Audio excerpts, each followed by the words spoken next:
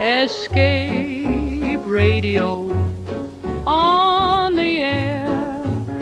Turn that dial, we're already there. Escape radio. What would you do if the man watching you from the shadows knew exactly where you were going and was already waiting for you? For the diver at the center of this story, the danger is not somewhere in the distant darkness. It is above him, on the very ship supplying the air that keeps him alive. Deep inside a sunken vessel with a fortune in pearls secured to his body, he has only one lifeline left. And someone is controlling it. Escape the Adversary. Originally aired on May 6, 1954, the story places a deep-sea diver inside a sunken ship with a fortune in pearls, while an adversary aboard the support vessel threatens both his life and his escape. The night continues on. Escape radio with more suspense and adventure, the news of another era, quizzes for dedicated radio fans, music from our orchestra, and Margie's On This Day journey through August 24th. Good night, everybody listening to Escape Radio.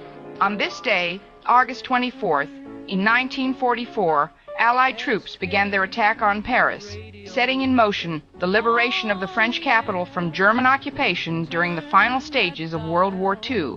In 1949, the North Atlantic Treaty came into force, formally establishing NATO and creating a new collective defense alliance at the height of the early Cold War. In 1954, President Dwight D. Eisenhower signed the Communist Control Act, reflecting the intense political atmosphere and anti-communist tensions that defined America during the Cold War. Now, if you like Escape Radio, take just 1 second of your time to subscribe the channel and like this video. It doesn't cost anything to you. It helps creating more like this. Thank you. And now, tonight's first episode. Tonight's intrigue unfolds within the stark, humming heart of the Los Angeles telephone exchange.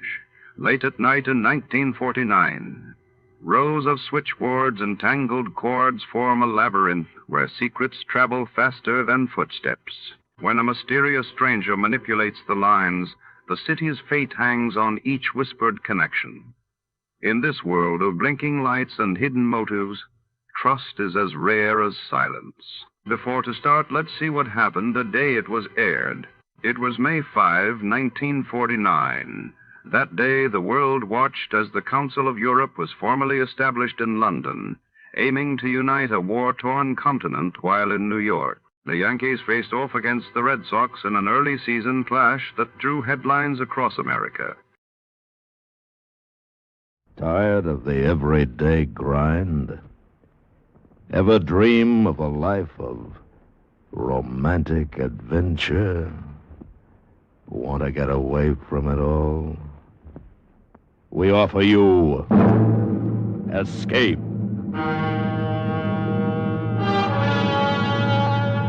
Escape, transcribed to free you from the four walls of today for a half hour of high adventure.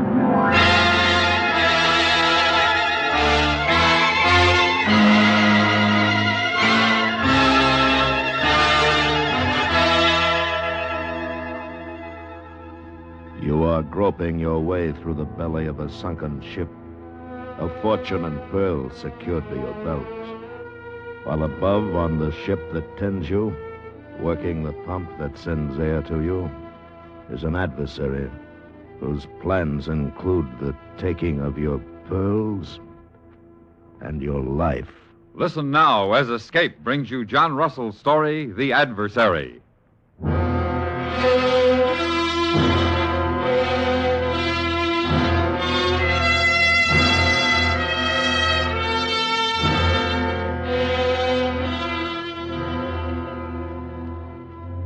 It was at dusk and on an ebb tide that the purling schooner Fancy Free came smartly up into the wind and dropped anchor in the harbor of Thursday Island. And it was after dark when her master came ashore and paid off his Kanaka crew. He was a big man, this captain, with a crop of black hair, a smooth, long jaw, and gray eyes. As he went swinging along the waterfront, the crowd parted right and left before him. Now, News of any arrival travels fast on Thursday Island, and with such a figure as this, the conversation at the Portuguese bar had been going on for some time. One thing I know for certain, he's got the trimmest lugger in these parts. And where's he from, Smike? First time I ever laid eye on him or his boat was this evening. If he was from these parts, Portuguese, Captain Smike would know him. Well, wherever he from, he be like the rest of you, up to no good. Oh, you've no use for pearlers, have you, Portuguese? You're all cut from the same cloth. Thieves, drunkards, brawlers, and worse. Ah, you fat devil. You're no better than the worst of us. I know and can account for my shortcomings. It is not so with you, who make a living like so many sea gypsies. What's he saying, Captain Smike? Alf, drink your drink. I only wanted to know. The stranger, Smike. He's another pearler, perhaps. Yes, he could be. I'll find out more when he comes for his rum. Pour me a drink, Portuguese. And one for little Alfie. A toast to Thursday Island. Thursday Island. Where the only honest man to grace its shores came by land. You there! At the bar. Cool. Look at the size of that one. My name is Smike, if it's me you're talking to. My name is Weatherby. John Weatherby. I'm master of the Fancy Free. That's the lugger in the harbour, ain't it? And so, Captain Weatherby? I've come to spend some time with you. Captain Weatherby, what is your pleasure? But first I'll have my say. That's your right. A moment back you drank a toast to which I take exception. That's so. You said the only honest man on Thursday Island came by land. I did. Now then, I don't mind what you call yourselves to yourselves. As long as I'm in your midst, anyone that says I'm not honest and can't prove it, I'll knock the 7 bells out of him. Since you're a stranger here, Weatherby, I'll tell you something. I'm senior captain on Thursday Island, and I say what I wish when I wish. And it's like I said before. The only honest man on Thursday Island came by... Lummy, he never even got it said. You, little fella, go give your friend a hand. He'll need help for a while yet. My name is Alf, and I ain't finished my drink. Go. Yes, sir. Now, I'll have that rum. Right away, Captain Weatherby.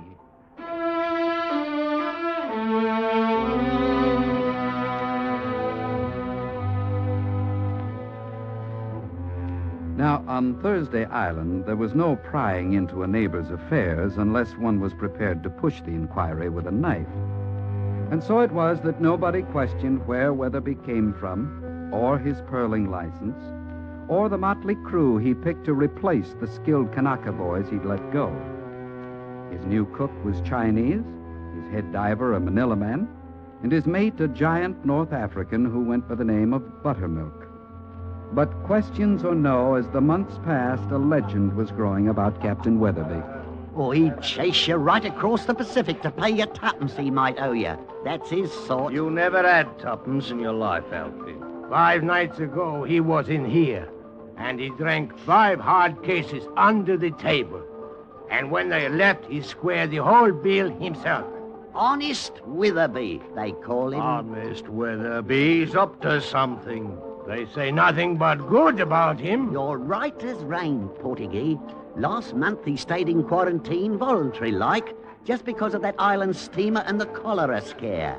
Then paid his crew their monthly wages anyway. His crew? A good master wouldn't allow a one of them to set foot on deck. Well, they ain't been exactly trained by the Queen's Navy. What I want to know is this. Why's he got the fastest lugger in these parts manned by that collection of trash? You still hold that blow against Weatherby, Smike. But he's all right. Harbour authorities, pilots, and other masters, and the whole lot. They all like him. I don't. Listen, that will be the Brisbane steamer. It's trying to get her bloody passengers back aboard. She sails at midnight. Australia. I wish I was going. I'd like to see Australia again. Yes, he'd probably like to see you, too. Oh, now, Captain. Like as not, it's her pilot the Fernshaw's blowing for. Pilot? Ever since she put in here, Weatherby and that ship's pilot been trying to drink the island dry. I wonder where he is now. Down at the docks, like as not. Pouring his pilot friend aboard the steamer. Another rum, Portuguese. And another for little Alfie.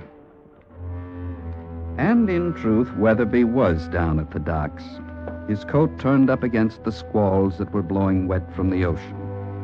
He was standing in the shadows by some packing crates, watching from a distance the yellow cargo flares that showed the loading of the Fernshaw was still in progress. Then, just as Captain Weatherby was turning away, another figure slipped from the shadow and moved to confront him.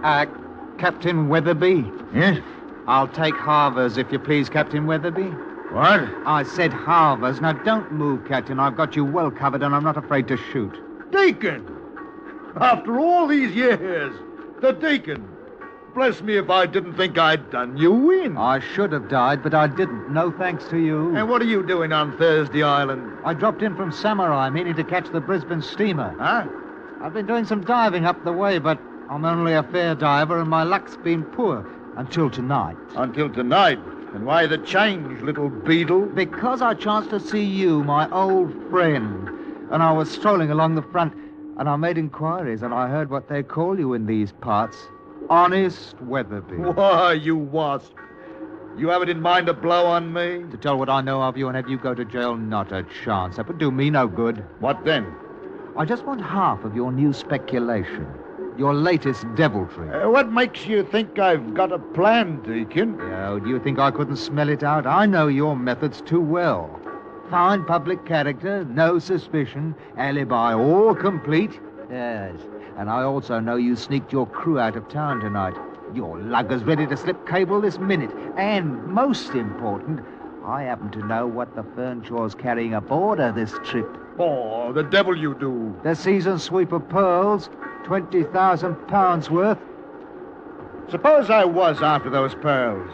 How would I get them? That's for you to do, and me to profit by. Oh, so you'll let me do the dirty, and then take ours, That's eh? right, Captain Honest Weatherby. Blast me if it isn't hard to know whether you're with me or against me, Deacon. Thus saith the Lord, an adversary there shall be, and he shall bring down thy strength from thee. All right. All right then, Deacon, I'll put up with your blackmail and piracy. And I'll take you on as an adversary. And you'll be part of the enterprise. Good. And now, Weatherby, tell me this. How are you to get the pearls that are aboard the steamer there? Eh? I shall have to dive for them, Deacon. Dive for them? And like it or not, since you've declared yourself in, you'll be a party to it. You mean you're going to sink her? That's exactly what I mean, Deacon. Within 2 hours of sailing, the Fernshaw will be resting on the bottom of the passage.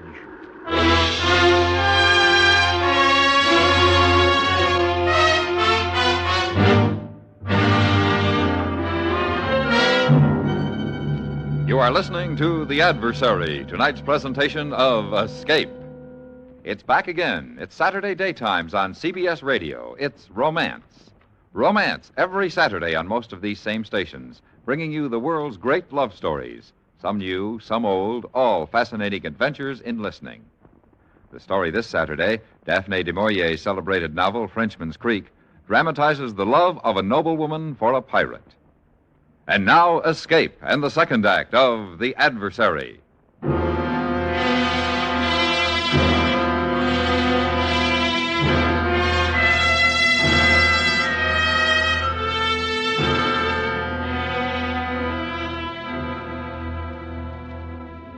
Within half an hour, the little lugger Fancy Free was standing out to sea. Her master, Captain Weatherby, and a small and shivering passenger sheltered in the lee of the deckhouse. The Deacon had wanted in on the profit, but he had hardly counted on mass murder as a means to it. One man's death he might have countenanced, but to murder a steamer was something else. Weatherby, you can't do it. You can't drown a whole ship's company. Did you ever hear the Volga, the Kate, or the Mecca?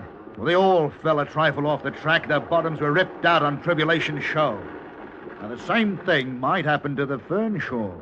But how? There's a light on Tribulation Shoal. So there is. It's a fourth-order fixed dioptric, unattended. Now, suppose that light were moved. But like you say, it's fixed. And besides, the keeper lives only a mile away on Horn Island. You couldn't move it. Suppose a man were to land on the lee of Tribulation Shoal and with a canvas blanket the light to westward. Now, if that same man were to take a discarded lightship lantern that he might have aboard his lugger, and after anchoring some half-mile away show this light at his masthead, what then? What? You're mad, Weatherby. You begin to see the possibility for error? You really are going to wreck her. Well, I am, Deacon. You wouldn't. You daren't. Captain! What is it? Big surf head. Can hear. How far? Close, very close. Deacon, get below. We're at Tribulation Shoal, and there's man's work to be done yet tonight. Weatherby. Get below. Buttermilk! Captain, How close now to the surf? 200-300 yards. Have the helm put over, Buttermilk, and drop a hook. We're going ashore to have a look at Tribulation Light.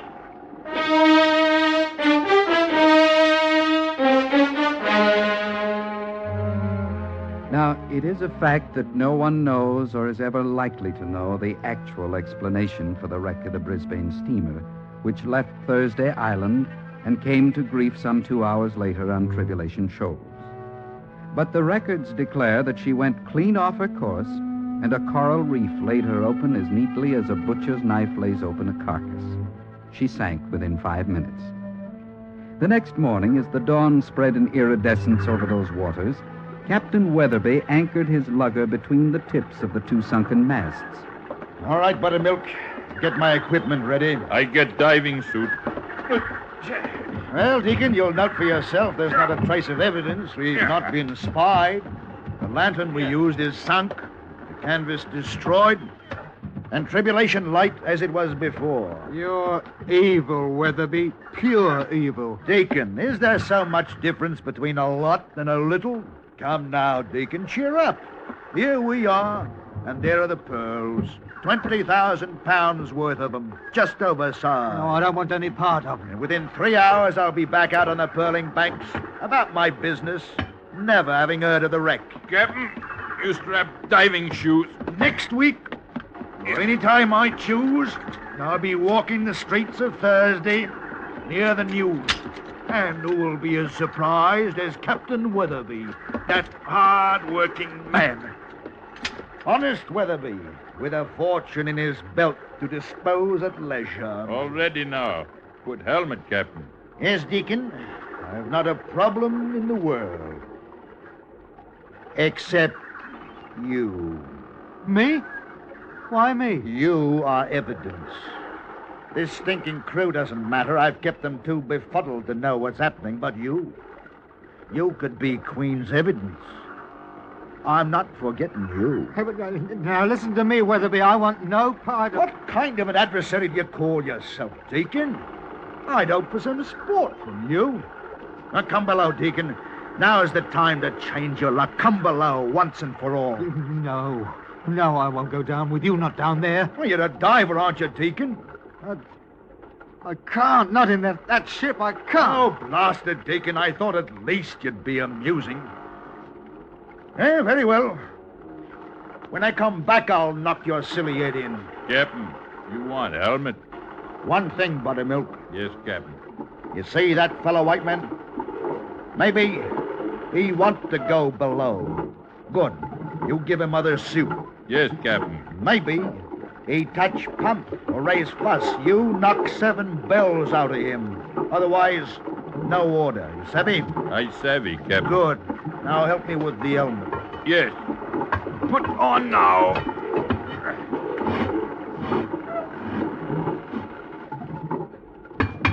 You okay now, Captain? You murderer! You filthy murderer, Weatherby! Captain, no here. Not in helmet. You white fella, move away. Captain, go waterside now.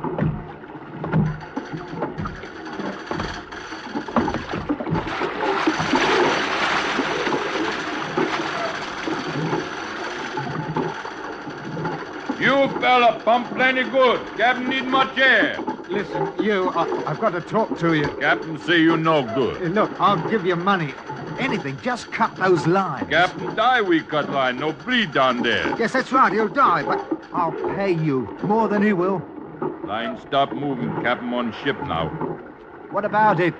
You want money? No. What do you want? Then I'll give you anything you say. Just cut those lines and leave him. White fella no good. But don't you understand? He'll kill me after he gets those pearls and comes up. Captain say no order. Huh? You got to listen to me. Go away. Look, put me in the longboat. Turn me loose. I'll take me chance in the open sea rather than with him. I can't stay here. You stay. No, I won't. I won't just wait here like a fool for him to come up and kill me when he pleases. I'll go down below there with him first and fight it out. You want out of dive suit? Go waterside. I don't know. I don't know. I've got to think. You nothing. Black fella boy, pump good. Captain need plenty air down there.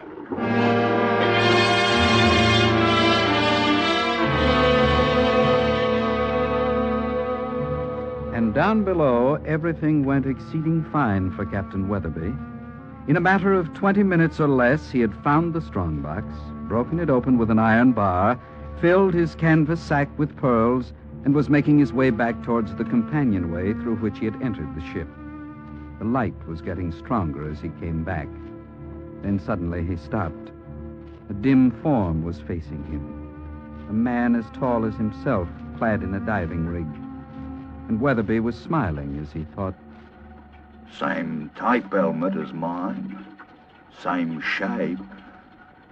Only other like that is on Fancy Free. What? By all that's holy. Oh, it's the deacon.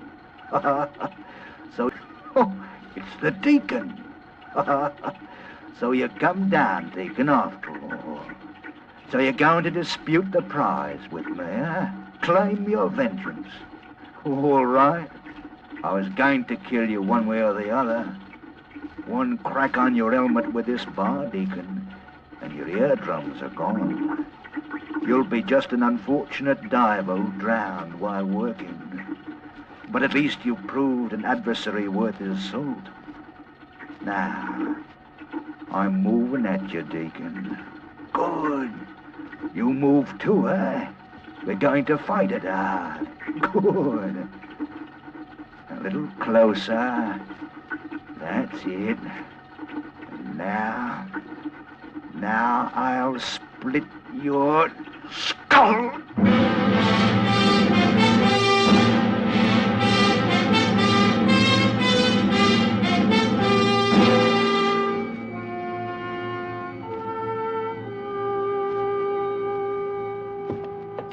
Oh, set out another bottle of rum, Portuguese. I'm cold clean through to the marrow. 5 days out there at the wreck, and no thanks from anybody. Not even from the man you brought back? Him? He's crazy as a tick. Calls himself a deacon, a man of the cloth.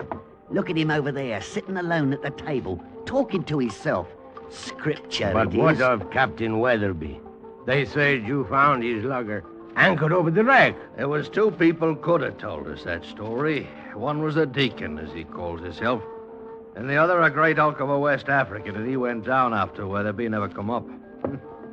You need gear to go that deep. The bleeding crew couldn't manage a word between the lot of Get them. hold out. He Comes the hideth his deacon. wrong in his heart.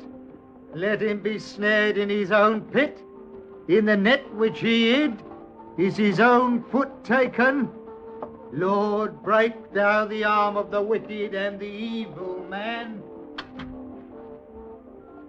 Oh, poor fool.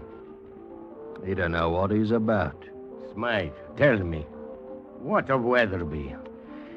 They found him down the wreck. The pearls all in a great sack tied to his diving belt. And he was drowned. Drowned? His suit had been cut to ribbons by shards of broken glass. He was drowned for fair, right inside of his suit.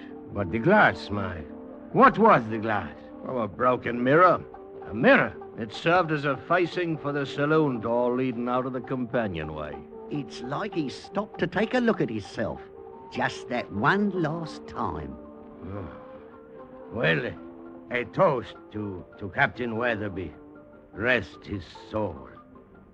The only honest man who came by sea to Thursday Island.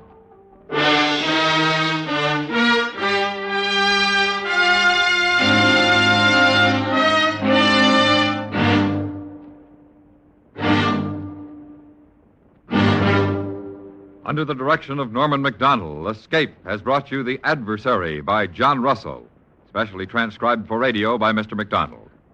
Featured in the cast were Lawrence Dobkin, John Daner, and Ben Wright, with Alec Harford, Charlie Lung, and Barney Phillips.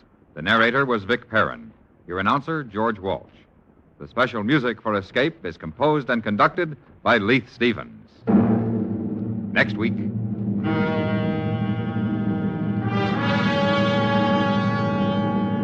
You are running through the alleys of a Mediterranean village, the blackness of the Italian night confusing you, while somewhere in the dark behind you, coming closer as they search for you, are a man and a beautiful woman who mean to take your life. So listen next week when Escape brings you Kathleen Height's story, An Ordinary Man.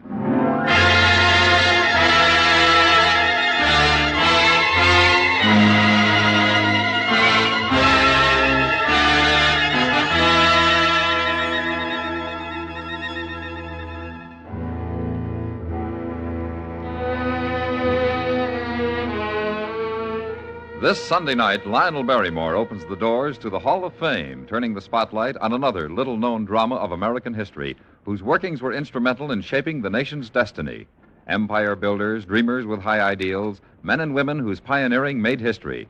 These are the heroes and heroines of the Hall of Fame, starring Lionel Barrymore this Sunday night on most of these same stations. The top dramatic show of them all, the Lux Radio Theater, is heard Monday night on the CBS Radio Network.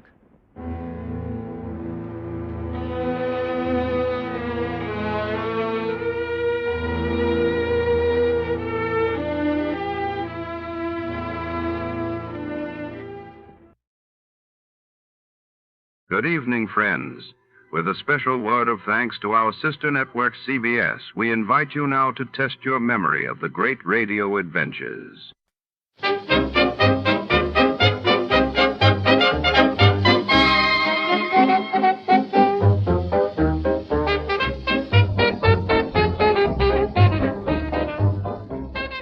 We proudly thank our partners at CBS for tonight's broadcast. And now, before our next mystery comes alive over the airwaves, here's a touch of music to set the mood.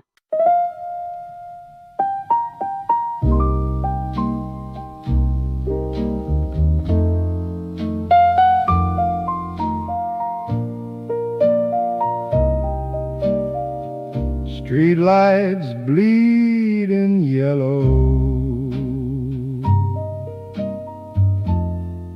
whiskey neat and low,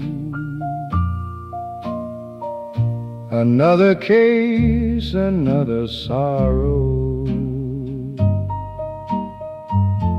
Where'd my good times go?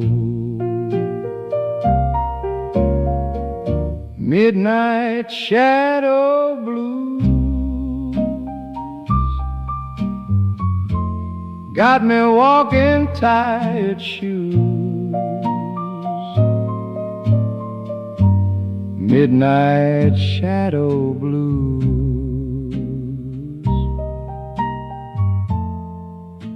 Nothing left to lose.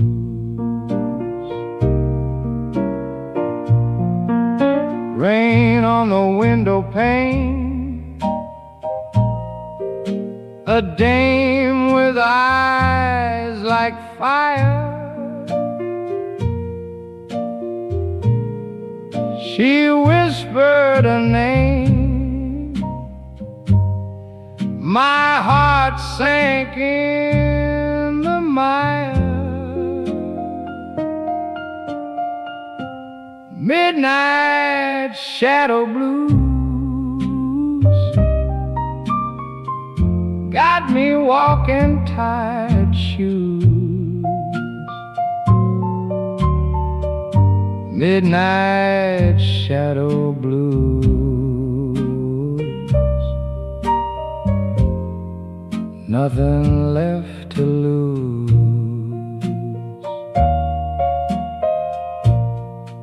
Every corner hides a secret, every smile a lie.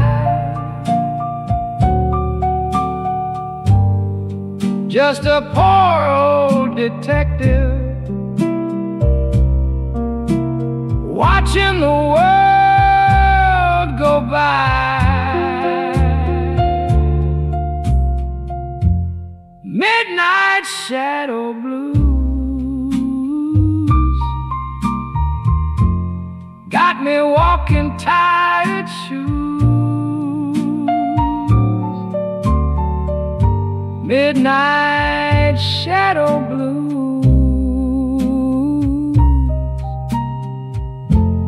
nothing left to lose.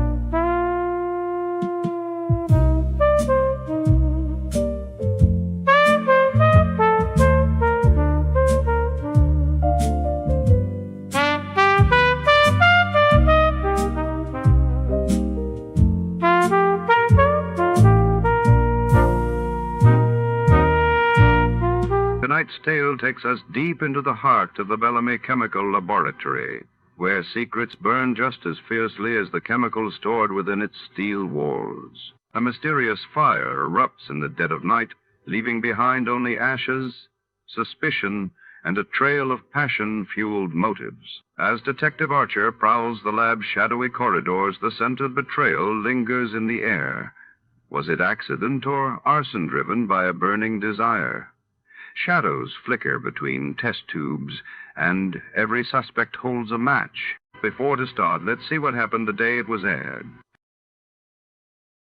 It was February 26, 1952, and that day the world reeled as British Prime Minister Winston Churchill announced Britain had developed its own atomic bomb, while in New Delhi, India mourned the sudden passing of its first president, Dr. Rajendra Prasad, prompting national tributes. Johnny Dollar. Yeah? What? I said, yeah. Oh, what's that supposed to mean, and who are you? Oh, Johnny, this is Pat McCracken at Universal Adjustment Bureau. Well, hi, Pat, but what's with the crazy dialogue? Oh, that word, that yeah, was most of the conversation I got from some crazy character who just called in. I'm afraid I don't dig you. Oh, he called about 5 minutes ago. Said he'd been trying to reach you, but he got no answer. I was out picking up a morning paper. Who was he, Pat? He wouldn't say. He just gave his phone number. Wait a minute. There's only one man in the world talks like that. Yeah? Yeah. Was the call from San Francisco? No. Oh. Los Angeles. Well, then maybe I was, Oh, because the man I was thinking of... Now, wait a minute. Yes, I'm waiting, John. Tell me just one thing, Pat. Well? Have any of your insurance companies been having to pay off on any big fires lately? I mean, out in Los Angeles? On any fires? You'd better start checking with those companies out there. No, wait a minute. Do it, Pat. And I'll lay odds that you get a handful of arson reports. Arson? Yes. Johnny, just because some silly guy calls up and all he says is, yeah. Hey, let me have that phone number he gave you. Now, Johnny. Come on, Pat. What is it? Hollywood 8, 3142. Okay, now you go ahead and check with your West Coast insurance company. And get ready to pay my expense account to Los Angeles. Are you kidding? Are you trying to tell me that the way some jerk says yeah means arson on the West Coast? Now, don't be silly. You, want to bet? Oh, Johnny. Pat, I'll call you back.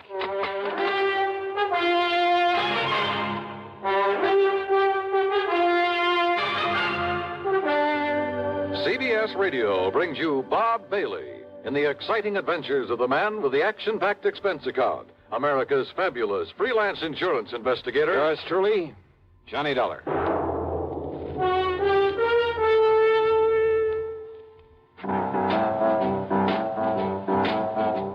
Talk about best-selling records. Here's a familiar tune about America's best-selling filter cigarette, Winston.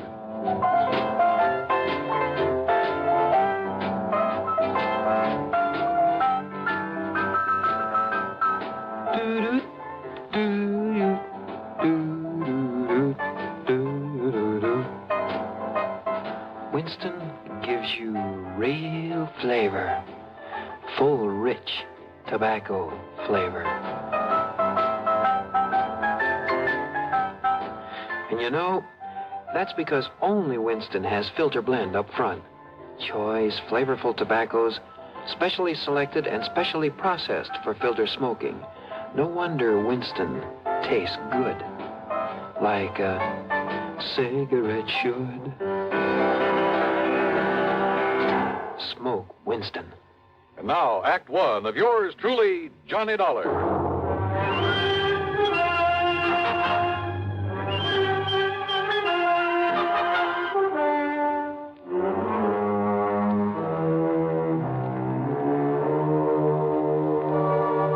Expense account submitted by Special Investigator Johnny Dollar to the Universal Adjustment Bureau, Home Office, Hartford, Connecticut. Following is an account of expenses incurred during my investigation of the Burning Desire matter.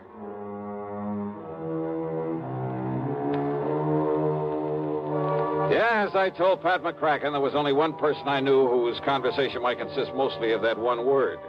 So, expense account item 1, $250 for a phone call to Hollywood 8, 3142.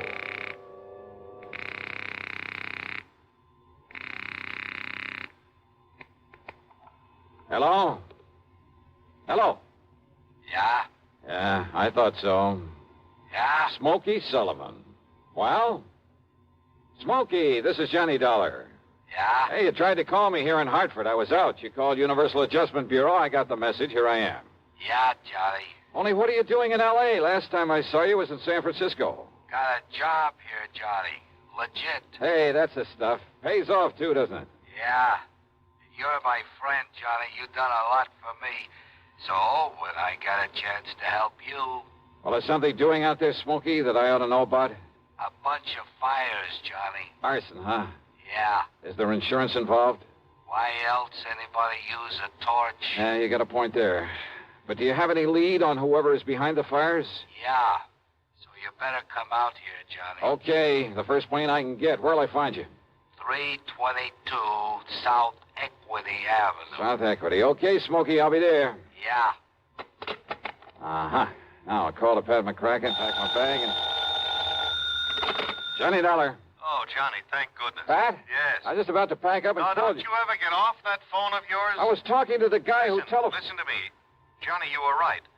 Only reason that nobody smelled a rat is because a different insurance company was stuck with each of those fires out there.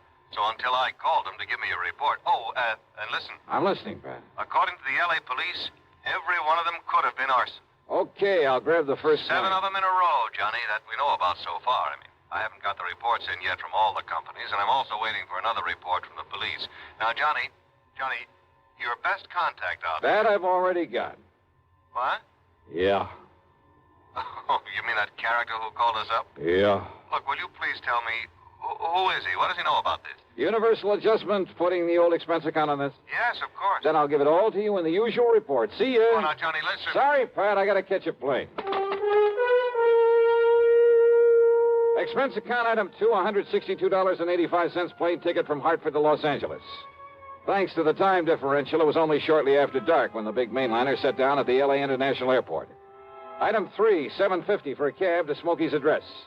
It was hardly Beverly Hills or Bel Air, believe me. 322 South Equity was in a beat-up part of a downtown industrial section. A weather-beaten three-story house with a sign out front that said Boarders by the week a month.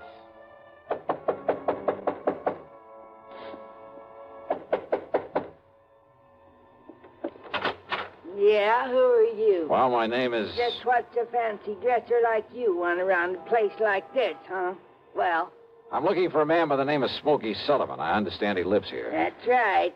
Are you the man he said he was expecting? That's right. My name is Johnny Dollar. Well, he didn't tell me what the name was, but if you're sure he was expecting... I'm sure. Now, where is his room?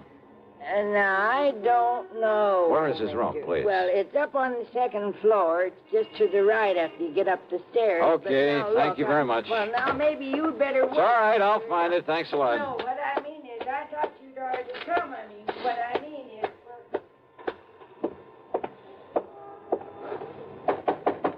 Smokey? Hey, Smokey, it's Johnny Dollar. Oh, what was that? Smokey! Now, what's all the... Oh, no. Hey, Smokey, can you hear me? Who did this? Are you... Good Lord.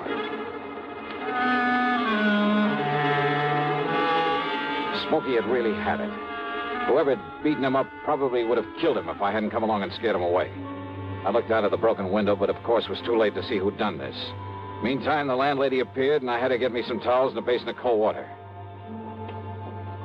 Here you are, Mr. Oh, good. Thanks a lot. Somebody sure laid into him, I'll say that. You ask me, it's a wonder if he stays alive. He'll be all right. He'd better be. You're lucky you come along to see him, is all I got to say. Yeah, you better get me a couple more towels and maybe another basin of water. No, wait. What? You won't need them, mister. I got a much better idea. If I can find it. Hey, Smokey. Give me a minute to find that bottle. Well, here it is. Yes, sir. This here'll fix him up. Smokey, can you hear me? Fix him up quicker than a wink. It's Johnny Dollar. Here now, mister. You just pour a slug of this down his gullet and see if it don't bring him to. Huh? Oh, yeah, good idea. Let me have that. Oh, sure. It's real genuine California cognac, it is. And soak up another towel for me, will you, please? I sure will, mister. All right, here now, Smokey, here. See if you can get down some of this. Easy now, huh? That's it. Attaboy. Really? Yeah. A little more of this. Here. You know, before you come up here, mister, I tried to tell you. Easy now, Smokey. Yeah, I tried to tell you. I thought that other man that come up here to see him was the one he was expecting. Here, now, here's your fresh towel. Thanks. Did you say other man? That's right. Come in just before you did. You know him, who he was? The chimp. What? What, Smokey? The chimp, Johnny. That's who it was. The chimp? Yeah. Strong arm for Mickey Fortina. Who's Mickey Fortina? He's the one that... Oh, now, look, Smokey, maybe you'd better wait until you feel better. You and I should get a doctor. No. Now, listen, Johnny. Yeah? Unless you stop him, there's going to be a lot more fires around here. Fires? That's what he said. Just don't worry about it, Mrs. Miss Fletcher. Bertha Fletcher. That's my name. Johnny, listen. Oh, okay, Mrs. Fletcher. You go along. I'll take care of him. Oh, well, now, I don't know. You sure I hadn't better get a doctor? No. I'll take him to a hotel. In his condition, I'll look after him. Now, you go downstairs and get me a cab. Well, I don't know. Here's a 10 spot for your trouble and this bottle of brandy. Oh, well, thanks. You're a gent. Go ahead, please. Oh, yes, sir. Anything you say. Charlie. Yeah? You gotta listen to me. Yeah, go ahead. You had come up the stairs, scared him off. The chimp might have killed me. Well, he won't get to you again. I'm going to take you out of this place. Somebody must have tipped off Mickey Fortina. Must have known I'd put in that call to you. So listen, Johnny. Later, Smokey, after I get you out of here.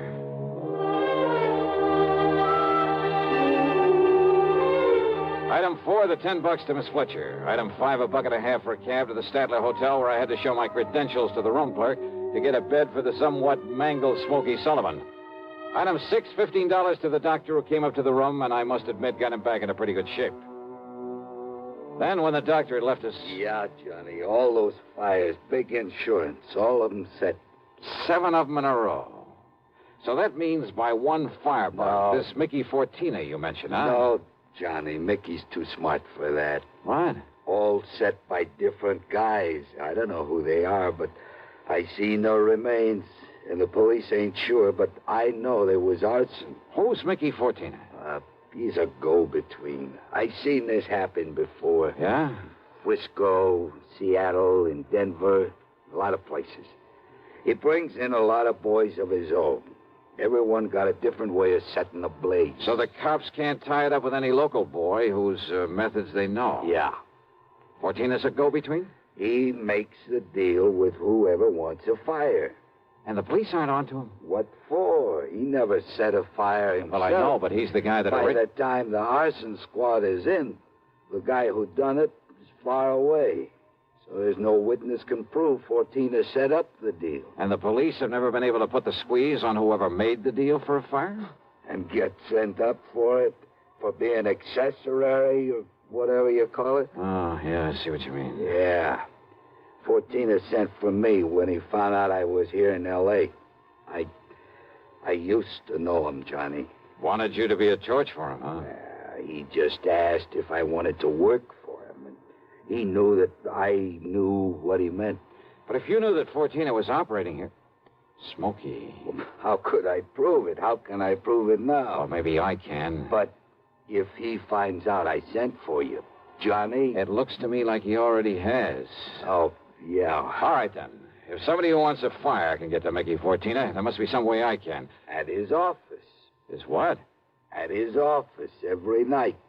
1025 South Spring. He has an office for a racket like this? Why, you'd never know it. You'll see. Yeah, I think I'd better see. Hey, Smokey, you... Who's that? You got a gun, Johnny? Right here and ready. Open up in there. This is the police. Police, huh?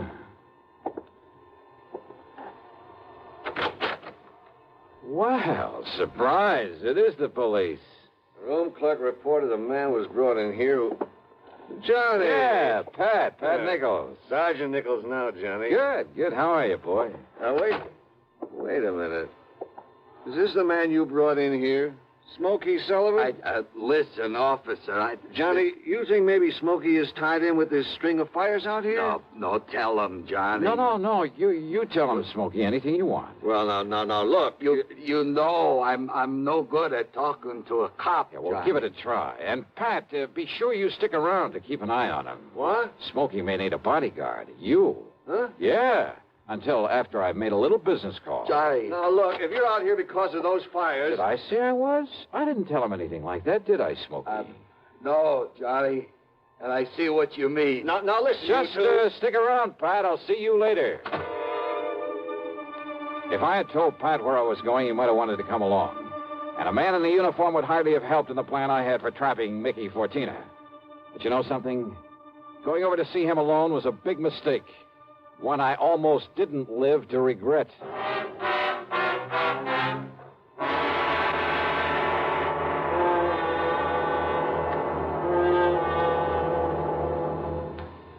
We'll bring you Act Two of yours truly, Johnny Dollar, in exactly 1 minute.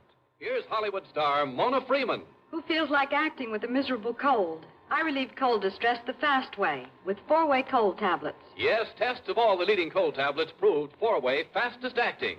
Amazing 4-way starts in minutes to relieve muscular pains and headache, reduce fever, calm upset stomach, also overcomes irregularity. When a cold strikes, do what I do. Take 4-way cold tablets. It's the fast way to relieve nasty cold distress and feel better quickly. 4-way, only 29 cents. Now, here's a word about another fine product of Grove Laboratories. Had dandruff for years? Now get rid of it in 3 minutes with Fitch Dandruff Remover Shampoo.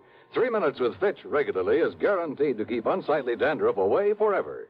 Apply Fitch before wetting hair, rub in 1 minute. Add water, lather 1 minute, then rinse 1 minute. Every trace of dandruff goes down the drain. 3 minutes with Fitch, embarrassing dandruff's gone.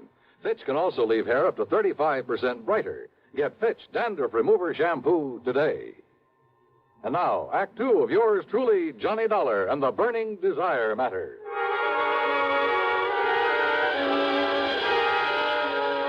My plan for trapping Mickey Fortina was a very simple one. I'd make like a property owner who was anxious to collect some fire insurance, who was willing to pay in advance to make sure my property went up in flames. Easy, or so I thought. Item 7, 85 cents per cab to the office building at 1025 South Spring. The only lights on were in Suite B on the second floor. According to the directory in the lobby, that was the office of the Fortina Friendly Loan Company. Loan office, huh? Yes, sir. Can I help you? Yeah, I'd like to see Mr. Fortina. You got an appointment? No, but I'd like to make a little deal with him.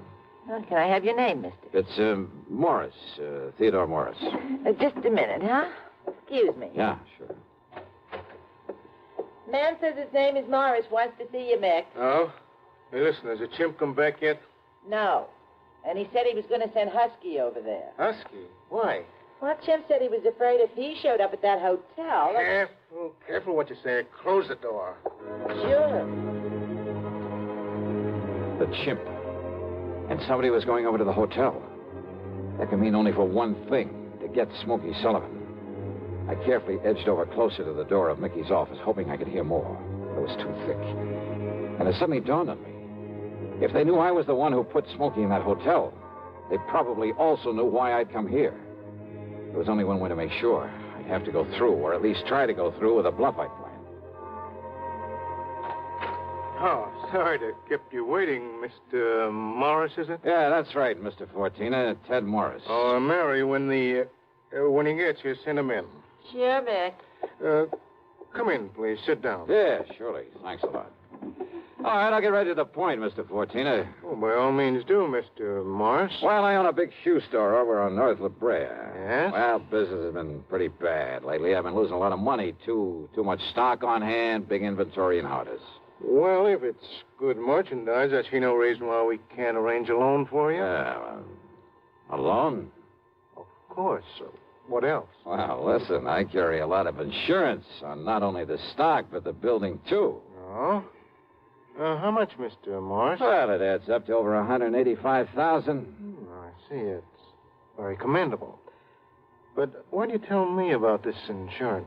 Well, I said I'd get to the point. Now, listen. If that place was to burn up some night, the whole works. If that place was to burn up some night, the whole works. I'd collect a lot of money on it, all the insurance. And, of course, be in a position to repay whatever loan I advance to you. All right, stop beating around the bush, 14. I want that place burned out. Can you fix it? Mr. Morris, if you want a loan, possibly even a sizable... Well, you know what I want. Come on, how about it? As I said, possibly we can advance it to you. Now, look, I didn't come up here to... However, as evidence of your good faith, your, shall we say, good intentions, are you prepared to make a down payment on such a loan, say, $10,000 cash?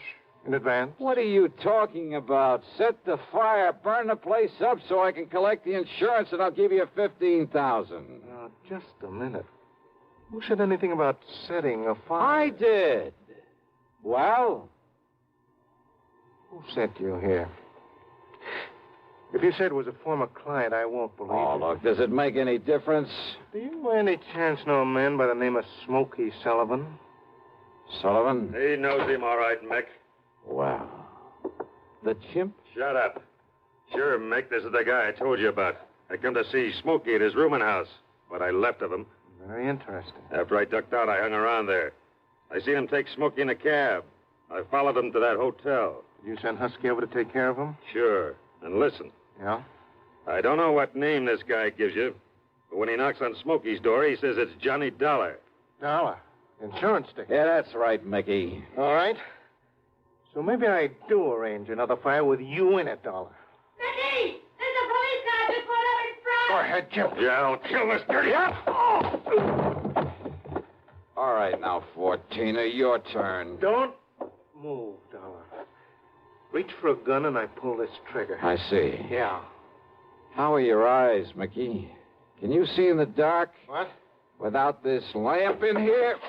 All right. All right, you.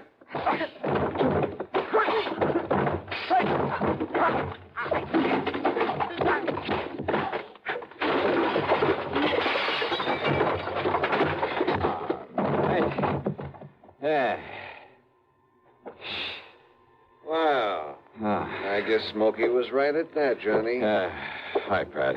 You seem to think you wouldn't need any help around here. You all right, Johnny? Yeah.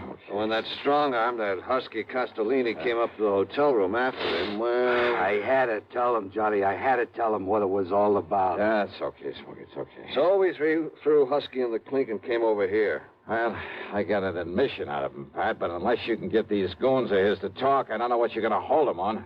After what just happened in here, Johnny, we'll hold him and his goons just as long as we need to. And unless they want to take the whole rap for him, I think they'll talk. Yeah, they talked all right. And as a result, the police in a couple of nearby states should have no trouble at all in picking up some of the other of Fortina's boys, his hired torches. Funny, isn't it? These stupid jerks just never seem to learn. Expense account total, including hotel bill, plane ticket back to Hartford, and the sizable bit of folding money for Smokey Sullivan, $874.20. Yours truly, Johnny Dollar.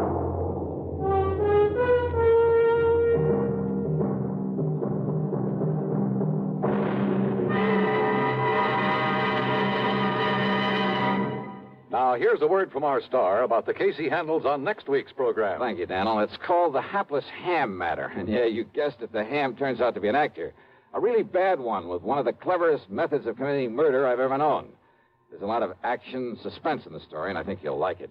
Who knows? Maybe if you listen closely, you'll be able to figure out his method even before I do. So join us, won't you? Yours truly, Johnny Dollar.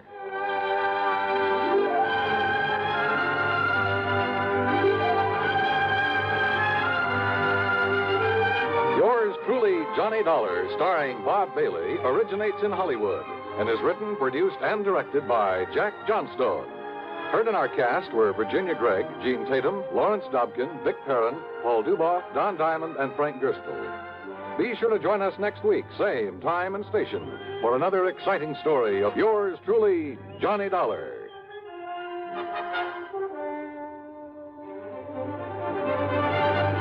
This is Dan Cubberly speaking. Intrigue breeds terror as Suspense brings a shady moonlight sail next on the CBS Radio Network. If I should ever become totally disabled, it would be a mighty comfortable feeling to have a check coming in every month regularly. Yes, it's a good feeling to know you have a financial cushion against trouble like that. Well, if you're a veteran with World War II or Korean GI insurance, you can protect yourself. You do it by adding a disability income rider to your present policy. The cost of the extra premium is just a few cents a day. For example, a 40-year-old veteran with a $10,000 term policy would pay only $1.60 a month for the added protection. If you sign up for the disability income provision, it works this way. After you have been totally disabled for 6 consecutive months, VA will pay you every month as long as this condition persists. $10 for each $1,000 of your GI insurance policy. That adds up to $100 a month if you hold a $10,000 policy. Full details about total disability income at any VA office. Radio 59 WROW, first on the dial in Albany, Schenectady, and Troy. America's airwaves shine a little brighter thanks to our friends at CBS. And now, ladies and gentlemen, let's see if you're ready for tonight's radio quiz.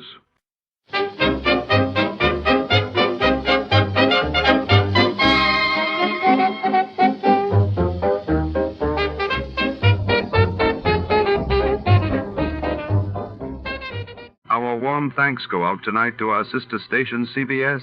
And before the curtain rises on another thrilling episode, let's enjoy a few delightful melodies for the road.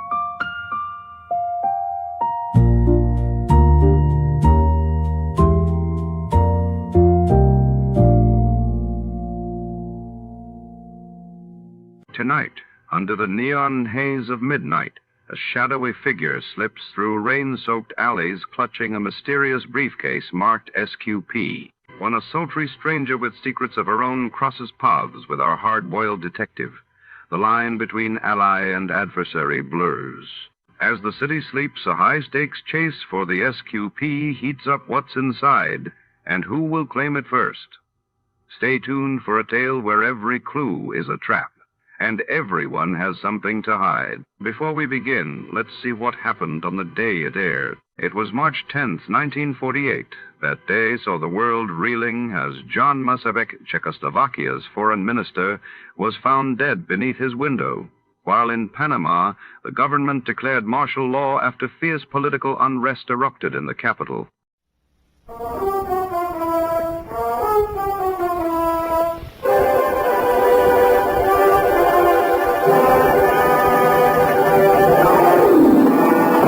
I'm looking over Ruffle and I touched up the local glass, but there's something terribly wrong with my typewriter.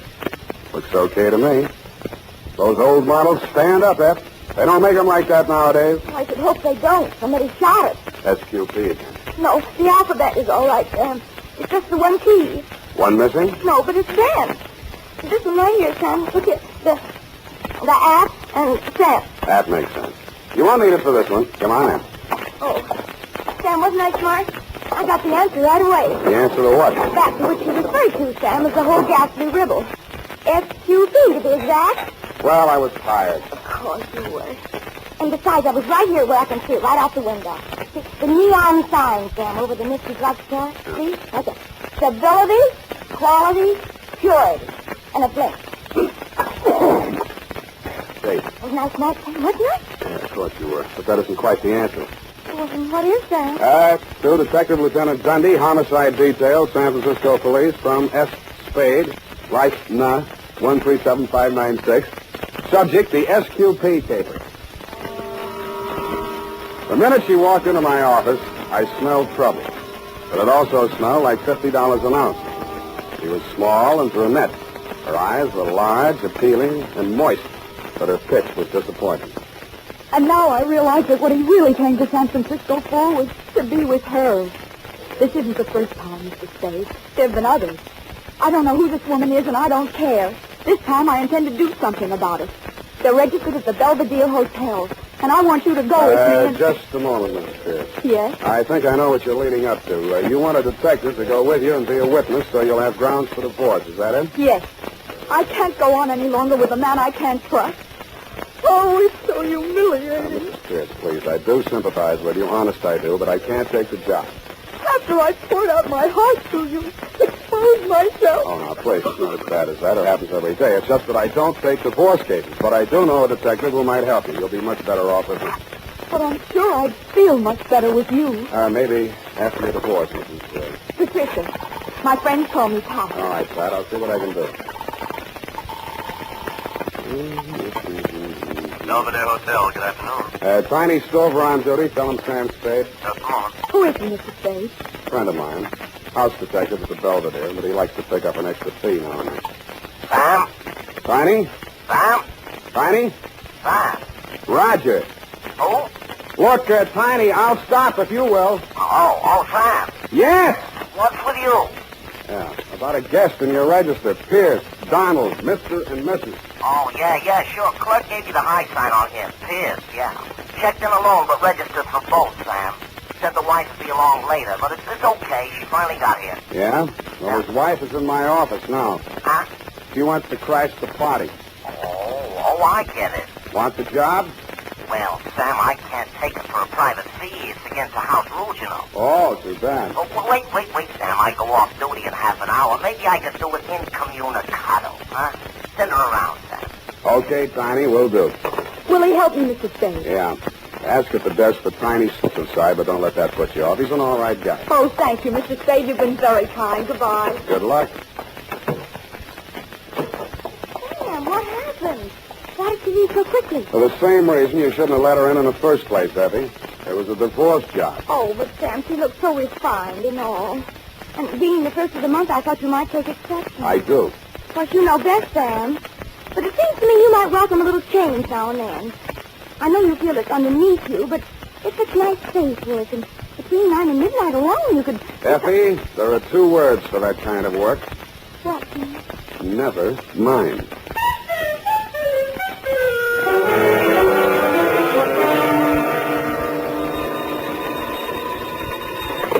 Sam Spade, detective agency.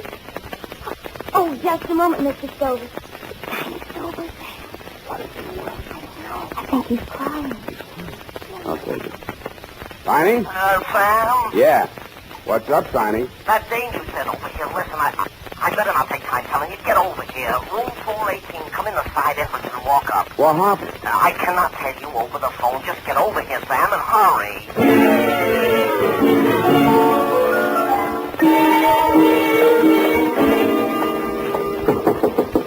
It's me, Tiny. Sam, open up.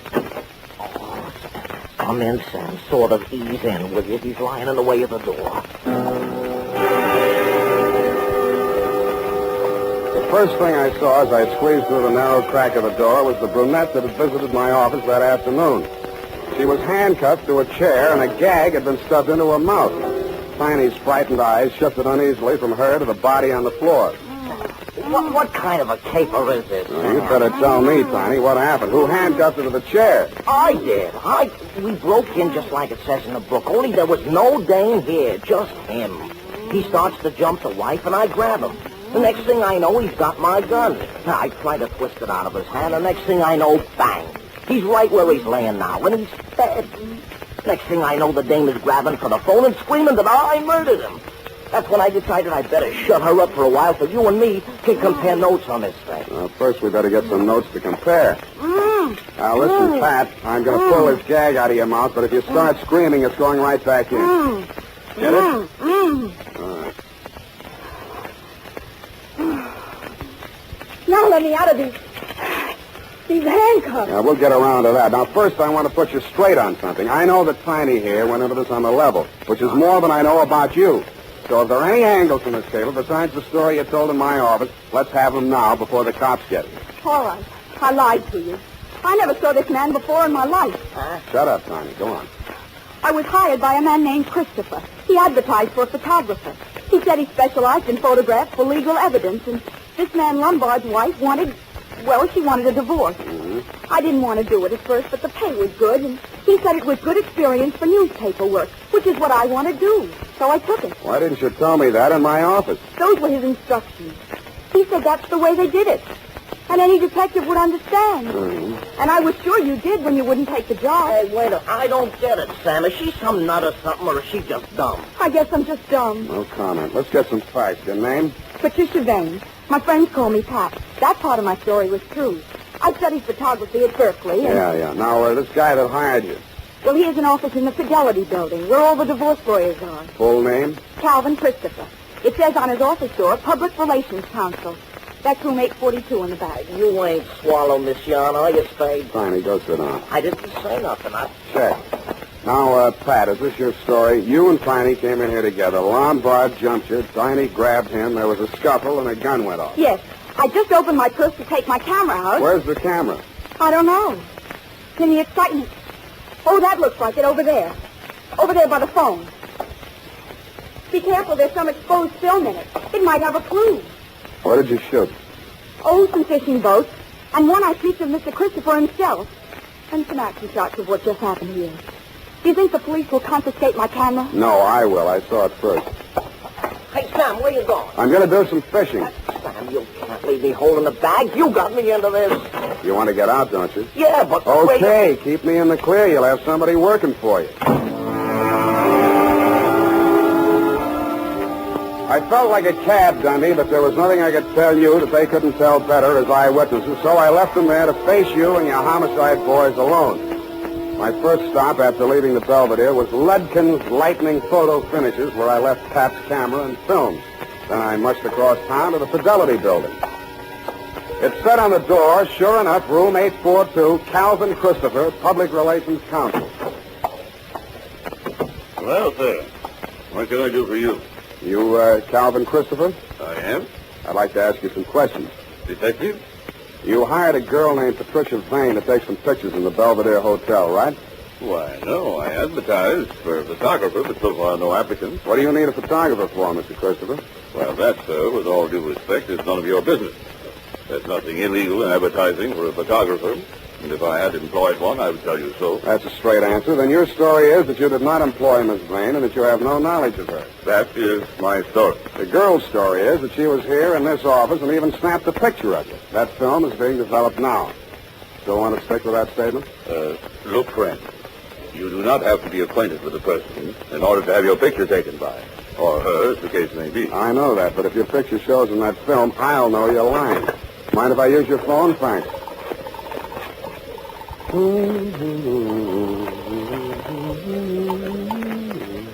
Homicide. Lieutenant Dundee. Dundee, Sam Spade. That girl you're holding in the Pierce death, Hotel Belvedere? What girl, Sam? Who's Pierce? Tiny Stover gave you the rumble. He did, didn't he? Not yet, Sam. Well, you're getting it now, stiff in room 418. Gunshot. I'll meet you there.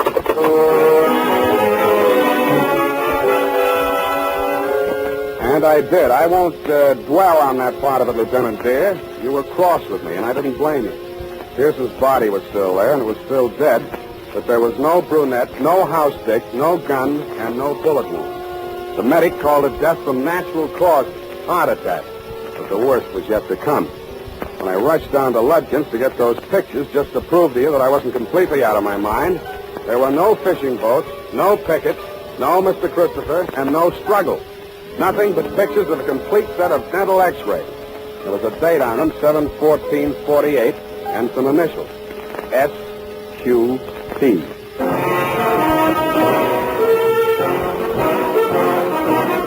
The United States Armed Forces Radio Service is presenting the weekly adventure of Dashiell Hammett's famous private detective, Sam Spade.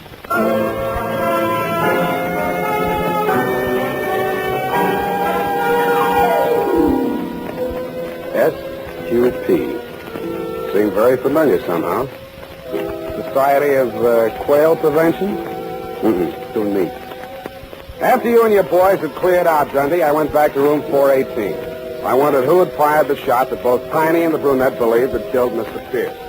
I didn't find out, but I did find a .38 slug in the floor under the rug pad. The fibrous material had been scuffed by somebody's foot to hide the bullet hole. Tiny had been reaching for the phone as I left. According to the operator, there had been no flash on her board from 418. That meant that whoever had stopped them had done so in a matter of seconds.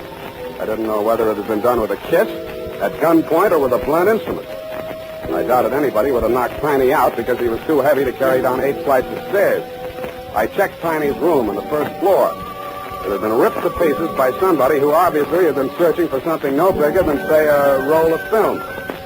About there, I decided to go and pay my respects to the late Mr. Pierce.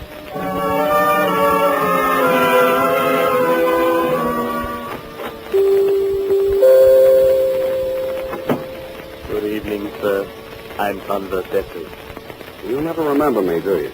Was it in connection with the columbarium? No, we decided against it. Oh? Which was your dear departed? Pierce. Donald Pierce. Late afternoon pick-up at the Belvedere. Oh, dear, he's still on the slab. He's not quite ready to be viewed. Would you like to see the floral tributes? They're truly lovely. Who made the arrangement? Mrs. P. A truly lovely tribute. Small but perfect. A heart-shaped wreath with their initials intertwined. DP from SP. P.S., that isn't SQP. No, sir. The middle initial is usually omitted. That is, if desired, in the 3250 city. Of course, I'll go to them. By Jove, I do remember you. The detective, Mr. Spade. Good heavens. Foul play in regard to our Mr. P? I'm not sure, Mr. Edwards, but maybe you can help. These x-rays. Could you check and see if they're his? Why, surely. Oh, dental x-rays. Needn't spend the time. No use? No teeth. A completely dentured subject. For a good 10 years, I would say. Oh, pardon me. Something, madam. Oh, yes, if you'll just wait. Do you know Mr. Spade? Oh, they told me at the hotel. Very fortunate that you're here, Mr. Spade. Well, I'll go and see how things are backstage.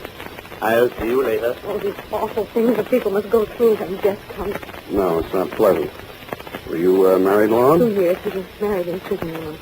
What? I suppose it couldn't be a surprise to me. We both knew it could happen at any time. You mean he'd been sick quite a while? Yes, coronary effusion. Heart trouble, huh? And you agree that's what killed him? I read it.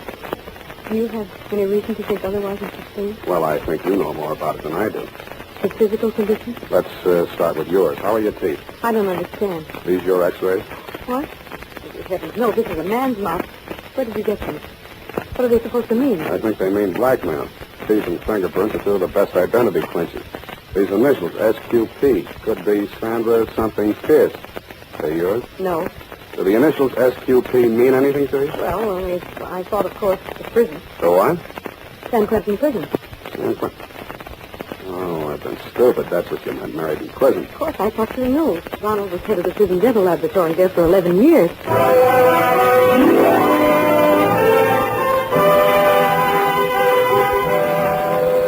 I sat down and gaped at her. She went on telling me how she'd been his assistant at the prison, how he'd had to quit because the prison routine was too tough for his heart condition, and how he'd bade her a tearful farewell because he didn't have any prospects and couldn't ask her to marry him. And practically the first day we arrived in San Francisco, he wired me to come here immediately, and we'd be married. A relative had died and left him $20,000, and more was coming in. He wouldn't even have to work anymore. He could retire, and that was wonderful because he really wasn't well enough to work. You're not listening to me. What are you thinking about? $20,000 from a relative. Never explained it any better than that, huh? No. The man came, the lawyer, I guess it was. I suppose he brought the money because Donald took it to the bank next morning. Where were you? Donald sent me out of the room, but I was afraid to go too far away. He was so excited, and he was feeling these angina pains. I just stayed outside in the hall, listening. Mm-hmm. I couldn't hear anything he said, but then the door opened, and the man stood there and said, Don, I had no idea your ticker was so bad. Someday somebody's going to say boo to you, and you'll drop dead. That's what I figured, Mrs. Pierce. I think your husband was murdered. He was literally frightened to death.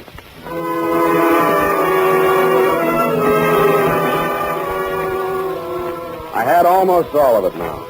Just a name and a number were missing, and I thought I might have them in my office under SQP. There was a light showing in my outer office as I came down the hall. It went out as I turned the doorknob. Stop right where you are. I've got a gun. That you, Pat? Oh, it's you, Sam. You were so long, I thought you'd never... Hey, honey, don't do that. Here. Come on, honey, don't give up like that. Here. Like this. What happened? Oh, I'm so tired. My ankle, I think I broke it. I jumped out of the car. Let's see. I think it's just a sprain. Christopher's car? We were in the back. He slowed down on the ramp. There was something stuffed in my mouth. I couldn't make a sound. What's funny? I'm sorry, baby. You seem to have spent the entire day bound and gagged. I'm sorry. Go on. Oh, after you left us in that awful hotel room, he came in, and he was furious. Wanted to know why we had spoiled everything by letting the gun go off, even though Mr. Stover explained that it was only accidental. Yeah? And then he started laughing and said he was only fooling, and he would take charge. So Mr. Stover left. And then Mr. Christopher held a gun on me and took me down the hall to another room. He pushed me in there, and then he tied me to a chair and put the gag in me. I'm sorry, honey. So he let you cool off in there until it got dark enough and late enough to get you downstairs and in the car without attracting too much attention. You say he was heading over the bridge to Oakland, huh? Yeah. Why are you shouting so? I guess I'm just excited. And I was, but not over Pat's story. It was something I just seen. The shadow of a man against the frosted glass of my office door. I went on talking. I hoped loud enough for him to hear every word I said. Pat, I don't know how to tell you this. It's going to make you feel bad, but sooner or later you'll have to know about it. This guy named Calvin Christopher, that isn't his right name, and in just a minute I think I'll have that too. He gave you a phony pitch about a photography assignment to help somebody get a divorce. But what he had in mind from the beginning was to use you as a murder weapon. Me? A murder weapon? You and whichever detective happened to go there with you. You see, Pierce was a blackmailer. He'd been a dentist at San Quentin, and who did he run into one day here in San Francisco but an escaped con whose teeth he had worked on, and of whom, by happy chance, he had a complete set of dental x-rays. This con bought the x-rays from him for $20,000. He's still at large and thinks he's safe now that Pierce is dead. But what he doesn't know is that Pierce took snapshots of the x-rays before he turned the originals over. The cameras got switched, and I have the x-rays right here. Look at him, sweetheart. What are you... Get down, lie flat.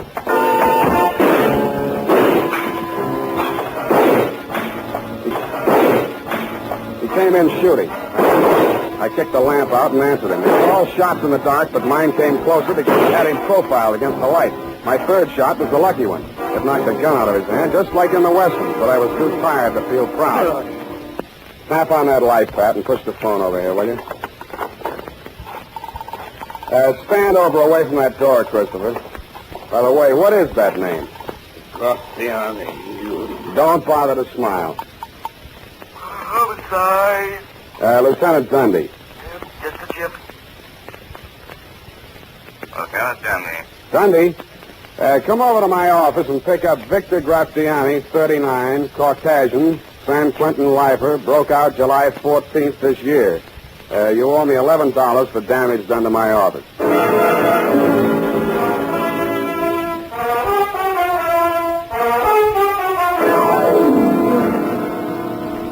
Period. End of SQ paid. Oh. Sam Spade Detective Agency. Oh, yes, just a minute. He's right here. It's Mr. Tiny Stover, Sam. Hello. Sam? Tiny? Sam. Who? Tiny. No Tiny here. Can I call you back? Sam. Ain't you interested in what happened to me? I got a clue, Sam. What were those initials again? SQP. That's it, SQP. I'm here now. Where? Seymour Kelly's pool room. Seymour Kelly's pool room? Yeah. Look, Tiny, don't even you realize that Kelly isn't spelled with a Q? Since when, Sam? Kelly is without a Q. Oh, no, Sam. I think you must be wrong. He's chalking up now. His shot's coming up. Good night, Tiny. Sam? Tiny, I'd like to go around again with you, but this airtime costs plenty. As you'll know if you ever get your own radio show, which, if you did, would be sponsored by the makers of SP Stupid Pills. Hey, Sam, you should have seen it. Seymour just made a 3-cushion shot with the handcuffs on. You should have seen it. Sam? Good night, honestly, Tiny. Anything for me, Sam? Just go type that up, sweetheart, and have it back in exactly 34 seconds. I'm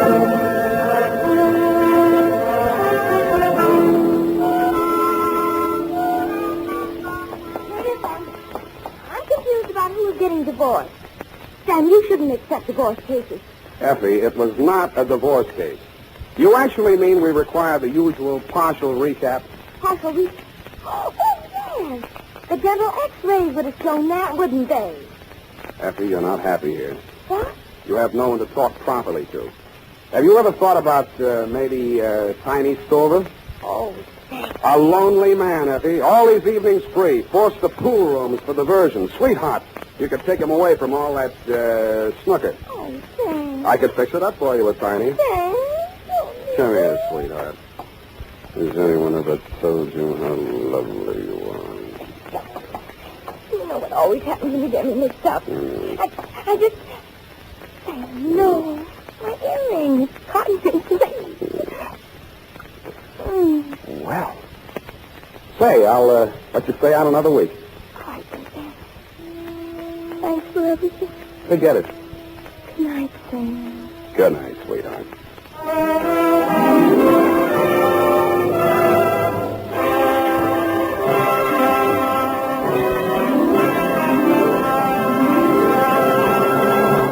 The Adventures of Sam Spade, Dashiell Hammett's famous private detective, are produced and directed by William Spear. Sam Spade is played by Howard Dove. Lorene Tuttle is Edith.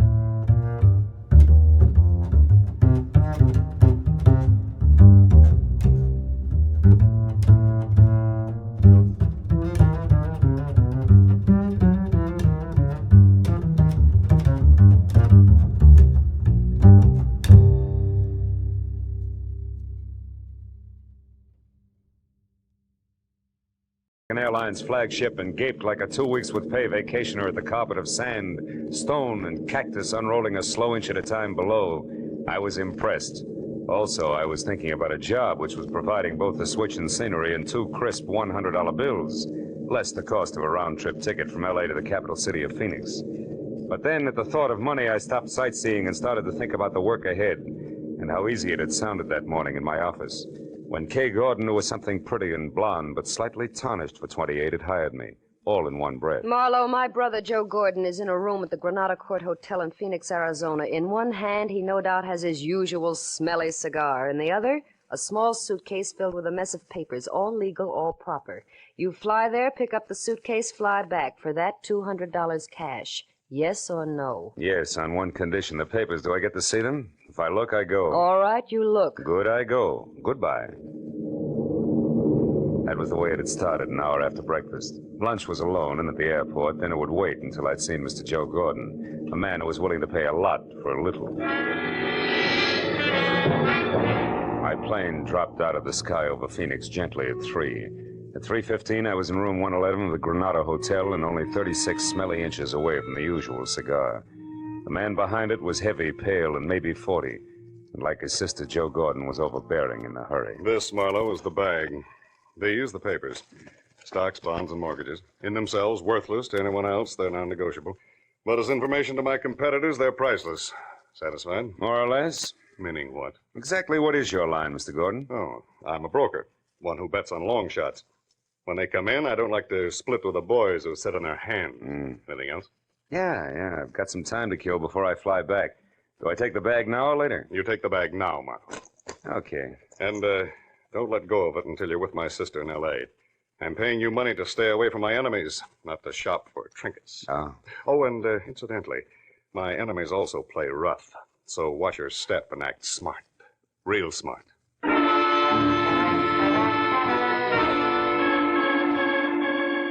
I still had 2 hours to kill when Gordon locked the bag and handed it to me after dropping the key in his pocket. So I decided to take a room there at the Granada Hotel, shave, shower, and stretch. The sleepy clerk in the lobby was not in a hurry, nor did he hear anything I said the first time. So when I finally got to my suite on the second floor, which had as much elbow room as the inside of a lifesaver, 30 of the idle minutes were already gone.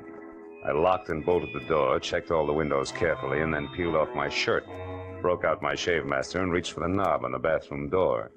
But I never made it. Because as the door swung open, I caught a glimpse of a fist the size of a cantaloupe starting from my jaw. Oh!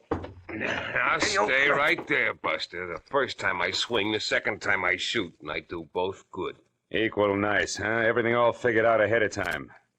Yeah, but it ain't very hard, Marlowe. Especially when the guy you're after shouts it all to a desk clerk. My error. Yeah, which leaves just the 3 of us. Real cozy like. 3? You, me, and 120 grand here in this bag. You're way off pace, brother. This bag's got papers in it, nothing more. They belong to a businessman.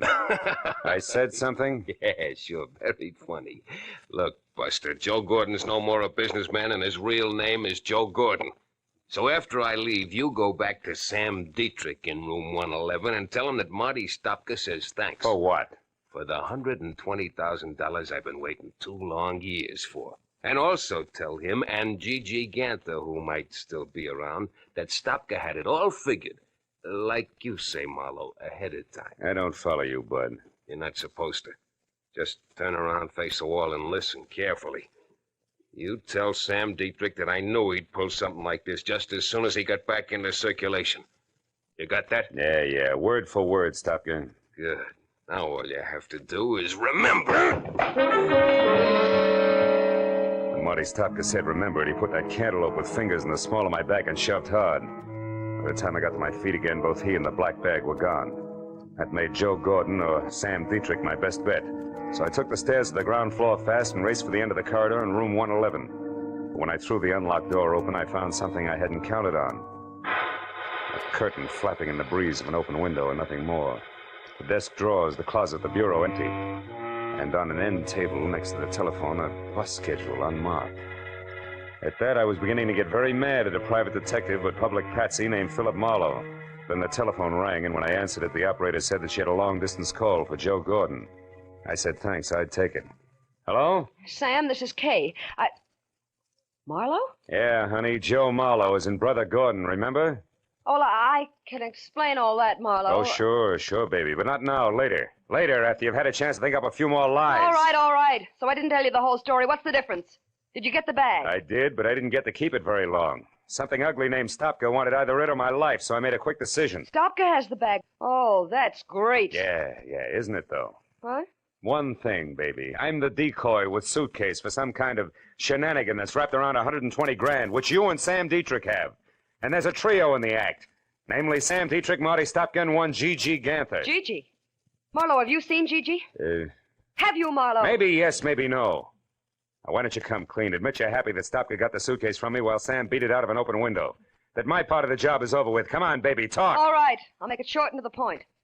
You got $200 for doing nothing. Out of that, 60-odd went for an airplane ticket. The rest is yours, right? Go on. There's no need to, Marlowe. I'm finished, and so are you. So why don't you just be a good fella and keep the change? So long, sucker. When Kay Gordon hung up, I slammed the phone down, counted 10 twice, and went back to the unhappy business of getting mad at Marlowe. But again, I was interrupted.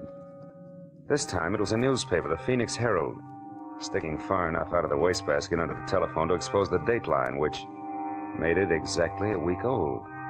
I picked it up and saw the 2 inches of story circled in pencil and slugged. 5 released from state penitentiary. Sam Dietrich, 41 of Los Angeles, who was arrested in Lonesome, Arizona for the armed robbery of a general store in February 1947, also was released today. Now everything was beginning to add, with one high-priced exception. Very few general stores in towns called Lonesome keep $120,000 in the till, even on a busy day. So I headed for the office of the Phoenix Herald and the chance that I could learn something about the cash involved from newspapers that were 2 years better than 1 week old.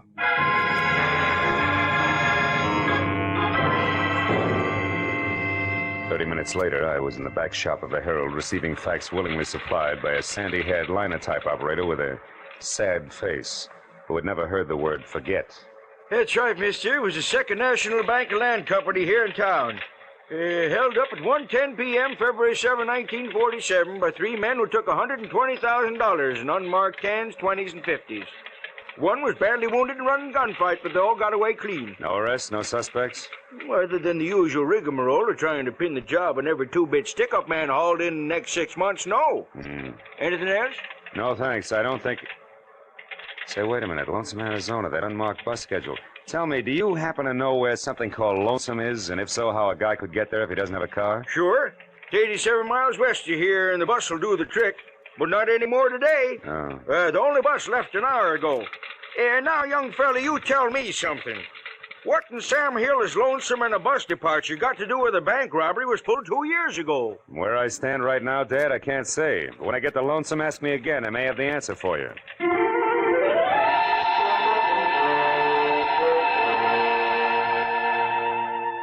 I was 30 minutes renting a car and an hour and 30 minutes getting to Lonesome. Population 802. I drove without seeing anything that could possibly be mistaken for Sam Dietrich.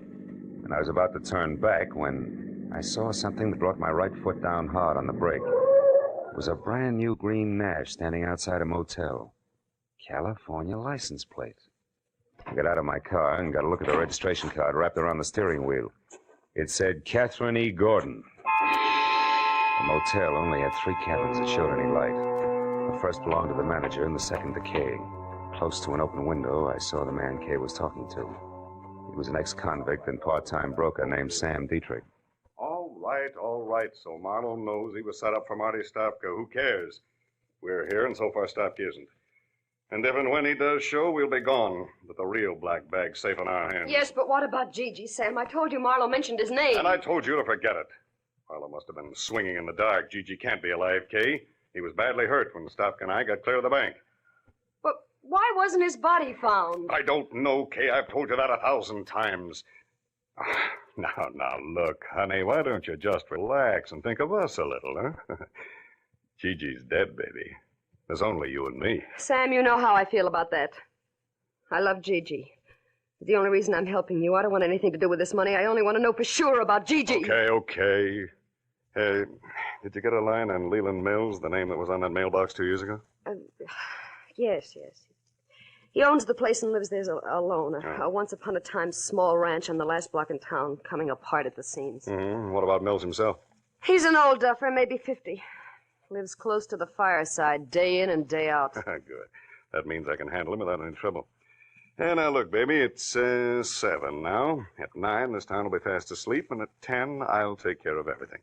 So, why don't you just curl up there on the couch and think about nice things? Huh? Oh, nice things like what? Well, like the money I hid at Leland Mills' place 5 hours after the boys and I took that bank.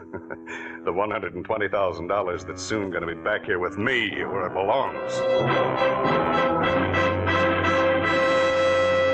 I took my cue and left because one Leland Mills was a man to be forewarned, while 10 o'clock was still 3 hours away. I was 10 minutes finding his place, which was on the edge of town, and another 2 locating the doorbell, which was the kind you pull to start a bunch of jingling inside. It was 3 pulls later before the door creaked slowly open, and what had to be Leland Mills stood in front of me. He was shaggy, gray hair curling on the sides of his neck, a face with 1,000 crisscrossed wrinkles and dirty old clothes. Everything I'd expected with one exception. Gripped firmly in both hands and pointed directly at my head was a long rifle. Who are you? Mr. Mills? Maybe.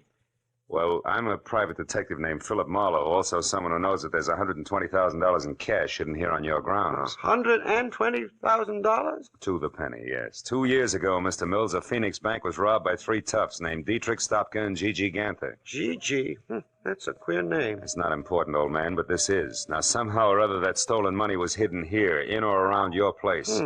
And tonight, one of those men is due back to collect. That, of course, means trouble for you. You think we should call the law? No, not yet. If we play it smart, we can get the dough spotted first in at least one of the 3. All right. Mr. Marlowe, if you're sure of what you're saying, I only hope you are. Oh, I'm sorry about this gun here. I don't like poachers on my land. Yeah, we all have our pet peeves. Now, Mr. Mills, I want you to sit tight till I get back, and no matter what happens, don't open that door for anyone. Have you got that? Yep. Where are you going? To town. To check on the only 2 things that can possibly give us any unexpected trouble. One a nasty man named Marty Stopka, and the other a guy I've never even seen. The elusive Mr. Gigi Ganther.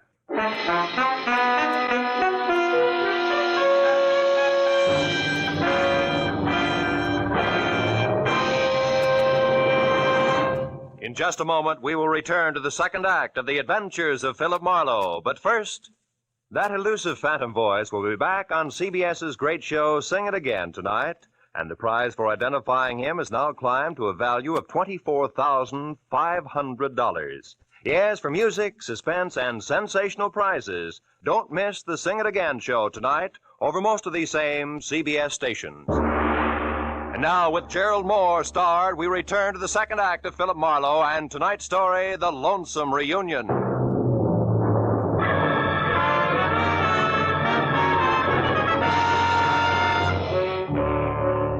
I left Leland Mills standing in the doorway and worried my way back to town. If Stopka and Gigi Ganther had no more trouble getting to Lonesome than I did, a reunion about as quiet as a truckload of hot dynamite was due to take place any minute. I passed the motel where Kay and Dietrich had holed up and saw that her car had been moved into the stall between cabins and draped with a blanket to hide its California plates. So they were thinking along the same line that I was. At the hub of town, I parked and started to case the lively spots on Main Street, which took me all of 10 minutes at a slow walk. But a short side-of-the-mouth conversation with a couple of resident sports revealed that the local underground stemmed from the Red Dog Cafe, a warped wood 2-story wiki-up on the one side street in town. It was operated by a hard-bitten blonde, 160 pounds of Western motif, complete with Stetson, red flannel shirt, Hickok belt, blue jeans, and the name, Flora. She sat at a table at the back of the barroom, lending a cynical ear to nobody else but my old pal, Stopka. I walked up behind him, and when he turned around, I hung one on him. A good one! Hey! Stop here, jackass! What do you think you're doing? Sorry, Flora, nothing personal. Now that's enough! Now stop it, you hear me? No rough hustling in my joint. Come on, handsome, I mean you. Me? Why, Flora, how can you say that? I just came in to ask my old pal here some questions, that's all. Here we go, pal. Come on, sit up in that chair. Okay, leave me alone. See, Flora? It's the only way Stopka here knows how to start a conversation. Bring him another beer, will you? His old one got spilled. Sure, bright boy. When you see the you dude tourists, leave your beefs outside next time. Now, look, Stopka. I want to know what happened 2 years ago on that highway out here. You guys split up, didn't you? You better talk, Stopka. All right, we split up. The heat was on bad, and Gigi was half dead already from a cop slug in his back. Dietrich had all the dough, right? What do you think?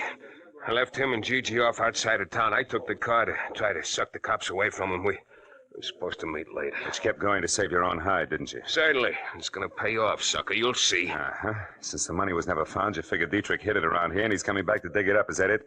Keep guessing, Chalmers. Maybe we ought to loosen your jaw again. Stop That's that. all, you two!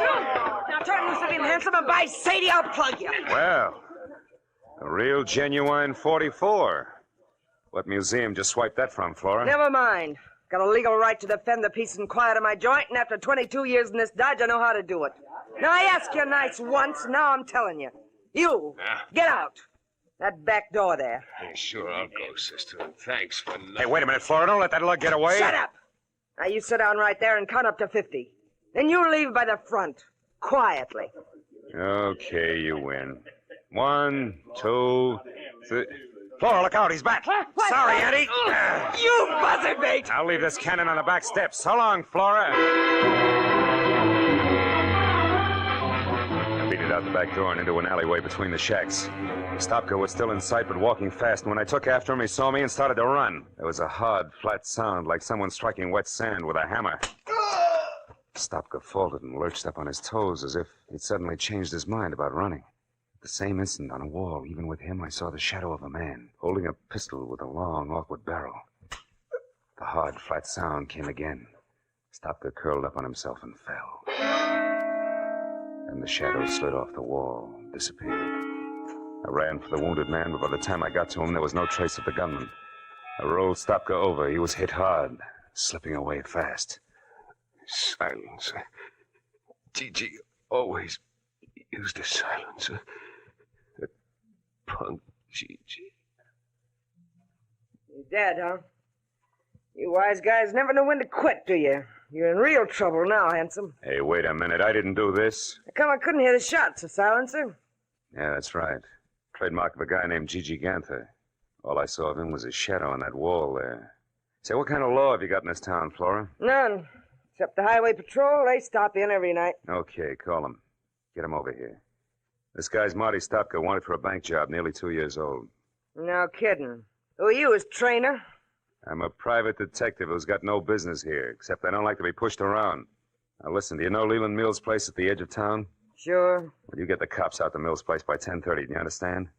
That's where the big attraction's going to be, if I can keep Gigi and his silencer from interfering again. Now, let me down, beautiful. I won't let you down, handsome. For a city boy, you're all right.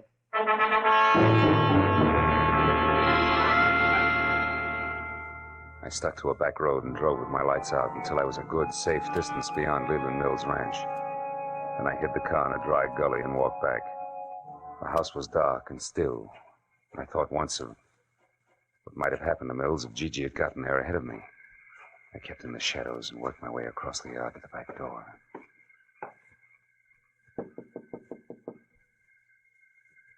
Who's there? Marlowe, open up. I was beginning to worry. It's pretty near 10 o'clock. Yeah, I know. Seen anybody so far? Nope, not a soul. Been watching close, too. Did you find them men, that GG, that Stopka? Yeah, Stopka's dead and his killer's due to show up here any time now. Oh. We're going to have our hands full. Wait a minute, is that a car? Sure sounds like one. Yep. There, you can just make it out. Turned in down by the culvert and stopped. Yeah. I think a man got out. Yeah, there he goes, across the field there behind your shed. It's Dietrich. I'm going out now, Mills. You stay here. No, I'm going too. That fellow's heading right for my water tank. All right, he's heading for your water tank. Don't get excited. You'll tip our mitt. Now get this, Mills. You've got to stay here and watch for Gigi. He's bound to show up, and when he does, you better have that rifle of yours handy because he's a killer. You understand? Yep. Sure, I understand. Don't worry, Marlowe. I'll keep my eyes open. Don't you worry about a thing.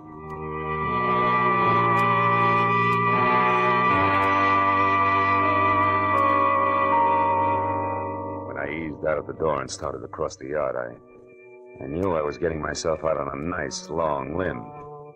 Leland Mills was about as reliable as William Tell with their hiccups, and the apple was on my head. It was too late to back up, so I skirted the barn, stayed below the crest of a low rise, and moved toward the elevated water tank until I heard a shovel biting dirt. I got a comfortable grip on my gun and headed up over the rise to where I could see.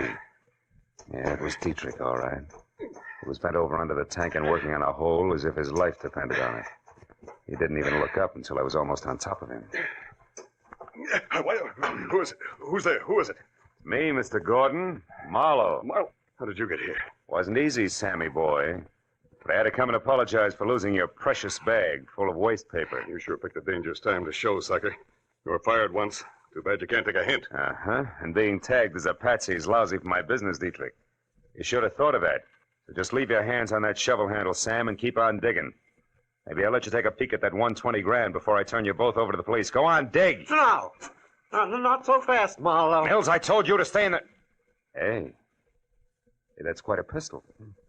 Don't move. Neither one of you. I'll kill you if you move. You, Marlowe, drop your gun. Drop it. So this is where it's been all the time. $120,000. I've looked everywhere, every day, for 2 whole years, but I never thought of looking here under the water tank. You mean you knew where the money was all the time? You lie. I'm the only one that knew that. Oh, no. One night 2 years ago, I heard a noise in my barn. It was a man groaning. I looked in and I saw him. He was wounded. And I saw you when you come back from burying the money. I overheard the whole thing. You wouldn't tell them where you'd hidden it. You said you'd never tell anybody. But I was sure I could find it, and I looked everywhere except... Yeah, Mills, everywhere except here, under the water tank, where you buried Gigi's body after you killed him. And with his own gun at that. Oh, no, I didn't kill him. Dietrich here did. I only buried him so nobody would find out that him and Dietrich had stopped at my place. I almost went crazy looking for that money, but now I know where it is, and I'm going to have it. Oh, you fool. You don't think I'd come out here with nothing but a shovel, do you? A friend of mine is right behind you with a gun in her hand. Now, come on, drop yours, Rube. Come on, drop it. All right. Kay. That's an old trick, Dietrich. Let him have it. Shoot, Kay, shoot! Didn't work, did it? I knew I'd have to kill you sometime anyway if you ever came back, so... You fool, Mills. I suppose that makes me next. Yep, Mr. Marlowe. I think it does. Think again, Mr. Mills. Who's that? Kay. You were there all the time, and Dietrich wasn't bluffing. Oh, I love you, Kay, baby, and I'll take the gun now, Mills. Turn it loose. Come on, I'll break your arm. There. That's better. I'll look after this gun until the police get here. And look after this one, too, Marlowe. I haven't got the courage to use it anyway. I couldn't even shoot Sam Dietrich with it. He's the one I wanted to use it on. Why? Because of Gigi? Yeah, because he killed Gigi and lied to me. I promised to help Dietrich only because I figured all 3 of them would show up here, Sam, Stopka, and Gigi. That way I hoped I'd find him again. You were right, baby. All 3 of them did show up. Only this time they finished their job. For good. It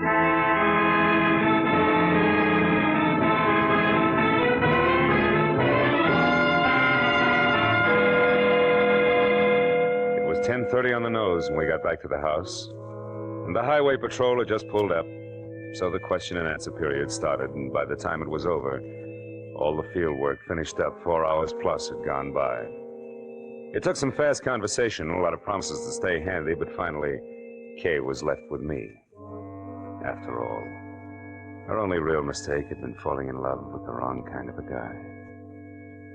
When the last patrol car drove away, the desert was suddenly very still. The stars were small and sharp in the clear sky. The air was cold.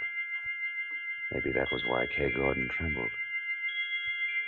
Marlowe, I'm sorry about all this. I got you into it, remember? Mm-hmm. You also got me out of it, Kay. Well, I can forget about Gigi, now that I know for sure what happened. And all because of a jerk named Leland Mills. No, Mills was a desperate guy, Kay. After he buried Gigi, he just about went nuts trying to find the money. When he finally realized Dietrich was the only one who could lead him to it, he shot Stopka and would have killed anybody else, keep him from interfering with Dietrich until he uncovered the hiding place. You know, in a way, Marlowe, it was a horrible trick of fate. They both picked the same place to bury things. Not really. Mills and Dietrich had the same jobs to do, under the same conditions. They each had to bury something in a hurry and in the dark. So both of them picked a spot where the ground was soft and one that was clearly marked at the same time, under the water tank. Yeah. And it... Marlowe, I'm kind of scared. I don't like this place. This spooky little town. It's the end of nowhere. Yeah. I wouldn't be caught dead here myself. Let's go, baby. I walked Kay to her car, started her safely on her way. So long, sucker. She waved once, then drove down the road and out of sight without looking back. Soon even the sound of the motor was gone. A long night, and a strange reunion. And now 2 lonely lights were the only sign of life in lonesome Arizona. I stood on the empty highway for a few minutes and listened to the immense quiet of the desert. Then I went back to my rented car and headed for Phoenix and a plane for home.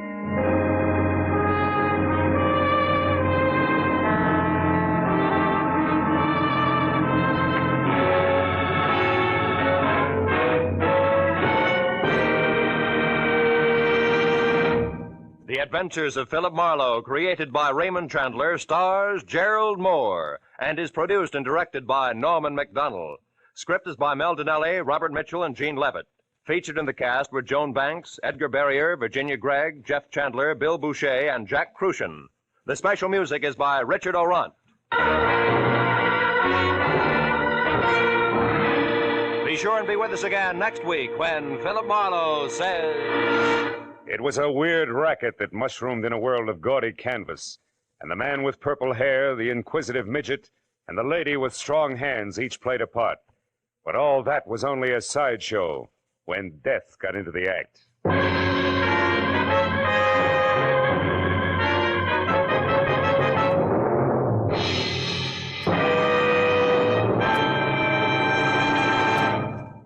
Across the nation, communities and the parents of Boy Scouts are observing Boy Scout Week, agreeing with the boys themselves that adventure, that's scouting.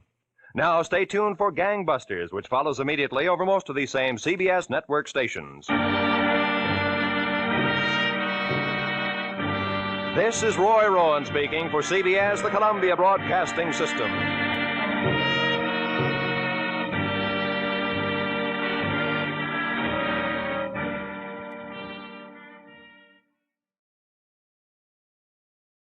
Before we continue tonight's excitement here on Escape Radio, we'd like to thank our friends over at CBS.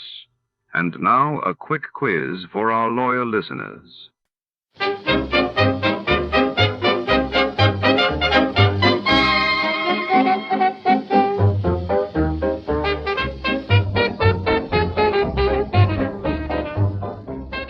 Tonight's tale takes us deep into the heart of the Bellamy Chemical Laboratory, where secrets burn just as fiercely as the chemicals stored within its steel walls. A mysterious fire erupts in the dead of night, leaving behind only ashes, suspicion, and a trail of passion-fueled motives. As Detective Archer prowls the lab's shadowy corridors, the scent of betrayal lingers in the air.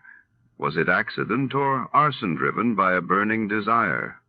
Shadows flicker between test tubes, and every suspect holds a match. Before to start, let's see what happened the day it was aired. It was February 26, 1952, and that day the world reeled as British Prime Minister Winston Churchill announced Britain had developed its own atomic bomb, while in New Delhi, India mourned the sudden passing of its first president, Dr. Rajendra Prasad, prompting national tributes. Johnny Dollar. Yeah? What? I said, yeah. Oh, what's that supposed to mean, and who are you? Oh, Johnny, this is Pat McCracken at Universal Adjustment Bureau. Well, hi, Pat, but what's with the crazy dialogue? Oh, that word, that yeah, was most of the conversation I got from some crazy character who just called in. I'm afraid I don't dig you. Oh, he called about 5 minutes ago. Said he'd been trying to reach you, but he got no answer. I was out picking up a morning paper. Who was he, Pat? He wouldn't say. He just gave his phone number. Wait a minute. There's only one man in the world talks like that. Yeah. Yeah. Was the call from San Francisco? No. Oh. Los Angeles. Well, then maybe I was, Well, because the man I was thinking of... Now, wait a minute. Yes, I'm waiting, Johnny. Tell me just one thing, Pat. Well? Have any of your insurance companies been having to pay off on any big fires lately? I mean, out in Los Angeles? On any fires? You'd better start checking with those companies out there. No, wait a minute. Do it, Pat. And I'll lay odds that you get a handful of arson reports. Arson? Yes. Johnny, just because some silly guy calls up and all he says is, yeah. Hey, let me have that phone number he gave you. Oh, Johnny. Come on, Pat. What is it? Hollywood 8, 3142. Okay, now you go ahead and check with your West Coast insurance company. And get ready to pay my expense account to Los Angeles. Are you kidding? Are you trying to tell me that the way some jerk says yeah means arson on the West Coast? Now, don't be silly. You, want to bet? Oh, Johnny. Pat, I'll call you back.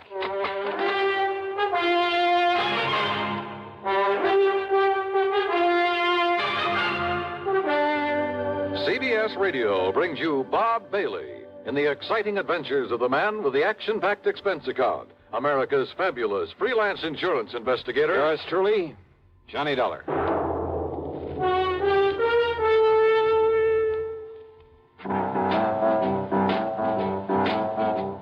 Talk about best-selling records. Here's a familiar tune about America's best-selling filter cigarette, Winston.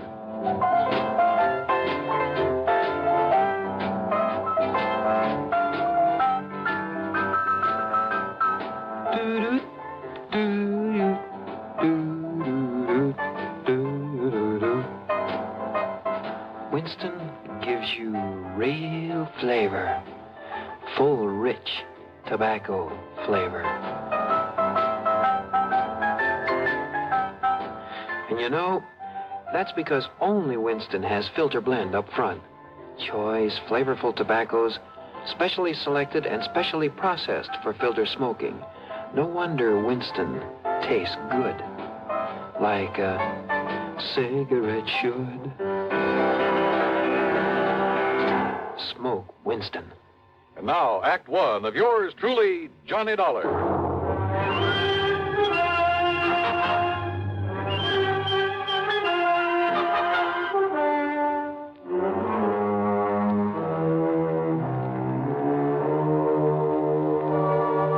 Expense account submitted by Special Investigator Johnny Dollar to the Universal Adjustment Bureau, Home Office, Hartford, Connecticut. Following is an account of expenses incurred during my investigation of the Burning Desire matter.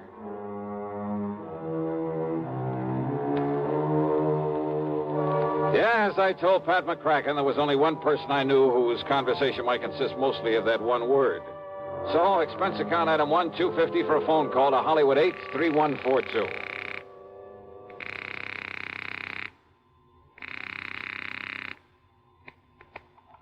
Hello? Hello? Yeah? Yeah, I thought so. Yeah? Smokey Sullivan. Well? Smokey, this is Johnny Dollar. Yeah? Hey, you tried to call me here in Hartford. I was out. You called Universal Adjustment Bureau. I got the message. Here I am. Yeah, Johnny. Only what are you doing in L.A.? Last time I saw you was in San Francisco. Got a job here, Johnny. Legit. Hey, that's the stuff. Pays off, too, doesn't it? Yeah. You're my friend, Johnny. You've done a lot for me. So, when I got a chance to help you... Well, is something doing out there, Smokey, that I ought to know about? A bunch of fires, Johnny. Arson, huh? Yeah. Is there insurance involved? Why else anybody use a torch? Yeah, you got a point there. But do you have any lead on whoever is behind the fires? Yeah. So you better come out here, Johnny. Okay. The first plane I can get. Where'll I find you? 322 South Equity Avenue. South Equity. Okay, Smokey, I'll be there. Yeah. Uh-huh. Now I'll call to Pat McCracken, pack my bag, and... Johnny Dollar. Oh, Johnny, thank goodness. Pat? Yes. I was just about to pack up and Now, call don't you ever get off that phone of yours? I was talking to the guy who telephoned... Listen to me. Johnny, you were right. Only reason that nobody smelled a rat is because a different insurance company was stuck with each of those fires out there. So until I called them to give me a report... Oh, and listen. I'm listening, Pat. According to the L.A. police, Every one of them could have been arson. Okay, I'll grab the first 7 one. of them in a row, Johnny, that we know about so far. I haven't got the reports in yet from all the companies, and I'm also waiting for another report from the police. Now, Johnny, your best contact out there. That I've already got. What? Yeah. Oh, you mean that character who called us up? Yeah. Look, will you please tell me, who is he? What does he know about this? Universal Adjustment putting the old expense account on this? Yes, of course. Then I'll give it all to you in the usual report. See ya. Oh, now, Johnny, listen. Sorry, Pat, I gotta catch a plane. Expense account item 2, $162.85 plane ticket from Hartford to Los Angeles. Thanks to the time differential, it was only shortly after dark when the big mainliner set down at the L.A. International Airport. Item 3, $7.50 for a cab to Smokey's address. It was hardly Beverly Hills or Bel Air, believe me. 322 South Equity was in a beat-up part of a downtown industrial section. A weather-beaten 3-story house with a sign out front that said Boarders by the week a month.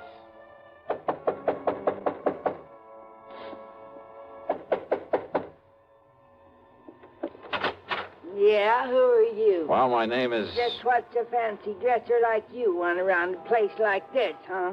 Well... I'm looking for a man by the name of Smokey Sullivan. I understand he lives here. That's right. Are you the man he said he was expecting? That's right. My name is Johnny Dollar. Well, he didn't tell me what the name was, but if you're sure he was expecting... I'm sure. Now, where is his room? Now, I don't know. Where is his room, please? Well, it's up on the 2nd floor. It's just to the right after you get up the stairs. Okay, But now, thank look, you very much. Well, now, maybe you'd better... It's all right. I'll find it. Thanks a lot. No, what I mean is, I thought you'd already come. What I mean is...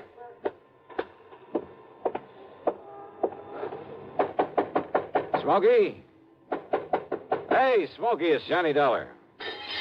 Oh, what was that? Smokey! Now, what's all the... Oh, no. Hey, Smokey, can you hear me? Who did this? Are you... Good Lord.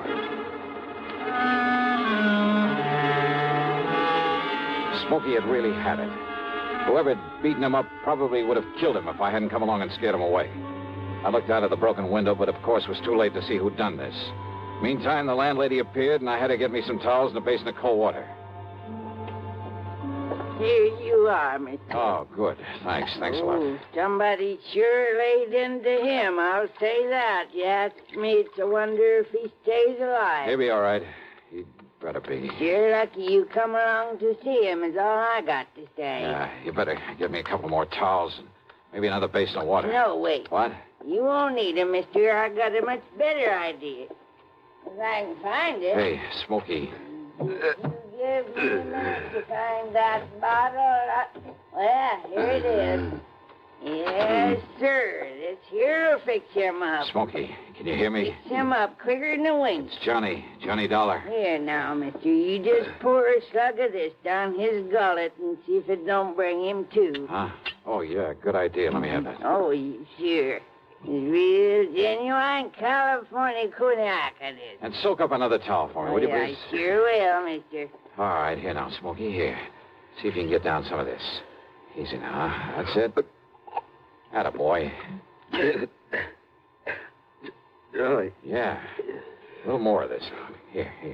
You know, before you come up here, mister, I tried to tell you. Easy now, Smokey. Yeah, I tried to tell you. I thought that other man that come up here to see him was the one he was expecting. Here, now, here's your fresh towel. Thanks. Did you say other man? That's right. Come in just before you did. You know him, who he was? The chimp. What? What, Smokey? The chimp, Johnny. That's who it was. The chimp? Yeah.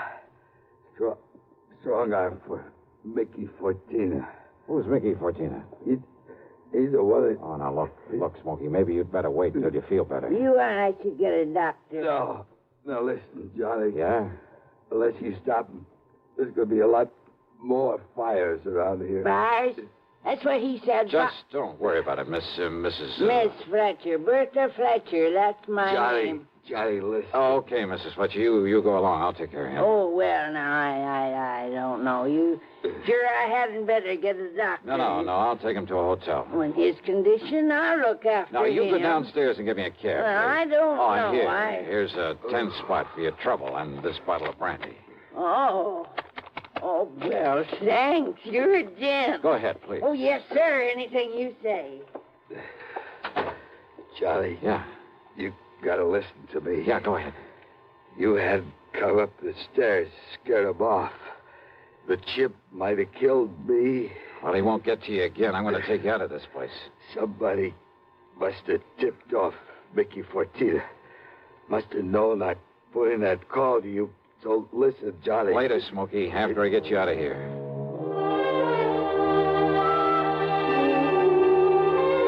Item 4, the $10 to Miss Fletcher. Item 5, $1.50 for a cab to the Statler Hotel, where I had to show my credentials to the room clerk to get a bed for the somewhat mangled Smokey Sullivan.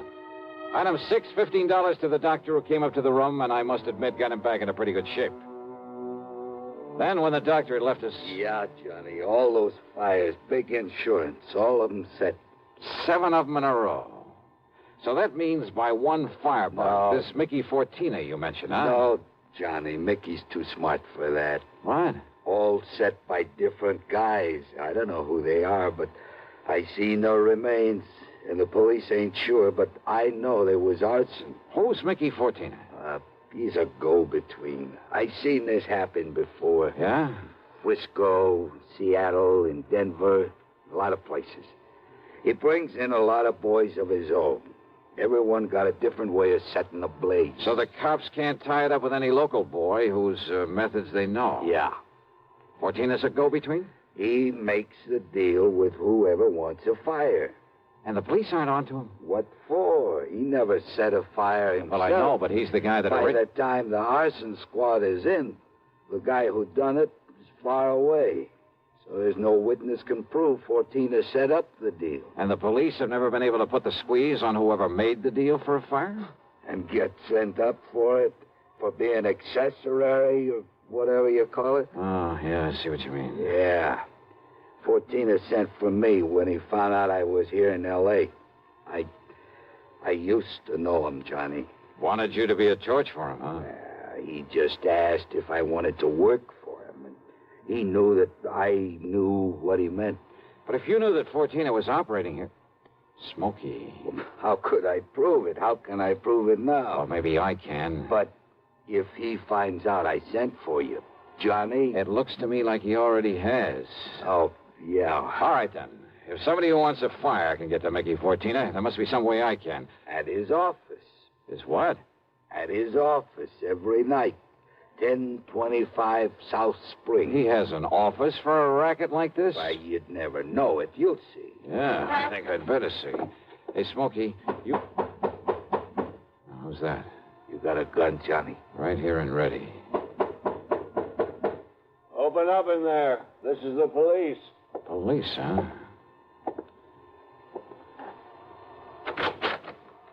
Well, surprise. It is the police. The room clerk reported a man was brought in here who...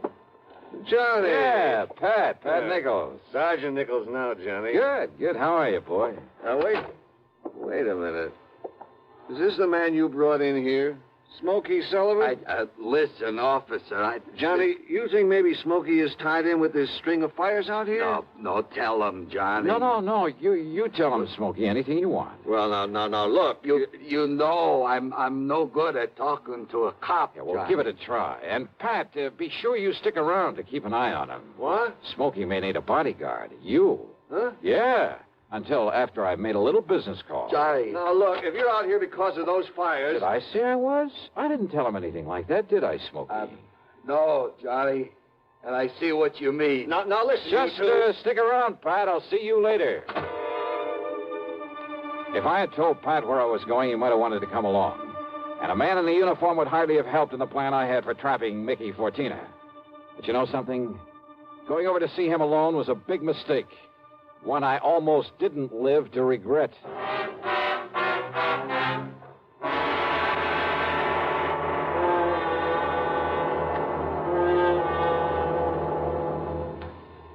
we'll bring you Act Two of yours truly, Johnny Dollar, in exactly 1 minute. Here's Hollywood star Mona Freeman. Who feels like acting with a miserable cold? I relieve cold distress the fast way with 4-way cold tablets. Yes, tests of all the leading cold tablets proved 4-way fastest acting. Amazing 4-way starts in minutes to relieve muscular pains and headache, reduce fever, calm upset stomach, also overcomes irregularity. When a cold strikes, do what I do. Take 4-way cold tablets. It's the fast way to relieve nasty cold distress and feel better quickly. 4-way, only 29 cents. Now, here's a word about another fine product of Grove Laboratories. Had dandruff for years, now get rid of it in 3 minutes with Fitch Dandruff Remover Shampoo. 3 minutes with Fitch regularly is guaranteed to keep unsightly dandruff away forever. Apply Fitch before wetting hair, rub in 1 minute. Add water, lather 1 minute, then rinse 1 minute. Every trace of dandruff goes down the drain. 3 minutes with Fitch, embarrassing dandruff's gone. Fitch can also leave hair up to 35% brighter. Get Fitch Dandruff Remover Shampoo today. And now, Act Two of yours truly, Johnny Dollar and the Burning Desire Matter.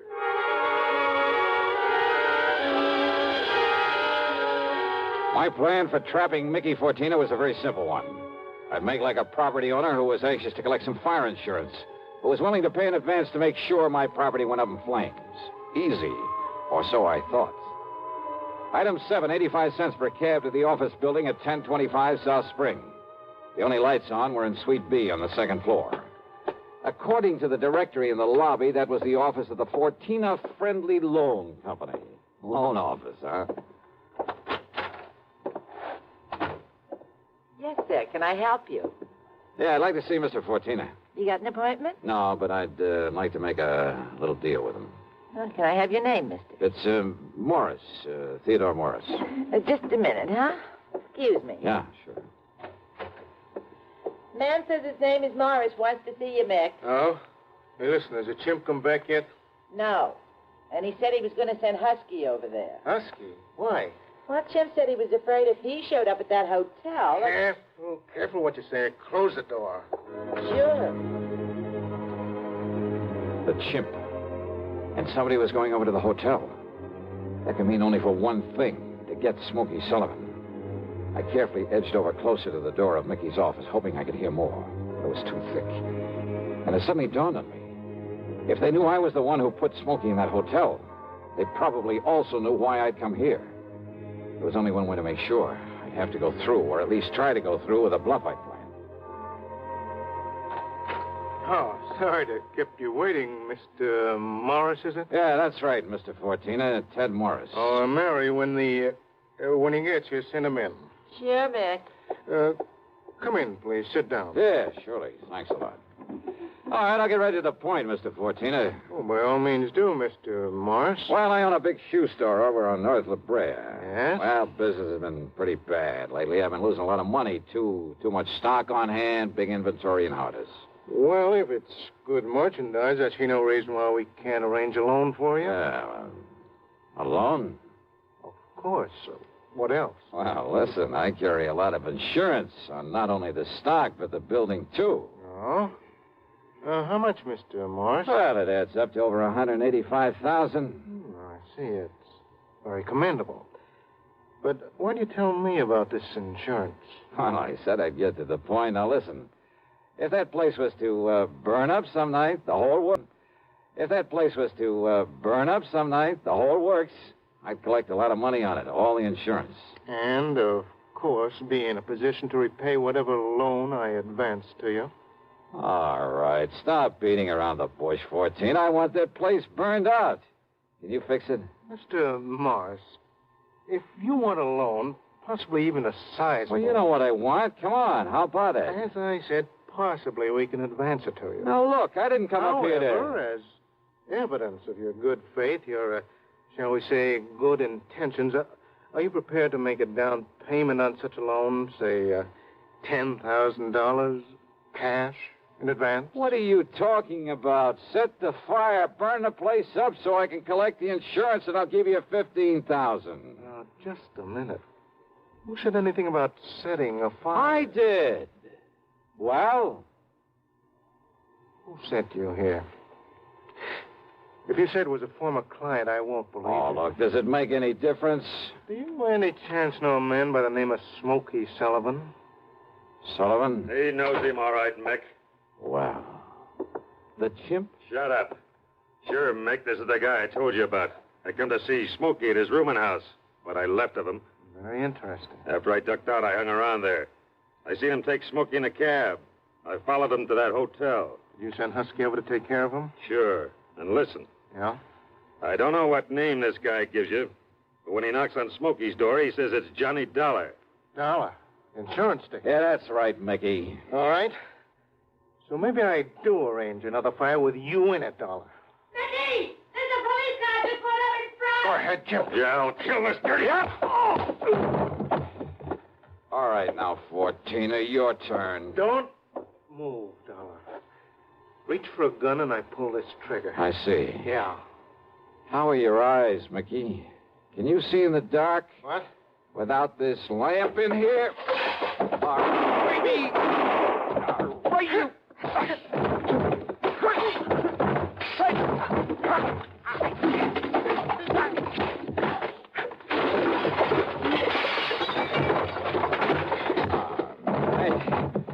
Yeah. Wow. I guess Smokey was right at that, Johnny. Hi, Pat. He seemed to think you wouldn't need any help around here. You all right, Johnny? Yeah. When that strong arm, that husky Castellini, came up to the hotel room after him, well... I had to tell him, Johnny. I had to tell him what it was all about. That's okay, Smokey. It's okay. So we threw Husky in the clink and came over here. Well, I got an admission out of him, Pat, but unless you can get these goons of his to talk, I don't know what you're going to hold him on. After what just happened in here, Johnny, we'll hold him and his goons just as long as we need to. And unless they want to take the whole rap for him, I think they'll talk. Yeah, they talked all right. And as a result, the police in a couple of nearby states should have no trouble at all in picking up some of the other of Fortina's boys, his hired torches. Funny, isn't it? These stupid jerks just never seem to learn. Expense account total, including hotel bill, plane ticket back to Hartford, and the sizable bit of folding money for Smokey Sullivan, $874.20. Yours truly, Johnny Dollar.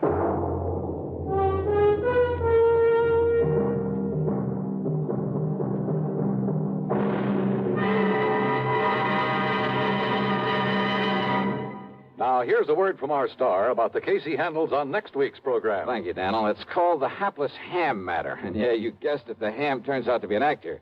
A really bad one with one of the cleverest methods of committing murder I've ever known. There's a lot of action, suspense in the story, and I think you'll like it. Who knows? Maybe if you listen closely, you'll be able to figure out his method even before I do. So join us, won't you? Yours truly, Johnny Dollar.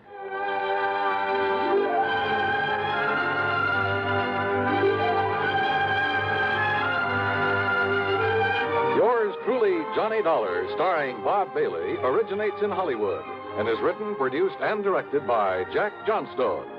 Heard in our cast were Virginia Gregg, Gene Tatum, Lawrence Dobkin, Vic Perrin, Paul Duboff, Don Diamond, and Frank Gerstle. Be sure to join us next week, same time and station, for another exciting story of yours truly, Johnny Dollar.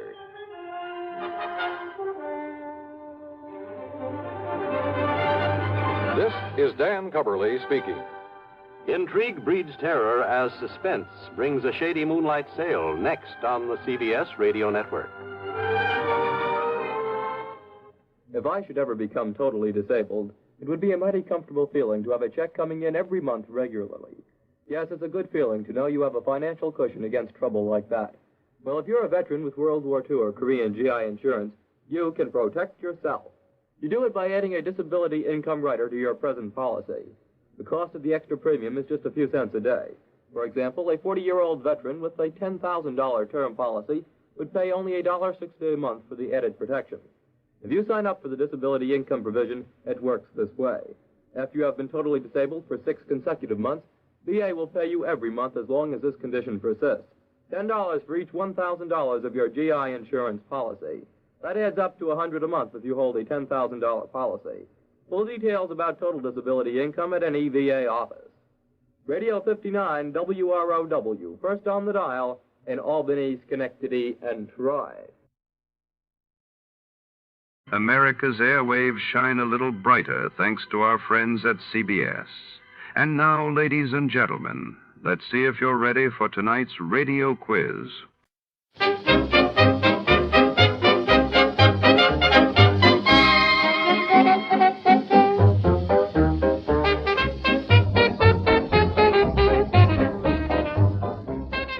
Before tonight's next adventure begins here on Escape Radio, we'd like to thank our friends at CBS.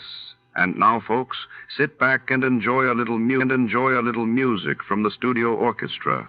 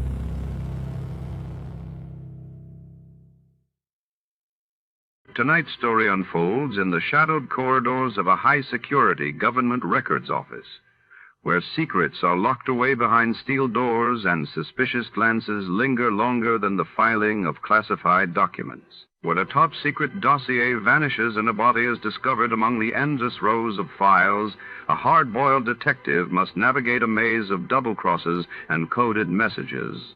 In a place where every whisper could be a clue and every ally a potential traitor, the line between truth and deception blurs. Before to start, let's see what happened the day it was aired. It was March 20, 1950. That day, the world watched as the United States charged Klaus Fuchs, a British atomic scientist, with espionage over the leaking of atomic secrets while in Europe. France and Vietnam signed an agreement granting greater independence to the state of Vietnam. For your listening enjoyment, John Lund as... Johnny Dollar. Did I wake you you up, Dollar? Oh, how could you? It's only 4 in the morning. Sorry, this is Ted Albright. I'm Eastern Indemnity's new branch manager in Chicago. Congratulations and good night. Oh, wait a minute, Dollar. I need you out here right away. It's about Frank Harvey. One of your claim adjusters? Then you do know him. I worked on a lot of cases with him, yeah. Well, you won't work on any more. He's been murdered. I'll take the first plane out.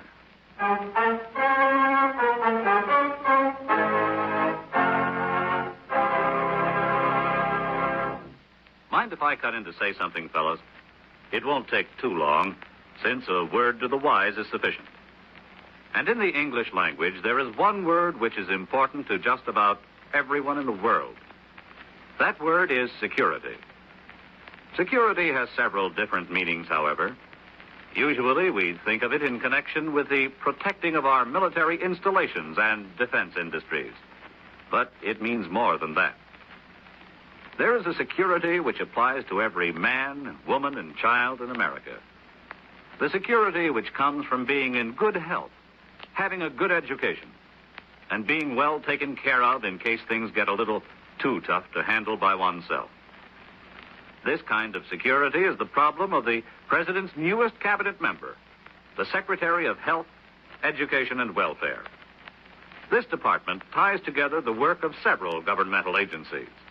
First, there is the United States Public Health Service, which strives to make certain that the general health of the people in our country is in the best of condition. Then there is the Food and Drug Administration, which guarantees that the food we eat is pure and safe to eat.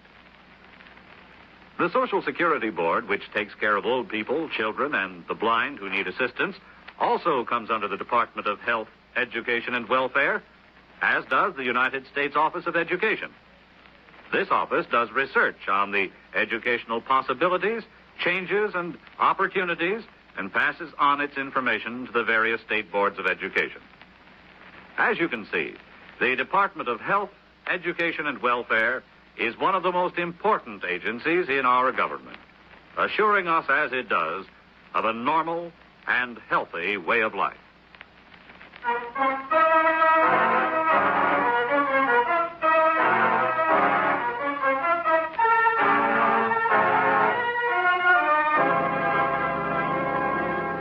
Expense account submitted by Special Investigator Johnny Dollar to Home Office, Eastern Indemnity and Insurance Company, Hartford, Connecticut.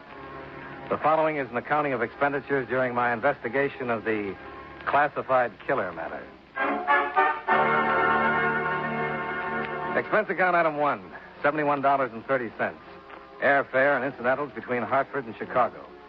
I was greeted at the airport by Ted Albright and one of Chicago's winter blizzards. Sorry about this lousy weather, Dollar. It'll slow us up plenty. Oh, no hurry. It'll give you time to fill me in on Frank Harvey. Well, I can tell you everything I know in about a half a minute. I wasn't even in town when it happened. The wife and I were visiting her folks in Milwaukee. The police traced me there at 2 this morning. What did they tell you? Oh, lousy drivers think they own the whole road. Yeah, what did the police tell you? Well, Frank was apparently at the office until 7:15 last night. That's when the night elevator man signed him out in his book. He left the office alone. But now, later, a truck driver found his body half buried in a snowdrift out on Manheim Road near the Northwest City limits. He'd been shot 3 times at close range. And that's all I know. Well, not very much, is it? Watch what you're doing. All the stupid morons. Everybody thinks he can drive a car. You're kind of on edge, aren't you? Well, who wouldn't be? This thing happening to Harvey, driving back to Chicago in the middle of the night, no sleep. Oh, I'm sorry, Dollar. I guess it all piled up on me. I suppose you want to go right to our offices here. No, I'll check with the police first. You want to drop me off? Sure.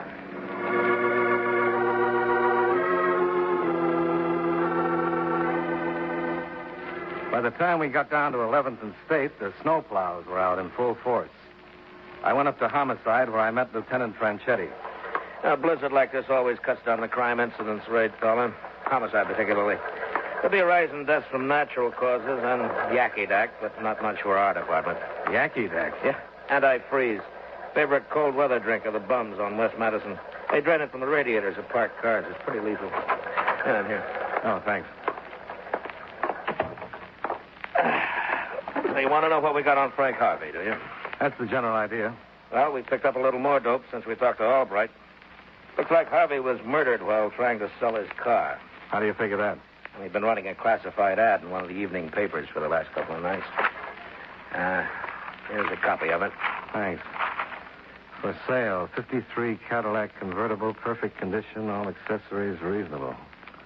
How does this tie in? Well, according to one of the mechanics in the garage where Harvey kept his car, he met a prospective buyer there last night. He heard him discussing the car, and then Harvey and the man got in and drove off. That was about 5 to 7. The mechanic give you a description? Yeah, pretty detailed one. Didn't catch his name, though. Ziegler's checking over the mug books right now. That's the mechanic's name? Yeah, Will Ziegler. So far, he's drawn a blank. Anyway, at 8:37 last night, we clocked in a call from a truck driver phoning from a pay station out on Mannheim Road. He'd found Harvey in a snowbank. He was shot to death, huh? Yeah, 3 bullet wounds, 2 slugs still in him. Third one's missing. .38 caliber. The land and groove marks are clean enough to identify the gun if we ever find it. What about the car? It's missing. Put out an APB with a description of the man and the general pickup on the car. No luck so far. Well, how do you see it, Lieutenant? Well, my guess is somebody figured out a cheap way to get himself a good automobile. Well, that's it, Dollar. Looks pretty routine from here on in. Nothing much you can do to help. No, maybe not, Lieutenant, but I'd like to stick around. Well, sure. Nothing else you can cover. Oh, excuse me. Lieutenant Franchetti. Yes, Sergeant. Oh, good. The address again? No. Yeah, I got it. Thanks. Oh, would you like to take a ride, Dollar? Where to? Mannheim Road. I just found Harvey's car.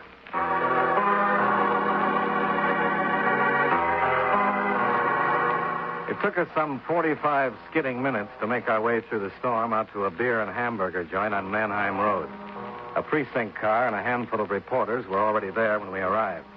A detective sergeant filled us in on the background. The owner of this place came out about an hour ago to open up, Lieutenant. He saw the car parked out there in the parking lot and phoned in. Uh-huh. Frank Harvey's car, all right. Been out here a long time, all that snow piled on it. Yeah. No doubt about where Harvey got shot. Not with all those blood stains on the seat. Uh-huh. You sure that mechanic said it was a man Harvey drove off with last night? Does something give you a different idea? There's a woman's compact back here on the floor.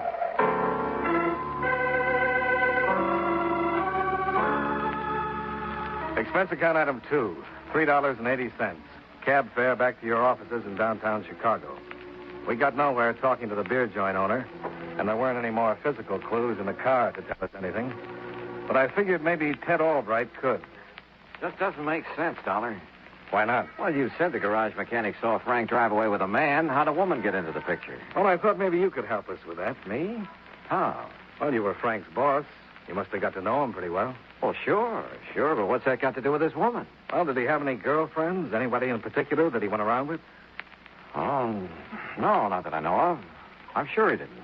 A young, single guy making a good salary, driving a 53 Cadillac convertible, and he didn't have any girlfriends? Well, I didn't mean it that way. Sure he did, but there wasn't anybody in particular I knew of. No women involved in any recent adjustments either. Oh, you've been going through Harvey's claim files, huh? Yeah, I thought it might be a good idea. Didn't come up with anything, though. What about life insurance? Yeah, I talked to him about that. All he was carrying was 10,000 GI. Mother was the beneficiary. No motive there. Yeah, looks like the police were right, and somebody was just trying to get himself a car, Chief. Would you get it, Dollar? Yeah, sure. Hello. Is this the insurance company where that fellow worked who was killed? That's right. Who's this? Well, what I want to know is, you guys willing to pay something for finding the guy who done it? Do you know something about it? I know plenty, mister. Yeah, plenty. But I ain't telling nothing without getting paid for it. Not that I don't believe every patriotic citizen should ought to do his duty. But if there's a few bucks lying around, well, a fella's got to make a living these days, you know. Yeah, sure. Suppose we get together and talk it over. Well, no, I wouldn't want to do that, mister, unless I was pretty sure of making a deal. Oh, not that I ain't on the side of law and order, you understand. But it ain't too easy for a guy to get along these days, what with the high cost of living and all. If you have information, you've got a deal. Now, where do we get together? Well, it ain't that I want to chisel you for anything, mister. Always willing to do my duty as a honest citizen. Yeah. Where do we get together? Well, now, my name's Taggart. Spell it with 2 G's. I'm the room clerk at the Biloxi Hotel. Where's that? Well, it's at Wells and Grand. Now, I the chisel or anything, mister. It's just that I... Be right there. Expense account item 3, $1.25. Cab fare to the Biloxi Hotel. Expense account item 4, $20. To help the room clerk, Martin Taggart, combat the high cost of living.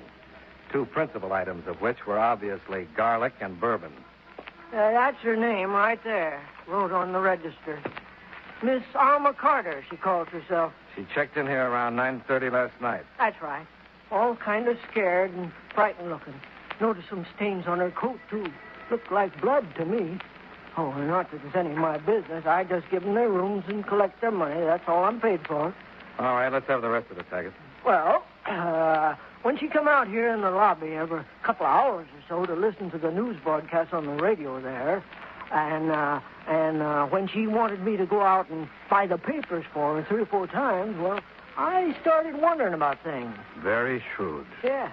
Well, when I heard the news about that woman's compact being found in the car, that kind of clinched things. I figured then I'd better put through a call to you. She's in room 14? That's right, room 14. You'll find it right straight down Thanks.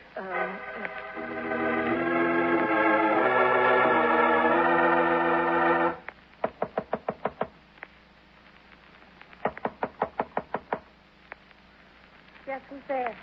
Miss Carter, I'd like to talk to you. Who are you? My name is Dollar, insurance investigator. Insurance and...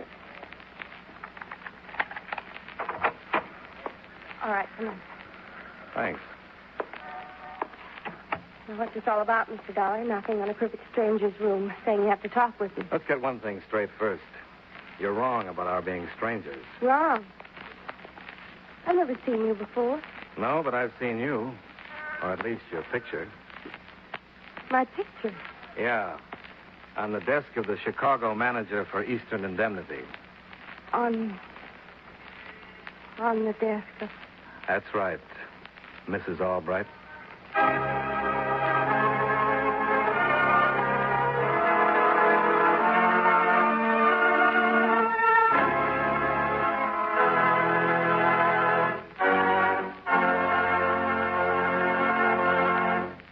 You know, many great men have attained the highest office in our land, the presidency of the United States. Can you guess the name of this man? He was president longer than anyone else. Probably no other president since Lincoln had as many friends and enemies. During his administration, many beneficial measures became law, such as unemployment compensation and Social Security. During a serious banking crisis, he reassured the people by declaring, "All we have to fear is fear itself." When he was 63, a brain hemorrhage put an end to one of the most controversial administrations in our history. If you don't have his name by now, here's one more clue. He was the first to broadcast the so-called fireside chat. Who was he? Franklin Delano Roosevelt, 32nd President of the United States. His life is part of your American heritage.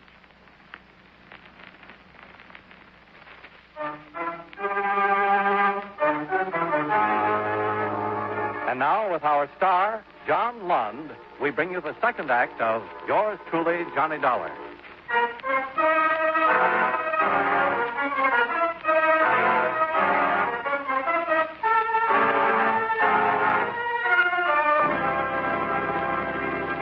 Under the proper circumstances, Mrs. Ted Albright could have been a very attractive woman. Under the circumstances in which I met her, she didn't come even close to making the grade. Well, you know who I am. You know I'm Ted's wife. You were with Frank Harvey last night Yes, when he was killed? yes. What happened, Mrs. Albright? Can I have a cigarette, please? Yeah, sure. Yeah. Thanks. I ran out a couple of hours ago. Didn't help my nerves any. Yeah. Thank you, that helps. All right, what happened, Mrs. Albright? Well, Frank was going to give a prospect a ride in the car last night. He asked me if I'd mind going along. Pretty friendly with Frank, were you? We were good friends. Your husband know that you had this date with him? No, Ted thought I was visiting my folks in Milwaukee. Mm-hmm. Go on. Frank picked me up at the main entrance of the insurance building about 7. This other man was in the car? Yes, the front seat next to Frank. I got in and sat between him and the door. Did Frank introduce you? He mentioned the man's name, yes, but it was in kind of a mumble. I didn't get it. Okay. What happened then? Well, the man asked Frank if he'd mind driving out to his house so he could have his wife look at the car. He didn't give the exact address, just told Frank to drive up Mannheim Road. Mm-hmm. Go on. We were driving along a lonely stretch of road when the man told Frank to pull over to the side and stop. He had a gun in his hand. Frank asked him what the big idea was. And the man laughed in a kind of crazy way. Pulled the trigger. What happened then? Everything was kind of a blur after that. I think I screamed. Tried to get out of the car. I know I fell to the ground. And I got to my feet and started running. Did the man chase you? I don't know. I just kept on running, and when I saw that old shack down the road, I ran behind it and hid. I think I fainted then. Sometime later, I got a lift from a passing motorist. He took me into town, and I came here. You've been here ever since? Yes. Why didn't you call the police when you got into town? Don't you realize what happened? I was out with a man who wasn't my husband. Involved in a murder. I couldn't tell anyone. My only chance to avoid being involved in a scandal. Can't you understand that? No, I can't. And I don't think Frank Harvey could either.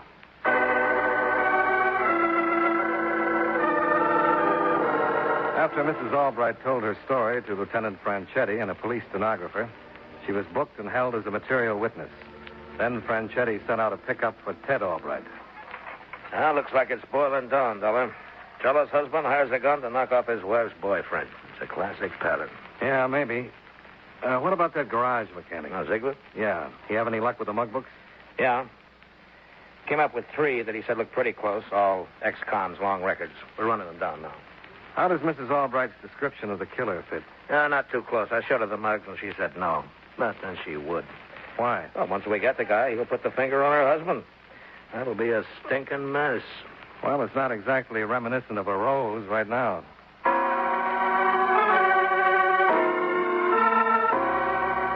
It looked like routine police procedure from then on in, so one of Franchetti's men drove me to the Palmer house, and I checked into my room.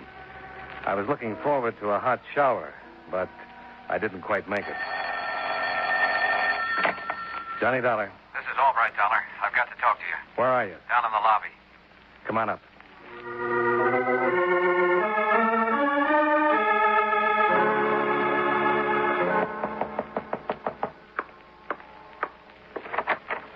Come in. Where's Alma, Dollar? Have the police got her? Yeah, material witness. Dear God in heaven. They got a pickup out for you, too. For me? Well, why should... Hey, wait a minute. Did the police think that I killed Frank Harvey? Or hired someone to do it. But that's incredible. It's insane. You knew Alma was seeing Frank, didn't you? Well, I suspected it, yes. I wasn't sure, You were but... pretty sure she was out with Frank last night. That's why you went up to Milwaukee, to check on her story about going to visit her parents there. Yes, I did. But I didn't get there until almost 10 o'clock, and that's the first I really knew she wasn't there. Don't you see, Dollar? That's my alibi. The police won't think so. I don't care what the police think. It's Alma I'm worried about down there in some stinking, rotten cell. There's got to be some way of getting this mess straightened out. I know what the first step is. What's that? You're going to turn yourself in.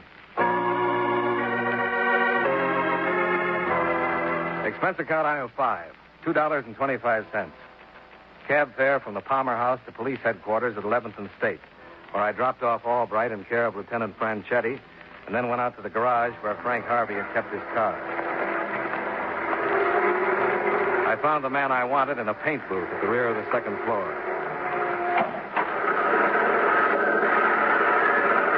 Ziegler? Your name's Ziegler? Hey, Mac? I'm looking for Will Ziegler. Is that you?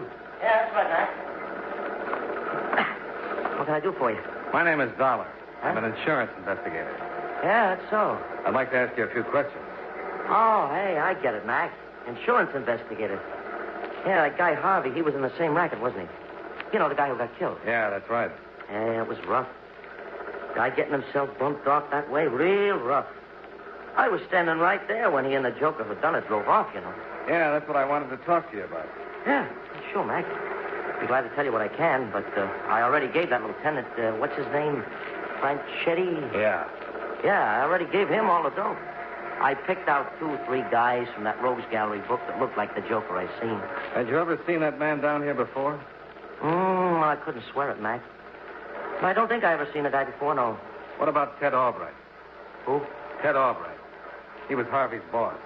Ever see him down here? Albright. Albright, huh? Well, the name don't mean anything, Mac. Could be he's a customer here, but I never run across him. Okay, let's get back to this man who drove off with Harvey. Huh? Did you notice anything strange about him? Anything different? Peculiar? No, that's the trouble. Like I told that lieutenant, you never can tell about them kind of jokers. What kind? You know, them psychos. Like that guy is. Oh, you figure he's a psycho? Oh, sure, has to be. I got it all figured out. Yeah? How's that, Steve? Look, here's a guy, sees an ad in the paper. Car for sale. So he figures he'll meet the guy who run the ad, drive out on some lonely stretch of road, bump him off, and make away with the car. Just don't make sense. Why not? Any guy who's in the hot car business don't go through all that trouble. And letting people see him besides. He picks out some nice-looking jalopy parked on the street, picks a lock, jumps the ignition, and he's off. Clean. Get what I mean? Yeah, I get what you mean. Sure, but this guy don't do it that way. He puts himself in a spot where I can see him. And even worse, when Harvey picks up that dame in front of that insurance building, he don't back out of the deal. He bumps Harvey off with one perfectly good witness sitting right there beside him. The guy has to be a psycho. Seems to make sense. Sure. I got it all figured. Hey, look, when that lieutenant, what's his name? Franchetti. Yeah, Franchetti. When he picks up them 3 guys I put the finger on, all he's got to do is find out which one's the psycho. That'll be the guy he's after. But look, I got to get back on the job, Mac. Guy wants it by 5 this afternoon. Hey, I hope I helped you out, Mac. Let me know if you get that guy, huh? Yeah. I'll let you know.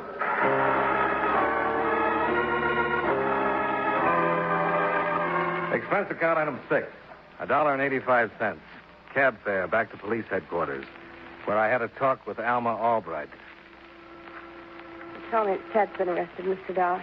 That's right. Why'd you have to do that to him? He didn't have anything to do with it. I'm not too interested right now in what happens to you or Ted. No, I don't blame you. That man who killed Frank. Do you have any idea what kind of work he did? Work? Yes. Did he say anything about what he did, who he was, or where he lived? No, nothing. All he and Frank talked about was the car. Was there anything peculiar about his hands or his clothes or anything like that? No, nothing. Wait a minute, his clothes. Yeah, what about him? There was a kind of a faint, sweet odor I noticed, like... Nail polish remover, maybe? Yes, that's it, nail polish remover. How did you know? Did that have anything to do with Frank's death? I'm not sure.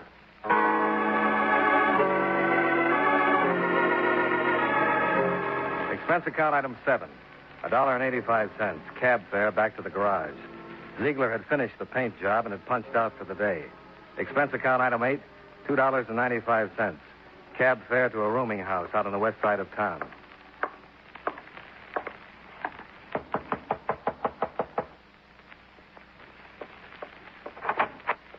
Hey.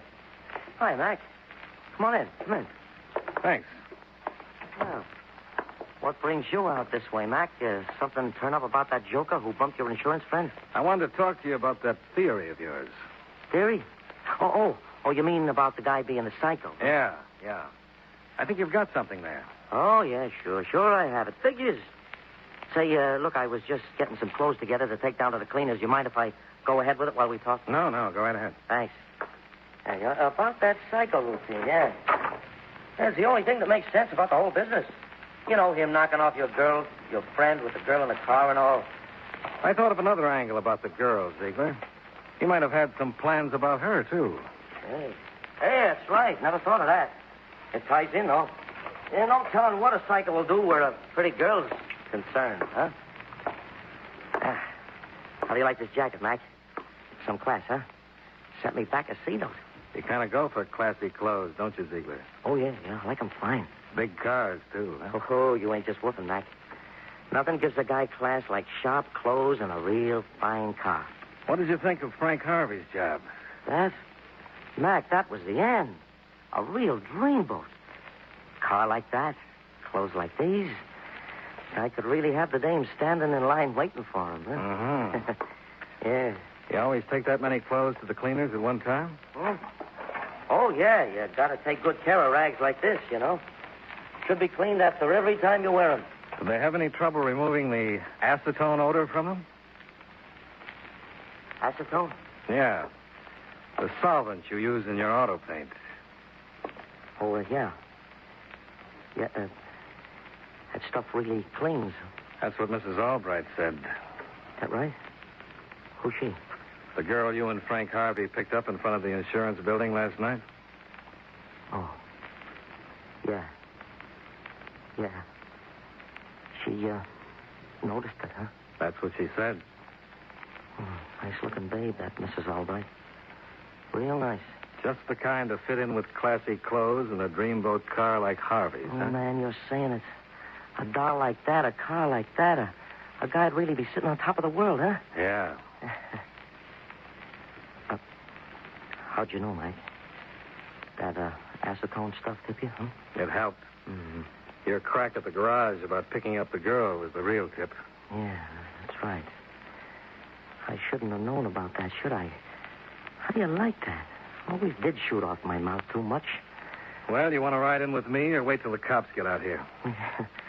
Might as well ride in with you, Mac. I'll get my coat and hat, huh? Don't try it, Ziegler. Okay, Mac. I quit. I always get excited at the wrong time. Like I did with Harvey. Oh, that was too bad. Killing him? No. Doing it in the car that way. Spoiled that great upholstery. Couldn't even use the job after that. That was a mistake.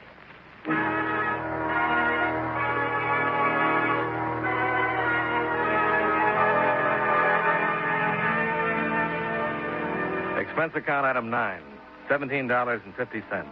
Food and hotel bill. Expense account item 10, $68.40, plane fare and incidentals back to Hartford. Expense account total, $191.15. Yours truly, Johnny Dollar. Tonight's broadcast comes to you with special thanks to our friends at CBS.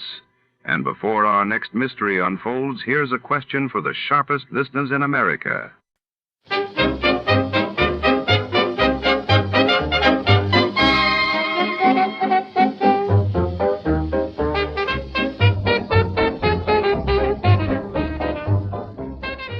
Tonight, under the shadowy neon haze of the city, a priceless Soviet jewel, the Red Star, vanishes without a trace. Our hard-boiled detective is dragged into a web of lies, double crosses, and danger, with every streetlight casting deeper suspicion. As a mysterious femme fatale emerges from the fog, will he unravel the caper before the city's underbelly swallows him whole? Stay tuned for a night where trust is a luxury and betrayal waits in every shadow. Before we begin, let's see what happened on the day it aired. It was March 12, 1948. That day, the world reeled as the U.S. Congress approved the Marshall Plan to aid Europe's recovery, while in Czechoslovakia, the communist government solidified its grip by arresting political opponents. The National Broadcasting Company presents The Adventures of Sam Spade, Detective.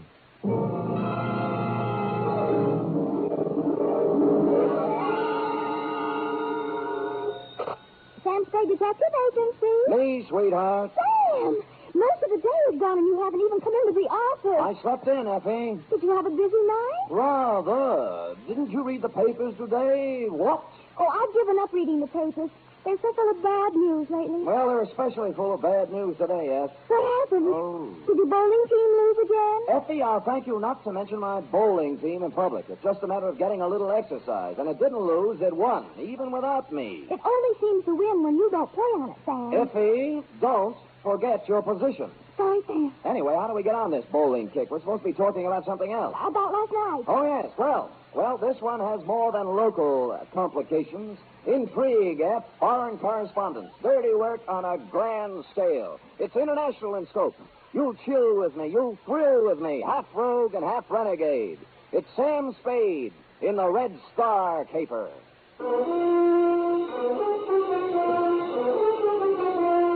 For NBC, William Spear, radio's outstanding producer-director of mystery and crime drama, brings you the greatest private detective of them all in The Adventures of Sam Spade. Effie? Yes, Sam. Yeah, I'm here. It's about time. Well, I'm here. It's about time. Effie, you sound more like a shrew every day. Thank you, Sam. I'm just being practical, you know. How can we make money if you don't show up? Well, I had to turn away 3 clients today. Well, that's right. I'm thinking of quitting private detecting anyway. You are? Really? What would you do? Well, I know a reporter's job that's open. Now, how would that sound? Scoop Spade. My beat is the universe. Oh, that sounds terrible, Sam. You make a silly reporter. You can't even type. Sometimes, Effie, you hit the nail right on the point, where it hurts.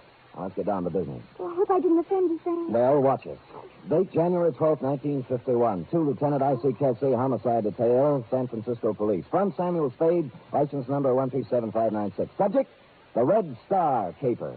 Dear Kelsey, it had been some time since I had attended a lecture. In fact, the last one I can remember is when Margaret Sanger passed through town. But last night at 8 o'clock, I filed into the Central Municipal Auditorium along with several hundred other people, including college students, newspaper men, professors of political science, the usual curious complement, and a goodly sprinkling of snuffling indigents who welcomed any easy means of escaping the cold winds that whoop through the Mission District at this time of the year. Ladies and gentlemen, it's a pleasure to see so many politically minded faces gathered in this auditorium tonight.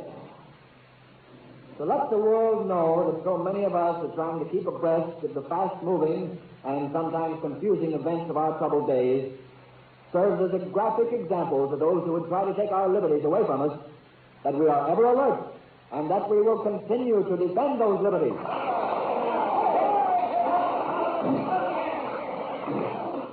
Only by taking every opportunity to display our willingness to understand and act on the problems that face us can we serve notice to the world that we are ever ready to pick up the gauntlet of international challenge whenever or wherever it may be thrown down. The subject for tonight is, are we helping our enemies? And our speaker scarcely needs introduction, but just in case there are a few hermits in our audience who have never owned a radio set nor seen a newspaper in the past 10 years, well, just in case there are, let me introduce a man who really needs no introduction, the most distinguished foreign correspondent, Cyrus Manning. Thank you, Mr. Chairman. And good evening, ladies and gentlemen. Are we helping our enemies? That is the question. My answer in a word is yes. And that answer is not hasty or ill-advised. I have just returned from the thorough coverage of the Orient. I have visited the tragic blood-soaked battlefields of Korea. I've talked with the military leaders of the armed camp of Formosa. I've trod the nervous defenseless soil of the Philippines and Japan.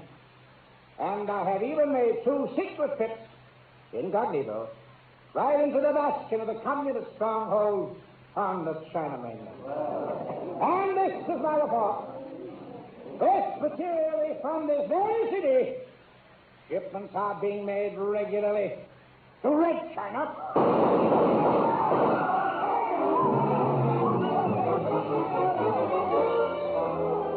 I was sitting halfway up the hall when the lights went out. I cut for a side aisle and raced for the stage. Someone was running for a back exit, and I followed. I was too late. The car had roared out of a back alley and was gone.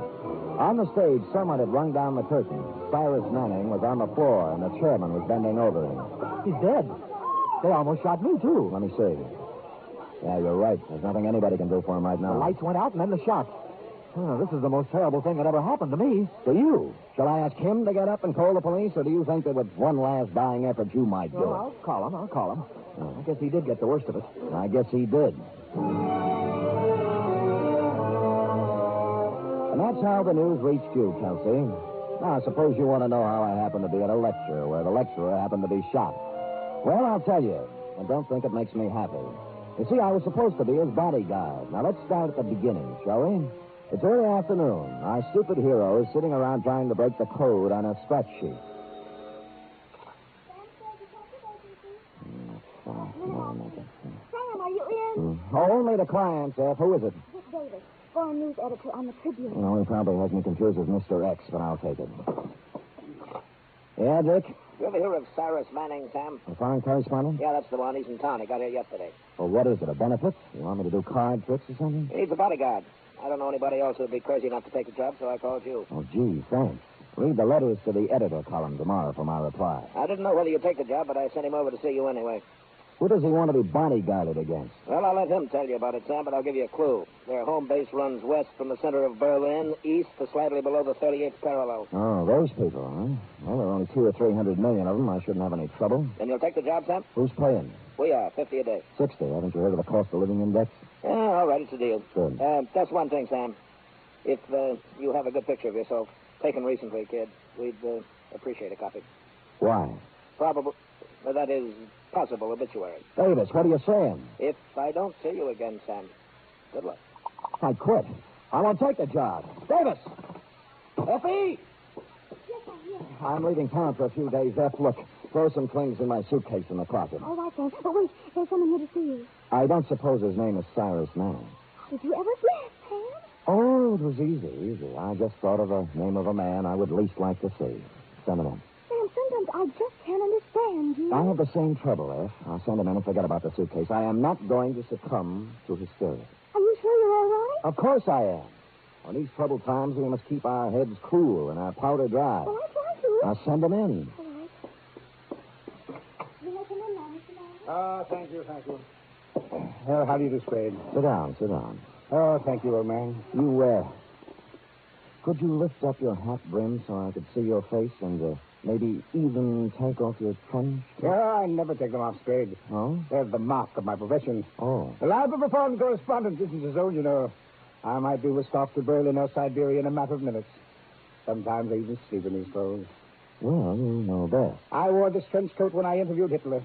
When I stood knee-deep in water on the shores of the Philippines.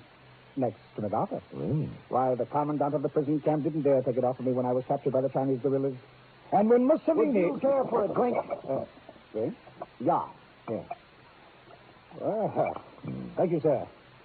I see you pouring deep. Well, here's the crime. No, Spade, no. Just a minute. I never drink without first offering special toast.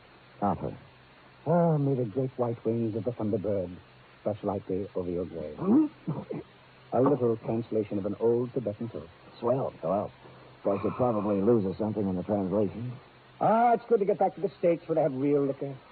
I'm getting tired of sake and Korean moonshine. I didn't know they had time to make it. Well, let's get down to business, Spade. This is my problem. I have been no respecter of censorship or official red tape. That's why I've scored some of my biggest news beats. I take it you're working on one now. Oh, the biggest. Did you know that material is being shipped out of San Francisco to the Chinese Communist forces? Stuff that they are even now using against us on the battlefield? Well, no, I didn't, but I could believe it. Well, for weeks now, I have been tracking down the truth, documenting the facts, ferreting out the cover-ups, the lies, the falsehoods. Oh, good for you. Now, tonight I'm giving a lecture at the Central Municipal Auditorium. Press representatives from every newspaper and syndicate will be there. Of course. I'll give the general outline of my revelations, and it'll hit every newspaper in the country. Then, when the public's appetite is whetted, I'll publish the specific details in the Tribune the following day, and we'll score a clean scoop. I see, and you feel somebody's gunning for you. I know they are. Anybody specific? I'm not at liberty to name names just now. Oh. But after I give my first lecture tonight, it might be 30 for me. Well, the Tribune's hired me, and I'll do my best. I've been in tight spots before, Spade, but my duty is clear before me, and I'll not shirk it. I won't need you before the lecture, but immediately after, your services will be appreciated. Well, why don't I stick with the starting right now? Now, after the lecture will be seen in it. You know best? They think I'm afraid to talk, but I guess I'm going to give them a surprise, huh? Yeah? One that they can read in their morning newspapers, huh, Spade? Yeah? Yeah?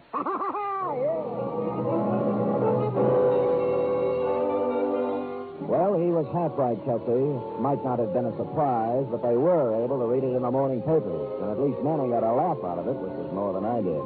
You arrived at the murder scene 3 minutes after you were called. He was shot, Sam. I would say so, Kelsey. I would say so. Well, then it's easy. We'll search everybody in the audience before we let them go. Kelsey, I was in the audience. Manning was shot from backstage, and whoever did it ran out the back door.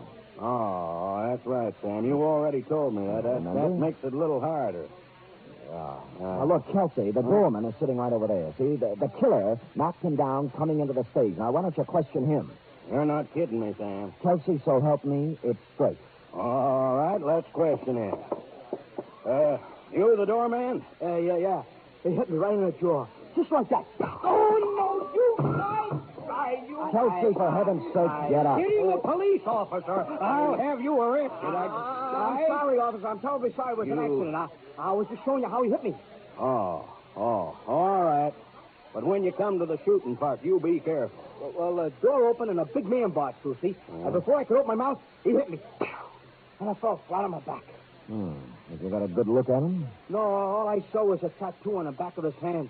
It was a red star. You mean he stood there and shot Manning and you didn't see him? As soon as he knocked me down, he put out the lights. And then he ran out. I started to get up and saw the car pull away. What kind of a car? It was a light blue convertible. And you remember anything else? Absolutely nothing else. Are you sure? Absolutely sure. I don't suppose it's worth much, but the license number was 4N75323. No, I don't think. Oh, yeah. After you recovered from your apoplexy, Kelsey, and checked the license number, we were more confused than ever. Belonged to Cyrus Manning himself. While you were calling headquarters, I searched Manning, and the notes from which he was speaking were gone. I reasoned that he might have had a carbon copy or handwritten notes in his hotel room or wherever he lived. The Tribune supplied his address, the Congress on Fillmore, above Van Ness, room 612. Coming out of the elevator, I bumped into a tall, handsome brunette hurrying in. Excuse me. It was my fault. If you go to the right, I'll go to the left. All right, ready? Shift. Going down. Hurry, please. She was nice, but I had other things to worry about. No one answered Manning's door when I knocked just to see what might happen, so I let myself in. Before I even had time to look for any notes, I knew it wasn't any use, because lying on the floor with his skull fractured was Dick Davis, late of the Tribune. You are listening to the weekly adventure of radio's most famous detective, Sam Spade.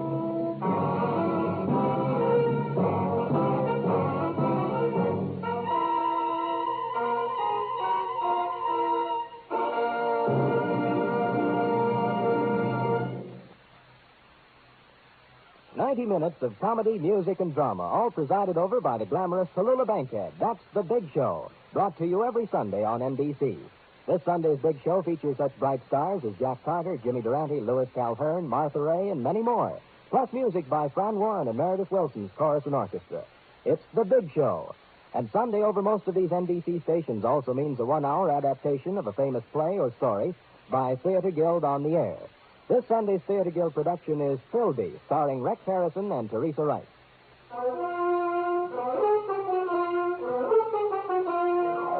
And now back to the Red Star Caper, tonight's adventure with Sam Spade.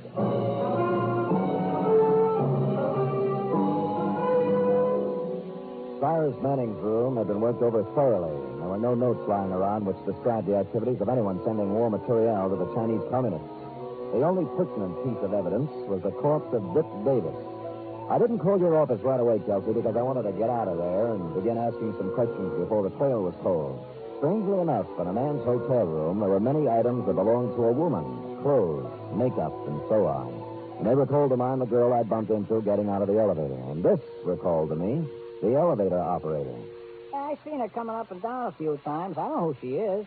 You know Manning when you saw him? Yeah, I knew him, the celebrities. But I can't remember, like, everybody. Was the girl ever with him that you remember? Well, not that I remember. Do you recall a short, dark, thin man coming up, name of Davis? They don't pay me to remember the people. I just get paid to take them up and down. And not very much, either.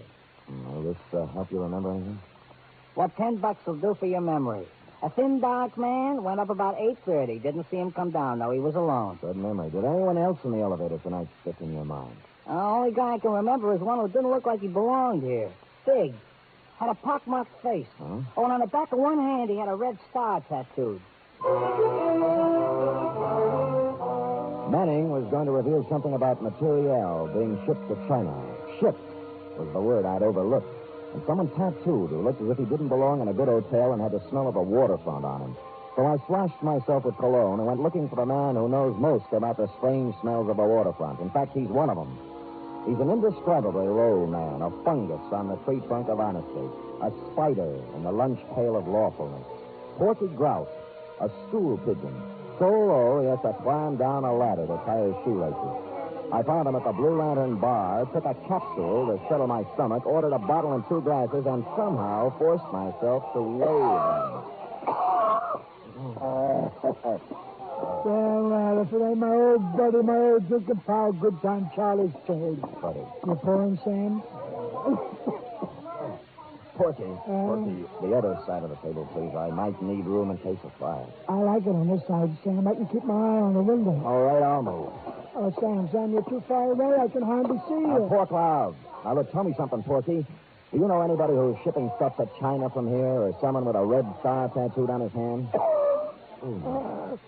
Honey, search high. I don't think I could squeeze a word out of it. All right, here's one. You're Prince Sam. Please. It's still kind of dry, Sam. Okay. Oh, there's nobody like you, Sam. You're beautiful. Other way. Where was we? Who was that stooling on? Usually me, but if you can't think of anything else, try to remember where these drinks came from and talk accordingly. What do you want me to talk about, Sam?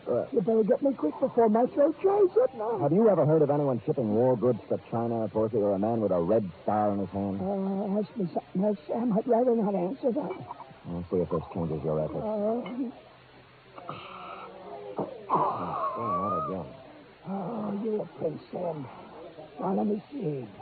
I heard about somebody shipping goods to the heathen Chinese. Yeah? But Sam, I gotta get going. I'll see you. Grant, come back here. I'm sorry, Sam. I just remembered I left something home on the stove. You don't have a home. I turned around to watch him scuttle out the door, and I saw for the first time what must have caused his hate.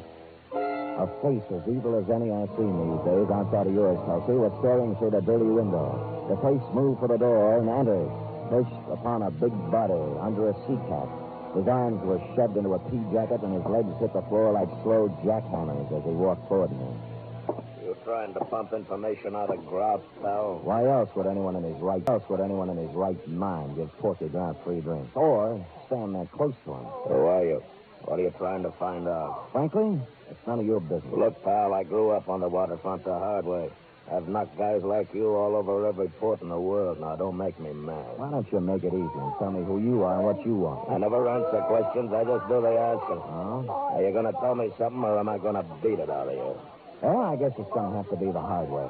Okay, pal. But just remember this. After I get through with you, I don't want never to see you down around here again. Because you bother me.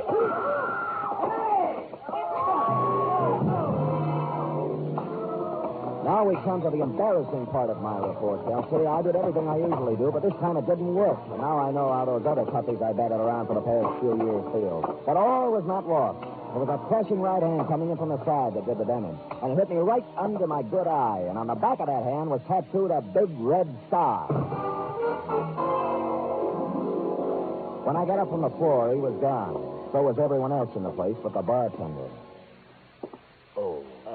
You feel better now, mister? I told you not to have that last drink. What drink? Who was the guy who did it? Did what? Knock me down. What do you think? Oh, brother, you really got one on. I didn't see anybody knock you down. You didn't see a big red-headed guy in a pea jacket take a swing at me? Look, have a drink on the house. Maybe you'll feel better, huh? Don't give me that lost weekend routine. Who was he? Let go of me. I don't know what you're talking about. What happened to all those other people who were drinking here? Now, look, mister, you can believe it or not, the only 2 people I served in here tonight have been you and Porky Grout. And as for a guy knocking you down, well, you must have hallucinations. Threats, money, nothing worse. and I knew nothing would either because a sign had been put on me. So before anything more serious happened, I got out of there. And by there, I mean both the bar and the neighborhood. It was not that I was scared, but I'd long ago learned the value of an orderly retreat. Or, as they used to say in my neighborhood when I was a kid, he who hits and runs away lives to hit another day. I decided to go at things from another angle, like who owned the woman's things that I saw in Cyrus Manning's room? They belonged to Mr. Manning's wife. Burke, are you sure Manning had a wife? Well, they registered as man and wife, Mr. Spade. What did she look like? Tall, good-looking brunette. Huh? You know, now that we're talking about her, there was something strange in their relationship. What? She never stayed here at night. She only came in the morning and left in the afternoon. Do you know her first name or anything else about her? No, Mr. Spade, not another thing. Well, it was a start, at least. She was obviously the girl I'd met on the elevator. I looked up a number of Manning's friends, but the first 3 or 4 couldn't help me. But the 5th said that Manning had married about 6 months ago, and he'd never seen the wife. Her name, as he remembered, was Fay Kearney, and her father was a ship's captain. I ran down the name Kearney over at the maritime office and discovered that he owned 3 ships, 2 of which were in port. On the first ship, the Downwind, they told me Kearney lived on the other one. It was the Western Sun at Pier 92. I went up the gangplank to the forward housing where the captain's cabin normally was located.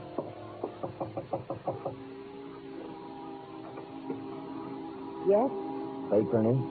Yes, who are you? Remember me from the Congress Hotel? Elevator, 6th floor? I'm not sure. Oh, well, perhaps I should have told you Mrs. Cyrus Manning. Why didn't you come in? Who? Sam Spade. I was hired as a bodyguard for your husband, but I got there too late. Yes. Everybody did. Mostly me. Oh, please don't cry just yet. Why do you say mostly me? I might have done something about it. Why were you running out of the hotel? I found Mr. Davis. Yes. Have you any idea who did it? Yes. Who? The same person who killed Star. Who was that? Me, I suppose. Yeah, I'm really responsible. I caused the whole thing. The whole thing. She poured her misery out over my shoulder, and then she told me the whole story. She had met and married Cyrus Manning secretly against her father's will. When he found out, he took her aboard one of his ships and kept her prisoner. While she was aboard the ship, she found out what her father was doing, carrying essential war materiel to communist China. So somehow, smuggled the information to Manning. She did, and the arrangement was that they were going to trade the information for her father's blessing on their marriage. But once Manning got the information, he wanted to scoop more than he did his wife. That's when the trouble started. Here he comes, Sam. Here he comes. You get out of the way. If he finds you here... Get in the back room.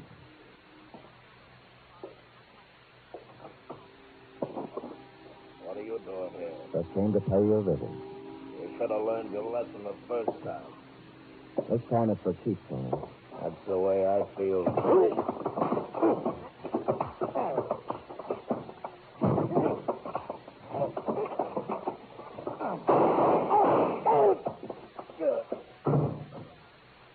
I couldn't let him kill again. I just couldn't.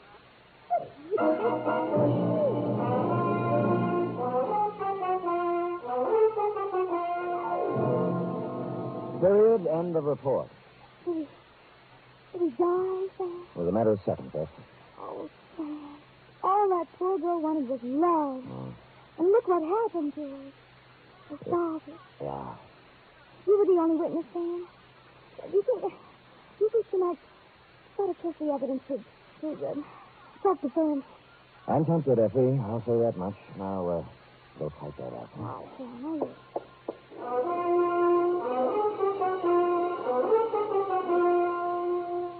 Three chimes mean good times on NBC.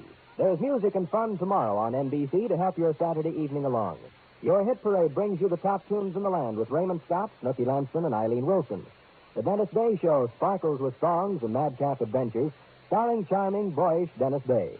And Grand Ole Opry presents Red Foley and his friends in 30 minutes of music and laughter, Western style. Here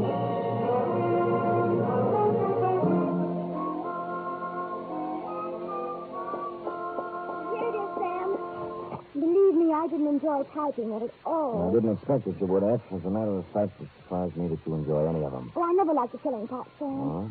But sometimes you are the funniest people for clients, and when I write down the things they say, I can't help but laugh. Well, if it makes you happy, I'll try to get more comedians for clients.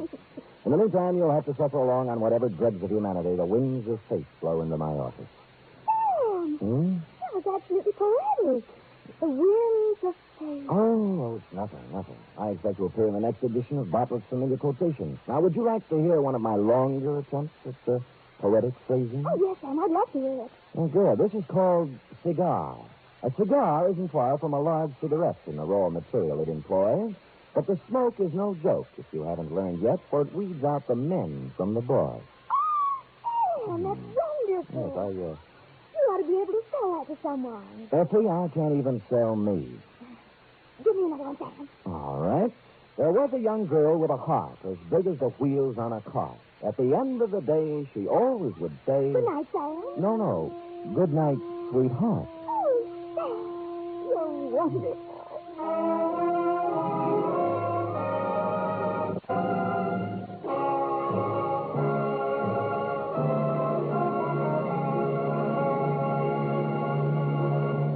The Adventures of Sam Spade are produced, edited, and directed by William Spears. Sam Spade was played by Stephen Dunn. Lorene Tuttle is Effie. Script for tonight's adventure by John Michael Hayes. Musical scoring by Lud Gluskin, conducted by Robert Armbruster.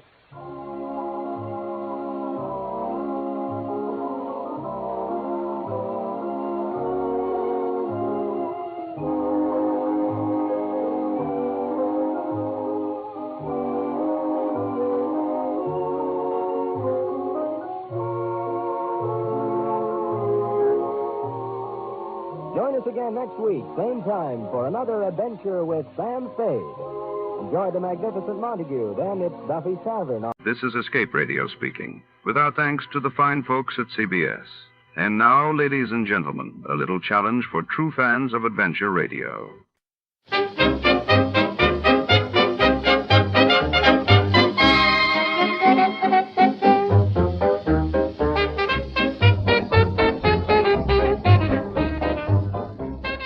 Tonight, in the heart of Los Angeles, 1949, the story unfolds inside the gritty, neon-lit back room of the Iron Gauntlet boxing gym. Here, sweat secrets and shadows blend as a ruthless enforcer known as the Brute is accused of crimes that go far beyond the ring, dragging our detective into a tangled web of fear, loyalty, and betrayal. Fists fly, and the truth hides behind every locker and blood-stained mat.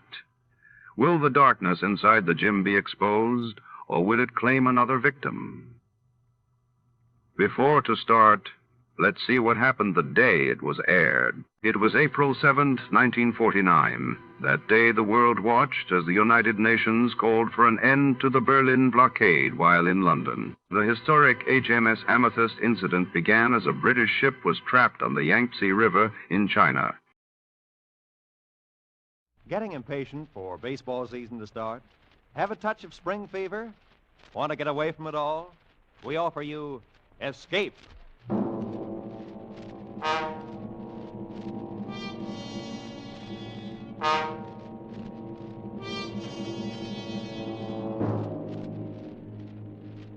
You are in mid-ocean, aboard a jinx ship. Already 9 men have died. And you know that some malignant force is aimed at you from which you cannot escape.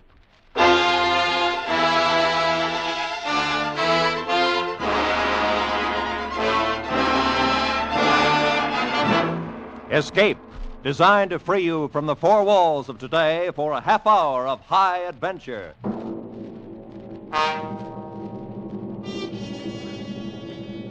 Tonight, we escaped to the North Atlantic in the year 1900, and to a sailing ship whose very name struck dread in sailors' hearts, as Joseph Conrad told it in his famous story, The Brute.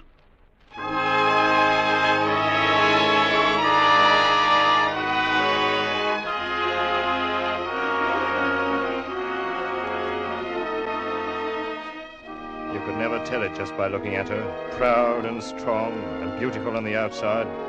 You couldn't see the black heart inside of her, and you'd never know she'd killed at least a dozen men and maybe more. But I knew her. Knew her for the murdering she-devil she was.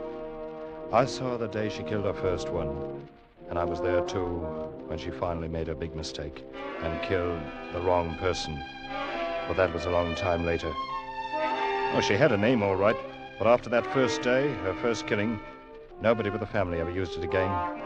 Everyone else from that day on would look at her half afraid and half snarling, and they called her the Brute.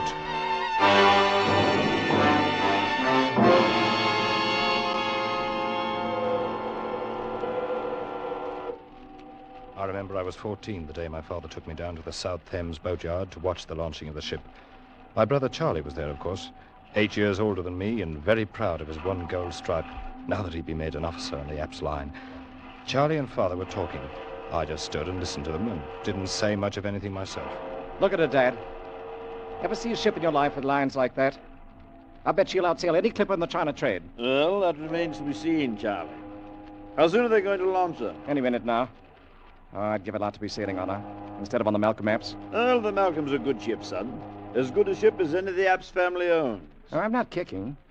I'm glad enough to be through apprenticeship and get my commission. But even at that, I'd almost rather be a bosun on this ship than third mate on the Malcolm. I understand that Colchester's to be her captain. Yes, that's right. Oldest commander with the Apps & Sons line. Look at the size of her, Dad. She's a full 2,000 tons. Less half a ton, Charlie. Oh, good morning, Mr. Jermyn. Mr. Wilmot. Hello, Ned. How do you do, sir? No, Charlie, she came to 1,999 and a half when we measured her up. Well, 2,000 tons or not, Mr. Jermyn, you'll never build a better ship than this one. I don't know, Charlie. I built her the way Mr. Ops once did. She's big and she's stout, but I don't know. And what's your reason for saying that, sir? No reason that makes any sense. About the devil's own time with her. Cabin doors jamming when they shouldn't. Edge covers that wouldn't fit after they'd been measured up. Blocks fouling for no reason at all. I don't know, Mr. Wilmot. But if she were a human being, I'd say that maybe she's insane. Oh, come now. You've been working too hard, Mr. Jermyn. Better take a vacation now that she's finished. Well, I could certainly use... I say, that's Maggie Colchester up there, the captain's niece. Is she going to do the christening? That's right, Charlie. And I'd better get down below now. My own men are going to knock the stays loose and let her slide down into the water. Well, good luck, Mr. Jermyn. Thanks, Mr. Wilmot. Come on board for the celebration after she's launched. Bring the boy. Fine, thank you. We shall be there. They'll let it go any minute now. Dad, I'm going to sail on that ship someday. Oh, you'll probably sail on a lot of AFRTS line ships before you're through, Charlie. Look, they're giving Maggie the champagne now, and she's going to christen it. Yes, listen. I christen the Apps family. The Apps family. So that's what they're naming her, eh? All right, men. Knock out the stairs. Let her go. Look, Dad, she's starting to move. There she goes. Yes, and look at that speed. I never saw it. Jermyn, look out! Good Lord, he fell right into the waves and she went over him. He didn't fall. A timber rolled off the deck and knocked him under. She slid right over him. Mr. Jermyn, the man who built her. She's launched in blood, if that means anything. She's a brute and a murderess now, Charlie. Still think you'd like to sail on her? It was an accident. It doesn't mean anything. Perhaps not. I'll sail on her someday, sooner or later. I will sail on her.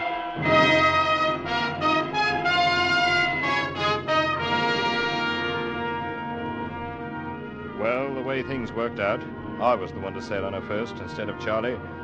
He'd gone on out to the Orient aboard the Malcolm. And 6 months later, when I started my apprenticeship, I found the company had assigned me to report to Captain Colchester on the Apps family, or the Brute, as everybody was calling it privately. There was some kind of mix-up in the sailing orders, and by the time I came on board, a tug already had a line on the big sailing ship and was starting to ease her stern first out into the channel. All right now. Ease ahead there.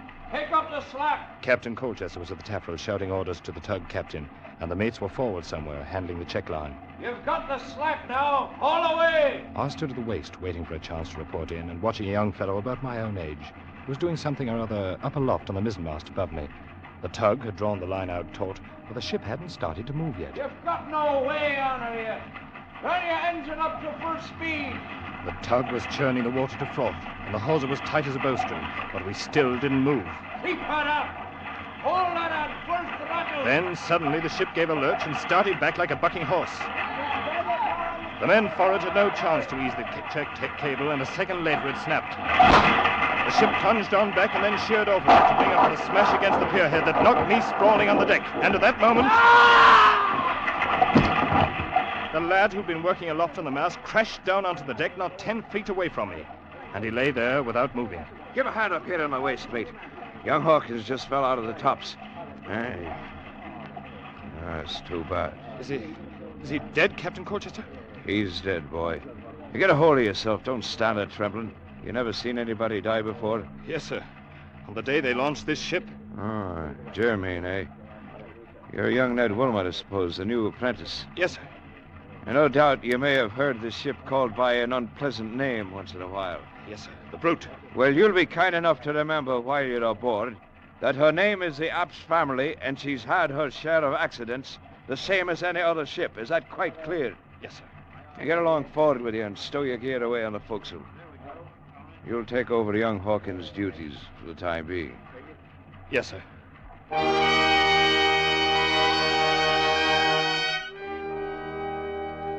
I sailed aboard the Brute for the next 4 years and watched her kill 9 men during the time. We got so we'd try to outguess her, try to figure how she'd do it the next time.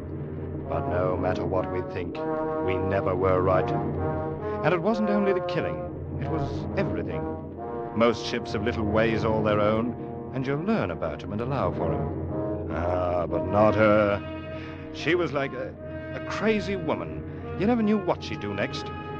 I remember once off the Gold Coast, she ran before a gale for 2 days as pretty as you please. And then broached to twice the same afternoon. Flung the helmsman clean over the wheel the first time, and the second time swamped herself fore and aft and split out every stitch of canvas. And after we got the decks cleaned up, we found 1 seaman had gone overboard. He was her 5th, I guess it was. Or maybe the 6th.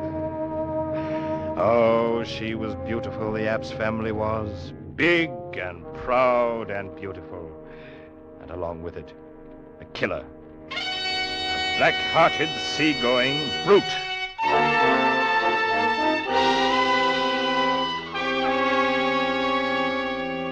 My brother Charlie was on the China run all that time. First on the Malcolm and later on the Lucy Apps. But we never happened to hit port on the same time. Finally, the time of my apprenticeship was up. We boomed into London at the end of the trip. I went before the board for my papers. I guess they figured anybody who could stay alive for 4 years on the Brute must be a seaman. Anyway, I passed, and Mr. Apps handed me my sailing orders along with the commission. I was assigned as 3rd mate to Captain Colchester on the Apps family. Well, congratulations, Ned. Glad you're going to stay with us. Thanks, Captain Colchester. You've been a hard-working apprentice, and I've no doubt but you'll be a good officer. In fact, we have a man on board who'll make sure of that. Why? What do you mean, Captain? Got a new first mate on this trip. Come in, Charlie. Charlie? Well, hello there, youngster. I say, you've been doing a bit of growing the last 5 years. Charlie, I didn't even know you were in port. Been in for a week down country, though. I hear you fooled the board. Careful, man. You're talking about your own 3rd mate. Yes, so they tell me. And you'll be jumping lively on this trip, my boy. Easy, easy. Don't forget I know this ship and you don't. And I'll learn it quick enough. Been wanting the chance for a long time. And between us, I think we can even break this jinx. Lads, there'll be no talk of a jinx on this trip. At least not in the cabin as long as Maggie's going along. Maggie? Who's Maggie? Ask your brother. I think he's the one who talked her into the trip. Though she claims it's for her health. I'll leave you two to get acquainted. We'll be about 10 days loading if you've got any plans. What's he talking about, Charlie? Who's Maggie? His niece, Maggie Colchester. You remember her, the girl who christened the ship? Oh, of course. Ollie, well, hasn't Dad told you where I've been spending shore leaves for the last 1.5 years? No, Charlie, I didn't know anything about it. Well, then let me show you something. Here. Now, if I have my way, Mag will be wearing this before the trip's over. Here, take a look. Blimey, that's all right. Yes, I bought it in Cape Town. It's a blue-white diamond set in platinum. Is it big enough to go on a finger? Oh, it's big enough, all right. And that's where it's going if I can talk her into it. And who's going to talk who into what, Charlie? Maggie, I was, saying that, I hoped I could talk you into going ashore for dinner with me. Oh, were you now? You big liar. Oh, Maggie, this is my brother, Ned. Ned, this is Maggie. How do you do? And are you one of the officers, too? I'm the new third mate. Well, I certainly hope you're more truthful than your brother. Maggie. Whose invitation to dinner I am accepting with pleasure. Oh, really? See you both later. All right, you are. About an hour. Charlie, she's lovely. Well, she's more than that, Ned. She's everything as far as I'm concerned. Well, in that case, good luck. I hope you get her. Well, we'll see about that. Anyway, with Maggie aboard, we've got to make sure this Jinx ship stays on good behavior for once. It'll be the first time if she does. And it's the first time we've had both the Wilmots on board together. We'll tame her down, Ned. We'll make her calm and peaceful as an old workhorse. Just you wait and see if we don't.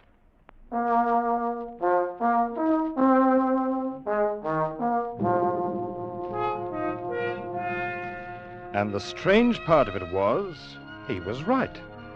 We stood out past Gravesend and made the passage to the China coast in 121 days of the finest weather you could ever hope to meet. And for the first time in her bloody life, the old ship settled down and sailed herself, as neat as you please. Charlie and I'd talk about it sometimes when Maggie wasn't around, and he'd always laugh and say the brute knew when she'd met her match that she didn't dare try to buck the two of us. But I was more ready to give the credit to Maggie, to think maybe she'd charm the old murderess the way she'd charmed all the rest of us. From the second day out, Maggie was the secret darling of every man on board.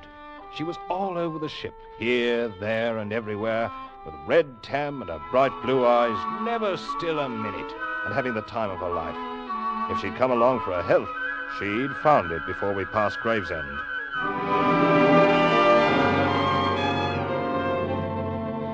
We raised a storm on the passage back and ran 4 days in a heavy gale.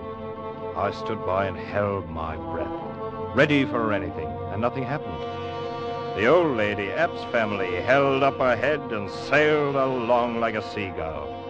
Any time before, she'd have buried her gunwale in the quartering seas, but now, all the water she shipped you could put in a teacup. 109 days from Hong Kong, we raised the Dungeness light, and early the next morning picked up a tug off Sheerness for the long tow upriver to London. The ship followed along on the tow line like a puppy on a leash, and we moved slowly up the river past Gravesend. All of us were glad to be home, but Maggie most of all, I think, because she'd never been at sea so long before. I had to smile at the way she danced around in the bows, picking out one landmark after another as we came to them, sometimes standing up on the spare anchor we'd taken in on the foredeck in order to get a better look at the riverbanks ahead. She wasn't wearing the ring yet, but I knew she was going to, and was only teasing Charlie as long as possible. What's wrong, Ned? That tug stopped her engines. Collision up ahead in the channel, Charlie. Looks like a yawl and a schooner fouled together. Oh, yes. Well, looks like they're clearing it up now. Guess we can move again in a couple of minutes.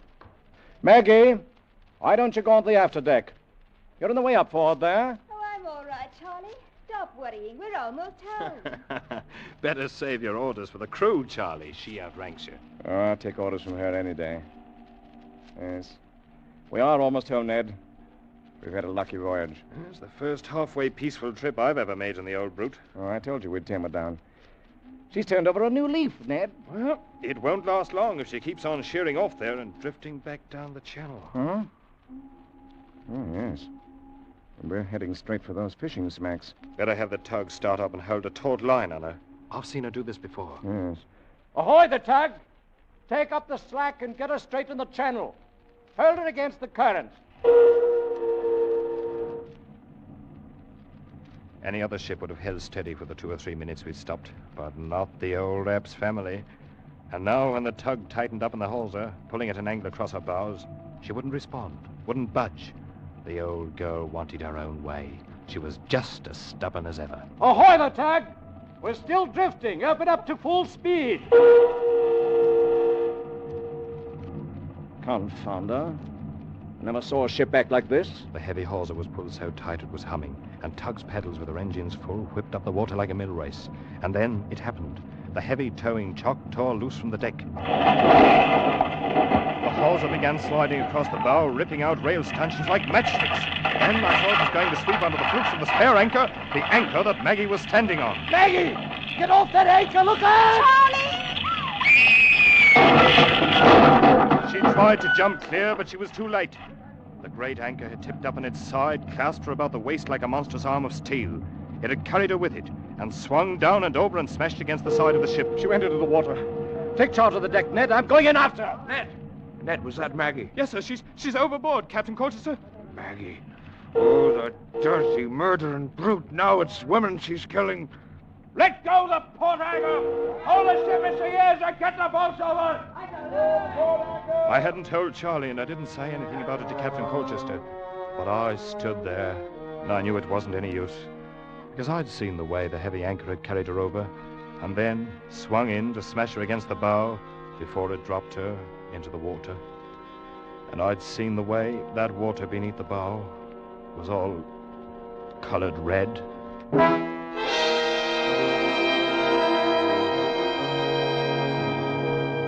They found her at late afternoon when the tide turned, and she floated clear of one of the mooring buoys. And the next morning, we tied up in the London docks.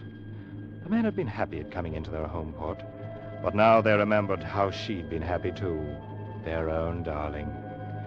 I'd never before seen a crew leave a ship so quietly, and some of them, when they reached the wharf, turned back and cursed her under their breath.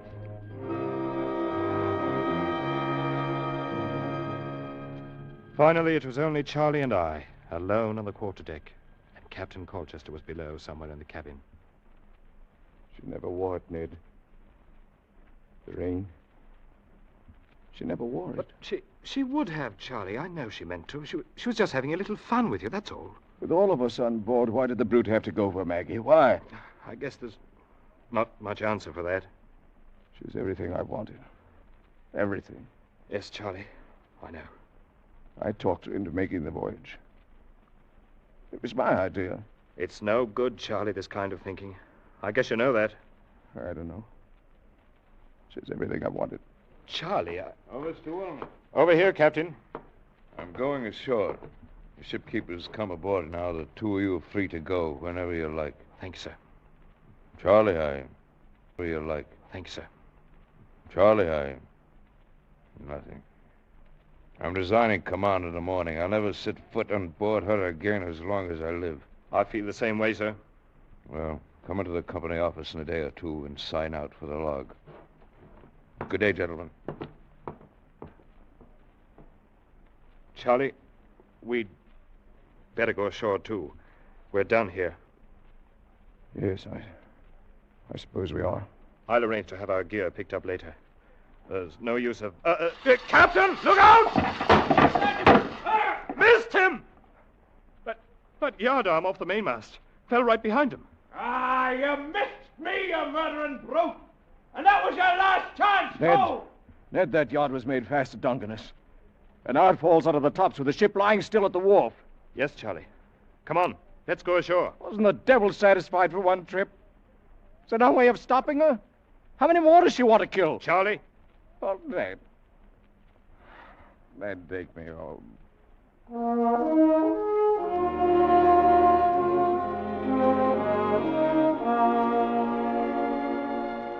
Charlie was 10 years older by the time we reached home, and it was 2 weeks before he'd do anything more than sit in his room and stare at the wall, saying nothing. Captain Colchester carried out his threat and resigned from the company the morning after we docked, and I filed my application for a transfer. The Apps family was reloaded and ready to sail, but she stayed on lying at the wharf with nobody to take her out. And that's the way things stood for 2 weeks, until one morning a bombshell dropped.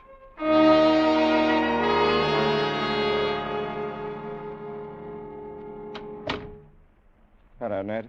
Charlie, I wondered where you went this morning.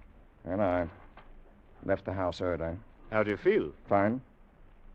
Ned, Mr. Apps tells me you've applied for a transfer.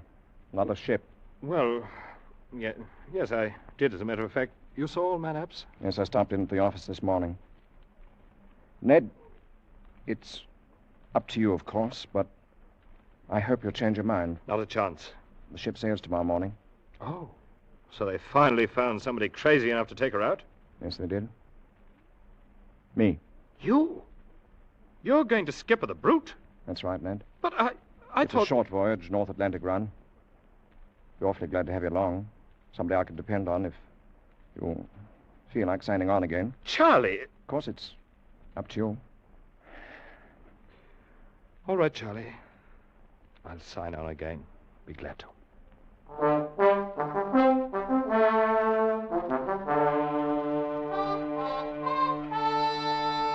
We boomed out past the Sheerness Light and headed north, hugging a lee shore in a stiff breeze. The ship drove ahead as steady as a barge, with scarcely a roll or a quiver. But in spite of the smooth and easy way she handled, I couldn't help feeling uneasy. I could sense the black spirit of her brooding somewhere down inside, mocking and taunting us with her bloody memories, and waiting for a new chance.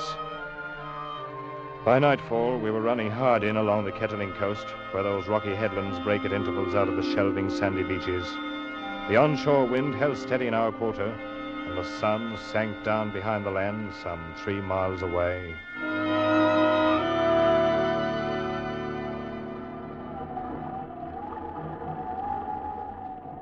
It wasn't quite full dark yet when Charlie sent for me. I came up to where he was standing alone near the wheel. Is that you, Ned? Right, Charlie. Bosun said you wanted to see me. Yes. I did send for you, Ned. Hold her steady as she goes, close to the wind. Aye, sir. I've been standing here, thinking about Maggie, Ned.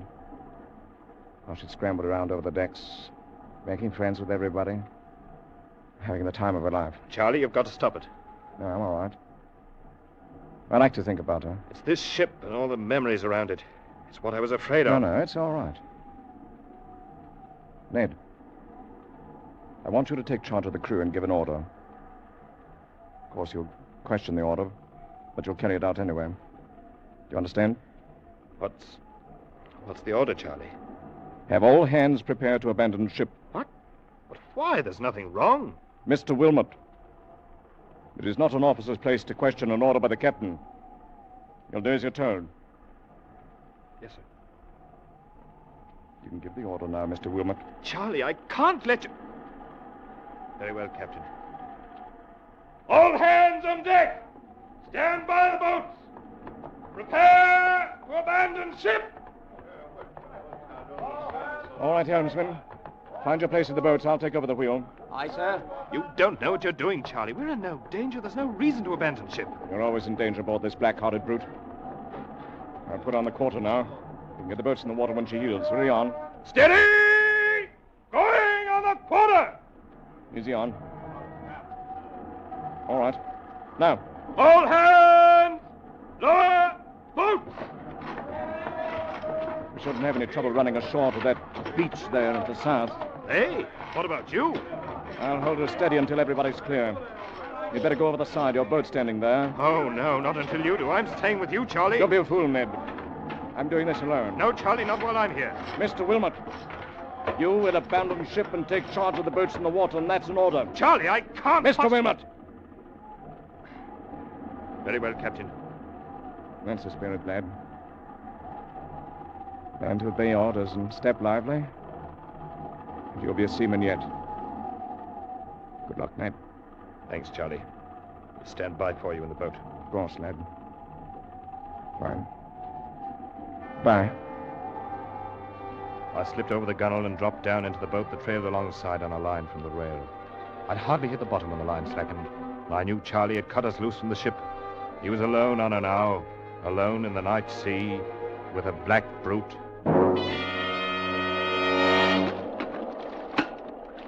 Look, sir, look! He's laid it over, away from the wind. Charlie had put the helm over hard. With a terrible shudder of her dark sails and a smother of white foam from her bows, the great ship heeled about in a sharp turn and then began to drive ahead like some mad thing before the wind, straight before the wind and straight toward the shore. Look, sir, the rocks on the headland. She's going to smash herself. Faster and faster she plunged ahead through the weltering seas, faster and faster on the back of the gale, while the black-hearted spirit of her screamed in the ratlines. Look, sir, the rocks! What in the name of heaven is he going to do? And now, for one long instant, she hung poised at the top of a plunge and then drove smashing downward onto the rock.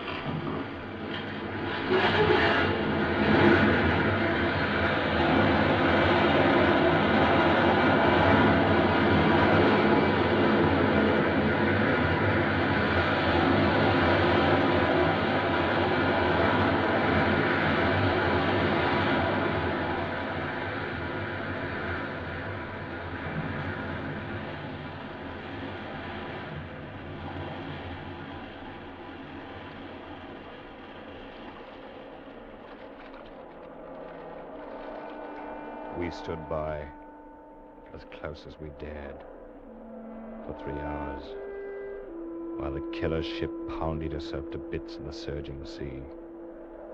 But we didn't find my brother Charlie.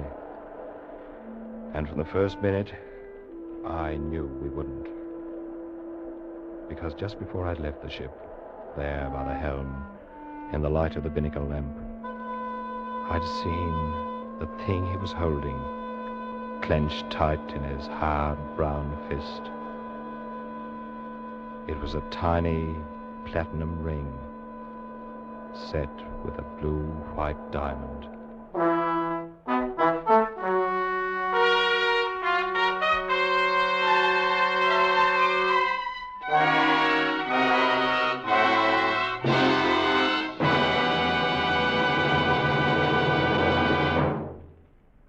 Escape is produced and directed by Norman MacDonald, and tonight brought you The Brute by Joseph Conrad, adapted for radio by Les Crutchfield, featuring Dan O'Herlihy as Ned Wilmot and Eric Rolfe as Charlie Wilmot, with Nina Cowden as Maggie, Jeff Corey as Captain Colchester, Wilms Herbert as German, and Parley Bear as the father.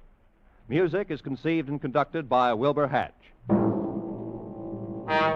Next week. You are far into the remote hill country of Afghan, caught in an ambush by the fierce Pathan tribes, trapped in a hopeless fight from which there seems no escape.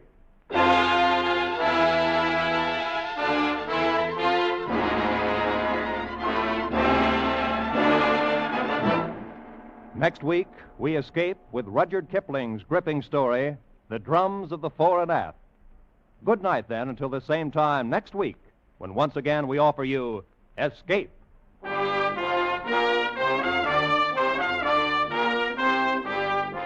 This is CBS, the Columbia Broadcasting System.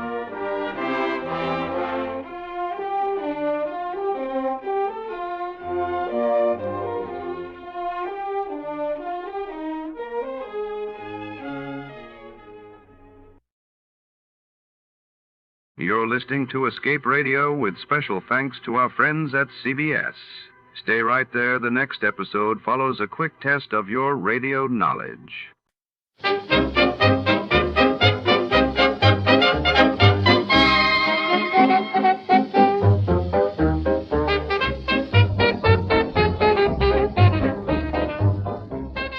Step inside the shadowy corridors of the city's most exclusive art gallery, where priceless paintings line the walls and secrets hide behind gilded frames.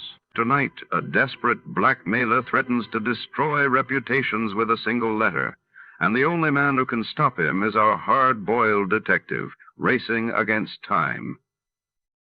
Before the gala begins, in this world of elegance and danger, every whispered conversation could be deadly.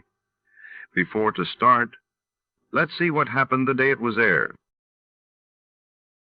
It was November 23rd, 1955, and that day the world watched as the Geneva summit concluded with leaders seeking new paths for peace, while in Buenos Aires, Eva Perón's body was returned to Argentina amid massive crowds and national mourning. Top Mills.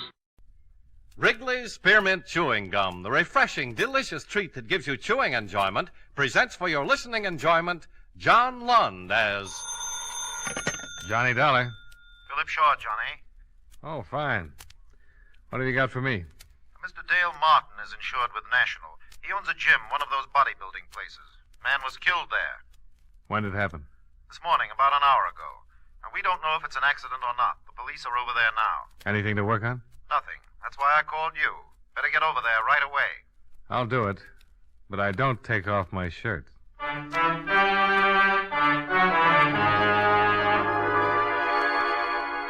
The makers of Wrigley's Spearmint Chewing Gum bring you John Lund in a transcribed adventure of the man with the action-packed expense account, America's fabulous freelance insurance investigator. Yours truly, Johnny Dollar.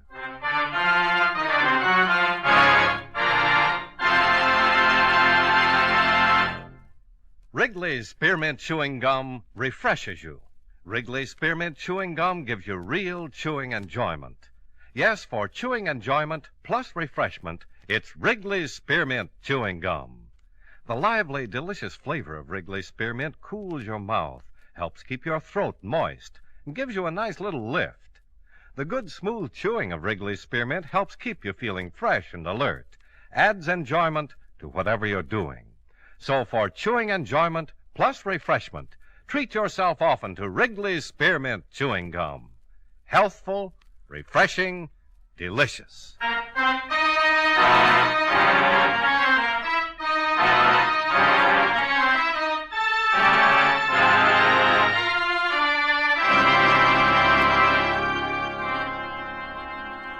Expense account submitted by Special Investigator Johnny Dollar to Home Office, National All-Risk Insurance Company, Hartford, Connecticut. The following is an accounting of expenditures during my investigation of the blackmail matter. Expense account item 1, $1.40, cab fare and tip for ride from my office to Martin's gym.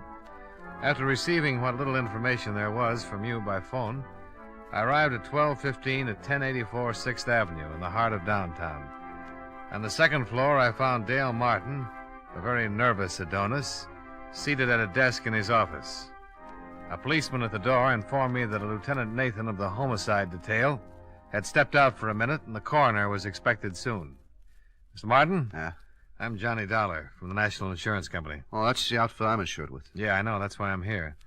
I want to get the facts in case there's any claim. Now, tell me, what happened? I don't know. I went back to the locker room to check on the towels, and I found him lying on the floor. Found who? His name's Royal, Frederick Royal. He's been coming up here for over a year. Well, why did you call the police and not a doctor? Because I think he was murdered.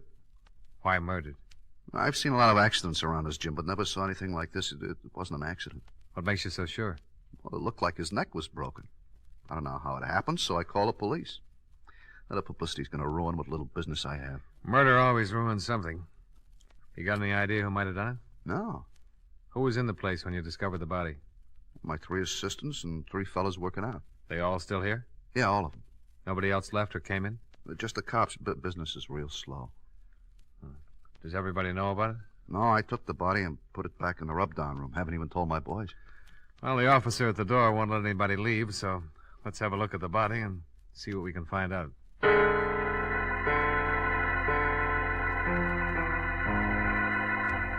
Martin left one of his boys to answer the phone, and everyone else was keeping busy wrestling with weights as he led me through the locker room.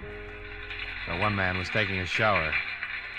At the end of the room, he unlocked the door, and we walked in. The smell of rubbing alcohol was strong enough to give you a hangover. There were white curtains separating 2 rubbing tables. The first one was empty. In back of that curtain, Mr. Dollar. Okay. Not very pretty. Circus rubber man would need vulcanizing if he turned his head that far. Busted neck, all right. I wish the coroner would get in and take him away. It hurts me seeing his head hanging like that. Why don't you move it? Oh, no, sir, not me. I caught it good from the lieutenant for moving him in here. Well, don't worry about Mr. Royal. He can't feel a thing.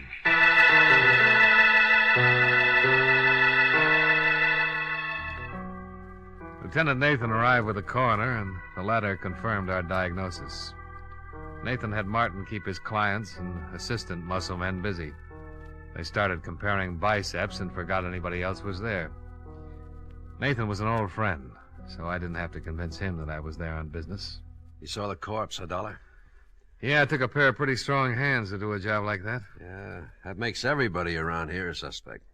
Got any ideas? Yeah, you'd have to know a man pretty well to let him get that close to you without starting something. Yeah, somebody could have been rubbing a kink out of his neck and got carried away with his work. Yeah. Why don't we start asking some questions? Yeah, I'll go out and round up everybody. Might as well start at the beginning.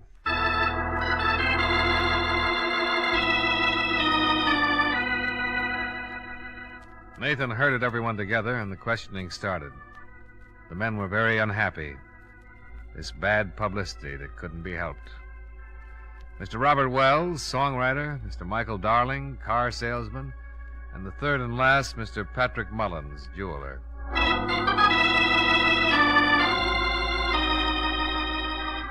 Three prosperous men, three prosperous denials. The assistants came next, the three men who worked for Martin. First, Bernie Carroll, the man who'd instructed Fred Royal, the one who'd put him through his exercises and sent him in to take a shower before he cooled off and got stiff. Sure. I worked him out and sent him in the shower like always. We tell him to take a good long hot shower to relax the muscles. Isn't that right, Dale? That's right, Lieutenant. That's the way it works. Bernie left him, went over to start on Mr. Wells. Bernie's a pretty strong boy. Yeah. Any one of us could have gone to the locker room at one time or another, Lieutenant. You found him, didn't you, Mr. Martin? Yeah. Why did you happen to go back to the locker room at that particular time? Well, I do it every day. Check on a towel, soap, see that everybody has everything he needs.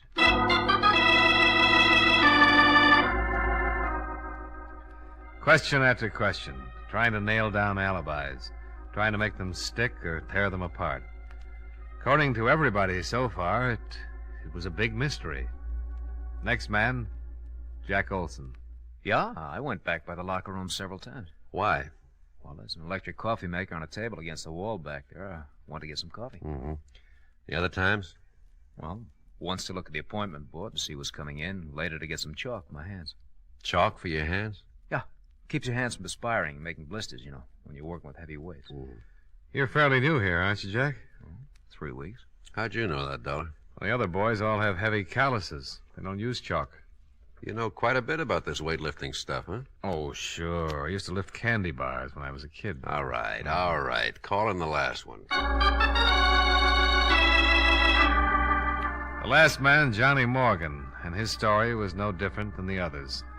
Yes, he'd walked back past the locker room. No, he had not slipped in and popped Mr. Royal's neck while he was preparing to take his shower. The coroner removed the body, and all the rest went down to the precinct to sign formal statements. They were all released and sent home, pending further investigation. I hailed a cab and rode home with Dale Martin. Would you like some apple or carrot juice? Well, I'll try anything once. Good for you. Yeah, I figured that. You didn't kill him, did you, Martin? Don't be silly. He was the best customer I had. I wouldn't kill off my business. Here. Thanks. You have any ideas, Dollar? Nope. How long did you say Fred Royal had been coming to your gym? Over a year. What do you know about him? Not much. He was a wolf, like the girls. Always talking about the gal he was out with the night before. I got tired of his gab. I put him straight. You know what business he was in? Whatever it was, he had a lot of money. Wore a new suit every time he came around. Oh, excuse me. Hello? Oh, just a minute. For you, Dollar. Oh, thanks. Hello? I got something on the dead man. Got a record. Blackmail. You know where he lived? We're checking. Oh, wait a minute. Martin, you wouldn't by any chance know where Fred Royal lived, would you? Well, I send a bill to him every month. I got my books here in the apartment. I'll get the address. Oh, Nathan, Martin's got his address. I found something else in his personal effects. Key to a safety deposit box. Boys are checking to see which bank. Here's the address, Dollar. Fred Royal, 673 East Weeping Willow Circle. I told Nathan I'd meet him at Royal's place. I downed my liquefied carrots, said goodbye to Martin. Half an hour later, the lieutenant and yours truly, Johnny Dollar, were tearing Mr. Fred Royal's apartment to pieces. Nothing. Yeah, I came up empty, too. Hey, What's the matter? here's a date book. Good. Maybe we've been working on a holiday. See, here's a name. Barbara Carroll. Carroll. That's the name of one of Martin's muscle trainers, Bernie Carroll. Same name on some of the other pages. The 5th, Barbara, 6 o'clock. Again on the 2nd, Barbara, 8 o'clock. Again on the 28th and the 22nd. Wonder if there's any connection. Oh, might be his sister. Let's give it a try. Bernie and Barbara Carroll. Sounds like something they'd play at the Palace. Well, let's go see their act.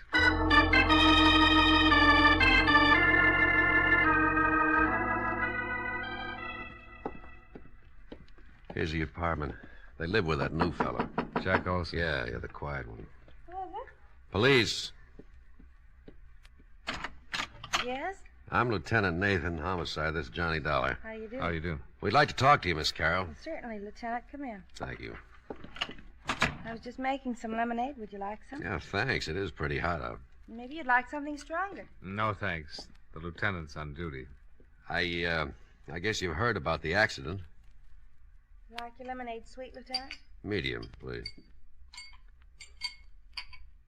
Here you are. Oh, thank you. Your brother didn't mention anything about your going out with Royal. He was probably protecting his little sister. The lieutenant found your name written in Royal's date book. I've been out with him 6 or 7 times. You know what his business was? He never discussed it. Did you ever meet any of his friends? No. Did he ever mention any of the other fellows at the gym? At the gym? I don't think so. Uh-huh. Jack Olson lives here, doesn't he? That's right. Whose picture is that on the piano? Oh, that's Jack's father. You don't have any idea why anyone would want to kill Royal, do you? No. How did Jack Olson happen to move in here with you and your brother? Bernie asked him to. When he went to work for Martin, he was living in a terrible place. One small room. I told Bernie he could move in here if he shared the rent. Uh-huh. How well did Olson know Royal? He'd seen him at the gym. Seen him here when he came to pick me up. Where's Olson now? Working, I think. Well, thanks, Miss Carroll. We'll be talking to you again. More lemonade? Later, maybe, Miss Carroll.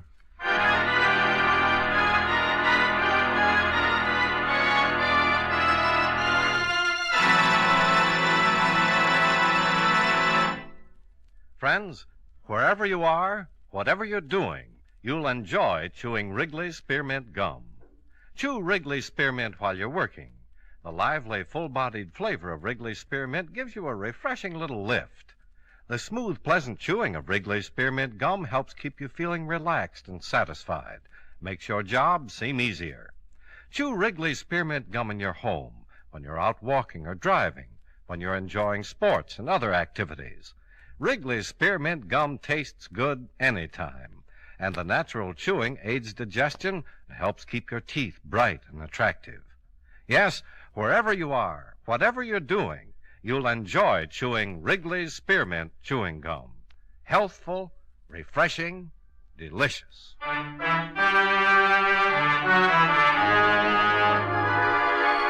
now, with our star, John Lund, we bring you the second act of Yours Truly, Johnny Dollar.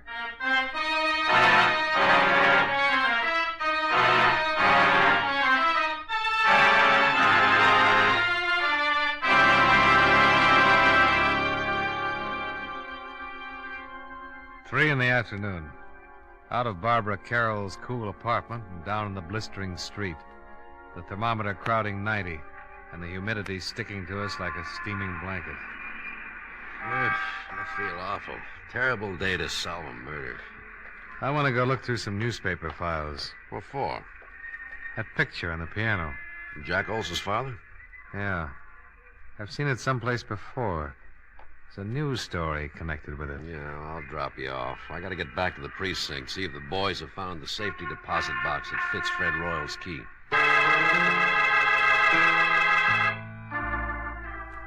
Nathan dropped me off at the newspaper, and I went down to the morgue to do some hunting. The air conditioning made the job easier, and by 4 o'clock I was headed for Nathan's office. We found the bank and the safe deposit box. Oh? Anything turn up? Yeah. Royal was doing some pretty fancy blackmailing. Here's a bundle of evidence and a list of names. Mm-hmm. Well, I can understand why someone would pay to keep these out of circulation. Yeah. Lousy photography. What'd you find out? Here. Newspaper clipping. Oh, picture of Jack Olson's father. Same as the one on the piano. Prominent banker leaps to death. William Barrett. The boy's name is Olson. That's what he calls himself. William Barrett. Barrett.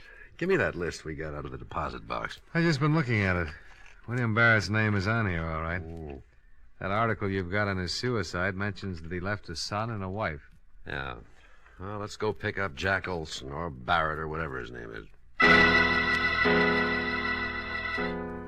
Well, it might not have meant a thing, but at least we had found one person who had a strong connection with Frederick Royal other than socially. The boy who called himself Jack Olson was the son of one William Barrett, deceased, and one of Fred Royal's blackmail victims. Barrett had jumped off a tall building, and according to the newspaper, he had left no reason for his actions. There was a possibility that Fred Royal's blackmail had driven him to it, and if that was so, his son would have had a very strong reason for wanting to break Mr. Fred Royal's neck. We climbed into a squad car and hurried back to Barbara Carroll's apartment, where Jack Olson lived as a boarder.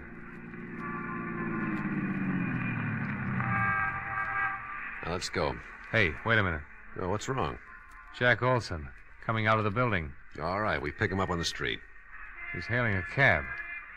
Come on, let's see where he's going. Wouldn't it be easier to just ask him? Oh, stop trying to ruin my afternoon. You know, there's nothing more relaxing than a pleasant drive through quiet, peaceful old New England. We started tailing Jack Olson's cab. Across town. Along the Merrick Parkway. Across a bridge. He's headed for Long Island. Well, your Connecticut badge won't be much good over there. We kept going across the Sound, past the outskirts of a couple of waterfront towns and onto a long highway. Pretty expensive cab ride. Pretty expensive. Pretty important. Yeah. Well, they're turning off on that road. Hope we don't lose them.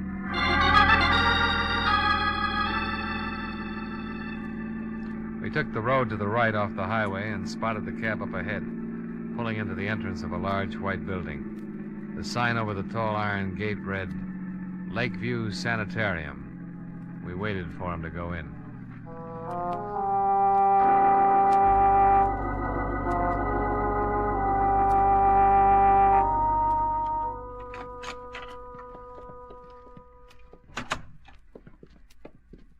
Yes? Is there something I can do for you? I'm looking for a man.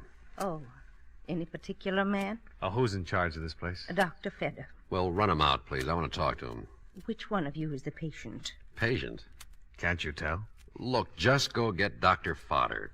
Fedder. Oh, Fedder, okay. Go get him and tell him Lieutenant Nathan wants to talk to him. Lieutenant Nathan? Of the cavalry. Huh?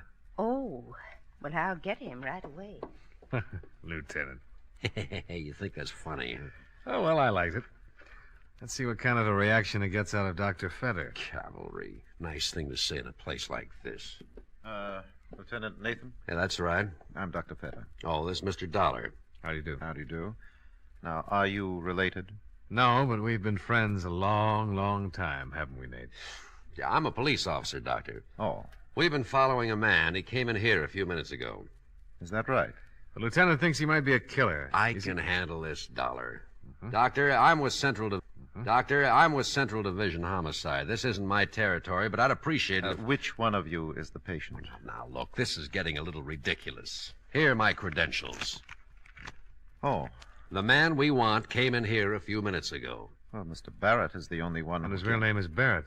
Who's he seeing? His mother. What's wrong with his mother? Mrs. Barrett is seriously ill. Have anything to do with her husband's suicide? Everything to do with it. I doubt if Mrs. Barrett will ever recover. We went back out to the car and tried to put it all together. Jack's father had jumped off a roof. He was being blackmailed and couldn't take it. The shock of his suicide had driven Mrs. Barrett into a permanent breakdown, and Fred Royal had been responsible for the whole thing. Motive enough for Jack to get a job with Dale Martin so he could get his hands on Fred Royal's neck. Cavalry. Oh, stop groaning. Tell me what you think of my theory. We still need a confession. We'll get it. Mind if I make a pest of myself and ask how? Let's ride back to town and see Dale Martin.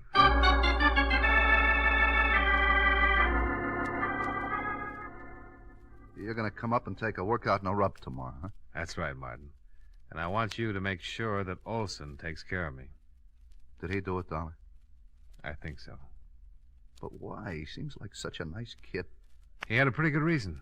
But we need a confession, and Dollar has an idea how to get it. I want Olson working on me through the whole workout, especially when I get on the rubbing table.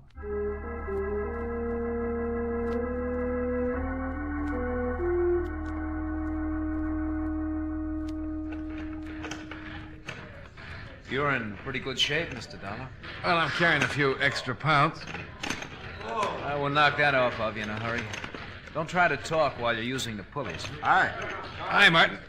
He's in pretty good shape, Mr. Martin. Now, let's see. Better not do too much on the stomach the first day. I'll see you later, Mr. Dollar. Nice fella, Martin. Yeah, very nice. Tell me, have you found out anything about Mr. Royal's death? Oh, the police have got a few ideas. Lieutenant and I went up to see your roommate's sister. Yeah, Barbara told me. I hope you don't suspect her. She kind of liked Mr. Royal. She wouldn't have any reason to kill him. All right, let's go back to the rub table before you cool off. Huh?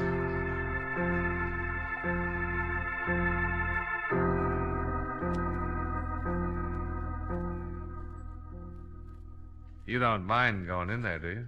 No. Why should I?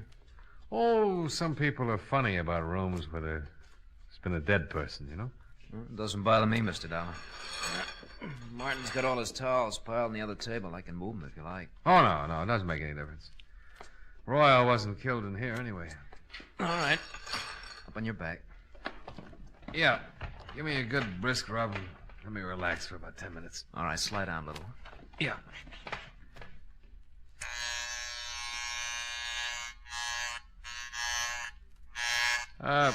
What'd you do before you came to work for Martin, Jack? Oh, not much. Went to school, finally decided to look for a job. Found this one. You ever study this sort of thing? No, there's really not much to it. Martin shows us how to use the machines, help the clients, and rub the neck and back. Well, then all you need is a good build, a strong pair of hands, huh? Yeah, I guess so. Your family live in Hartford? No. I noticed a picture of your father on Barbara's piano. Fine-looking man. He's dead now.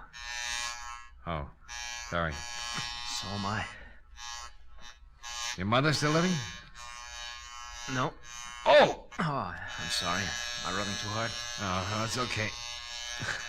Well, you certainly got the strength for the job. Yeah, I'll turn off the vibrator and just use my hand.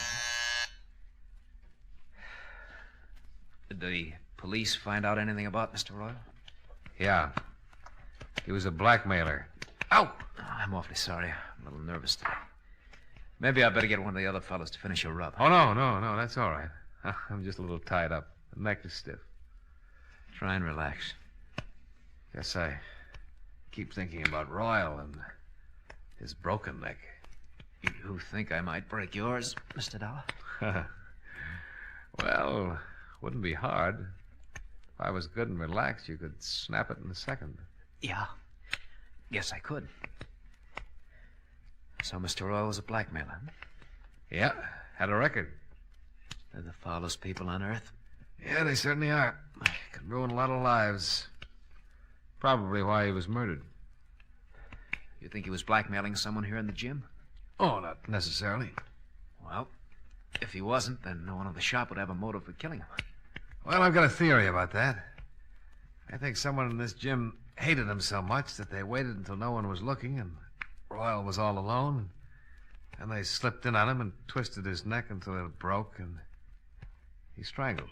Well, why would they hate him so much if he wasn't blackmailing him? He might have been blackmailing someone very close and dear to the killer. Maybe the person Royal was blackmailing couldn't stand it. Committed suicide. It's an interesting theory. Take your family, for instance. Ouch! I'm sorry. You weren't relaxing. Supposing Royal was blackmailing a member of your family. Your father, for instance. I can't rub your neck unless you relax more. Maybe your father couldn't take it. Maybe he couldn't pay him anymore, and Instead of disgracing his family, he committed suicide. Just turn your head a little to the side, Mr. Dollar. That better? Much. Well, if that happened to my family, Mr. Dollar, I guess I would kill Mr. Royal, not mind a bit. How does your father die, Jack? He jumped off a roof. Now, if you just turn your head a little more, I'll try to pop your vertebrae, huh? We followed you out to Long Island yesterday, Jack. I'm going to adjust your neck, Mr. Dollar. It's better if you relax so it won't hurt. Well, if you wanted to, you could pop it anyway. I couldn't stop you in time. No, I don't guess you could. There, now the other side, huh? Did you kill Fred Royal? Yes. Relax. All right, Mr. Dollar. Let's go down to the police station. Lieutenant's outside with Martin.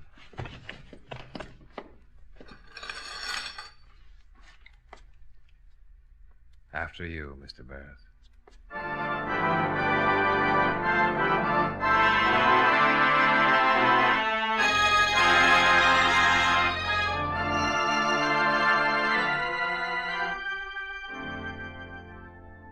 Nathan took Jack Barrett down to the station and got from him a signed confession. I went with Martin, and with every drink I saw another Barrett. So finally I gave it up and came up here to my office. Expense account. Item 2, $4.53. 1/5 of very dry gin. Martin forgot his health and hygiene for a couple of hours and finished what I didn't drink. Item 3, $16.75. Cab fare for a ride up through the country, all by myself. Expense account total, $22.68. Yours truly, Johnny Dollar.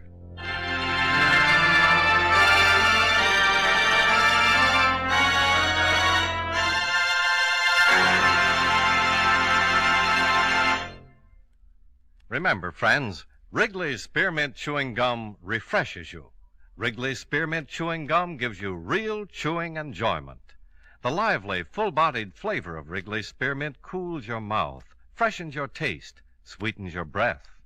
The smooth, pleasant chewing of Wrigley's Spearmint helps keep you feeling relaxed and satisfied, makes whatever you're doing more enjoyable. Yes, for refreshment plus chewing enjoyment, treat yourself often to Wrigley's Spearmint Chewing Gum. Millions enjoy it daily. Get a few packages and always keep some handy. That's Wrigley's Spearmint Chewing Gum. Healthful, refreshing, delicious.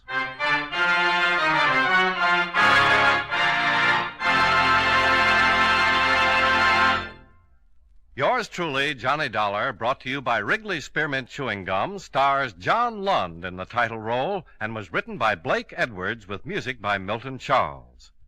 Featured in tonight's cast were Edgar Barrier, Hy Averback, Hal March, Jim Nusser, Tony Barrett, and Virginia Gregg. Yours truly, Johnny Dollar, is transcribed in Hollywood by Jaime Del Valle.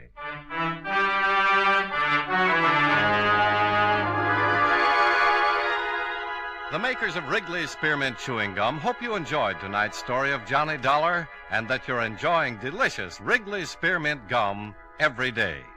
This is Charles Lyon, inviting you to join us again next week at this same time when, from Hollywood, John Lund returns as... Yours truly, Johnny Dollar.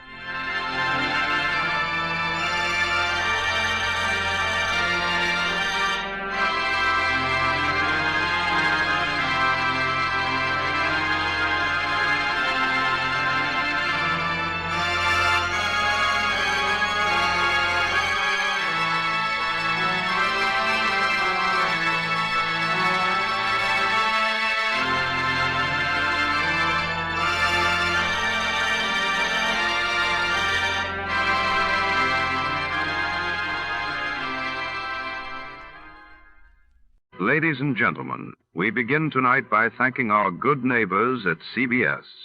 And now, before the next adventure reaches your radio set, a quick listener challenge.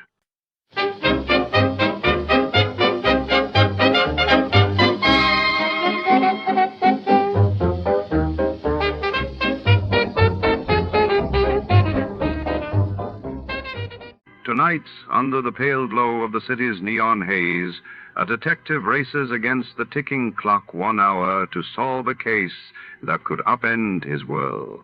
A mysterious femme fatale, a locked briefcase, and a web of deceit thicker than the midnight fog. Will he crack the code in time, or will the hourglass run out? Stay tuned as secrets unravel in the 1 Hour Caper. Before we begin, let's see what happened on the day it aired. It was March 12, 1947. That day, President Truman unveiled the Truman Doctrine, pledging support against communism in Greece and Turkey, while in London, the British coal miners' strike sparked fears of a national energy crisis. Sam Spade.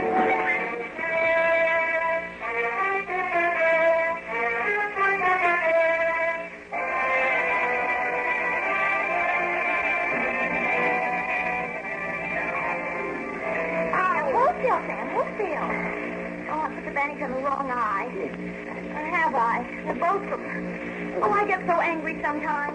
You go dancing on a hill like a schoolboy on the slightest provocation, and 1 hour later, just 1 hour, you come back with a broken head and a black eye and clothes torn all to pieces. Face like a wet geranium. Hold still. Then, feel, Sam. How is it? Is it too tight?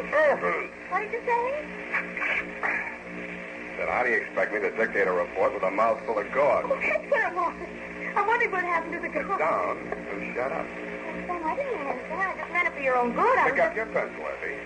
No, not the scissors. Oh, I'm sorry, Sam. I'm sorry. Two Patrolman Aloysius, FX Clancy, 3rd Precinct Station. Sam, to Officer Clancy? That's right. The nice fat policeman that walks up and down our street? The same, Effie, Michael He Lane. brings me candy once in a while. Down, Effie. From Samuel Spade, license number 137596, subject the 1 Hour Caper, Dear Clancy. Yes.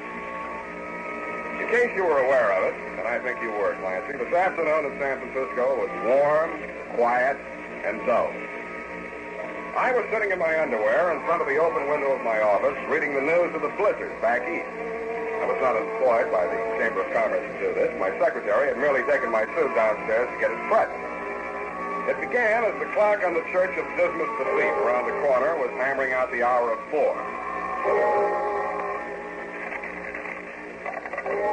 Yeah? Mr. Spade, this is Hank Page. Page's printer right across the street. We printed some cards for you, remember? Oh, yes, Hank. I was about to call you. My secretary is just making out the check. Oh, forget that bill, Sam. I need your help.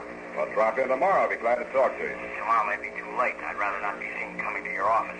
How about the saloon downstairs in your building, say, 5 minutes?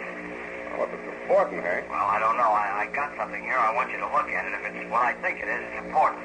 I gotta hang up now. See you in 5 minutes.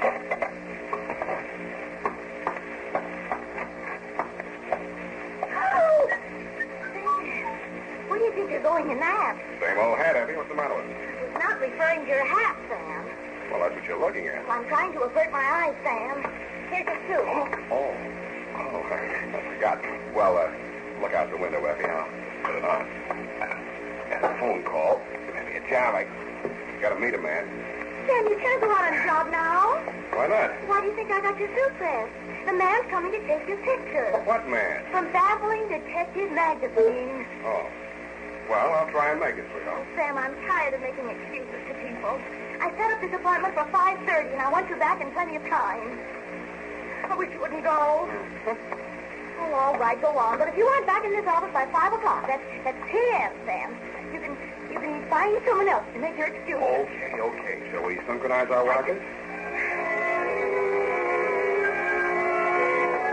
I skipped the elevator and walked downstairs to save time. It was 11 minutes after 4, last beer time, when I reached the entrance of the happy hour oyster and beverage bar. I turned and looked across the street. Hank Page was just stepping off the curb. He was jaywalking, but that didn't explain what happened. He saw it in plenty of time and jumped back out of the way. It saw him, too. The wheels cut sharply towards him, and the front bumper caught him just behind the knee.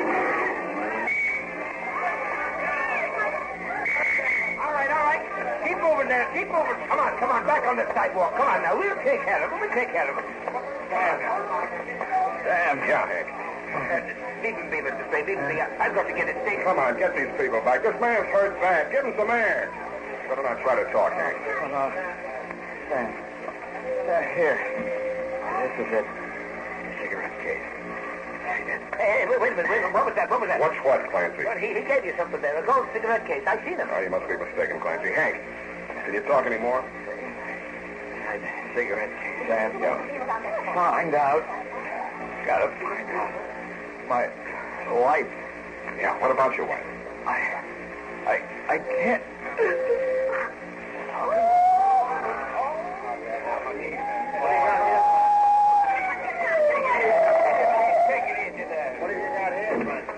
Hit and run. Looks kind of dead. Like I'd say we're dead, wouldn't you? This is more for a Clancy. DOA. Okay, boys. Okay, take him away. Now, come on, please, everybody, stand back. Any of you people identify this man? Yeah, I know. You better come along then.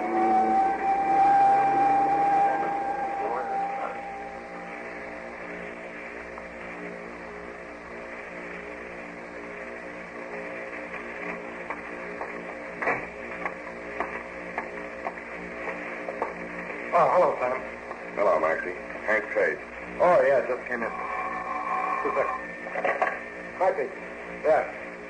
No, you better not look at him now. He's in no condition. Oh, sure. Sure, you can give her the money. He's in your effect. Yeah. Come on. Hey, it's Mrs. Spade. She didn't lose any time. Like to meet her, Sam? Yeah, Maxie, I would. You know, Lippy says she's going to look nice in time. That's so. Spade? What? I knew your husband slightly. My name is Sam Spade. Oh, yes. You're a detective. He said he was going to see you. Did he? Not quite. You happen to know what he wanted to see me about? Yes, he found something, a cigarette case. He couldn't tell me what it meant, but he seemed very worried about it. He told me that if anything happened to him, I should claim his belongings right away. See, here they are. His watch, a wallet, elk pin, school ring, cigar cutter, no cigarette case. Oh, now, please, Mrs. Page. I've got the cigarette case here. You've got it. How did you... Oh, he gave it to me just after the accident. I expect he was trying to tell me to give it to you. Here, you take it. Oh, no. His initials. No. Some woman gave it to him. I don't want it. Just put it away. Out of my sight forever. Okay. You can open your eyes now. It's back in my pocket. Thank you. Thank you. Now, let's talk, Mrs. Page. What was on your husband's mind? Well, I don't know. He wasn't very well. Heart trouble, nothing terribly serious, but he'd get these little spells and he had to stay home from work, sometimes a week or 10 days. But Mr. Soule, the foreman at the print shop, would look after things, you know. I even thought he was getting better. Your husband have any fights lately? Oh, no. He wouldn't dare with his heart. He had a black eye. Oh, that happened at home. He fell down. Yeah. Well, I'll be in touch with you.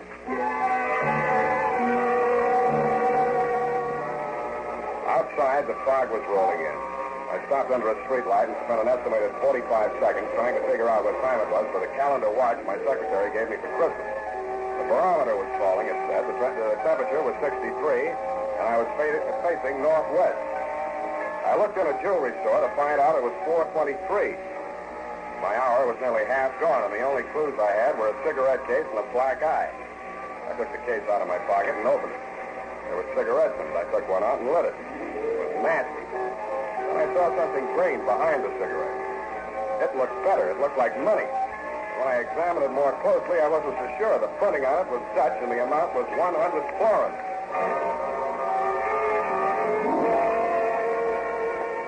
The banks were closed, but it only cost me 2 nickels and a paid telephone to find out where to take it. It was a small but solid-looking establishment on Montgomery. The gold lettering on the plate glass window said Van Pelden Meisner, commercial agent, Amsterdam, New York, San Francisco, Macao, and Curacao. Come in here. I want to see Mr. Meisner.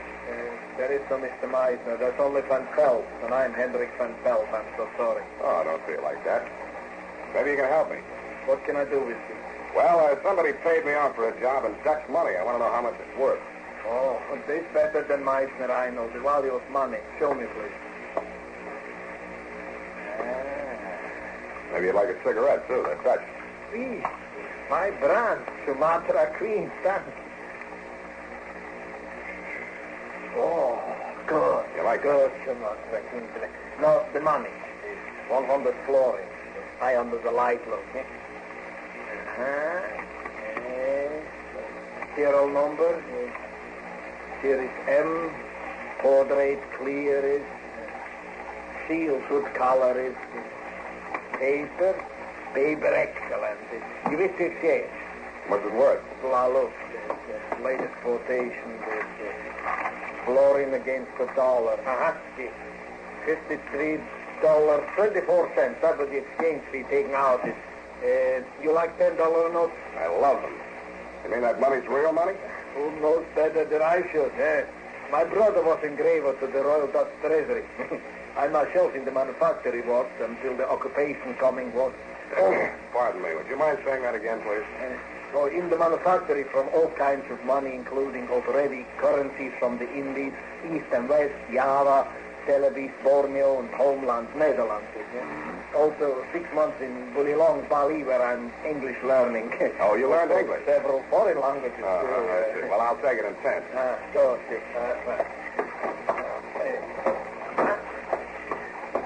10, 20, 30, 40, 50, 1, 2, 3, is that 9 cents and 20 cents, 3 cents. Danke. Oh, eventually... I spoke a little Dutch. Yes, eventually you have lived in San Francisco. For how long? Oh, eventually quite some time. Oh, I'm Hendrik van Pelt. How are you? How do you do? Yes, I noticed on the cigarette case, you have the same initial, HP. Who your name is, please? Polhaus, Herman Polhaus. Oh, in a Polhaus, you know, I like that cigarette case. With the coincidence, you sell me your Dutch money. Maybe also sell me the cigarette case with the Dutch cigarette. You like those cigarettes? Oh, I love that Sumatra Queen. You're going to have them for nothing. No, such a pity to remove them from the beautiful case. They go together, cigarettes and the case. How much? What would you say it's worth? Well, that could go $500. What do you pay? Nothing. I took it off a dead body. Get out! Get out! The grave robber! Help! Police! Stop thieves! Okay, Mr. Van Pelt, I'm going. Help! Police! Help!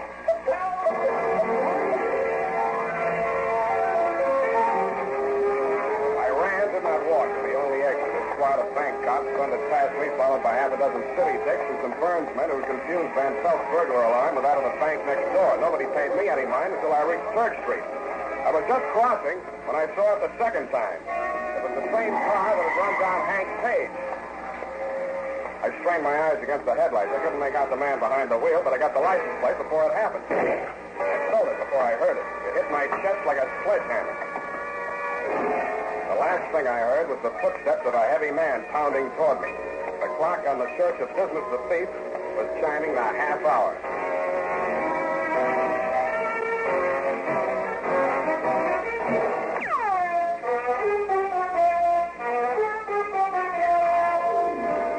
And now back to the 1 Hour Caper. Tonight's adventure with Sam Spade.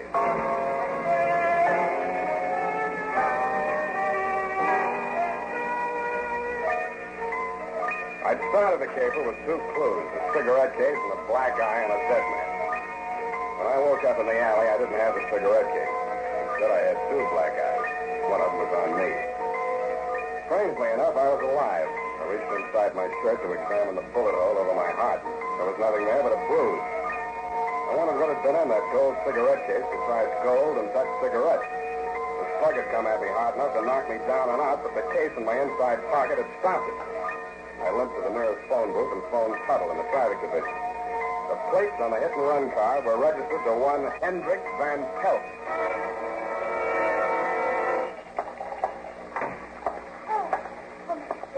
I'm so glad you're here. I was beginning to worry. Where's Mr. Van Pelt? That's just it. He went in the other room to make a drink. He hasn't come back. Listen, You don't know how glad I am you're here. Do you know why he invited me to have this drink with you? I can think of one way. Oh, thank you. Listen, he wants to buy Hank's cigarette case. And, of course, much as I hate an Indian giver, Mr. Spade. Yeah. Well, you know, Hank didn't leave much, only a little insurance, and the printing shop is a partnership, you know, Hank and Mr. Soleil. And the cigarette case is just a windfall. I told him you wouldn't stand in the way of a widow. I wouldn't think of it. I knew you'd do the decent thing, Mr. Spade. Give me that. Please, Mr. Spade, my bruises. Besides, I haven't got it. You haven't got it? No, now, look, Mr. Spade. Blanche. Okay, now, Blanche, try and think. Did you ever hear your husband mention Van Pelt? No. No, they never even met. Mr. Van Pelt said so. How'd Van Pelt find out about the cigarette case? He said you showed it to him. How well do you know your husband's partner, Mr. Soleil? Oh, we're total strangers now. I told my husband everything. He forgave me. And what did Mr. Soleil tell you? Nothing much, nothing. He's led a very dull life. Almost as soon as he got out of reform school, he took a forgery rap. Oh, very good. That's where he became a master printer. And stir, as they say. Oh, yes, they do. But they're not much help. Au contraire, Blanche. Au contraire. I escorted her outside and pushed her into a taxi. Then I walked back to Church Street. As I rounded the corner, I could see light in the window of Page's printery. The chimes were hammering out 5:15 when I entered Hank Page's shop. In the back, a guy was sitting at a desk in his shirt sleeves checking off figures in a ledger. I introduced myself, and he told me his name was Ben Soleil. We shook hands, and then he waved me to a chair across the desk. This is awful, Spade. What with one thing and another, we're heels over head in work, and got to pull with these books, and I don't know a thing about it, and Oh, pardon me. Yes. Oh, all right. Well, things are a little confused here just now. Could you tell me a little more about it? Huh? Oh, yes, I understand the problem. Well, we're handling it at this end, but we'll be very busy for a while. No, there's definitely no point in you dropping by tonight. Oh, you think the news of the boss's death would make some difference to those customers, but no. You take that fellow to just... Yeah, I know you're very busy, Mr. Soleil, and I don't want to take up too much of your time, so... Say, what makes you think that car deliberately ran down the boss? Did I say so? Well, you're an insurance dick, aren't you? You got me tagged. Anybody have anything against him, as far as you know? No, he fired 2 printers last week. Why? Well, they couldn't spell in English. You, see Mr. Page this afternoon? Yeah, he came in for about 10 minutes. Said he'd be back on the job tomorrow morning. He was killed just after he left. How'd he look? Oh, same as usual. You wouldn't say he'd been in a fight. Oh, good Lord, no. He was a sick man. He had a piece of porn in his hand when he was hit. Know anything about that? Oh, sure, he got it here. One of our customers, a man named Van Pelt, paid for some work with it. Boss wanted it for a souvenir, so he took it with him. Does Van Pelt know about Page's heart? Oh, that's a stupid question to ask. You didn't know Page was killed with Van Pelt's car. That's a long shot, bud. Thanks. Here's another one. You're lying straight down the line. Huh? You didn't see Page today. If you had, you'd have mentioned that he had a black eye. He didn't take that Dutch money for a souvenir. If he had, you'd have mentioned the cigarette case. You said enough.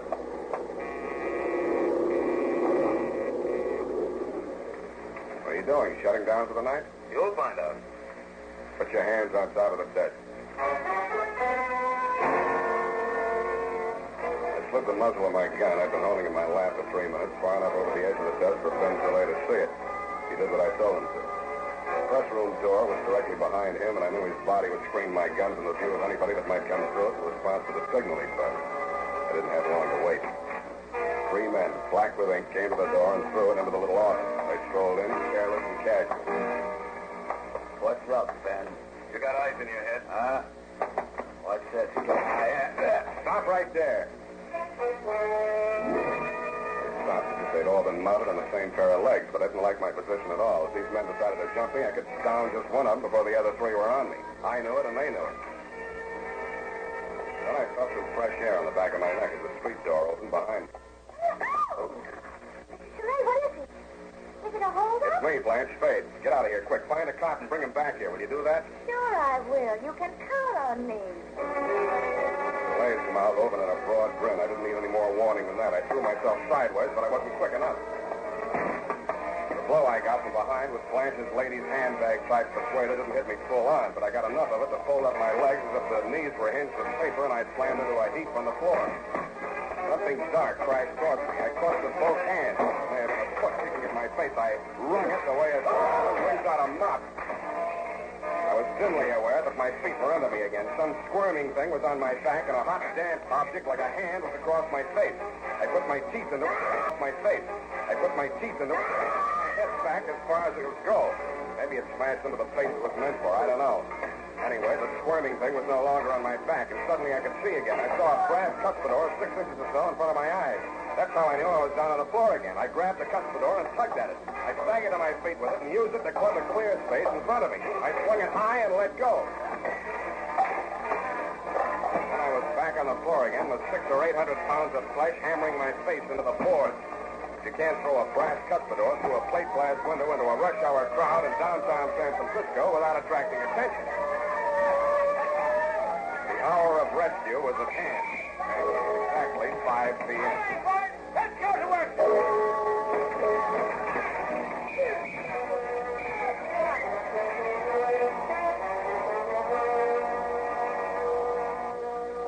And Aunt Clancy is the most of the crop.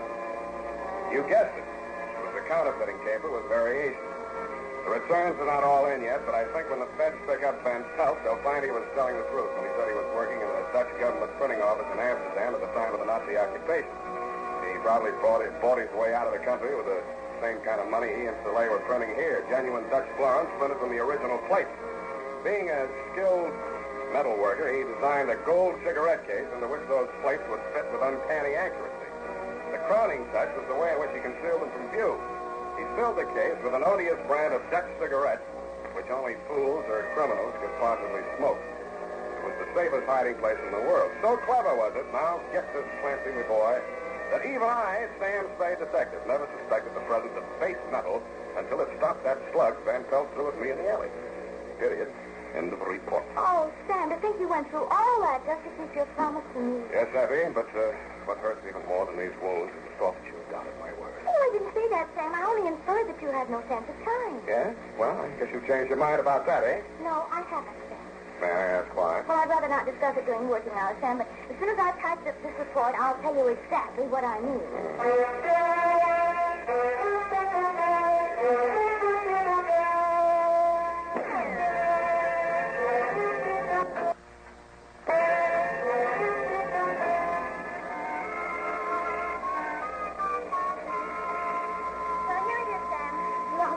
So I just hand it to him on the way to the streetcar. Save the stamp, F. What else? Oh, hi, Sam. You won't be needing me anymore. I'll... Sit down. It's nearly 5:30, Sam. And I told the photographer not to come. That's a fine thing. After all I've been through, you still say I have no sense of time, and you told the photographer not to come. Why? Because I knew you wouldn't be back in time, and if you were, you'd look so terrible the picture wouldn't be any good anyway. Thanks a lot.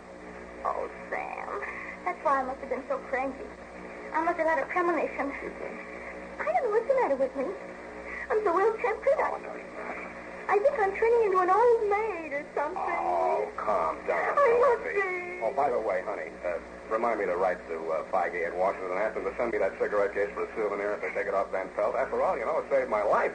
You're right. Mm-hmm. But, and here I've been nagging and saying all these terrible things. Oh, Sam, I know. Tell me. Oh, no, Sam, no, your bandages, your wound. Oh. Think I'll live? Good night, Sam.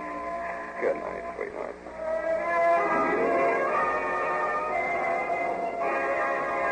Before tonight's tale continues, we'd like to extend our appreciation to the fine people at CBS. And now, listeners, sharpen those minds for a quick radio quiz.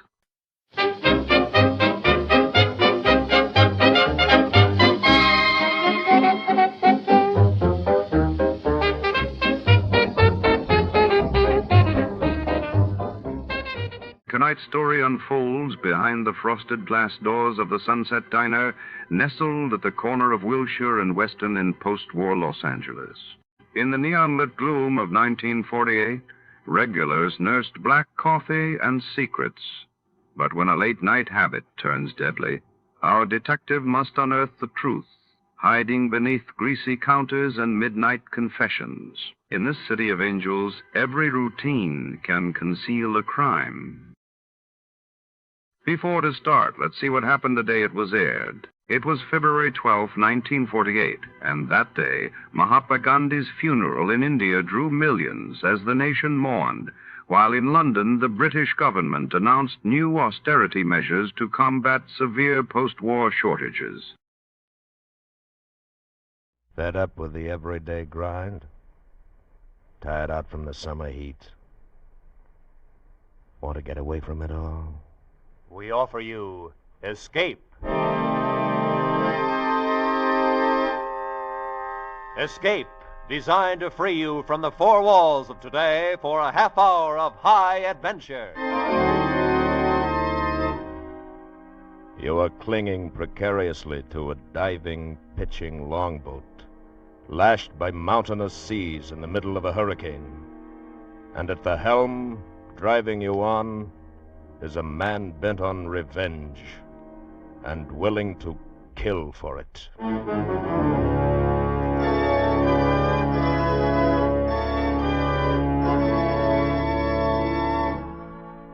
Tonight, we escape to the open sea with an ancient tramp steamer and its fighting captain, as F.R. Buckley told it in his ironic story, Habit.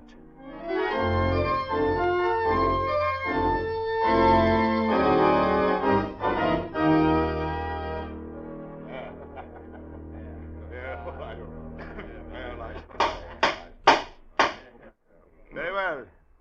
The court has no more questions. Step down, please. Thank you, sir. Your Honor. Well, Captain Weatherfield, you've just heard the complaining witness. Have you anything to say in your own defense? Yeah. Hit the man about a bit. No doubt of that, Your Honor. In fact, with half chance, I'd have pounded his blasted head off. Quiet! Quiet! We'll have order in the court. Then you admit the charges, Captain Weatherfield. That I hit him? Yeah. But I had extenuating circumstances, Your Honor. I see. And what were they? He laughed at my ship. At the Wakelin, Your Honor. As fine a freighter as ever steamed out of here on the Liverpool run. I don't quite see. He stood there on the wharf. Squint-eyed son of a landlubbered lawyer. He said my ship looked like an old woman, with her dress on backwards, her hair not combed.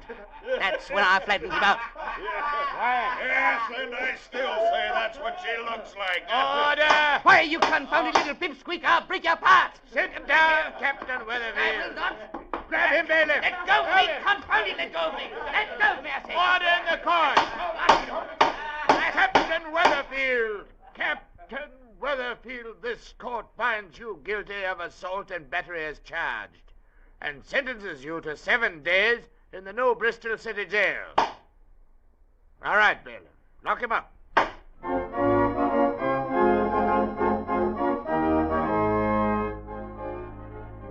And that's the way it started, with the captain getting 7 days in the New Bristol jail. Yeah, but it went a whole lot further before it was over.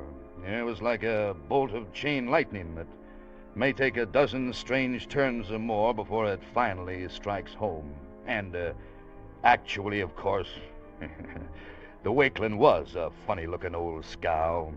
She'd had 30 years on the North Atlantic with never a part being replaced so long as there was some way of patching it up. Yeah, she was a regular joke of a ship. That is, to everybody except Captain Weatherfield. Yeah, those of us who were officers aboard her had learned a long time before not to hint anything like that to him. No, she was the Queen Mary and the Normandy and his firstborn child, all rolled up into one. So you can bet your life we all kept sober faces when the captain finally came aboard at the end of the week. Mr. Connolly? Yes, sir. Well, everything in order? Will we be able to sail in an hour? Yes, sir. I've been keeping her ready for the last 4 days, just in case That you will do. might, I'm fully aware that we're 4 days past schedule. And the reason for it will not be discussed on board. Is that clear? Yes, Captain. I've been badly treated in this town, Mr. Connolly.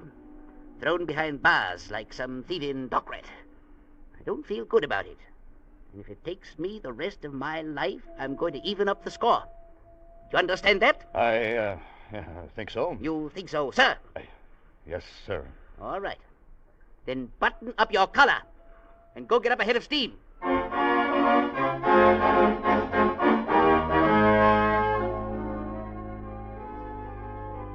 So 3 days later, we were plowing through a heavy sea 580 miles out on the Atlantic.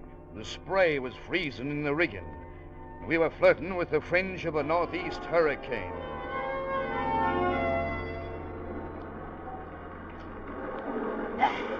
Blast this double-blasted, confounded wind. Mr. Connolly! In here, Captain.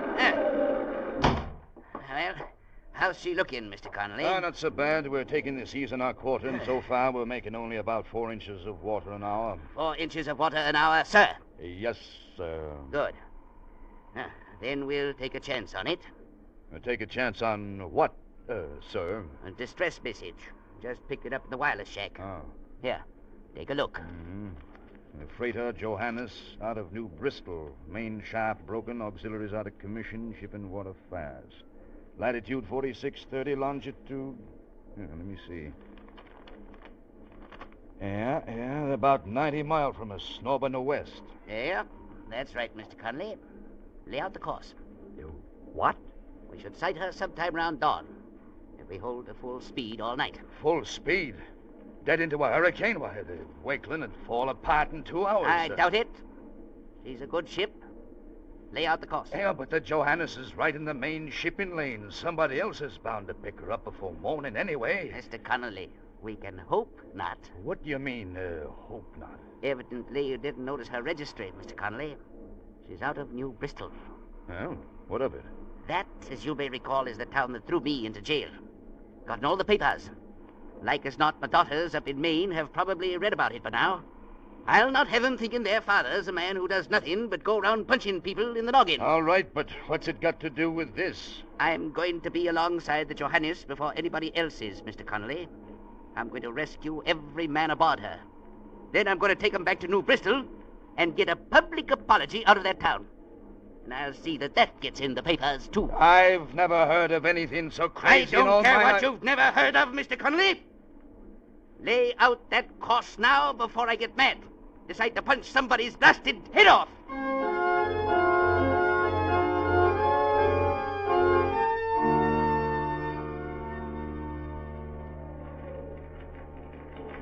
Well, the little cock of the walk made good the first part of his plan all right. In spite of a broken steam injector that had to be patched up with rigging wire, by shortly after dawn he had us hove to, half a cable length off from the Johannes. She was down by the stern and listing badly, but still afloat. The wind was howling like a banshee, and the flying spume was freezing all over our decks. There was no doubt but what the next part of our job was going to be a lot tougher than the first part. Mr. Connolly, you got a boat crew together? Yes, sir. There'll be 5 seamen and a third mate. I'll take charge myself. Leave the third mate aboard. I'll take charge myself. It's my show. I'm going to run it. All right, Captain. Whatever you say. Well, what's holding this up? Let's get this boat over the side. Blocks are broken, Captain. Carpenter's trying to break it loose. Well, he's not cracking walnuts at a tea party. Here, Chips, give me that mallet. Mr. Roberts! Yes, sir. You'll stay on board? Yes, sir. Keep an oil slick running. Waves out there. Pretty high. Pretty high? I've never seen him any higher. Well, I can't help it, Mr. Connolly. I've got to... There, that did it. Boat crew ready. Ready aboard, sir. All right there. Lower away.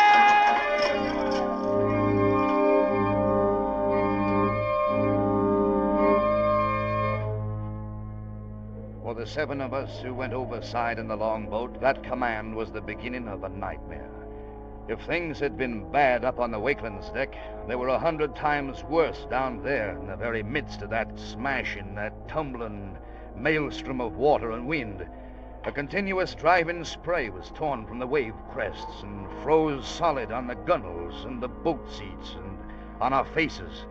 One man bailed constantly while the others pulled away on the oars with bleeding hands. And even then, we were never far from foundering.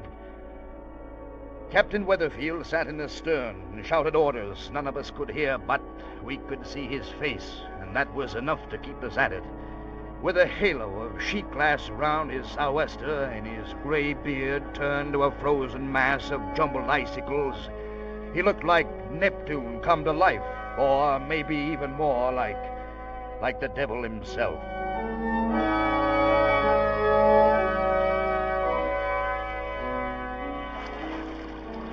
It took us over 2 hours before we finally hauled in against the rusty side of the battered old Johannes. Ahoy, the deck! Aye, sir! Been watching you! What do it matter? You'll have to jump for it. Can't use a ladder. Sea's too heavy. Understand? Already here! Wait till we come up on a swell. We'll hold as steady as we can. Stand by now. No, not yet! Good Lord, he fell on the gunwale. Blasted fool told him to wait. He smashed in his chest. Why, it's the captain of the ship. Then he had no business jumping first anyhow.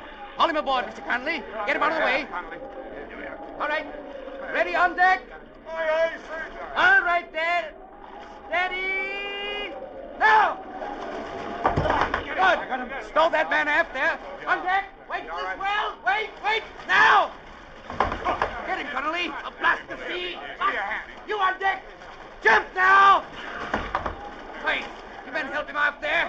Here comes another. Catch him. Haul him in, Connolly. Good. Back horse, you. Stand by. Fore and aft side there. Here comes another one. Hold her steady. Keep one oar against the side there. Anybody else up there, mister? No, sir. 6 of us. Others lost overboard last night. All right, then. Back off the oars. You there, Polano. Get a hold of that oar. He can't do it very well with only one arm, Captain. What do you mean, one arm? He broke his arm a couple of minutes ago when we bumped the side. Then give him a bucket. At least he can bail.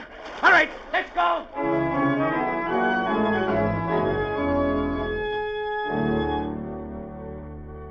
It was 6 hours before we finally got back aboard the Wakeling. But we did get back. And I doubt if any other man but Captain Weatherfield could have done it. True enough, he fainted across the engine room hatch once we were on board. But don't forget, he was 72 years old. He'd taken a crew of 6 out in an open boat on the high seas in the middle of a hurricane, rescued 6 more men off a sinking ship, and brought the whole 12 back alive. Well, one of them, of course, was only barely alive, and that was Captain Miller of the Johannes. He was still unconscious. I had him put in a bunk and hoped for the best. And then I turned in to grab a few hours' sleep.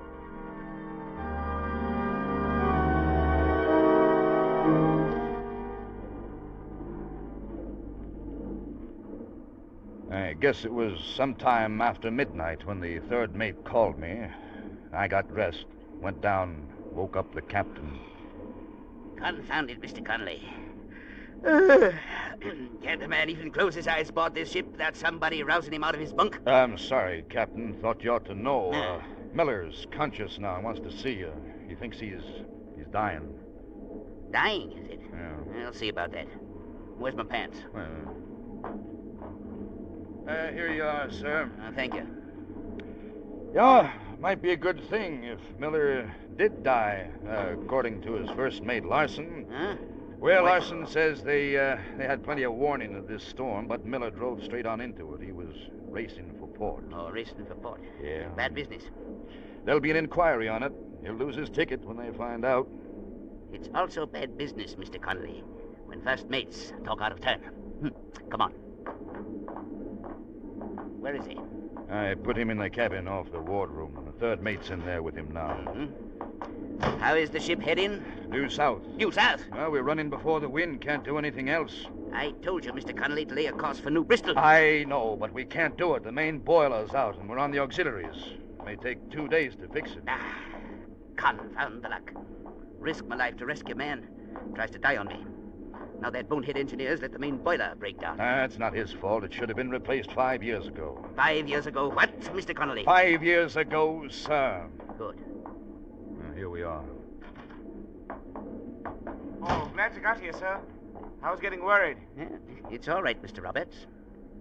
Here, stand back a bit to hold the light up. Yes. There, that's fine. Evening, Captain Miller. Evening, Captain. You're in some pain, I take it? Yeah. Feels like something sharp. Sticking in my chest. Getting worse. Something sharp, eh? No doubt the broken end of a rib poking into your lungs. Yeah. Guess so. There. Feels like there's a rib gone here. Oh. Well, I want to make a statement of the log. Oh, I do. I figure you're getting ready to die, is that it? Yeah. Not much chance. Shouldn't I jump first? No, you shouldn't have. Understand you was racing for pot. Drove straight into the storm. Yeah. I had to. It's my wife. Her first baby. Wanted to be with her. What's he saying, sir? His wife's thinking of having a baby, Roberts. Oh. Statement. Responsibility. We'll discuss that later, Captain. That lung gets a hole punched in it. You're done for. He's practically done for now. You know, Mr. Connolly, I saw a doctor open up a man once and take a broken rib out of him. I think I can remember fairly well how he went about it. And there ought to be some chloroform on board. Captain Weathers. You shut up, Mr. Connolly. Captain Miller, it's one chance in a million, but you've got no chance now. How about it? Anything. Doesn't matter. Be an inquiry report. Better to die. Well, we'll worry about that later. All right, then. Go find that chloroform, Mr. Roberts. Yes, sir. And bring me a bar of soap. Yes. And get a couple of them little knives, whatever they call them, out of the medicine locker. Yes, sir, right away. Mr. Connolly, go wake up that first mate of his. Get him in here.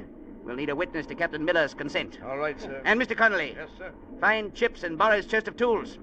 Never can tell what you'll find once you start to open a man up.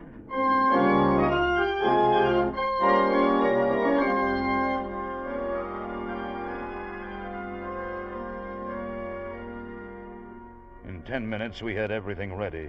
Larson signed a statement, swearing that Captain Miller had agreed to it.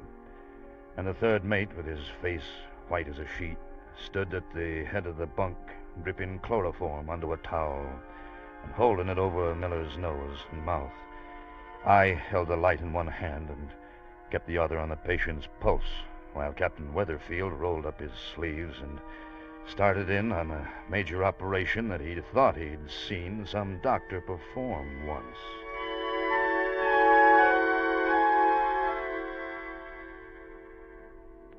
Everything snug and proper.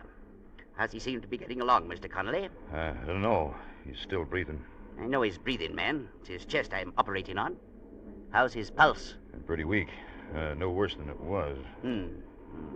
Keep that chloroform dripping, Mr. Roberts. Yes, sir. Well, there's no time like the present. Oh. Hold that light steady, Mr. Connolly. Yes, sir. Steady yourself. Now, let me see. I think that doctor did it like this. I've used up half the chloroform, Captain. Keep it dripping, Roberts. Well now. Don't remember anything like that being in there. Let's see now. Pulse is getting pretty weak. Mr. Connolly, don't bother me. Got more important things here to think about. That's it. Here's the end of the rib, all right? Now, if I can just... That's all right, let it go. Don't need the knife anymore. Confound it, Connolly. Give me a little more room to work in. Cabin's small enough as it is. Captain, his pulse has stopped. No, it hasn't, Mr. Connolly. Now, why the devil doesn't that rib come loose when I... It's no use, Captain. He's dead. His heart stopped beating. Mr. Connolly, don't stand there. Try to tell me his heart stopped when I can see it beating right now. His heart stopped when I can see it beating right now. Mr. Larson. Yes, sir. Would you look at that tool chest behind you? See if you can find me a pair of pliers.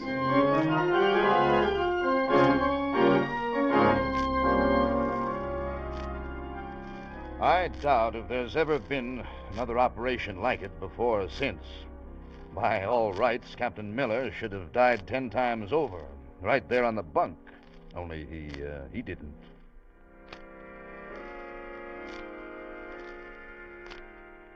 He was unconscious for 48 hours. But on the 5th day, he was sitting up on a deck chair and cussing because somebody had slung his broken rib overboard instead of saving it so he could whittle out a letter opener.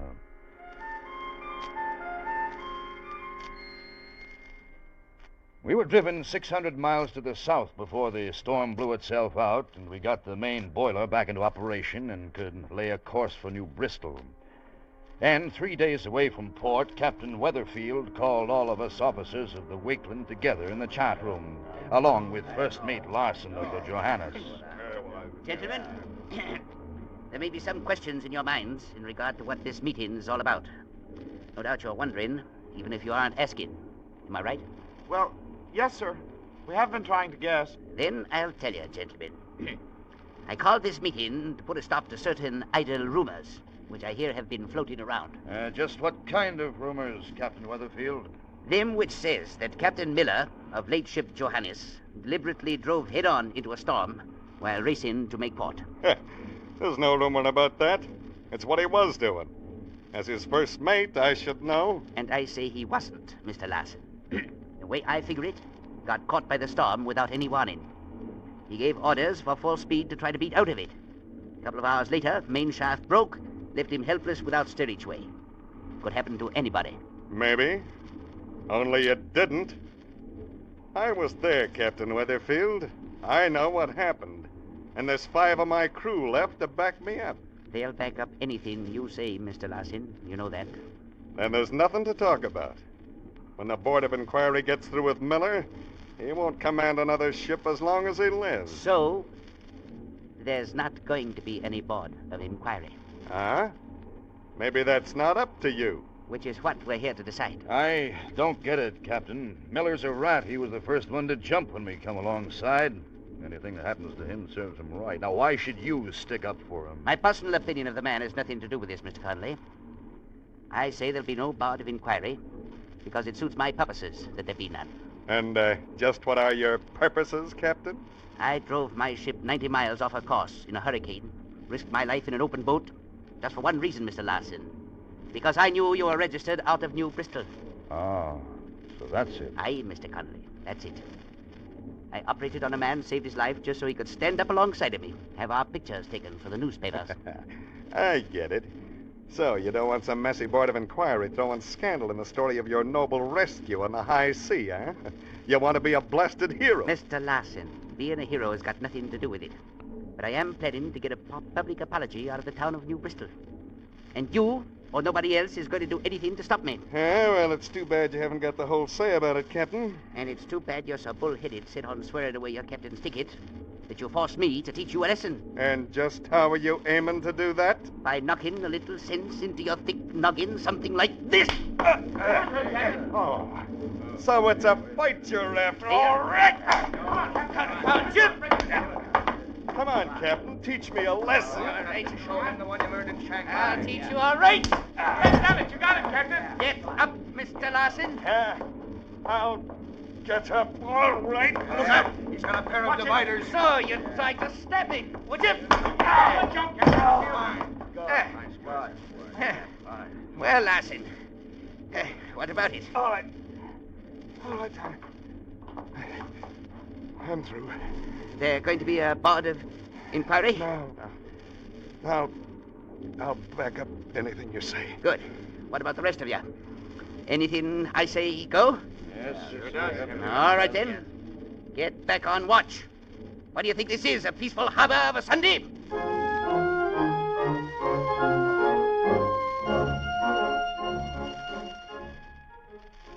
It was a clear, sunshiny day when we steamed into New Bristol Harbor and dropped anchor at the mouth of the river. Captain Weatherfield sent Miller on ashore at quarantine, insisting that his reason was not just to make sure of having a reception ready. Nonetheless, he spent an hour and a half shaving, trimming his hair, and dressing up in his best shore-going clothes. But he had a right to strut a little at that. He'd moved through a whole series of tough jobs, every one against almost impossible odds, and he'd come out on top. And all because he wanted his daughters up in Maine to know he could do something once in a while besides punch people in the noggin.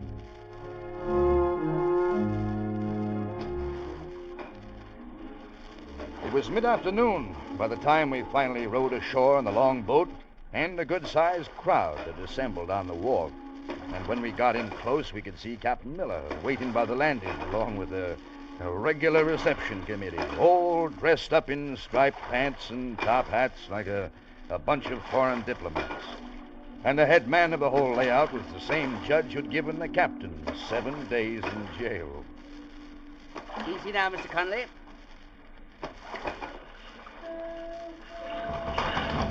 Here. I'll hold this steady, sir. Thank you. Here we are now. Okay, Out we go. easy now. Yeah. Come on. Yeah, up we go. Here we are. Well, welcome, Captain Weatherfield, on behalf of the town of New Bristol. Well, now, it's mighty nice of you, Judge. Not at all, Captain. We're the ones who are honored. The whole town. And we want you to know it. Well, thank you, Judge. Captain Miller here has given us the complete story. The rescue at sea, the daring operation that saved his life. Here. How you feeling, Captain Miller? A little tired right now, Captain. Been pretty busy. Arranging things, you know. Here, of course. You're a hero in this town, Captain Weatherfield. There's nothing too good for you. We're proud of you. I was wondering if you'd recall a little incident where we met before, Judge, not so long ago. A terrible mistake. I'll never forgive myself. I feel I owe you a public apology, Captain Weatherfield. Well, now, don't believe I know just what to say, Judge. Nothing at all to say, Captain Weatherfield. As I said before, we're the ones who are honored. The whole town of New Bristol. And all of New England, too, by Jove. Once those reporters get their stories on the wire. Reporters, eh? Well, now, that's going to too much trouble, Judge. Oh, not at all, Captain, not at all. They'll be wanting an interview with you, you know. We've had quite a time keeping them off this long.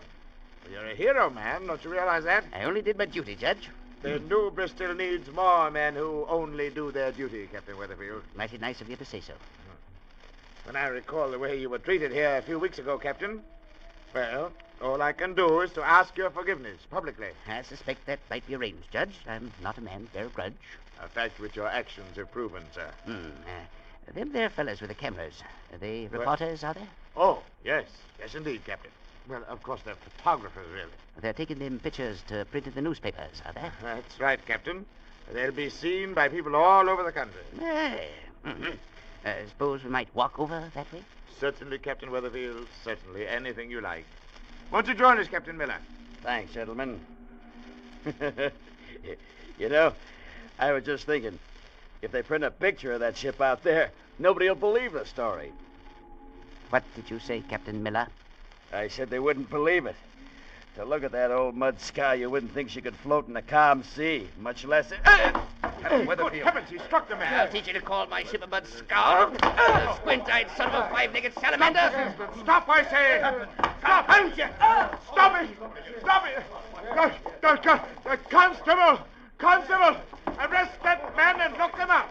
I'm filing a charge of assault and battery.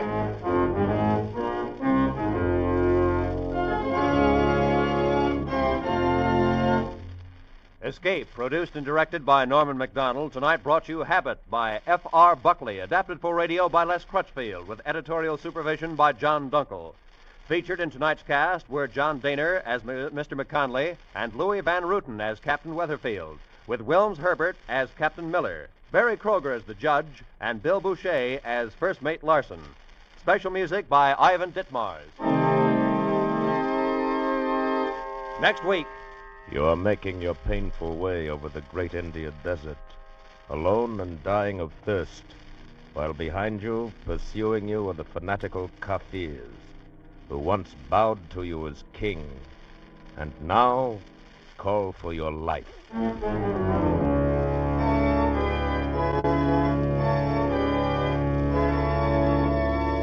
Next week, we escape with Rudyard Kipling's exciting story, The Man Who Would Be King. Good night, then, until this same time next week, when once again we offer you Escape. This is CBS, the Columbia Broadcasting System.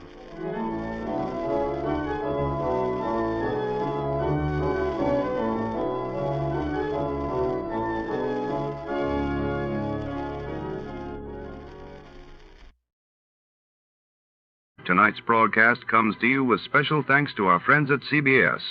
And before our next mystery unfolds, here's a question for the sharpest listeners in America.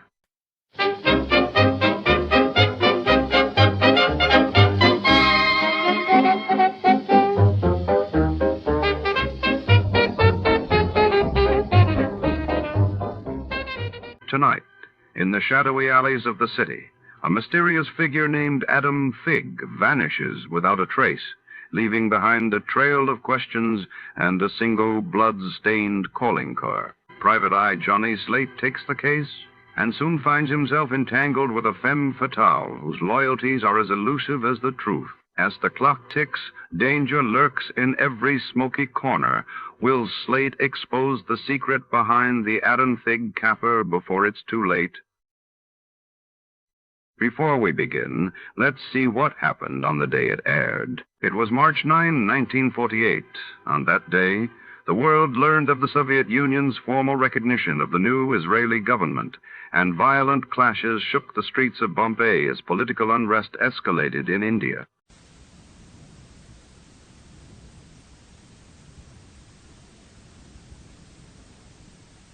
The Adventures of Sam Spade, Detective, brought to you by Wild Root Cream Oil Hair Tonic, the non-alcoholic hair tonic that contains lanolin.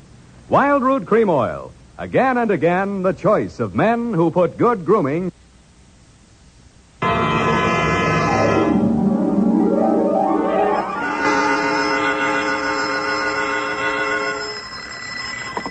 Sam Spade Detective Agency. Me, sweetheart. Oh, Sam, I got it. Got what, my pet? A bank book, Sam. Well, you must advertise in the Lost and Found right away, Effie, and find the owner. There might be sickness in the family. Oh, but it's your bank book, Sam. What? Uh-huh, it has your name on it. Samuel Spade, account number 4. It's a forgery. Somebody's trying to pin something on me. Lock it up and don't touch it until I get there. Oh, all right. Did you make a lot of money on this one, too? Got the check right in my pocket, $500. Oh, Sam, we're making more money than a movie star. Well, almost. And all honestly, too. 600 last week and 500 this week. Yeah, how about that? And Life gives a 3-page spread to I Spy Molten. But we mustn't let it turn our heads, Effie. No. We gotta stay in there pitching. I'll be right down to pitch my report on the Adam Figg Caper.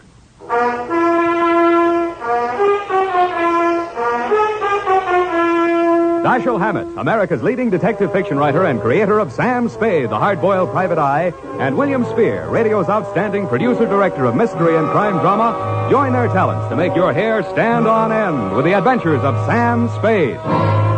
Presented by the makers of Wild Root Cream Oil for the hair. You've heard the saying, you never know until you try. Well, you'll never know how handsome your hair can look until you try Wild Root Cream Oil. See for yourself how neatly and naturally Wild Root Cream Oil grooms your hair. Note how effectively it relieves annoying dryness and removes loose, ugly dandruff. You can get Wild Root Cream Oil Hair Tonic in either the big economy-size bottle or the handy tube. Or you can ask your barber to use it on your hair. But by all means, try it. Don't delay. Get it today. Wild Root Cream Oil. Again and again, the choice of men who put good grooming first. And now, with Howard Duff starring as Spade, Wild Root brings to the air the greatest private detective of them all in The Adventures of Sam Spade. Sam,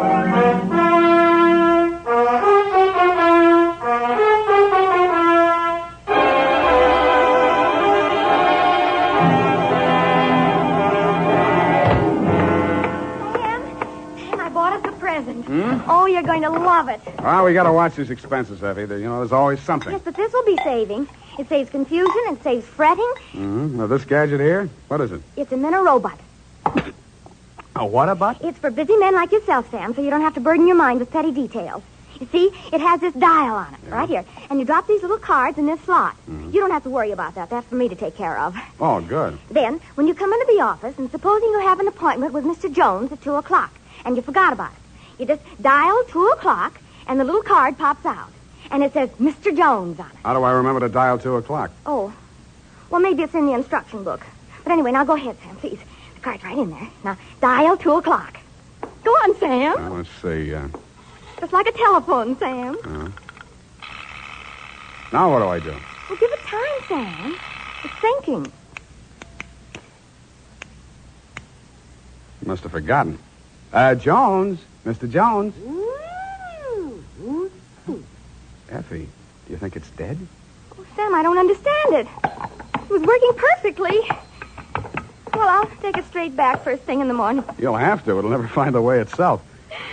You got your book, sweetheart? Yes, Sam, I don't understand. It was working perfectly. Well, it's all right, honey. It doesn't matter. Date October 5, 1947, to Hillary Exxon Esquire from Samuel Spade, license number 137596. Oh, honey, it's only a memo robot. Subject, the Adam Figg Caper. Dear Mr. Exxon, October 2nd in San Francisco was one of those days that you see blown off the calendar by a gust of wind in the movies to denote the time is passing. It was a day for scraping off the minutes with a fingernail file and wondering whether the display ad I'd paid for in the classified section of the phone book wasn't just a waste of money. It certainly wasn't the day I'd expect a leprechaun to walk into my office. He said his name was Adam Figg. He said he was the butler at Exxon Manor in Los Nidos. The limousine, Mr. Spade, is waiting to take you away. We mustn't keep them waiting, must we? Of course we mustn't. Who mustn't we? Why, Mr. Hillary, of course, sir. Oh, Mr. Hillary. And old Mr. Exxon. The old gentleman is very ill. Dr. Feig's office is down the hall. Turn to your right, second door. Well, I assure you, sir, that Mr. Exxon is the best of medical care. Your duty will be simple, to prevent his death. Do I donate blood or just frighten away the evil spirits? Oh, it isn't quite that, sir. Someone is trying to kill Mr. Exxon. He's a very sick man, and I'm sure he'd prefer dying from natural causes. Uh-huh. I get $25 a day in expenses. Here is an ample amount in advance. But you should know, sir, that the old man is a nasty, cantankerous, villainous, crooked, intimidating... $500? Please, Figg, you're talking about the man I love. Los Nidos was at least an overnight caper, so on my way out, my lovely and charming secretary, Miss Perrine, handed me a brown paper bag which contained A, one pair of socks, darned, B, one shirt, ironed, and C, the apple which she always polishes for me the night before. We arrived at your large Southern-style mansion 2 hours later. Figg! Oh, Figg, where the devil have you been? The city, sir. I can't find the keys to the liquor closet. Where are all the maids? What happened to that cook we hired yesterday? Who is this man, and why is he wearing that necktie? This is Mr. Spade, sir, the detective. I'm Hillary Exxon. Come in, please. Go on upstairs, Figg. See what that girl is doing to my father. I don't believe she's a nurse at all. Very good, sir. In here, Mr. Spade. Pardon the condition of the house. The old man has been firing the servants again. Your father, you mean? Yes. Every time he gets shot at, he fires all the servants. He gets shot at pretty often? About once a year. In the fall. Uh-huh. You always hire a detective? No. Oh, dear. I'm not keeping you up, am I? No, excuse me, please. It's much worse this time. I can't get any sleep. Guns going off in the middle of the night. The whole household disturbed. When and where was he last shot at? Yesterday morning at about 1:30. I dug the bullet out of the woodwork myself, a .38 caliber, embedded in the door frame that leads to Miss Kaywood's room. That's his nurse. Was she with him at the time? No, Dad sleeps like a baby, full of sedatives. She sees to that. Shot come from outside? Yes, but we found nobody on the grounds. No traces of anybody. I don't know whether Dad knows who shot at him or not. He's such a closed-mouthed old devil. You don't care very much for your father, do you? To be frank, Mr. Spade, if hating weren't such an effort, I would despise him. He is without a doubt... Well, listen. Get out of here! There, that's just a sample. Well, come on, let's see what's eating him now. All right, now get out! Don't talk to me like that. I tell you, I won't stand for it. Well, you don't have to stand for it. Take that silly painted face out of my sight. Don't you dare! Get out!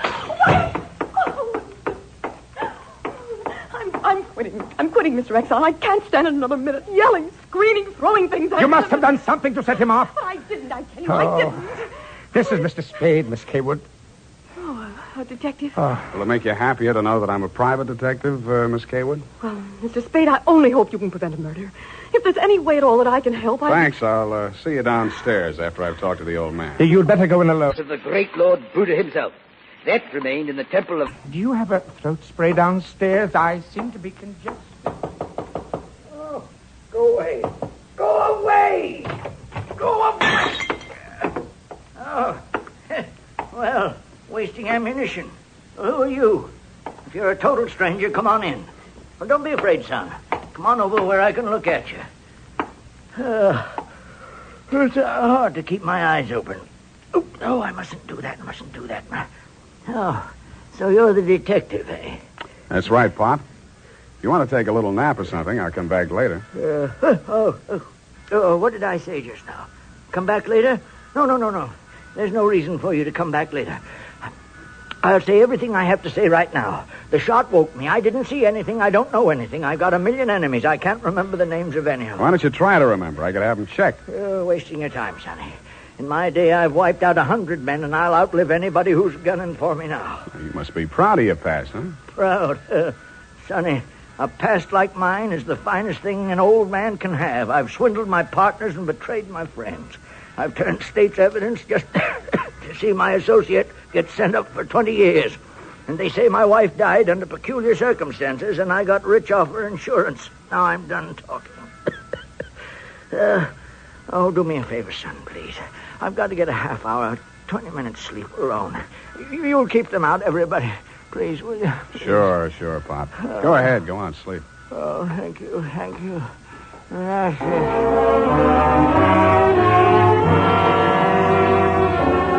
He closed his eyes, rolled over, and fell into a heavy sleep. I stood there a moment, looking down at the frail, wasted old body. Then I cased the room. In digging the bullet out of the door, Hillary had done a good job of ruining any chance there might have been of proving the direction it had come from. I strolled out on the balcony. It was a pretty night. I lit a cigarette and took it in. Then I heard a door open and close softly behind me. Nurse Kaywood was at your father's bedside. She was filling a hypodermic from a small vial of bluish liquid. He didn't awaken when she jabbed it into his arm. Then she saw me standing in the doorway. She hastily dropped the medicine vial into her uniform pocket and came around the bed to meet me. Oh, Mr. Spade, thank heaven. Why, when I saw you standing there in the half night, I thought you might be... Thought I was who? Why, the man who fired the shot.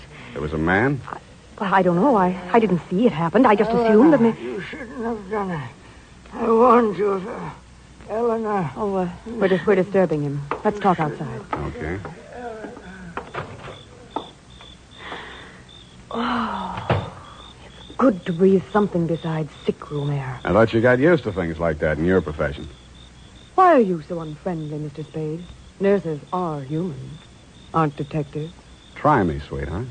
I know what you're thinking of me. But after a week in this horrible house, that poor old man, he's frightened. He's really frightened. What of? Why, the shots. 38 caliber or hypodermic? Surely you don't think that He's supposed to be under sedatives. The doctor's orders. Sorry, sweetheart. It's my job to suspect everybody. Can't you forget your job, even for a moment? Sure. If you don't mind the fact that I know you're a liar, that I'd make book you didn't come here primarily as a nurse, and what's worse, your act's not even convincing. Is it that bad, Sam? Yeah. Almost bad enough to be good. Come here. Oh, I hate you.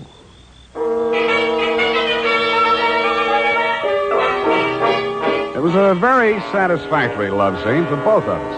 For reasons of her own, Barbara wanted to keep me out of that sick room for a while, and she did. For reasons of my own, I wanted to get that medicine vial out of her uniform pocket, and I did. Then, as suddenly as we had fallen into love, we fell out again. After she'd gone to her room, I went back to my sentry duty around the house. Under a light on the front veranda, I examined the bottle from which Barbara had taken the injection for your father. It was labeled sodium thanatol and had been dispensed by a firm called Ibis Chemicals Limited in Cairo, Egypt. The scream filled the house, high and frenzied. I started running toward Barbara Kaywood's room. I slammed the terrace door open and found the light switch. Barbara was sitting upright in the center of a bed. Her face jerked up so abruptly that it seemed a neck had snapped. She clutched both hands to her chest and fell face down among the bedclothes, staining them with her blood.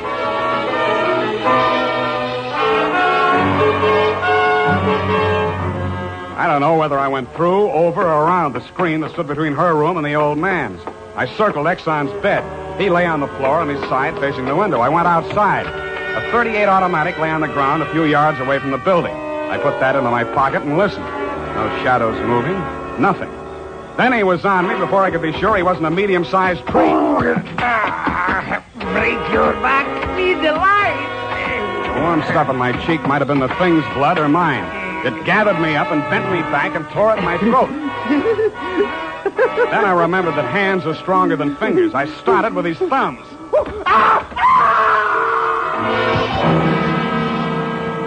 He lay there for a moment, then his huge body began to twitch. He was holding his fingers and sobbing like a baby. I pulled him up to his feet, poked him in the back with the flat of my hand. I followed him through an opening in the hedges and down a long, pitch-dark lane toward the lights of a squat brick house set on the top of a slight rise. As we approached it, a door opened and light streamed out onto the porch.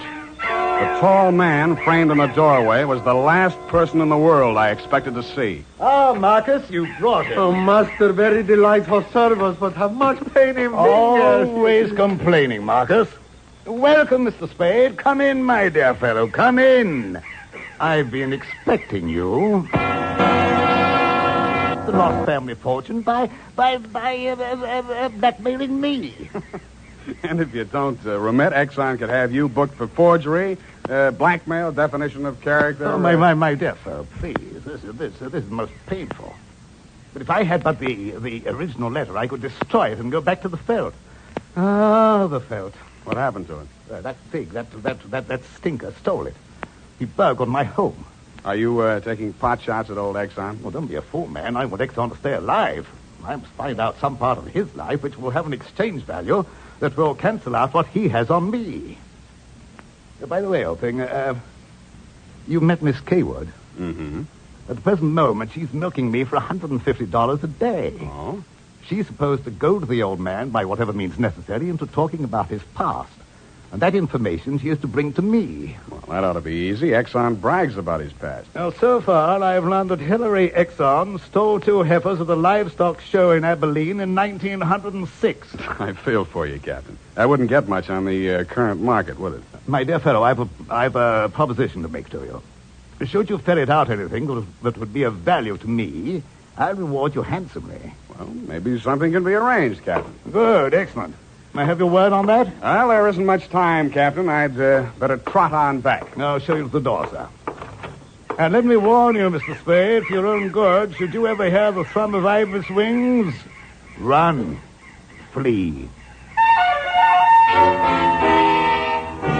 I assured him that I would heed his warning, bade him good night, and started back down the lane in the direction of Action Manor. Business was going on as usual. There were no shots this time, only the scream. When I got to Barbara's room, you and Adam were standing at a bedside trying to quiet her down. Well, Mr. Spade, is this the way you guard the house against intruders? Where have you been? Ask Adam. What does he mean by that, Figg? I'm sure I don't know, sir. I've not left the house, sir. What happened here? Oh, she woke up screaming. She said someone had come into the room and torn off her bandages. A nightmare, of course. Please, I want to talk to Mr. Spade alone. Oh, please go. Adam, you go too. Please, Hillary, you go too. Good. Some questions I want to ask you, sweetheart, alone. But look here, Spade, look here. She just had a terrific shock. She shouldn't be questioned. Well, the code of detective transcends that of the medical, Mr. Hillary. Perhaps he should have a few minutes alone with Miss Kaywood. Oh, very well, Figg. I suppose you know best. Remember what the doctor said, Miss Barbara. Not too much exertion. What happened, Barbara? Oh, it could have been a dream. Somebody was standing over me in the darkness and peering down at me. And then he started to rip off my bandages, and I screamed. And when Figg came into the room and he turned on the lights, he was gone. It could have been a dream, Sam, and I could have been clawing at the bandages myself in my sleep. But you weren't. It wasn't a dream. I've been talking to Captain Sherry. And then I thought... well, how much do you know? That you've been feeding the old man truth serum to get him to talk in his sleep. Oh, How much talking has he done? well, plenty. How much you told Sherry? Well, just as little as possible. Why? Because, Sam, if we can keep that old man alive and out of jail long enough to sell what we know to Sherry for what it's really worth, we'd be fools not to do it. What makes you so sure you'll stay alive long enough to collect, sweetheart? Well, because you're going to help me, aren't you, Sam?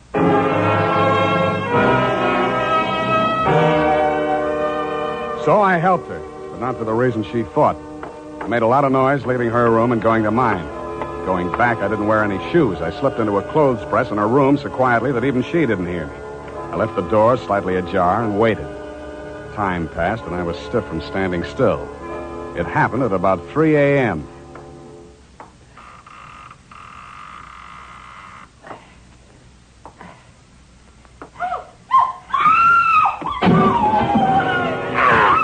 The crazy, feverish glare of his eyes told me that the threat of the gun in my hands meant nothing to him.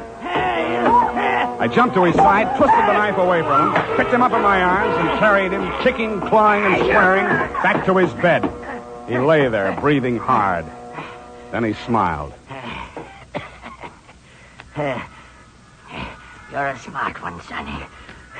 You had me figured out the first time you came in here, didn't you? Not quite, Mr. Exxon. The gun under your window was the clincher. That gun, sure. Window was the clincher. That gun, sure. I had it under my pillow all the time. I got tired of shooting into door frames. Look, you're dying, Mr. Exxon. There's no use trying to make up stories now. You're right, Sonny. I knew that nurse would sit up in bed after I fired tonight. And then I let her have it right through the screen. Why? You know why well enough. She was doping me up and sneaking in here at night, listening to what I was babbling about. Maybe you weren't saying anything important, Mr. Exxon. I might have, Sonny. I might have. 14 years ago, I killed my wife. I wanted to carry the secret to my grave.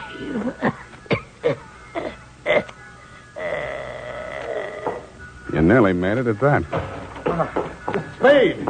What's happened? Is he dead? He's dead. Did he say anything, sir? Did he confess anything? You must tell me if he said anything. I didn't hear him say a word. Well. Yeah, Mr. Spade. Charged with a certain texture, a significant quality. There's a certain smell, yes. Ah, and omen. You can inhale it, sir. Journey thou to Nairobi on the veldt. Tarry 7 days, and you will collect the fabulous golden skull of Wizami, king of the Bojamas. Aha! Marcus! Yes, master. Unhook the hooker. Pack the marmalade. We are off to the veldt.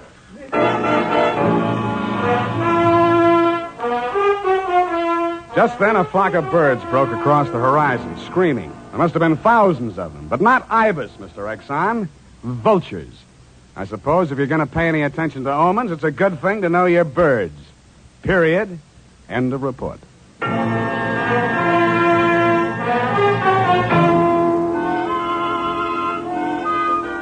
Right now, I have something to say to every man who doesn't use a hair tonic, to every man who says I don't believe in it or I don't need it.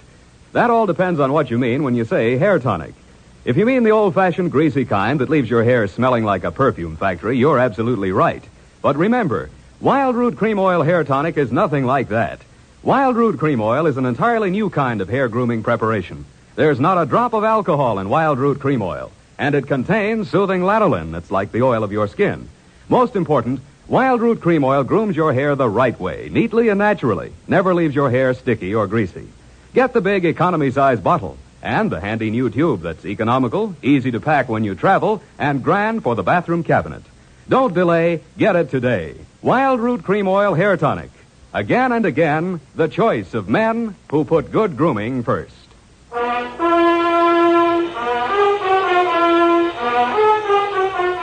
Well, Effie, we, Sam, the memo robot works after all. I told you it would. Yeah, it just takes a little time, sweetheart. Oh, read the card, Sam. Now, you see? You'd know you were supposed to see Mr. Jones at 2 o'clock. Isn't it wonderful? Well, this card doesn't even mention Jones. Huh? What does it say, Sam? Well, it says, journey thou to Friskin's drugstore, wager $5 on Ira W. in the 3rd at Belmont Park. Oh, Sam, it's psychic. Tarry but a moment. Yes? Thou wilt lose $5. Oh, good night, Sam. Good night, sweetheart.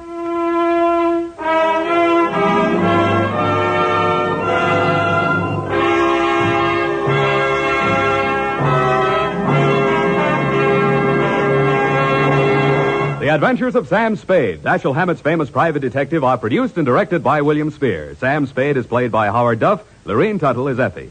The Adventures of Sam Spade are written for radio by Bob Tallman and Gil Dowd with musical direction by Lud Gluskin. This is Dick Joy reminding you that next Sunday, author Dashiell Hammett and producer William Spear join forces for another adventure with Sam Spade, brought to you by Wild Root Cream Oil. Again and again, the choice of men who put good grooming first. Smart girls use Wild Root Cream Oil, too, for quick, good grooming and to relieve dryness between permanents. Mothers say it's grand for training children's hair.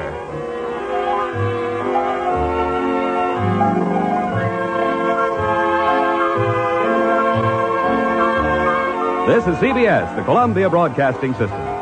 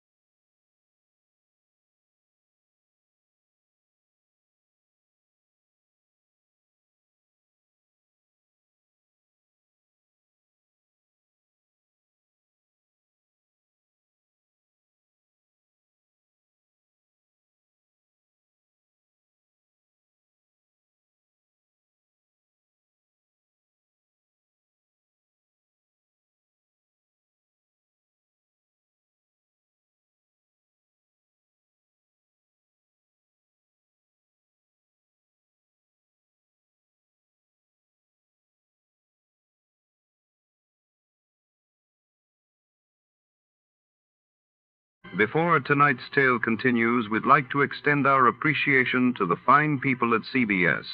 And now, listeners, sharpen those minds for a quick radio quiz.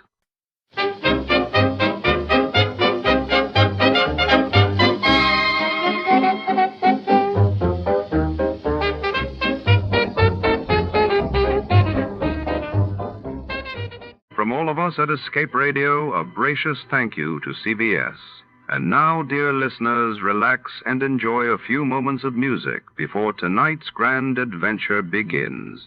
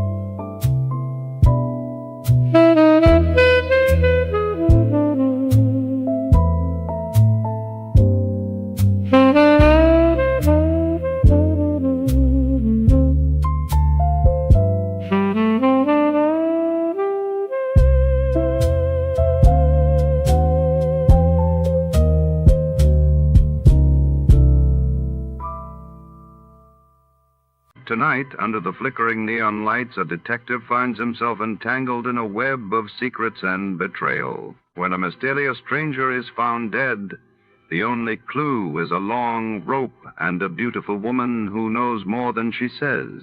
In the shadows of the city, trust as danger rouse, and every step closer to the truth only tightens the noose. Who will escape the long rope before it's too late? Before we begin, let's see what happened on the day it aired. It was March 10, 1953. That day, the world reeled as the Soviet Union announced the funeral of Joseph Stalin, while in Kenya, colonial authorities declared a state of emergency amid rising tensions in the Mau Mau uprising. There was a man with a bad heart, a telephone number scribbled on a cash register receipt, and a corpse on the other side of town. But I couldn't see the connection between them until I realized that they were all tied together by the same long rope worth $30,000. From the pen of Raymond Chandler, outstanding author of crime fiction, comes his most famous character as CBS presents The Adventures of Philip Marlowe.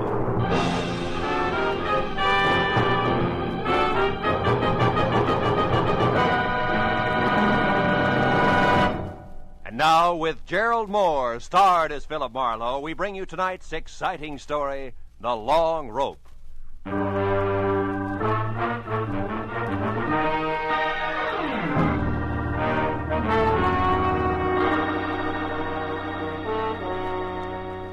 I'd finally wound up a sour case in which I'd been kicked around, disillusioned, and shortchanged. And in my book, a routine like that calls for relaxation. So I'd spent the morning sleeping and the afternoon in a Turkish bath, being worked over on the table by Nick Takalakis, a non-talking masseur who untied knots in more muscles than I thought I had. He was trying to tear loose my Achilles tendon when the phone rang. It was for me. Nick wouldn't let me up, so I took it lying down.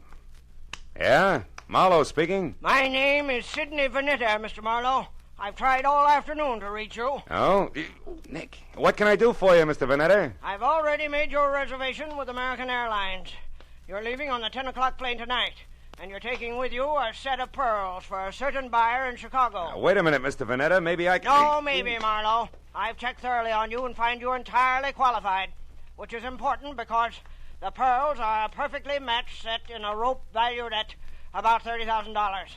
The buyer wants them, and I made up my mind just this morning to sell. The proceeds will go to my niece. Lucky girl. Indeed she is, particularly since I have no respect for her as a woman. She presumes to be a sculptress of all things, but she's my only heir.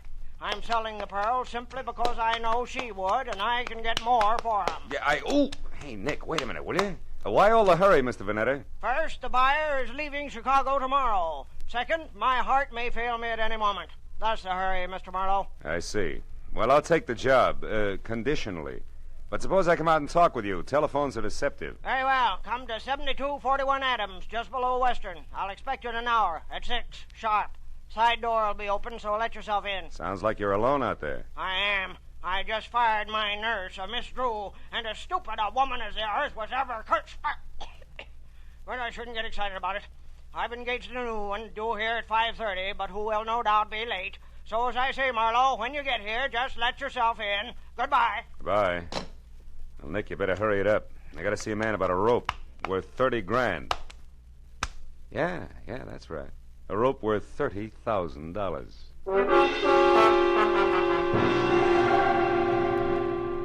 Vanetta's place on Adams was a big, fancy, and dirty gray place. 40 years ago, it had been a proud, expensive house.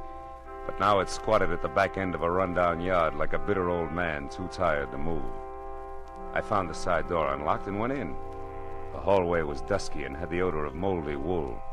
I called Vanetta's name but got no answer. So I poked on in until I heard the snapping of an open fire.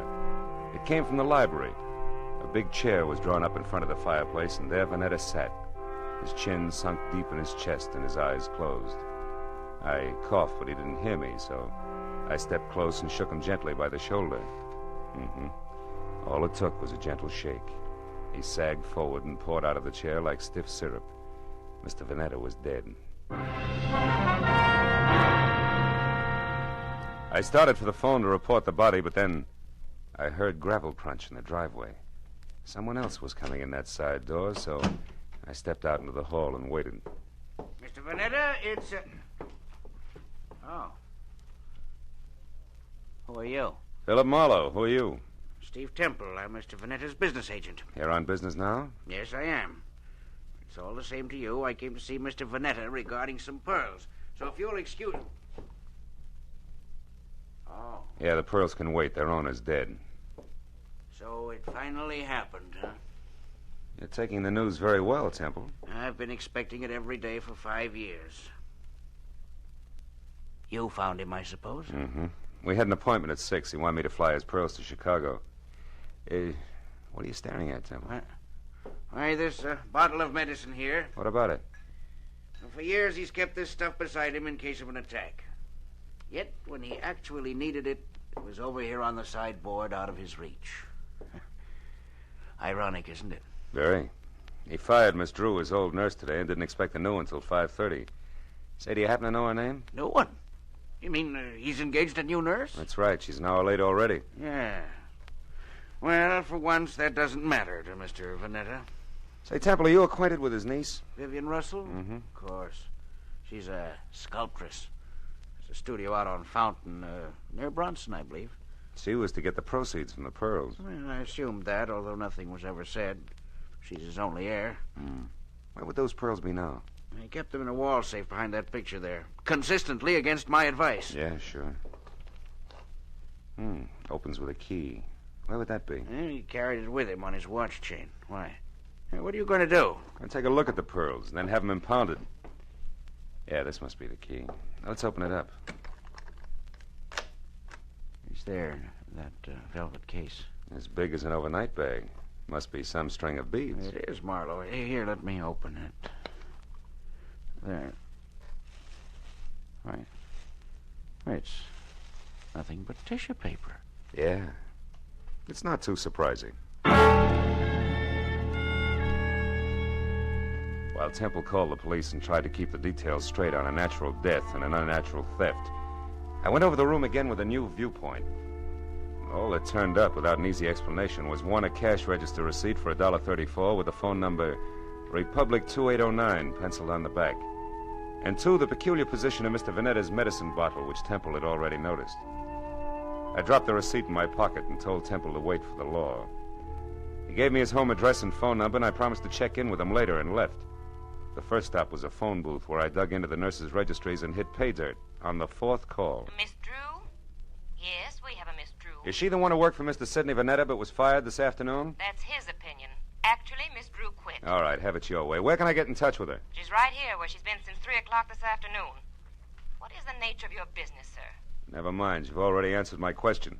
But look, Mr. Vanetta hired another nurse to replace Miss Drew. Is the new girl one of yours? Absolutely not. Mr. Vanetta will never get another nurse from this registry or from any other that I know of. You're so right. He's utterly impossible to please in any way, and we're through trying. Goodbye. Well, Miss Drew was in the clear. Vanetta began to focus as a pretty odd Johnny. But I was still trying to figure why the new nurse hadn't shown up when I reached for a cigarette and brought out the cash register receipt with the phone number on the back.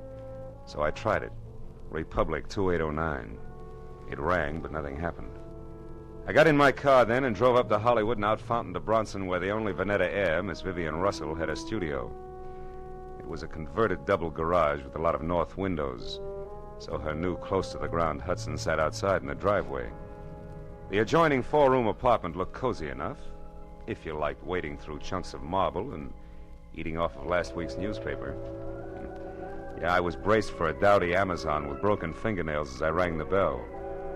That's why the dainty 118 pounds of taboo-scented blonde, who was clad in tan chartreuse yards of whispering silk cut like lounging pajamas, caught me as flat-footed as a duck when she opened the door. Hi. Did you want something? Yes, yeah. My name is Marlowe. I'd like to speak to Miss Vivian Russell. You are. So go ahead and enjoy yourself, Marlowe. May I come inside? I have some bad news, Miss Russell. Oh, sure. Come on in. Now, shall I sit down or just hang on to something? Suit yourself. Your uncle, Mr. Vanetta, died this afternoon. Oh, his heart finally gave up, did it, huh? Yeah, but you shouldn't go all to pieces like that, Vivian. Now, wait. He meant nothing to me, but I'm glad his suffering is over. The pearls are missing, too. Well, really? What happened to them? They were stolen. And don't tell me that means nothing to you, because you're getting the money, $30,000 worth. What? Uncle Sidney intended to give me the money from those pearls? How do you know that? I'm a private detective. He told me he was my client. Oh, then you're out of a job. Say, how would you like to work for me, Marlowe? I'm serious. Now I want those pearls back, you know. Now, for $25 a day in expenses, it's a deal. Now, you tell me something. Who did your uncle hire today to replace Miss Drew? The nurse? Why, I didn't even know Miss Drew had been fired. How did you know she didn't quit? With Uncle Sidney? Try me again. Republic 2809. That doesn't mean a thing. Hmm. You know, Marlowe, you've got an awfully good head. Are you speaking as a sculptress or just an ordinary chiseler? And what is that crack supposed to mean? You didn't know you were getting the money legally. You might have taken the pearls yourself. Oh, stop it, Marlowe. Okay, client. Well, I'll run along. I've got work to do. All right, but don't forget that all work and no play makes for a dull companion. Yes, and it also makes $25 a day. I'll be seeing you. All the way down Sunset Divine Street, I kept telling myself a buck's a buck, regardless. But the idea that I'd been grabbed at stayed with me. Vivian Russell had plenty of motive as a dry land pearl diver, and if that's true, she'd need a patsy just to keep her abreast of the situation. I turned north on Vine and twisted up Beechwood Drive to 2000, the number Steve Temple had given me. He had had 2 hours of playing 20 questions policeman style, and I figured it was time to check his score. Also, Temple was the man to fill in a few blanks on my new client for me. His place was dark, but I got out anyway and started up the walk to his door. I'd gone about a dozen steps into a tunnel of overhanging shrubs when I heard it. Psst. Hey, you. I turned as a man stepped out onto the walk and came toward me slowly. He was tall, wiry, with a thin, arrogant face that sneered out from under an expansive forehead big enough for 3 sets of eyebrows. All shaggy. We're gonna have a talk, Mr. Temple. Hey, you're not Temple. Now we both know that. I'm a friend of his. What do you want with Temple? I've got a message for him, but it's personal. Who from? Like I say, it's personal, mister. I'll be back later. Come here. I said I'm a friend of Temple's. If you got a message for him, I'll see that he gets it. Well, okay, then. Tell him that some of his friends are too blasted nosy. No! The guy with the forehead had a great left jab and a pair of hurdler's legs, and by the time I untangled myself from the brush and got out on the walk again, he was gone. Well, I knew it was a waste of time, but I tried Temple's doorbell twice before I went back to my car. Nothing made sense, except that somebody who knew his way around had stolen a long rope of pearls, and somewhere in the city was a nurse who hadn't shown up on a new job. Beyond that, it was all question marks. I drove down to the filling station on the corner and went inside to the phone. I started to call police headquarters, but instead dropped the nickel in and dialed Republic 2809 again, just on a hunch.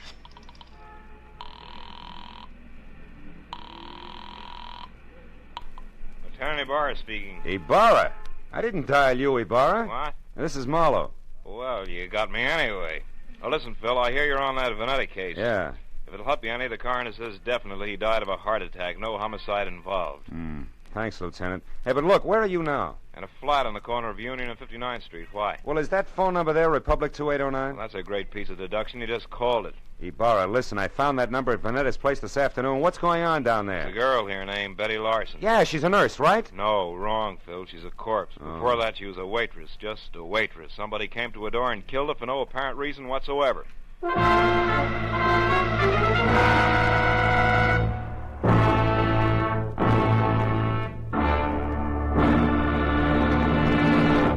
In just a moment, we will return to the second act of The Adventures of Philip Marlowe. But first, Jack Benny will be along on CBS tomorrow night with one of his funniest shows ever.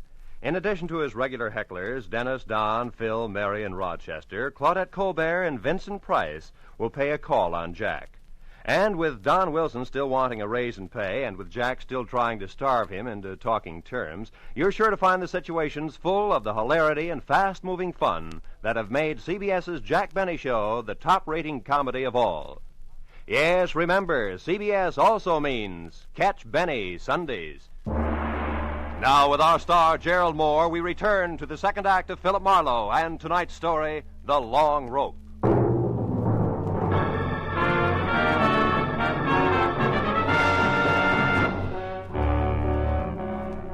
It was 40 minutes of thick stop-and-go traffic from the time I quit talking to Ibarra until I pulled up near the 4 stories of faded, sagging tenement on the corner of Union and 59th.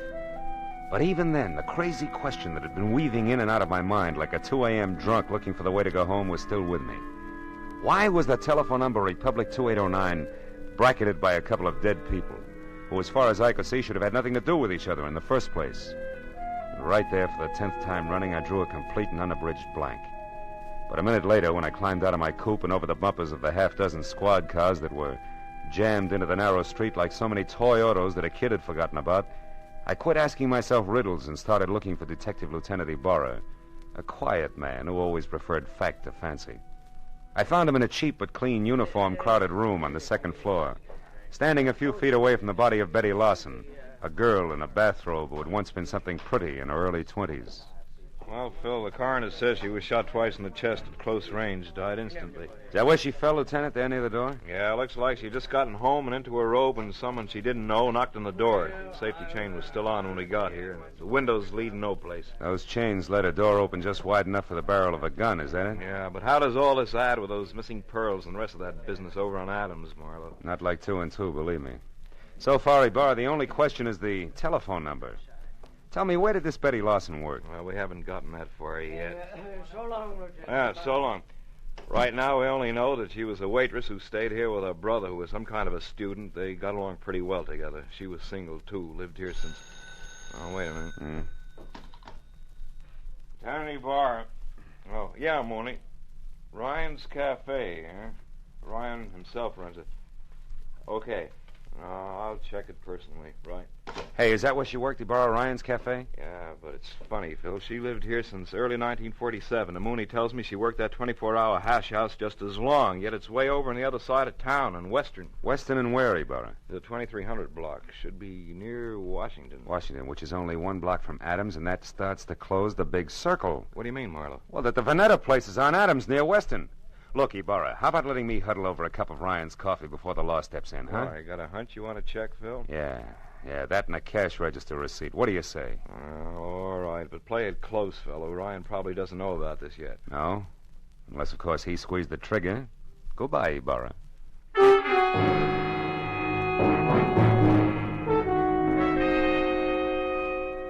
I was a half hour getting over to Ryan's Cafe on Western, which turned out to be a lot of steamed-over plate glass, bragging about a 40-cent hot roast beef sandwich in 2-foot-high white chalk letters. And inside, the motif was the same. Everything that Mr. Ryan sold was a bargain.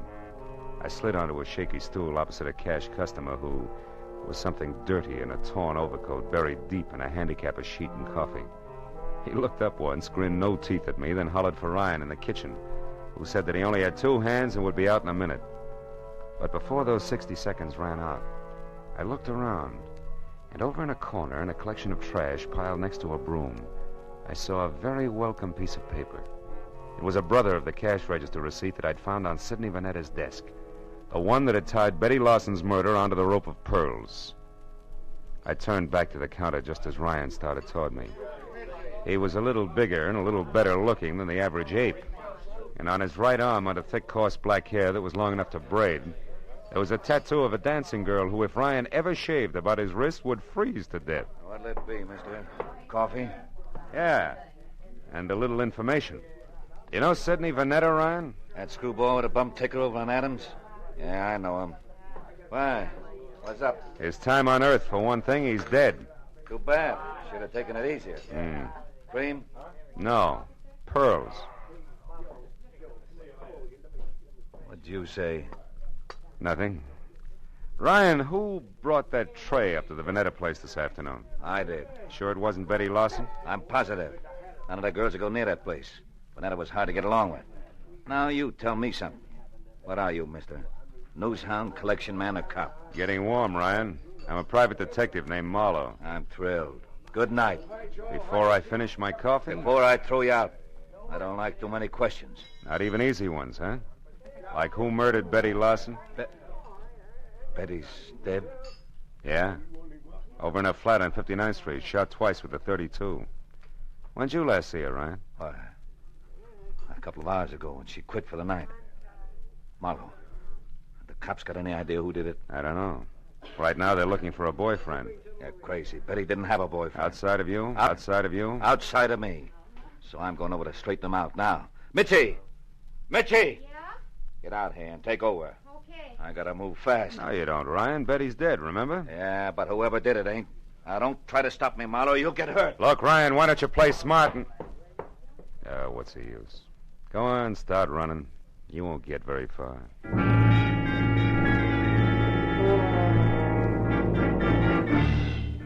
For the first time that night, I felt sure of what I was saying.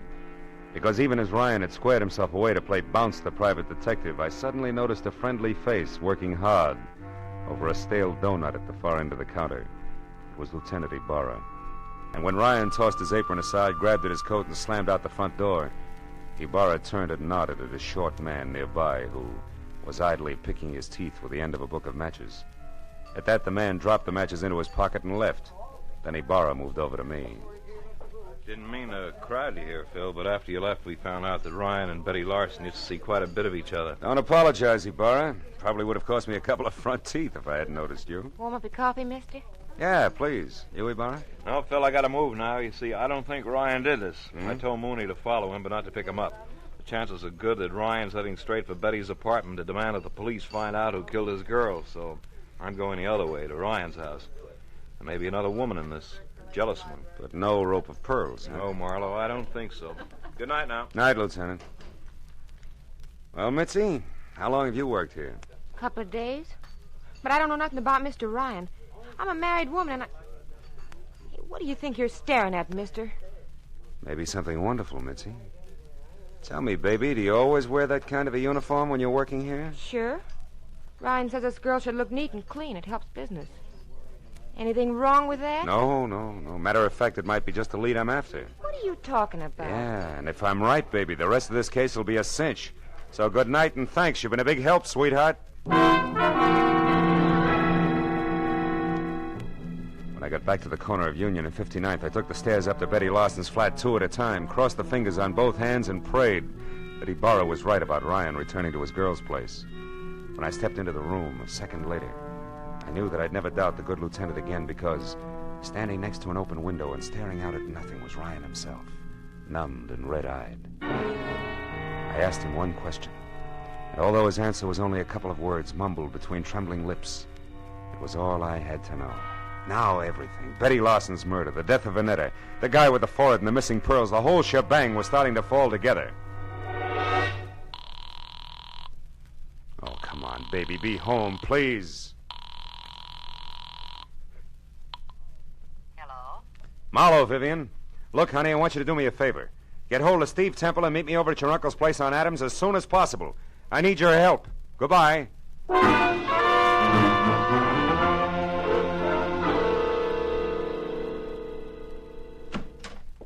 Marlowe, what took you so long? I understood you needed our help and in a hurry at that. I had quite a way to come, Temple. Is Vivian here? Yes, Marlowe, Vivian's here, and that means that we can stop counting noses.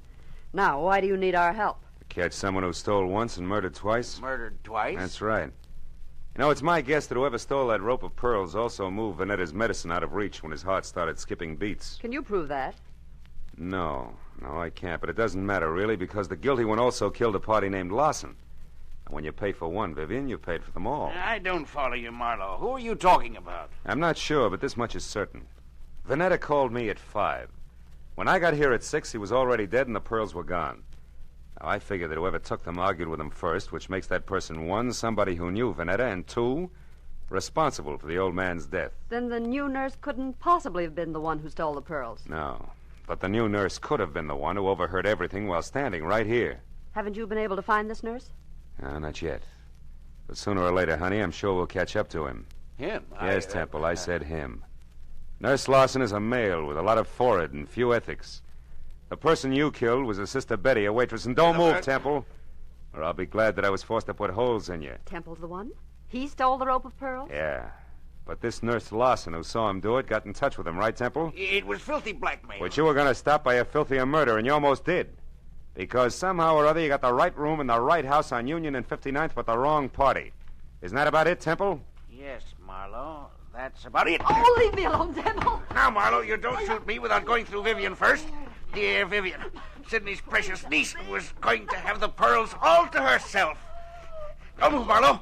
It'll cost Vivian her life if you do. I doubt that very much, Temple.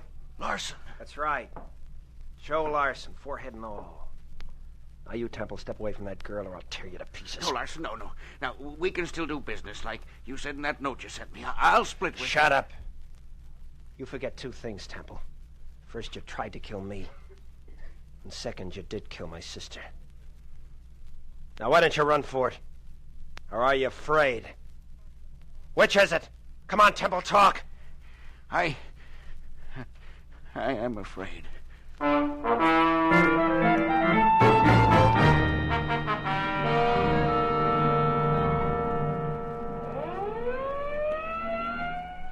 Marlowe, that just about winds things up. Yep. Joe Lawson's sent up for attempted extortion, and Temple... Sent up for good. Mm-hmm. Say, Marlowe, when you called a while ago and said that you wanted Temple and me to help you, did you know then that Temple was the murderer? No, I didn't, Vivian. Then I only knew that whoever had killed Betty Lawson had mistaken her for the new nurse, and that the actual nurse was Betty's brother, Joe. Where'd you get hold of that, Phil? Well, it started in Ryan's Cafe, Barra, just after you left. I had nurses on the brain, I guess. And when I took a good look at the waitress there, I suddenly realized that her white uniform, white shoes, and white cap could easily confuse a guy like Temple, who also had nurses on the brain. Well, I can see a killer making a mistake about appearances, all right, but I still don't understand how it is that the telephone number of my uncle's nurse turned out to be Betty's apartment. Because a nurse did live there, honey. Betty's brother was a medical student, part-time male nurse, and full-time bum. You see, Ryan, who brought food to Uncle Sidney, knew that he needed a new nurse, and he sold him on the idea of Joe Lawson, because he wanted his girlfriend's brother to have a job. Oh, I get it. Say, I know what I'm going to do with those pearls. Sell them? To the highest bidder. Oh, no, I'm going to break up that set. Break up the set? Yeah, I'd like very much to get a pair of earrings out of them. Oh, and for each of you, a set of cufflinks. Good night, gentlemen.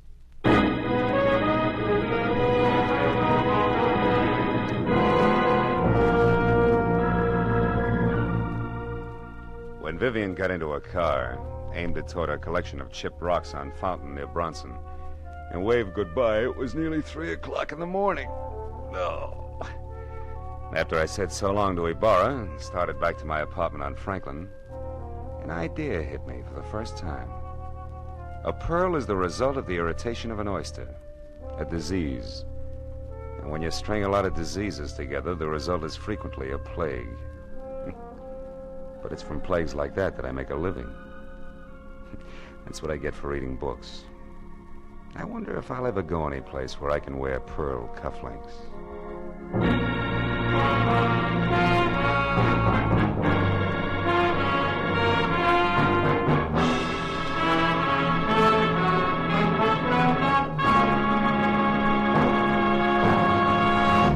The Adventures of Philip Marlowe, created by Raymond Chandler, stars Gerald Moore and is produced and directed by Norman MacDonald. Script is by Mel Donnelly, Robert Mitchell, and Gene Levitt. Featured in the cast were Junius Matthews, Louis Van Ruten, Fay Baker, David Ellis, Lillian Byeth, and Ed Begley. Lieutenant Detective Ibarra is played by Jeff Corey. The special music is by Richard Orant. Be sure and be with us again next week when Philip Marlowe says... A corpse that wouldn't stay dead, a pistol with a silencer on it, and a fortune in a black satchel spelled death for the big city boys when they finally got together in Lonesome, Arizona. Population 802.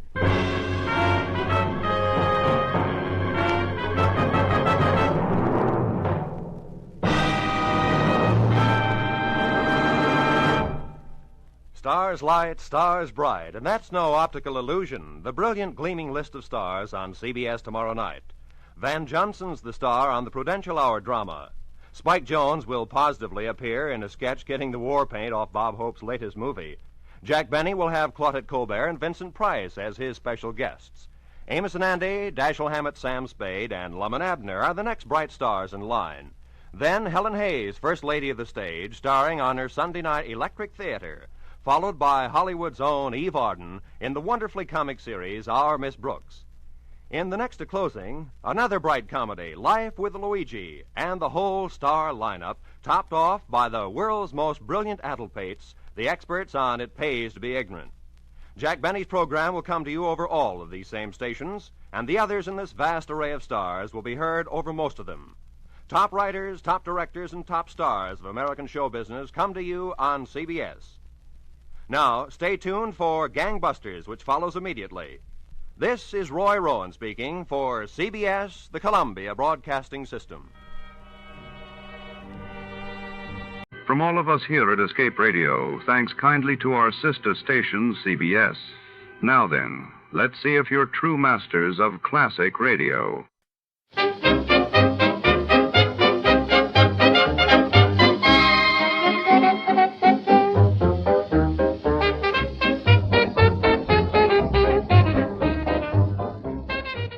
Tonight, under the shadow-raped streets and flickering neon, a mysterious book, Edith Hamilton's mythology, vanishes without a trace. Our hard-boiled detective is drawn into a labyrinth of secrets, lies, and dangerous allure, as a glamorous woman with secrets of her own enters the picture. What's hidden between the pages, and who will risk everything to possess it? Stay tuned for the Edith Hamilton Caper. Before we begin, let's see what happened on the day it aired. It was March 18, 1950. That day, the world read of Belgium's King Leopold III returning to power amidst fierce national debate, while in the United States, scientists announced the successful creation of artificial snow in a laboratory, sparking hope for new weather control technologies. The Adventures of Sam Spade, Detective.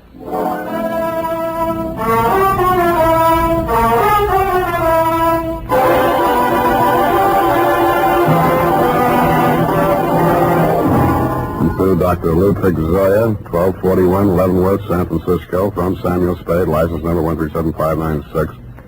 Subject, Edith Hamilton. No paper? No caper.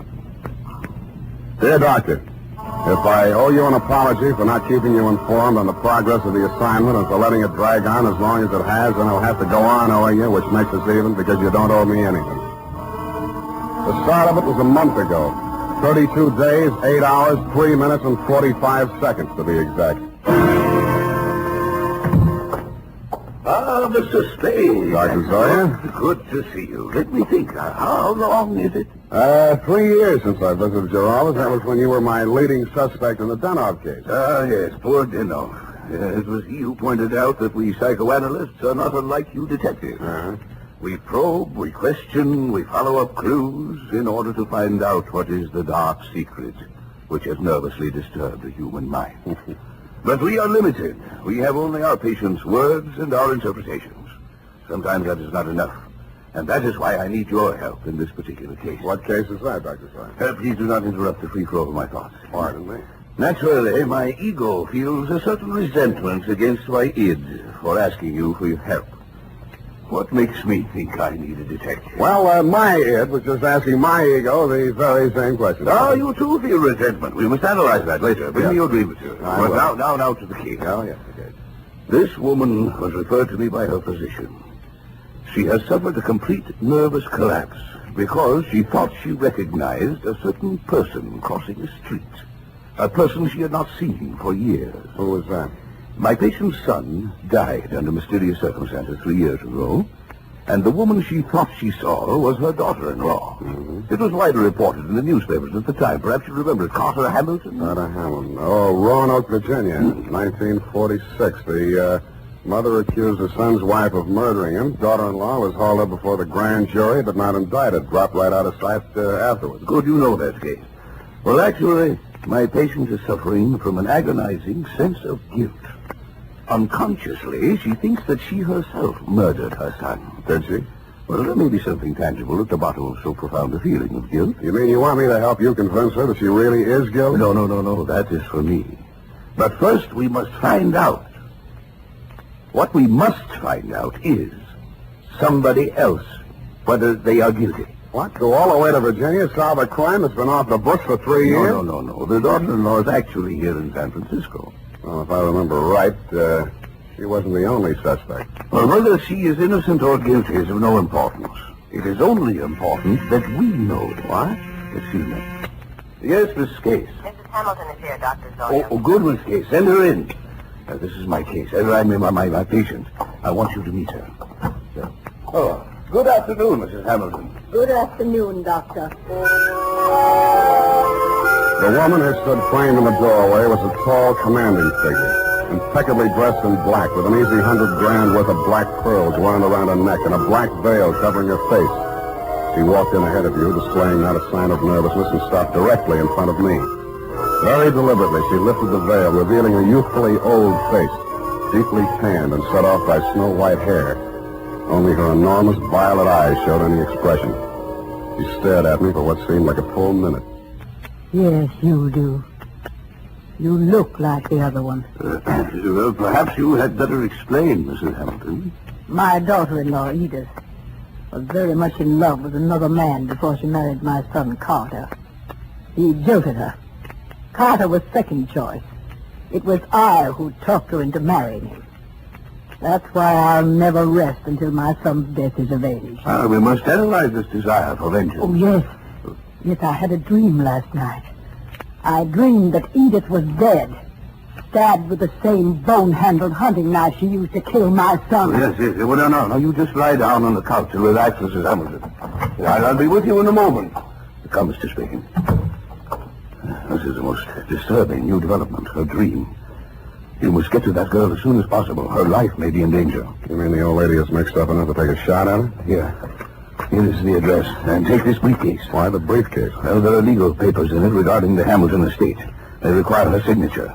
I had Mrs. Hamilton arrange for you to take them to her instead of the attorney. I'm supposed to pose as a lawyer. While I'm there, I'm supposed to shake a confession out of her, and while I'm typing it up, I'm a bodyguard. You're getting a lot for your money, Dr. Sawyer.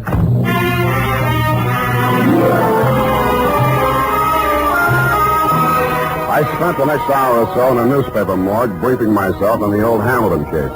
The victim, Carter Hamilton, was the 28-year-old tail end of an old Virginia family whose blood was as rich as it was blue. The accounts of the killing were sketchy. At the old plantation, Carter Hamilton had been found one morning by his mother dead in bed of a stab wound. The knife was never turned up.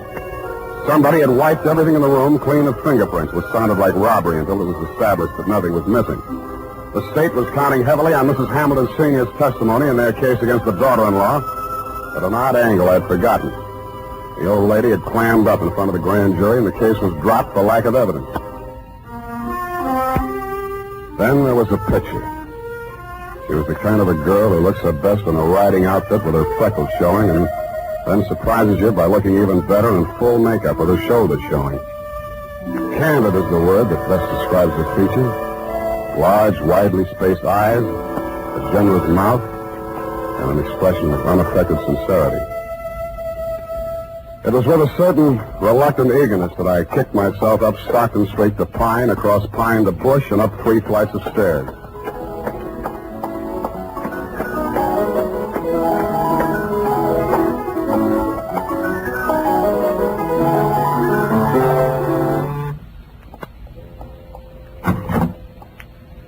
Yes? This is Edith Hamilton?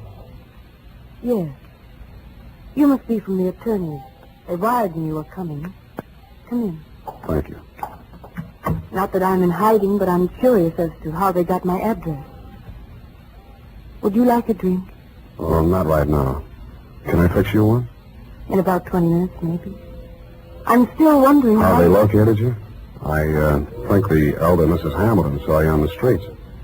Oh, is she here in San Francisco? Yes. Is that so surprising? No, it's a large city. What is surprising is her staying on after learning that I was in town. And she's not very well. In fact, I think she's had some kind of a nervous breakdown. I'm sorry to hear that. I'm very fond of her, you know, in spite of everything. No, I didn't know. Maybe I should explain. I'm a private detective local. I was hired here in San Francisco to bring these papers to you. Oh, you found me. I seem to be a little slow introducing myself. I'm sorry. Sam Spade. Well, if it had to be a detective, I'm glad it's you. But I can't help wondering why they didn't send a lawyer. The lawyers cost $50 an hour. I only cost 10. Oh. In the private eye stories, it's always $25 a day and expenses. I wish those writers would get abreast of the times. I'm sure they'll catch up. But if you're being paid by the hour, perhaps I can keep you here a little longer. I'm glad you said that. You remind me of someone. Pleasantly, I hope. Yes. Oh, yes. And sadly, too. Your husband? If you don't know about that, I hope you'll never find out. I'll leave that up to you. His hair was like yours. He was thinner. And his eyes were blue. Maybe we shouldn't wait till 5 o'clock for that drink. It was a funny kind of a drink. I'd never been hit by one before. Black velvet. After 2 of them, I even began to hate myself a little less. And after the third, I decided there was some mystical connection between the drink and the color of her eyes. Black velvet.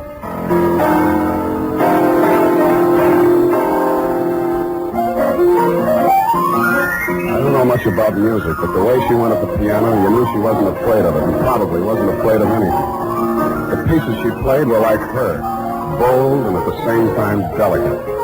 Simple, but with a web of complexities in the background. Brilliant, but always colored with sadness.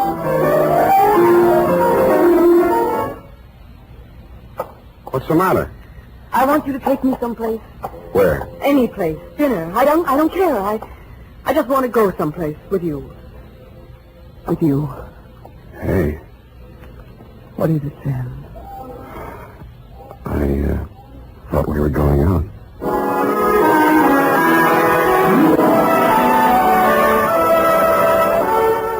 I never paid much attention to San Francisco before I met her. It's quite a place. There's a little park up on Russian Hill where you can stand and look out over the houses of the marina to the Golden Gate. There's an island in San Francisco even worse than Alcatraz. It's in the middle of the lake at Flashacre Zoo, and instead of gorillas, the population is nothing but monkeys. There are only 2 laundries in Chinatown. And out at Golden Gate Park, they have a band concert every Sunday afternoon. Maybe it was just the bright weather, but everything looked clean and shiny, as if somebody had taken a scrubbing brush to all the buildings.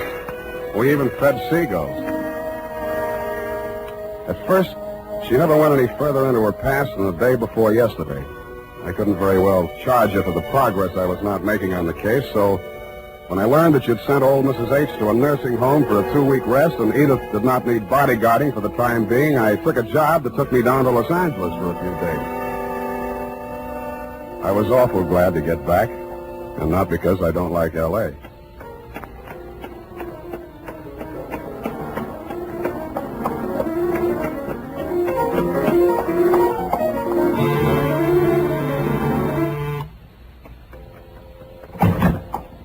Sam.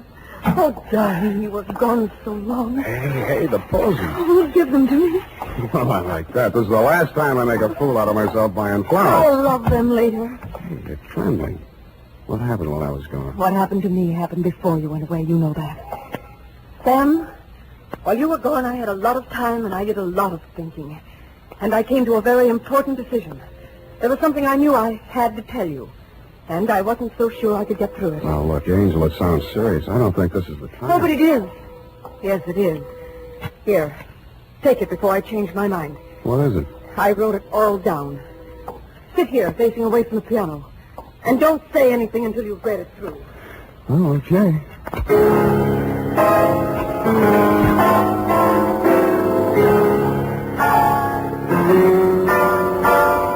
The opening sentence hit me straight between the eyes.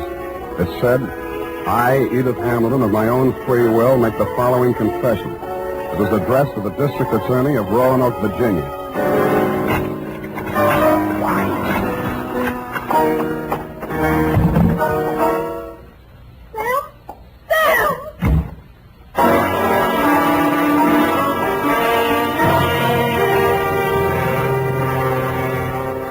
That, Dr. Zoya, was when I headed back to your office. Not to have my head examined, it was too late for that, but to tell you that I was resigning, Miss Caper. On the way, I placed 2 ads in the classified sections of 3 papers. One under office space for rent and one under situations wanted. Ex-private detective desires position as night watchman, prison guard, asylum attendant, or any more pleasant line of work. And I really meant it. United States Armed Forces Radio Service is presenting the weekly adventure of Dashiell Hammett's famous private detective, Sam Spade.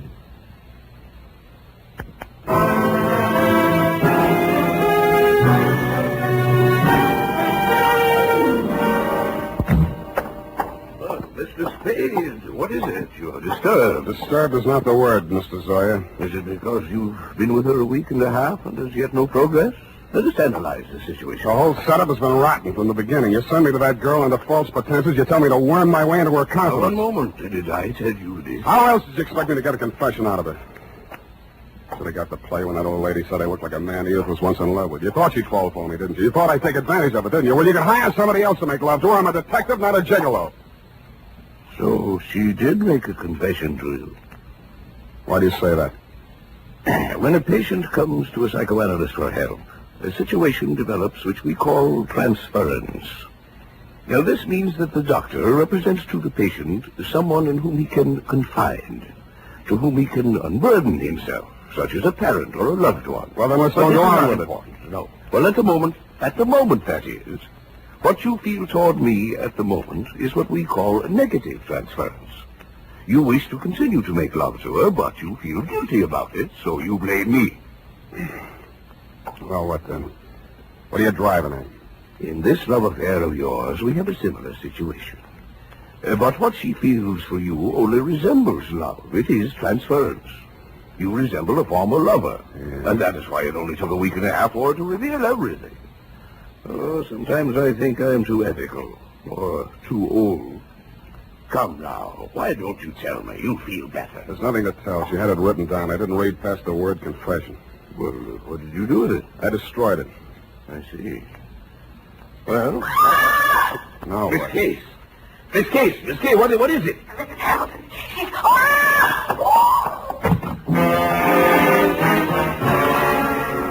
It was Mrs. Hamilton, all right. But she didn't look much like the dignified old lady I had met in your office 10 days before. Her high-piled white hair was hanging in two ratty pigtails. She was wearing a nurse's cape over a flannel hospital nightgown, and in her hand was a .32 caliber gun. Mrs. Hamilton, why did you leave the nursing home? You lied to me, Dr. Sawyer. That place is nothing but an asylum. Well, you know that isn't true. Come, give me the gun. You're tired. You must rest. Yes. Now I can rest. I've killed her. What? Miss Case, she's fainted. Get some water. Let me see that gun. I'm going to Edith's place. Get an ambulance over there and don't stop to analyze anything.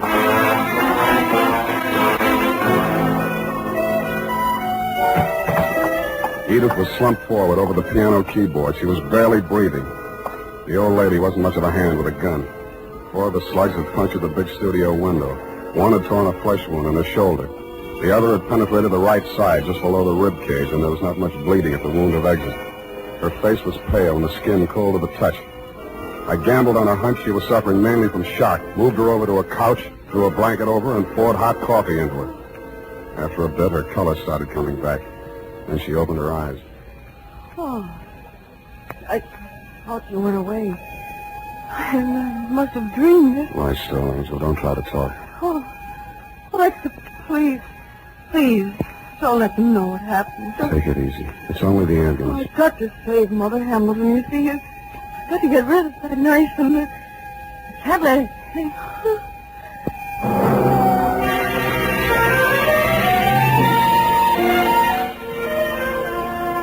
I rode in the ambulance with her. She was still unconscious when they carried her into surgery. They told me she was out of danger. When they threw me out that night, I went back to her apartment. What she'd said about saving old Mrs. Hamilton and getting rid of the knife gave me a new slant on that confession I hadn't read. The pieces were still on the floor where I'd thrown them. It took me nearly an hour to put the jigsaw together, and when I did, it was still a puzzle. In her story of that morning 3 years ago, she confessed to finding the body before the official discovery, to hiding the knife and wiping the doorknobs and surfaces in the death room to get rid of fingerprints. She couldn't remember anything that had happened in the 8 hours between 1 a.m., when she had left her husband drinking in the library and gone upstairs to bed, and approximately 9 in the a.m., when she found herself standing over his body with a knife in her hand. I stretched out on the sofa to think it over, and then I drew a blank.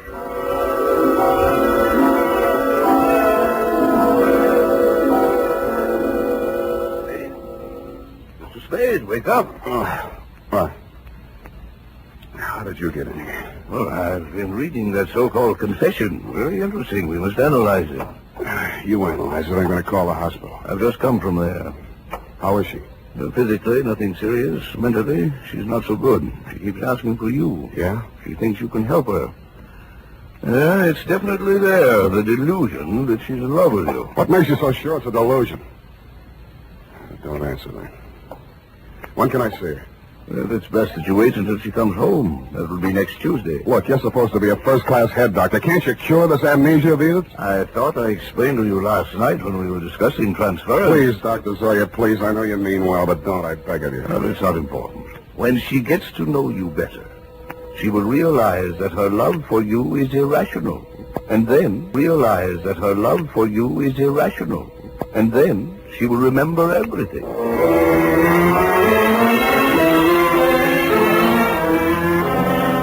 I kept myself busy like crazy until Edith checked out of the hospital. There wasn't much talk between us at first. Even her music was reticent, little rambling improvisations that sounded like children's songs or lullabies with something just a little acid mixed with their simplicity. Then as the days went by and her strength and confidence started to return, her music became serene and graceful.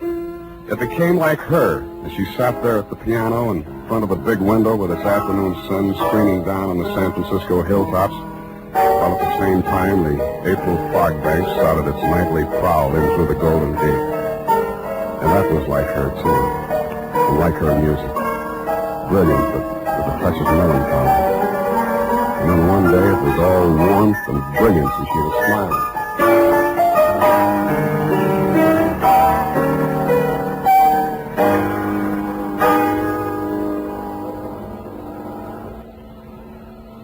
Sam, Yeah, Angel. I remember now. So that's it.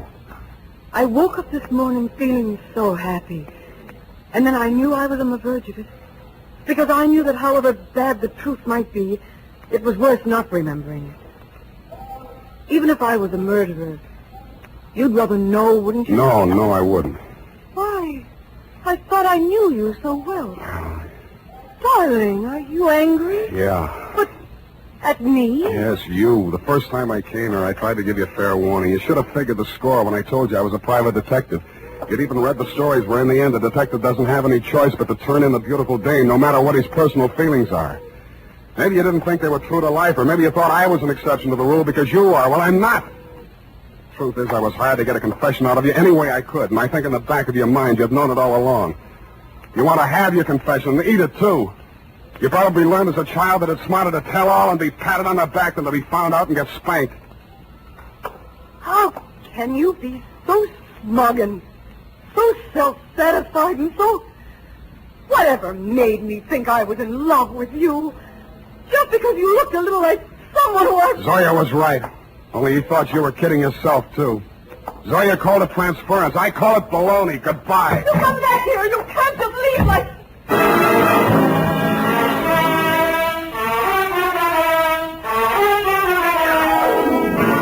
That, Dr. Zoya, is why I never heard her confession. It turned into a lover's quarrel. But I understand she paid $25 an hour to rattle it off to you. I have before me your telephonic message. I haven't had time to analyze it, but at first glance I take it to mean that Edith was innocent of everything except destroying evidence. Motive, to spare her mother-in-law the anguish of knowing that her son was a suicide. I'm sorry, now that I know what her story was, that I didn't stay to hear her tell it.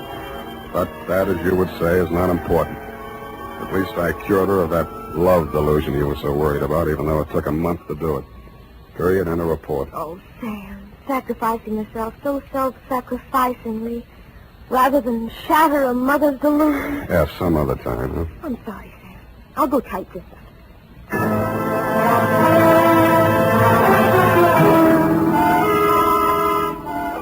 Well, here it is, Sam. Sam, where did you go? Sam Spade Detective Agency. It's space, sweetheart. Sam, where did you go? I'm downstairs in the bar. Sam, there's so much noise on the line, I can't... I'm drowning my sorrows. Well, you don't need to shout. Oh, hold the line a minute. Yes? May I help you? Oh, no, I'm sorry. I was hoping I might find Mr. Spade in. Hello? Would you like to leave a message? Oh, tell him Edith Hamilton called. Oh. Ooh! F, are you still on the phone? Ooh. Oh, pardon me. Yes, dear? What happened? Are you taking a bath? Nothing at all. One moment, please. Miss Hamilton, I have him on the line.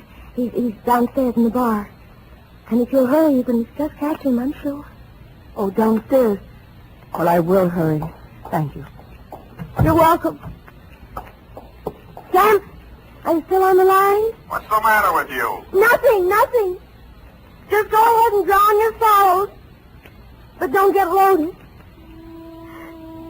Good night, Sam. Well, good night, sweetheart.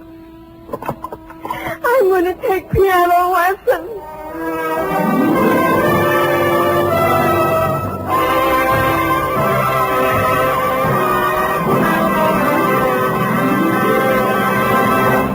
The Adventures of Sam Spade, Dashiell Hammett's famous private detective, are produced and directed by William Spear. Sam Spade is played by Howard Dove. Lorene Tuttle is Effie.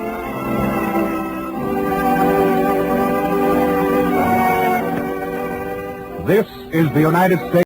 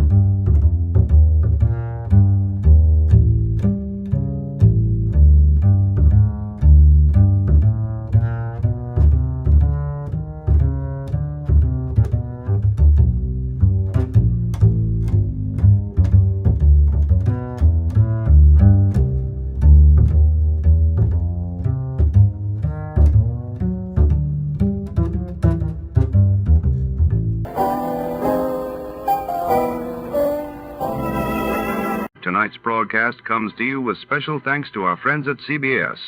And before our next mystery unfolds, here's a question for the sharpest listeners in America.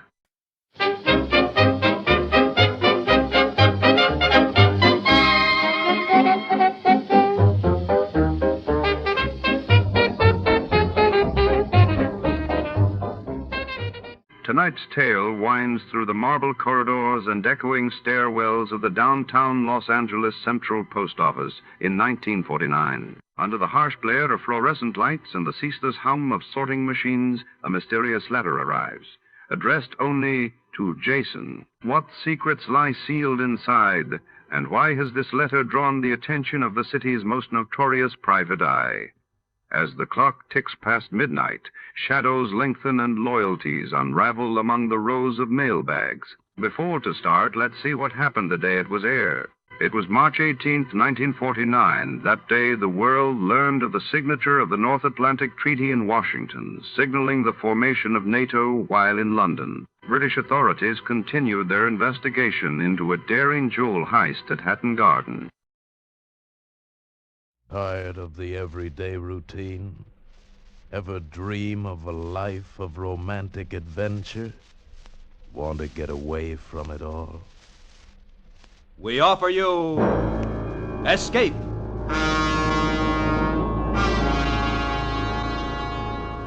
Escape, designed to free you from the four walls of today for a half hour of high adventure. Tonight, we escape to the island of Pelota in the South Seas, and an exciting tale of the strangest bargain ever made, as we bring you Letter from Jason, adapted from George F. Worth's famous story, Sunk.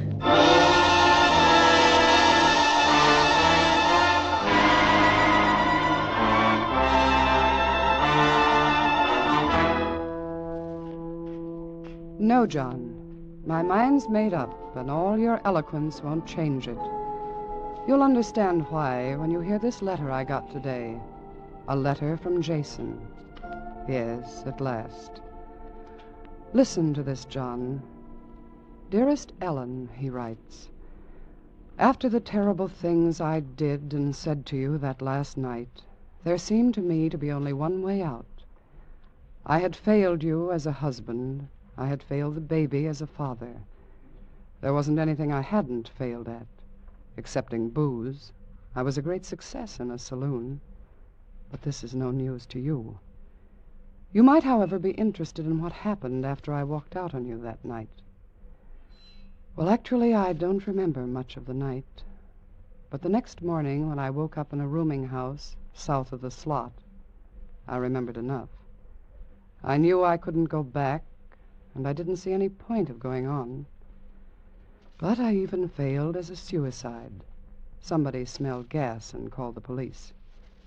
When I came to in the receiving hospital, Uncle Jeffrey was there. Well, Jason, you've sunk pretty low. Oh, go away and leave me alone. You must have been drunk to find the courage to try suicide. I don't ever really get drunk anymore. I just drink. That's scarcely news. What about your wife and child? You're suddenly very solicitous. No, I never approved of your marriage, but you're still my brother's son. Why did you try to do this? Money. A couple of other things, but money principally. Your father left you plenty of money, too much for your own good. Well, it's gone. Of course it's gone. I'm over my years in debt. How much do you owe? More than I could pay back in a year, and some of them won't wait. There's a bookie in Sacramento Street. How much? More than $3,000. Why didn't you come to me for it? Would you have given it to me? You know I wouldn't. Why, you're getting a big kick out of this, aren't you, Uncle? Get out. Get out. Jason, you misunderstand me. I didn't come here for fun. I came on business. What? Yes, I came to offer you a job. Oh, that's funny. That's a great big laugh. No, I'm serious. On the way over here, I did a lot of thinking. Since you're ready to die anyway, perhaps I can arrange it in a way to provide for your wife and child. Yes, and pay your debts. Oh. You know where I spent my youth? Yes. Poaching pearls in the South Seas with my father. Really, Jason? That's an ungrateful conclusion and unkind to the memory of your father. We were traders, honest traders. But there were others not so honest. There were killers down there in those days. There's one in particular who crossed me several times and is still alive. His name is Jake Finch. What the devil are you talking about? A business deal, Jason. I want Jake Finch killed. Since your life doesn't mean anything to you, you might as well take the job. Me? Kill a man? That's right. This morning you tried to kill yourself for nothing. I'm offering you a chance to kill and be paid for it. How much? Your debts. And $25,000 to your wife after Finch is dead.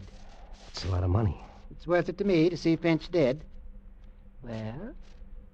And after I've killed him, what then? Ellen is provided for. And me? We'll cross that bridge when we come to it. Where is this man? He lives on the island of Pelota, 3 weeks' sail from Tahiti. How romantic. Not at all. He's a dangerous, treacherous killer, and you're going to have to meet him face to face. He's lived too long to be caught off guard. What makes you think I'll have the guts to kill him? I'll be along to see that you do.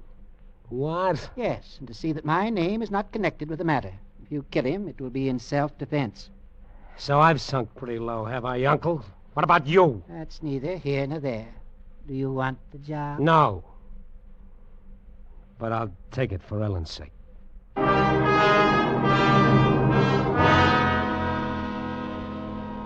Yes, John, I know it sounds incredible, but don't be so hasty in your judgment. The letter from Jason goes on. I suppose if I hadn't been foggy with booze and gas fumes, I would never have accepted such a dreadful proposition, even though it meant security for you. But once I agreed, Uncle Jeffrey wasted no time. He paid my debt and sent you that $1,000 check as an advance on my murder fee. And in less than 24 hours, we were slipping through the Golden Gate bound for Tahiti.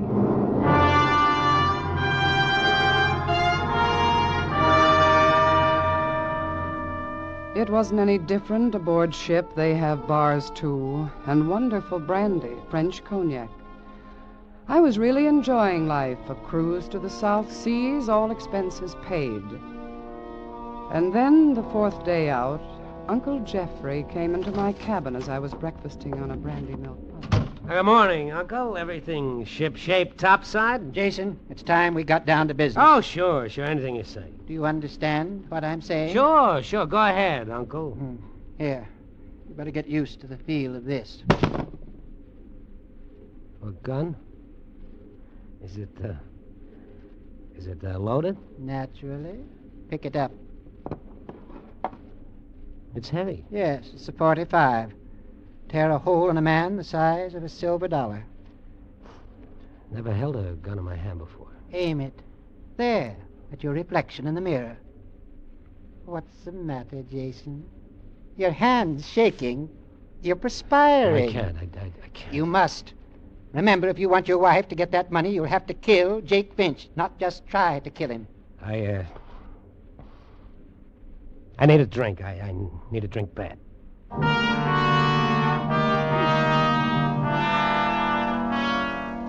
Poor mixed-up Jason. That was his solution for every problem, his answer to every challenge. I need a drink.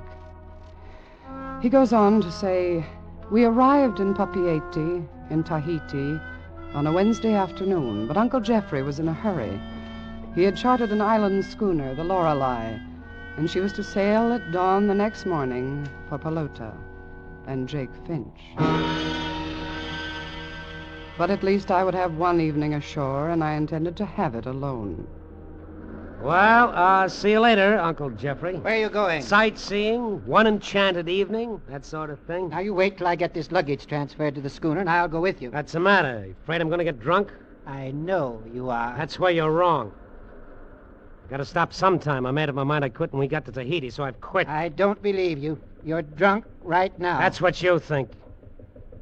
I'm not drunk, Uncle Jeffrey. I'm sick. I'm sick of the sight of you. We still have a long way to go together. I know.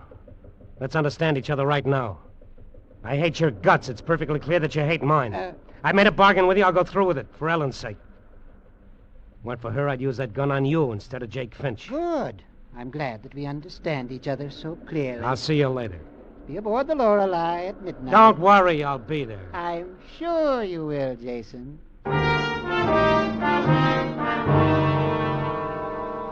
Papeete, the letter goes on, is not the South Sea paradise we dream of back home. Unpaved streets, miserable natives, provincial French colonists, but plenty of bars. I avoided them. I headed for the big hotel and a table on the terrace. Take away the palm trees and the French accent, and it was about as exotic as the commercial house in Sioux City. Monsieur désire quelque chose à boire? What did you say? Oh, je m'excuse. Would monsieur like something to drink? An aperitif, perhaps? Cézanne? Dubonnet? Oh, no, thank you. Just tea.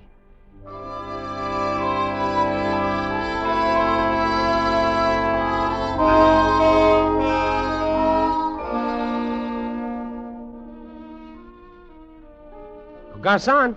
Oui, monsieur? My check, please. Tout de suite, monsieur.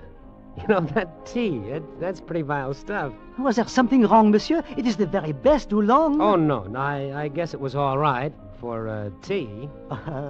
Oui, monsieur. Voilà, monsieur. Here you are. And keep the change. Oh, merci beaucoup. Oh, say, tell me, what's a good place for dinner? Oh, ici, monsieur. The hotel has the best cuisine in Papeete. But it's a little quiet, don't you think? Peut-être. Then I should commend monsieur to chez Tante Marguerite, or the Southern Cross. At the Southern Cross, there are the girls. Ah. Then I'll go to Marguerite's.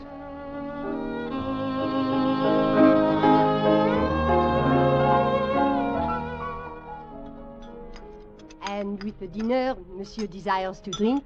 Water. Water? Yeah, just water. But if monsieur will permit, we have a proverb in my native Normandy. Un repas sans vin est comme un jour sans soleil. Yeah, I'm sorry. I don't understand French that well. A meal without wine is like a day without sun. Oh. And surely with the cuisine of Tante Marguerite, one must not drink just water. Besides, the water in Papeete is not safe. I myself have lived here more than 20 years, and never have I tasted the Papeete water. Oh, no. I would recommend wine, monsieur. I urge it. With the langouste, a dry sauterne, monsieur. Oh, well. Well, very well. A small bottle, then.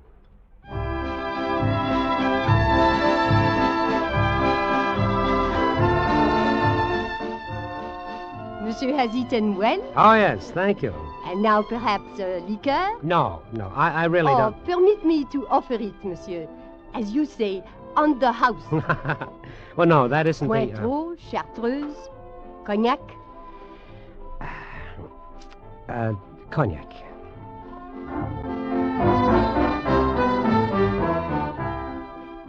Oh, it's an excellent dinner, madame. An excellent liqueur, and the world begins to look all right again. Of course it does, monsieur. Of course it does. And now, madame, tell me, you know of a place here in Papiete called, the Southern Cross?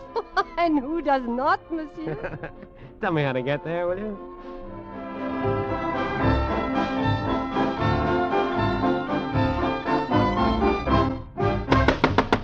Charlie! You deaf? Oh, yes, mister. You like maybe something, huh? Oh, yeah, another cognac. Oh, yes, sir. You like cognac maybe, so help yourself. Oh, sure, I like it. That's the best thing the French do is make cognac. Oh, look out. You're spilling it. I'm trying not to. Can't you see? I'm trying to hold it steady. You're not so steady yourself. Why can't I hold it steady? It's like the gun. I can't hold the gun steady either. How can I shoot straight if I don't hold it steady? All the same. Whiskey, gun. You can't go steady with both. You go steady with me. Hmm? Oh. Well, hello, baby. You are alone? Yeah, I'm alone. It is not good to be alone too much. No, I don't mind. You like me to keep you company. I don't mind.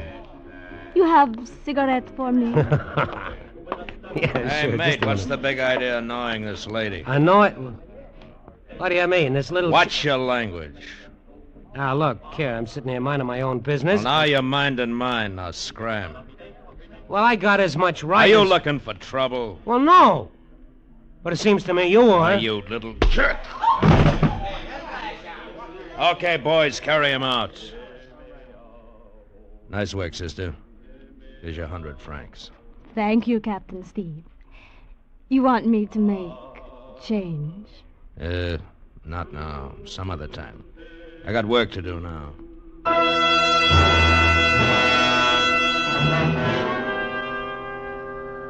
I know, John. It's the same old pattern. How well I know it. The promises and the failures. Anything could start him slipping. A glass of wine, the brandy sauce on the mince pie.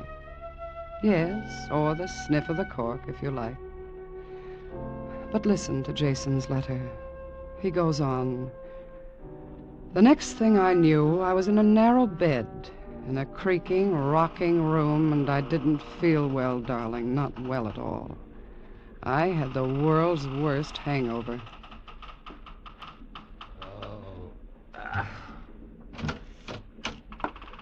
Oh. Good morning, Jason. Oh, Uncle Jeffrey, where am I? Aboard the Lorelei. 5 hours out of Papeete. Oh. Bad night? Yeah, I guess so. Looks like you were in a fight. I was. I don't remember anything after it. How'd I get on board? You were delivered at my instruction. What do you mean? My captain brought you aboard. I want you to meet him. Captain? Yes, Mr. Sheldon? Come in. I want you to meet my nephew, Jason Torrance. How do you do, sir? Why, you... We've already met, Uncle. This is the man who knocked me out. I know, according to my instructions. That'll be all, Captain. Yes, sir. Well, you're a... Save your breath, You're the Jason. dirtiest... Your head will only ache more if you get excited. I'm not trying to hide anything from you. Captain Steve is a tough guy, but not nearly as tough. Not half as quick or strong or hard to kill as Jake Finch. And he tells me you never even hit back. Object lesson, huh? That's right. You've already cost me a lot of money, and I want my money's worth. You're no good to me, drunk, or to yourself, or to your wife and child. Suppose you'd gotten in a real brawl in that saloon last night, where you could have been killed. And where would your wife and kid be? But believe me, I won't pay off until you kill Jake Finch. I do believe you. I believe you'd let Ellen and the kid starve before you'd help them. I would, Jason. You can be sure of that. Unless you kill Jake Finch. All right, Uncle. I'm on the wagon from now on. Oh, it's easy to say. When you're still going on last night's booze. I mean it. I've taken my last drink. I wonder, Jason. I wonder.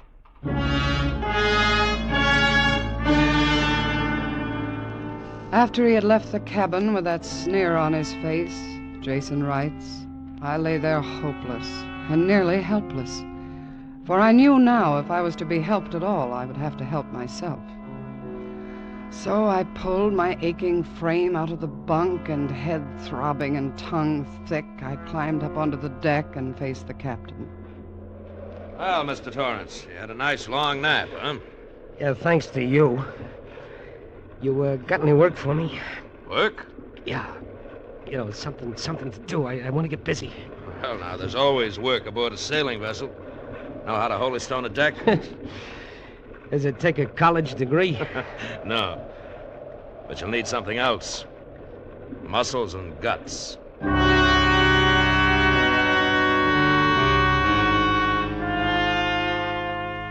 Who said it gets easier day by day? Jason writes. It didn't for me. I was stiff and sore from using muscles that had never been used before, and the only thing I wanted was a drink, just one drink to ease the pain. But I knew I'd never stop with one. It got tighter and tighter inside me, and there had to be a breaking point. And then on the 10th day out, the captain sent me up to secure a block on the mainmast. The sea was kicking up a little, and when I was 15 feet above the deck, the schooner lurched suddenly. I lost my grip and fell. I grabbed at the shroud, and it bit into the skin of my palms, and I hit the deck and lay there for a moment, shaking with fear, knowing that this was the end of my fight. Then I got to my feet, ran down to the galley, and opened the cabinet where I knew the captain kept his brandy. Having a little nip, Jason? Yes! I'm through. With your rotten bargain, your Jake Finch, and your... Through with Ellen and the baby. Through with keeping your word. Back where you started from. A gas-filled room, trying to commit suicide. Well, go ahead.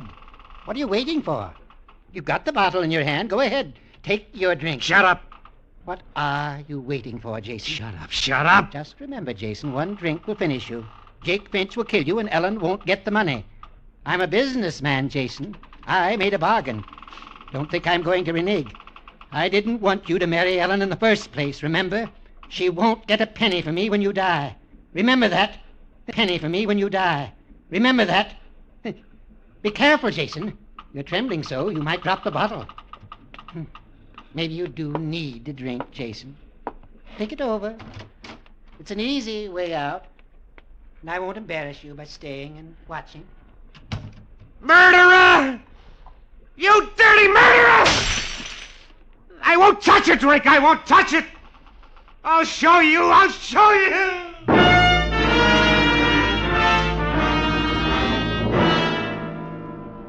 And then suddenly it grew a little easier. Not taking that drink was the turning point, I guess. The crying out inside, the need for liquor, grew slowly quieter. My muscles began to toughen. My whole body began to feel better, more alive. And the first time in years, I enjoyed eating. And I was learning to be a pretty good sailor. I began to get a kick out of the neat way the schooner handled, the clean feeling of the sea air, the wonder of just feeling good. And with this change, I slowly began to realize what kind of a bargain I had made. I didn't want to kill anyone. No, not for any reason. Not now, when I felt sure I could start my life over again. You've made a bargain, and you'll stick to it. I'm not the same now. I'm in good health. I'm strong. I can get a job and really take care of Ellen and the baby. You should have thought of that before. Well, I'm thinking about it now. I can't just deliberately go out and kill a man. I'm not going to go through with it. All right, we anchor at Pelota tomorrow. If you refuse to carry out your end of our bargain, I'll put you off the schooner and leave you there. You won't see a ship for more than 6 months. And when it does come, you'll have sunk lower than you've ever been. You won't have passage money back to San Francisco. You'll die in Pelota. And Ellen won't see a penny of that $25,000. You do that? In a second. But I'll pay you back the money you lent me. I'm not interested in that. I want Finch killed. Believe me, he has it coming to him. I don't care what he's done to you. I'm not going to go through with it. Not only what he's done to me, Jason. I didn't want to tell you before. I never told you how your father died. No, you never did. Jake Finch killed him, Jason. Jake Finch killed your father.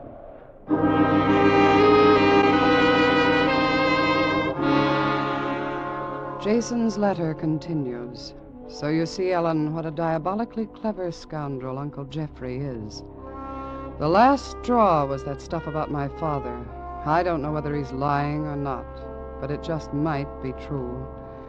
And so this man who is playing God with my life has added the final motive for murder, vengeance.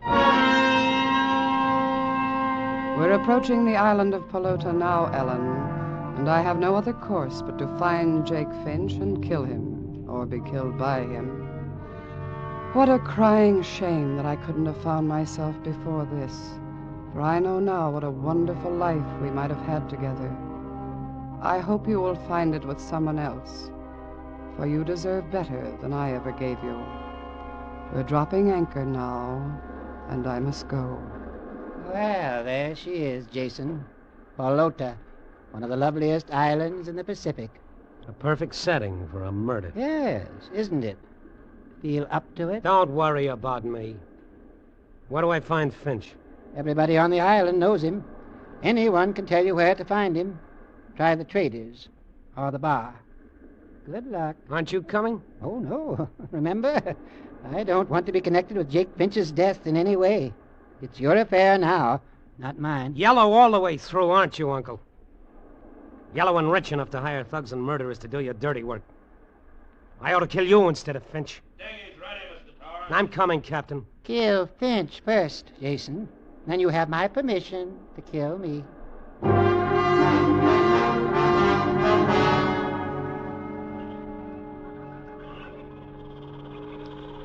Good day to you, sir. Good day. Put in for supplies, have you? No. Well, we've got everything a trim little schooner like yours would be needing. Look, can you, tell me where I can find Jake Finch? Jake Finch? What do you want with him? Well, that's my business. Where is he? I couldn't say exactly. He might be down on the beach this time of day. Thank you.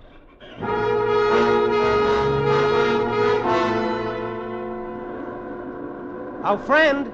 Who, me? Yeah, you. Well, I wasn't sure. Ain't been called friend in 20 years. What can I do for you, stranger? I'm looking for Jake Finch. Well, don't look at me. I ain't him. Where can I find him? Look here, mister. If this is your idea of a joke, it ain't funny to me. I'm sorry.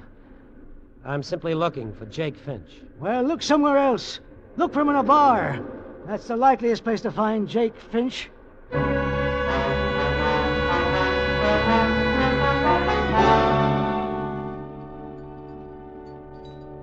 Yes, sir. What'll it be? I got the finest brandy on the island. 4 years old, it is. No, thank you. I'm looking for someone, but the place seems to be empty. Oh, who are you looking for? Jake Finch. Jake Finch. What do you want with him? I've got business with him. Yeah? What kind of business? He inherited $1 million or something? No. But I want to settle a debt with him. Okay, mister. He's in the back room. This way.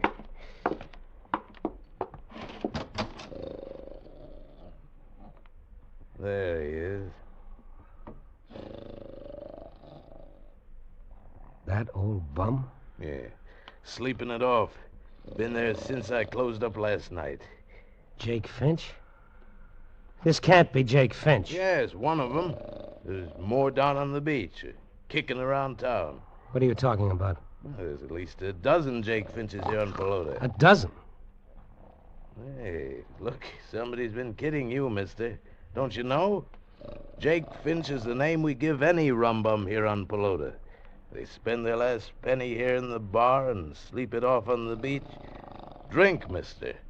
All the Jake Finches drink themselves to death. Jake Finch. Me. All along, the Jake Finch he wanted to kill was in me. Hey, where you going? I've got an apology to make. You look like you need a drink. How about one for the road, huh? No, thanks. I don't drink.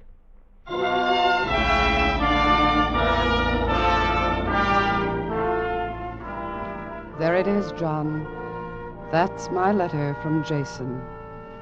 You understand now, don't you, why I'm asking you as my attorney to stop my divorce action immediately. I cabled Jason this morning that I'm waiting for him to come home.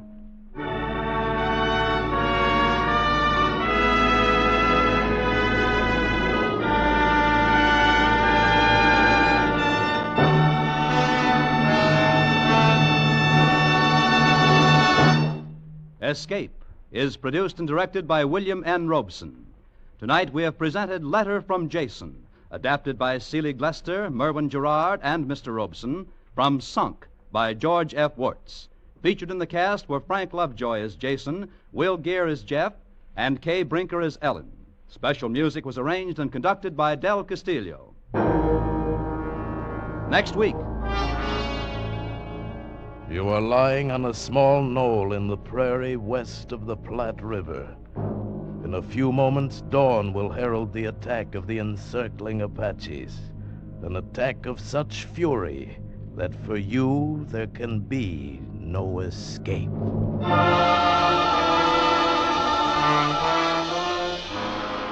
Next week, we escape with an exciting tale of the Old West, as James Warner Bella tells it in his thrilling story, Command. Pardon me, Mr. Lamont. I'd like some information. Why, it's Gracie Allen. Can you tell me who that young man was with the wonderful deep voice? Well, yes, that's Paul Freese. Well, I'd love to meet him. That'll be easy. Paul, this is Gracie Allen. Gracie, this is Paul Freese.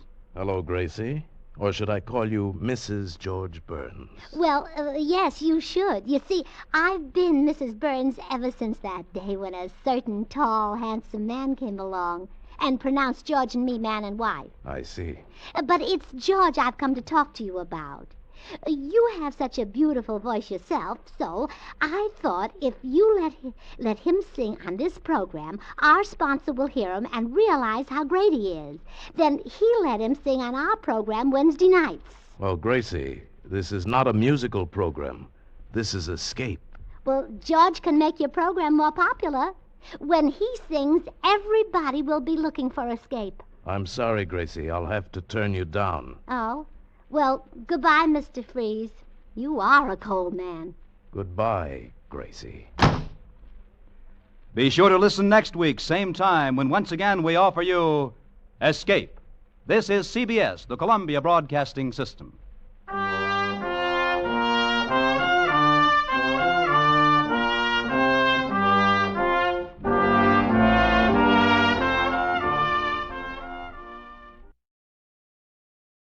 A warm word of thanks tonight to our sister station, CBS.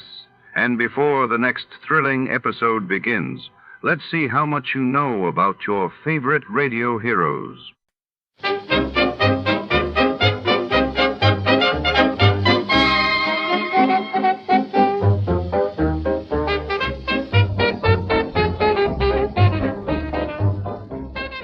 Tonight, in the Sure Thing Caper, shadows stretch long and secrets run deep as a hard-boiled detective finds himself tangled in a web of high-stakes gambling and double crosses. When a mysterious woman with dangerous eyes asks for help, our gumshoe is drawn into a world where nothing is as certain as it seems. Will he crack the case before the odds turn fatal? Stick around, because in this town the only sure thing is trouble.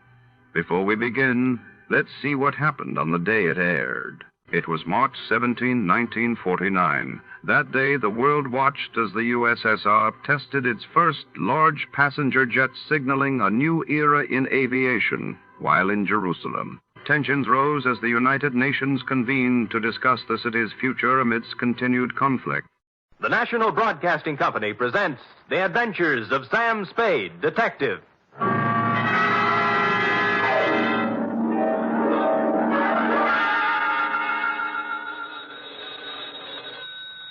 Sam Spade Detective Agency. Me, sweetheart. Sam, a man named $5 Frankie called up and said he's putting $2 in your name on a sure thing at some track or other. Well, that's nice to hear. I don't think it is at all. You know I don't approve of your gambling, Sam. Effie, you do some things I disapprove of, but do I snipe at you? Well, no, but... No buts about it. And besides, I didn't place the bet. It was placed for me. I don't care. It's the principle of the thing I don't like. Well, suppose I put it this way, Effie. That $2 bet on a sure thing was more than just a money bet. It was a gamble on the inherent goodness of the human soul. Oh, Sam, you're just trying to confuse me. I am, but I'll straighten everything out to your satisfaction, I trust, when I appear at the office with a highly stylized and rather charming saga of horse players and the world they live in.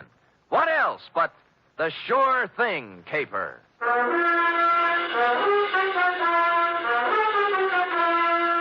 NBC, William Spear, radio's outstanding producer-director of mystery and crime drama, brings you the greatest private detective of them all in The Adventures of Sam Spade.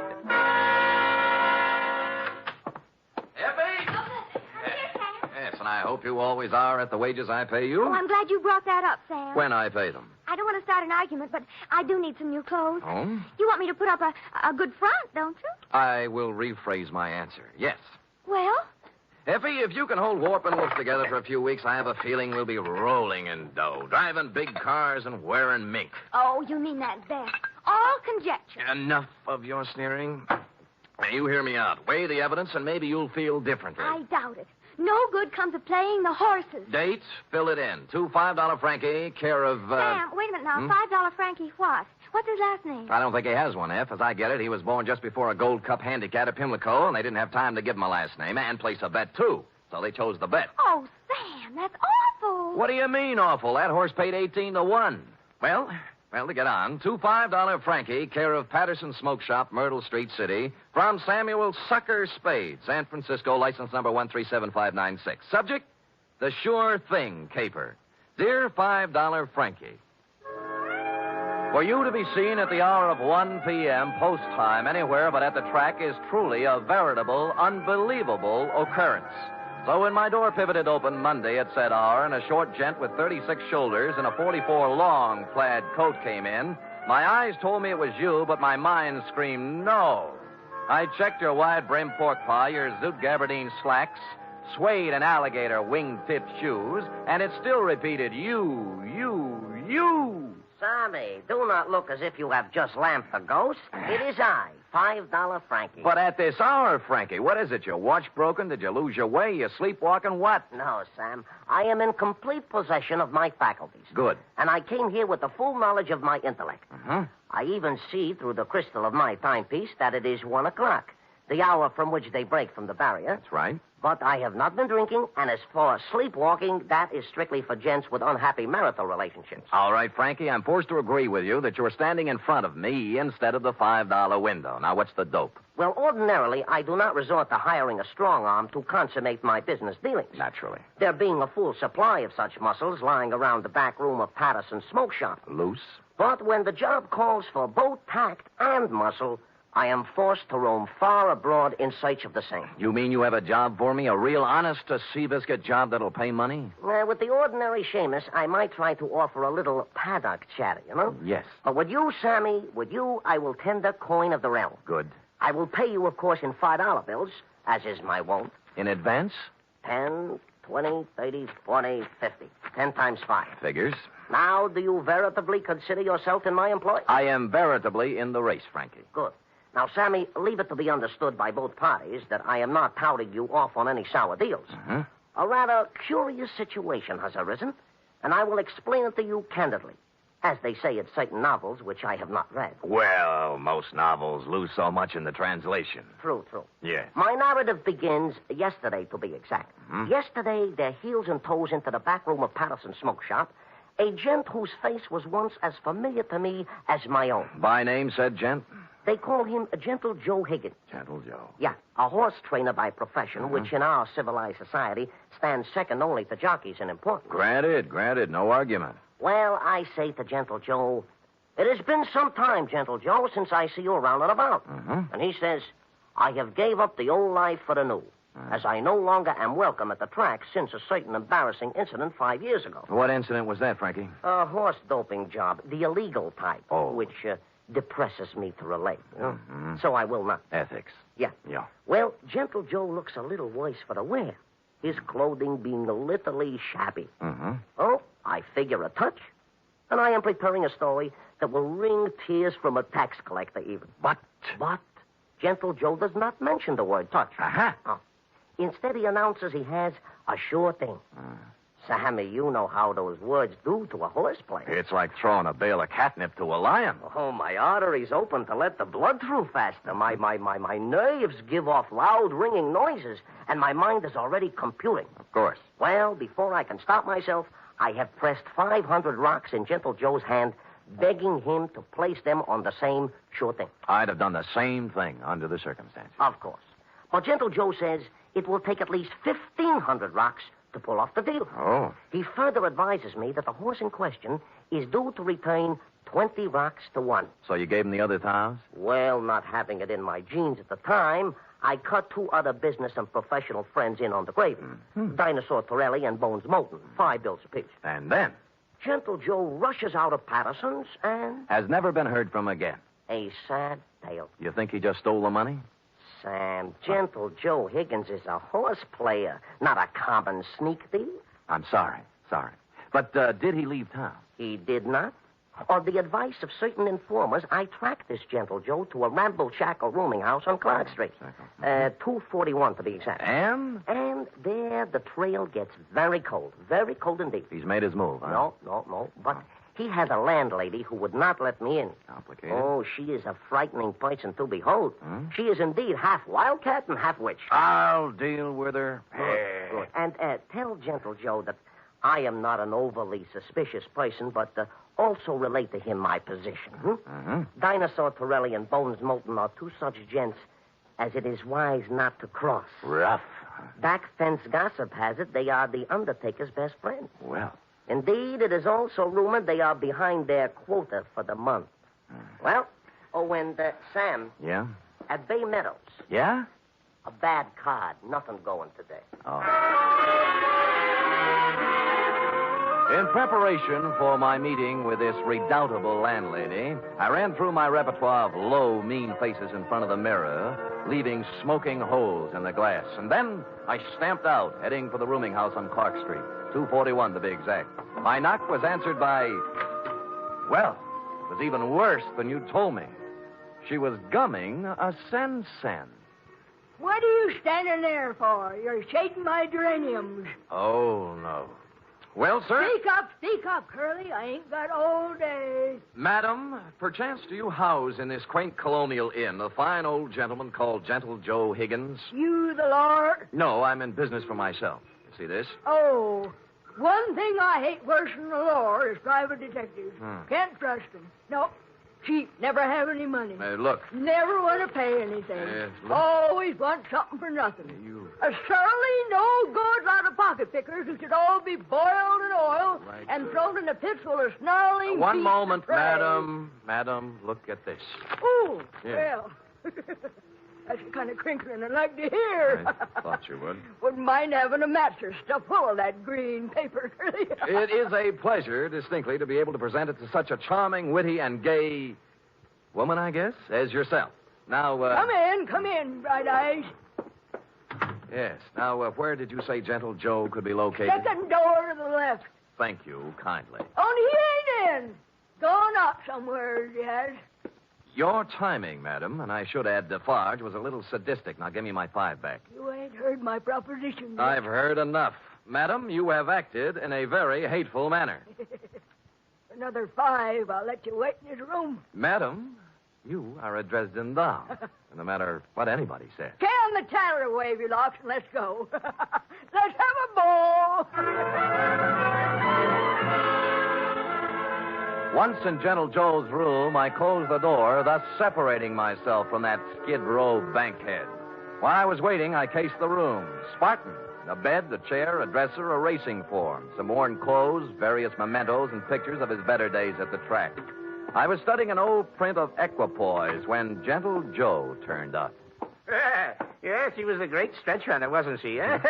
Yes, indeed. 1 mile and 141 and 5th, and hardly damp at the end. Well, yes. Now, don't yes. look upset, Mr. Spade. Fanny told me that you were a detective waiting for her. Oh, she's a swell kid. Yeah, Fanny's impetuous, but a good sort, yeah. Keeps the right people out and lets the wrong ones in.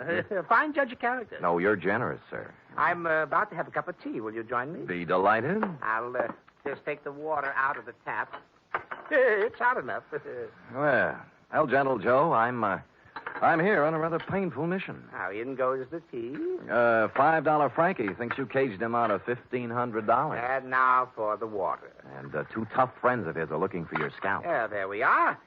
Now we'll just let that steep a while, and we'll have us a pickup. Did you hear anything I said? Well, of course, Mr. Spade, of course. Every word. I know why you're here. those men are worried about their money. But next time you see them, you tell them not to worry. Well, they said this sure thing of yours was going to return 20 to 1 odds. That's a lot of money. Oh, it will, all of that. Maybe even many times more. Yes, it's a sure thing. You mean the race hasn't been run off yet? Yeah, there we are now. I think the tea should be ready. Well. Mm-hmm. Charming. Now, this is yours. Thank you. And this is mine. Huh? A Darjeeling flowering pekoe. There's no finer tea. Has an almond flavor. Yes, it's peculiar to the region, especially pronounced in last year's crop. Yes. Well, shall we get back to business? Yes. Now, you tell those gentlemen that they have no need to fret about their money. It'll be returned to them many times over. Many, many times over. Well, are you feeling all right, Mr. Spade? Groggy, I hear. They'll look back on this investment with considerable pleasure and pride. I don't know what And happened. someday they'll be able to say that they, too... Stupid Sam. Nobody had to give me a saliva test to guess what happened. That nice, sweet, gentle old man had doped me right up to the ears. I tried to stand up, but my legs were like 2 wet pieces of spaghetti, and I went down. Gentle Joe went right on talking and smiling until everything was nothing. When I came to, Joe was gone, and so was my faith in horse people. Fanny had made herself scarce, too, and I stumbled alone out into the daylight for resuscitation. It took walking, coffee, whiskey, and a bowl of raspberries to bring me around. I eventually found a safe haven in my own office. Sam Spade, Detective Agency. Mr. Hangover speaking. Mr. Spade, this is Gentle Joe. What? Listen, you... Yeah, I know how upset you must be over my little deception. Little but, deception? It was What? all to a good purpose, Mr. Spade. You see, I had to get out of there in a hurry with the minimum of discussion. I seem to remember you were hustled out of the racing game for doping a few 3-year-olds. Well, that's what some people in official circles felt. But, Mr. Spade, I want to apologize to you and tell you that I will be able to explain everything to your satisfaction. No. What's the matter? Help! Get away! Hello! Hello! Hello! Hello!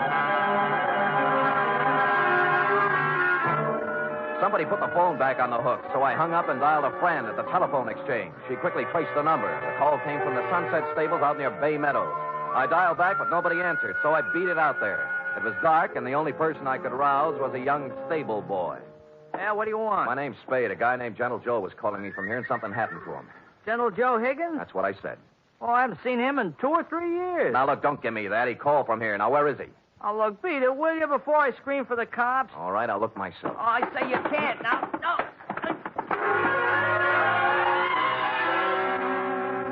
But I did. There were 2 phones inside the stables, both hanging on posts. The second one had the number the phone company had given me, and although someone had tried to cover it up with sawdust, on the floor, under the phone, were 3 tea bags, and somebody had done a lot of bleeding.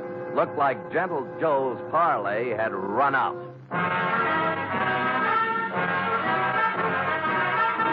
You are listening to the weekly adventure of radio's most famous detective, Sam Spade.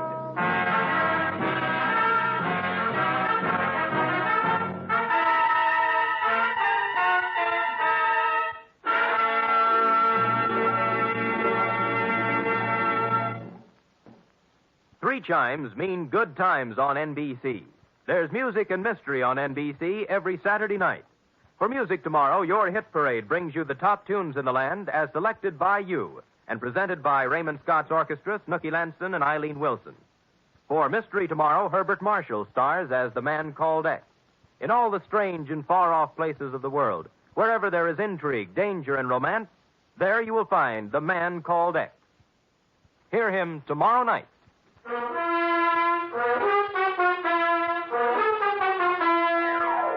And now back to The Sure Thing Caper, tonight's adventure with Sam Spade.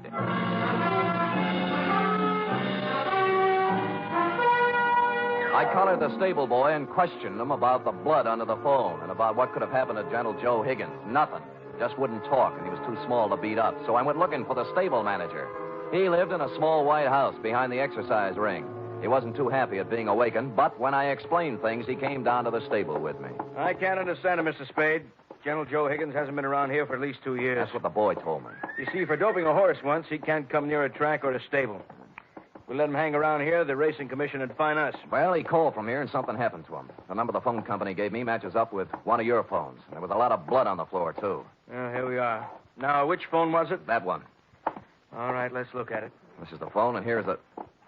Wait a minute. Come in here, you. Let go of me, you big... Let go! Now, tell Mr. Kemp here what was on the floor when I came in. Nothing. Nothing but sawdust. I tell you, there was blood there. No, honest, nothing. Mr. Spade, this boy's been with me for 5 years. He's perfectly reliable. Well, so am I. Well, what do you think happened? I think somebody used this old man for a punching bag.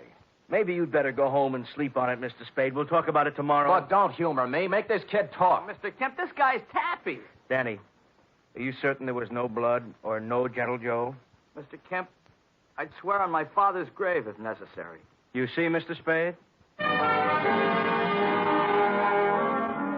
I calmed down in a little while and searched the place myself. I came up with exactly nothing but an attack of hay fever and a horsey smell. And I suddenly wondered why I cared about Gentle Joe at all after what he'd done to me. So I went home and called $5 Frankie. You say you have conversed with Gentle Joe? Twice, and both under rather trying circumstances, Frankie. Once I was doped, and once something happened to him. Uh-huh.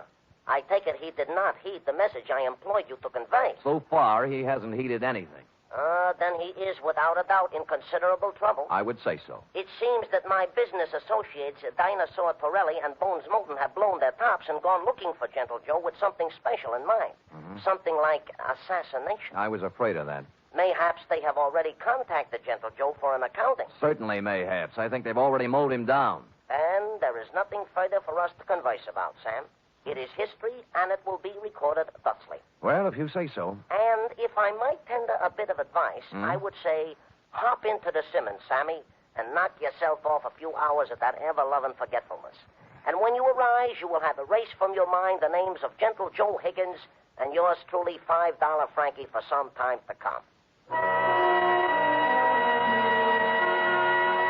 I was tired, and it seemed smart to take his advice. So I did. I went to bed. It must have been 3 in the morning when something woke me up. It was a ghost with a big white head tiptoeing into my room. The thought was so absurd that I turned over and started back to sleep. That's when the ghost touched me, and I grabbed for him. Hey, let me go, Mr. Spade. Let me go. It's me, Gentle Joe. Wait till I turn on a light. Of course, I look a little different. The bandages around my head look like a turban. What happened to you? I was in Mr. Kemp's house when you were searching the stable. Stupid me. I should have come out then, but I didn't. And then I got to thinking I certainly owed you some kind of an explanation. So I found your address and came here. All right, I'll collect the explanation. Now, first, what was the dope for? Well, I was afraid you might take me back to $5 Frankie and his friends before I did what I had to do. Would you care to tell me what that was? I wanted to buy a horse. With their money? Yes, with their money. They thought you were betting it on a horse, a sure thing. I know, but let me explain. I was thrown off the tracks for doping a horse. I needed money, but that's another story. After 5 years, I could get my trainer's license back. Tell me more. Do you know what it is to love horse flesh and not be able to go near it for 5 years? No, the bangtail bug never got me. You can't con guys like Frankie and his thugs out of some money to buy a horse whenever you want one. There's more to the story. The horse I doped didn't get into the race. And the jockey had to ride another mount. He was thrown and killed. Well, it was too bad. I felt that I'd murdered the man. His name was Sandy Bean. Sandy Bean? Is that stable boy at Sunset Stables any relative? His son. Oh. His wife and son ran out of money, and they've had a hard time of it. I've worked as a janitor for the past 5 years, trying to raise enough money to buy them a horse to help make up for what I did. How much did you save? Only $1,500. The horse I wanted, a 2-year-old named Sure Thing, cost $3,000. Well, things are beginning to clear up now.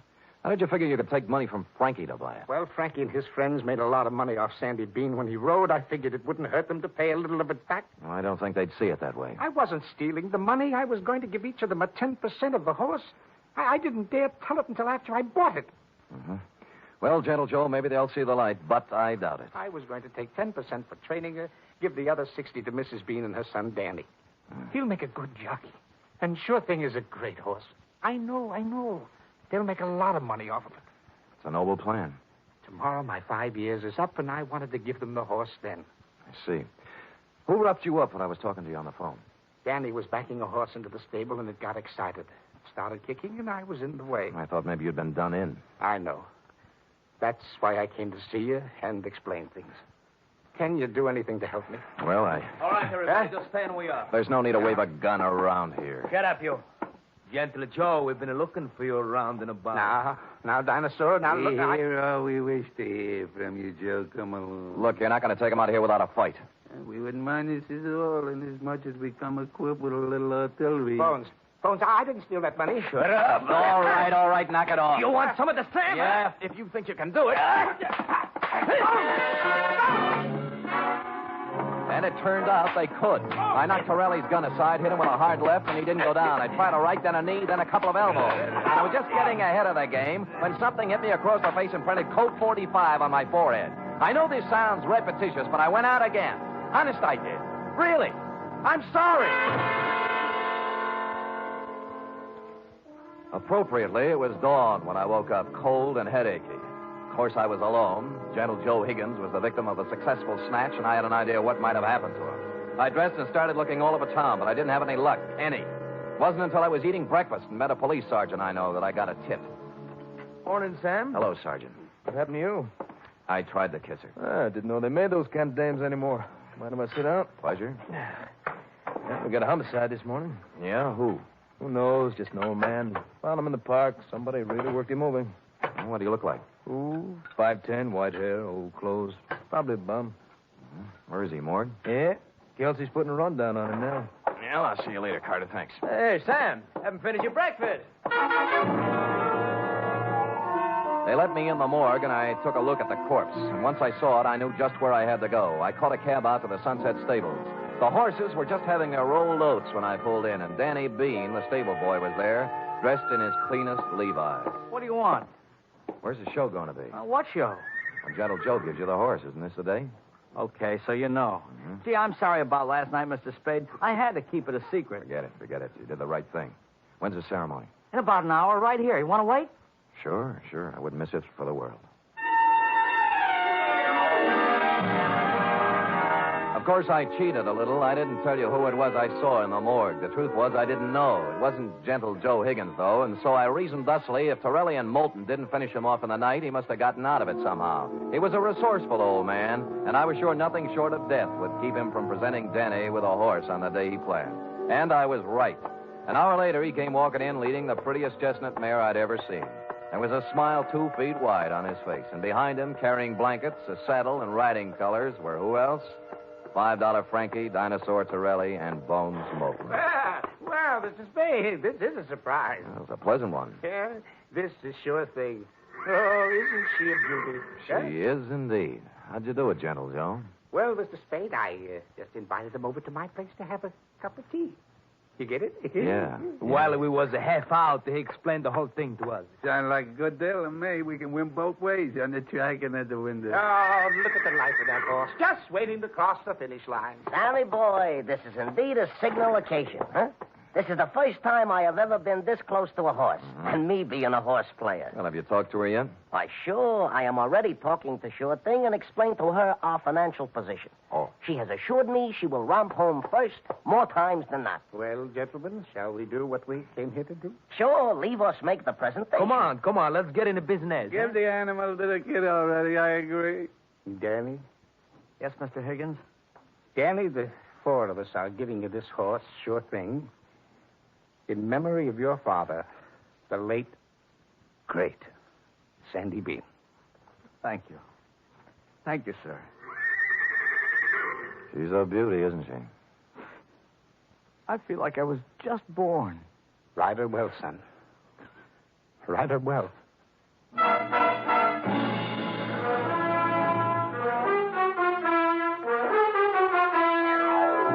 And I think he will. Period. End of report. Oh, Sam, it was so beautiful. A simple, old-fashioned type story, F. We feel we can use one now and then. And I'm glad nothing happened to anybody. Because I just love them all. Everything considered, F, they weren't half bad. Now, how about typing it up? Oh, I'd love to.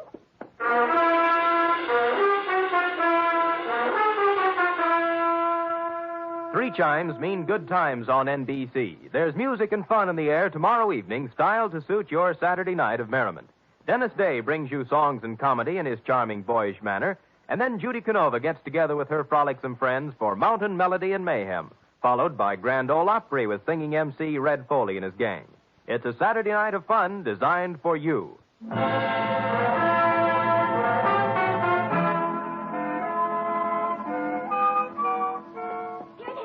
All typed up. Now, let me see now. Mm-hmm. You captured $5 Frankie's peculiar style. Perfect. And that wasn't easy. Oh, Sam, I was just thinking. Oh? We ought to contribute something along with everybody else. To that horse, that sure thing. I probably will, Effie. A few dollars here, a few there, whenever it's running. Oh, I didn't mean betting. Oh. What I meant is, for example, it's going to need a lot of hay, isn't it? Bales and bales. Well, my cousin Frisbee cuts our lawn. I'll have him save the grass and send it to the stable. Effie, you are a noble creature, but I think Sure Thing can get along without your little lawn. Well, I've seen horses wearing stockings. Couldn't I knit a pair? 2 pair. 2 pair. But, Eff, let's not lose our heads. $5 Frankie and his pals will take good care of Sure Thing. How about worrying about taking care of me? All right, then. Yes. Could you use some grass or some socks? Effie, knock off this horse talk, will you? We're almost at the wire now. People are just champing at the bit for the payoff. All right, Sam. Let's finish neck and neck, huh? Why not? Come here, Sure Thing. Night, Sam. Good night, sweetheart.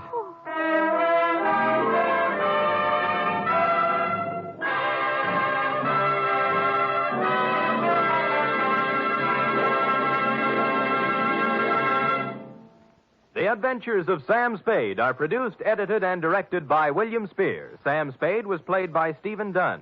Lorene Tuttle is Effie. Wally Mayer was Gentle Joe. Script for tonight's adventure by John Michael Hayes. Musical scoring by Lud Gluskin, conducted by Robert Armbruster.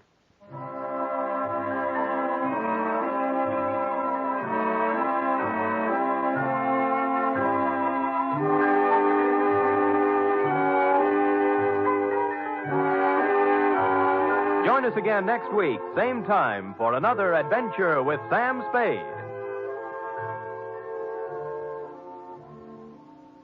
The fight against heart disease, the greatest killer in America, goes on with increased intensity.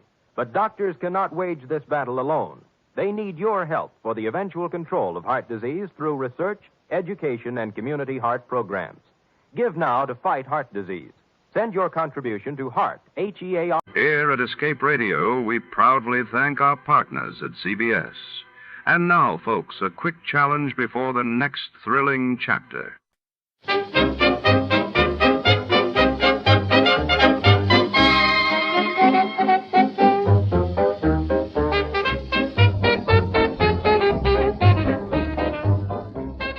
Tonight, under the neon glow and swirling smoke of a Macao casino in 1949, secrets are shuffled between velvet tables and high-stakes strangers. Our hard-boiled detective is drawn into a labyrinth of intrigue, where fortunes and lives are wagered behind crimson curtains and every shadow hides a potential threat. As the roulette wheel spins, danger closes in. From every side will he find the truth before the house takes all. Before to start, let's see what happened the day it was aired. It was March 31st, 1952. That day, the world watched as the United States tested its first hydrogen bomb on Eniwetok Atoll in the Pacific, marking a chilling escalation in the nuclear arms race. Meanwhile, in London, King George VI was laid to rest as thousands lined the streets to mourn the passing of the British monarch. You, finding life rather dull, dreaming again of exotic places, wishing you were somewhere else? We offer you Escape.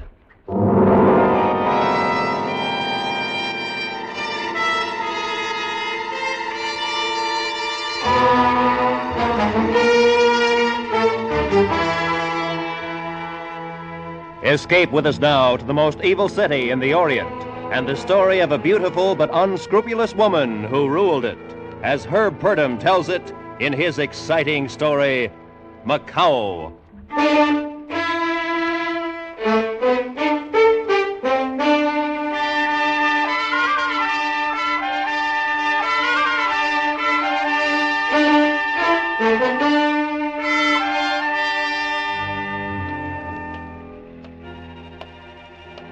The streets are dark. It's raining on my hair, my good dress. All very unimportant now. I only know it's a good night to die. Where do you begin a story like mine? I think it began when the devil gathered the filth and evil of the world. He shaped it into a city and placed it on the south coast of China. He named it Macao. And because the devil enjoys a bad joke, he made me queen of Macao's rottenness. And worse, he made me like it.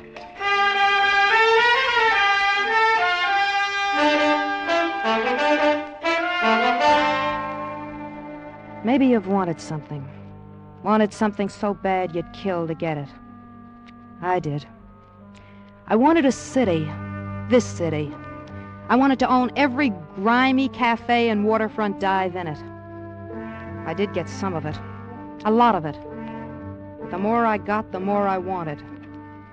And I nearly got it, too. Then 6 days ago, things began to go wrong. It was at the harbor front one afternoon. Out of my way, you scabby bums. Out of my way before I take disinfectant to you. That's right, you stinking rabble. Make room. Good afternoon, Mrs. Rawls. Let go of my arm, Marzik. Did you want something on the docks? Your men have been operating in the city. Your province is on the water, Marzik. You're out of line. So, there's plenty left for you? I see. All right, Marzik. And don't forget that on the docks, I'm king. Yeah? Well, long live the king, only don't bet on it. Goodbye, Marzik. Wait.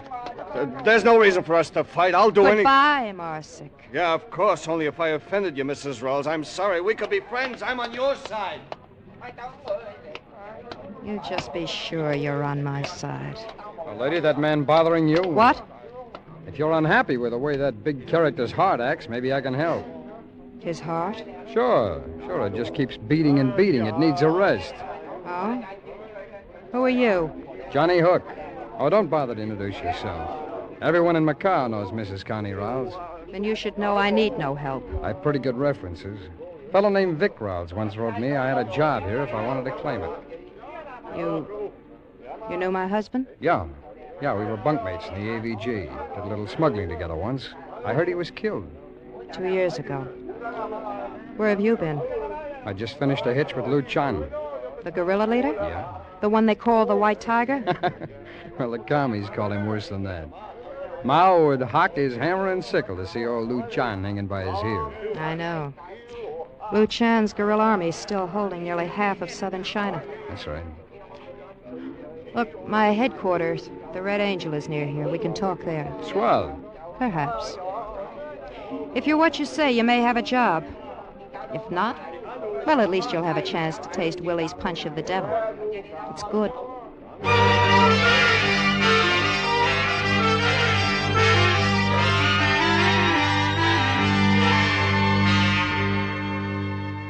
And you add a jigger and a half of cognac and a dash of bitters. Then take a lemon, twist, and rub it gentle. That's very important. You rub it gentle around the rim of each glass. See, most guys toss the twist into the drink, but that way, it's too strong. All you want is just the stink of the lemon. Yeah. Okay, yeah? You wrap a tongue around a punch of the devil. Thanks, Willie. I don't know about the drink, but your monologue will do. Hey, that's all right. I told you. Well, dummy, what are you waiting for, a medal? Get out, get down to the bar. Sure, Miss Rawls, sure. You know, that's what I like, a dame with sentiment. Why didn't you just kick him in the stomach and be done with it? He's used to me. I'll bet he is. You know, you're pretty, you're smart. I can see why Vic married you. But how do you run a setup like this? Vic spoke Cantonese. He knew the people. You? It isn't necessary. All brain work, huh? Well, honey, you gotta be human, too. You gotta understand feelings. Like this one, for instance. There. Is that all? No, I'm liable to kiss you again. Fusung. What? Well, sliding panels. Who's the Chinese gun-toter? The name is Fusung, foolish one. Huh? You look a little old to be playing games. Honey, aren't you being a little melodramatic over a kiss? Shut up. Oh, now look. Shut up. You think you're tough, Johnny Hook. Too tough to obey a woman. Well, Fusang, teach Casanova the penalty for misjudging me. Oh, now hold up, sister. All I did was... You! Give him another one, Fusang. I don't want him to make a mistake about me again. As you wish. I think he's softening, Fusang. Pull his head back. He's dripping blood on my rug. All right, Johnny, you're not out. Let's talk a little. What's your name? Johnny Hook. The real one. John Butterfield. We'll call you Hook. You say you knew Vic. Describe him. Tall, dark-haired. He had a scar over his right eye. How'd he talk? Drawled. He was a Texan. You wanted any place? No. Ever kill a man? Sure, in the war. Who didn't? Otherwise? A couple. Look, what's with all the talk? Why'd you quit Luchan? Luchan, you fought for the white tiger? Sure, but my salary started coming in the form of promises. I like to get paid for my work. So... That is the economic necessity of life. But you must tell me of Luchan sometime. Later, Fusang. Johnny, you wanted to know how I run this setup. Well, Fusang handles the Orientals. He speaks a dozen dialects. Go on. As a rule, I don't hire white men. They can't be trusted. Maybe I'm an exception. Maybe. We'll see. Your first job will be on a man named Peter Marsick. I want 6 of his boats destroyed tonight. You'll be supplied with bombs and a fast speedboat.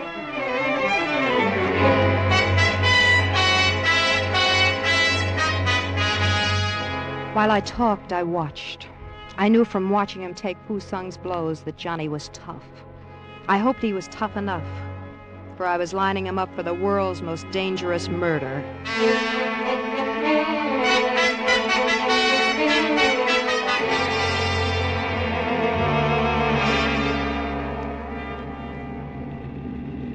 It is dark, little one. We can still see Johnny's boat ahead. You take quite an interest in him. Would you like some gum? No. It is good gum, made in your country. Chewing gum quiets your nerves. There's nothing wrong with my nerves. Pull into this cove. We can watch from here. Yes. He is ready to make his run. I hope all goes well. Yeah. Shall I mount the machine gun in the rear? If he is pursued too closely, I can discourage them from here as they pass. Perhaps you'd better. But if it's the police, don't shoot. Of course. He started his run. The gun will be ready in a moment. He's at the line of boats. There they blow.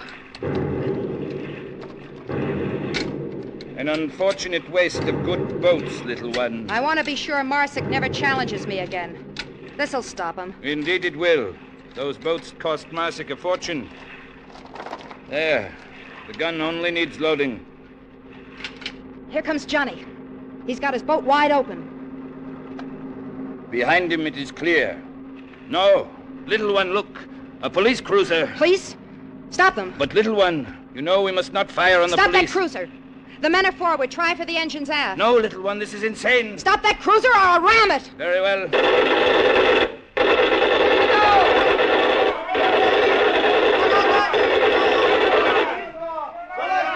You did it. They're on fire. They're jumping. Please, little one, let us go. Yeah.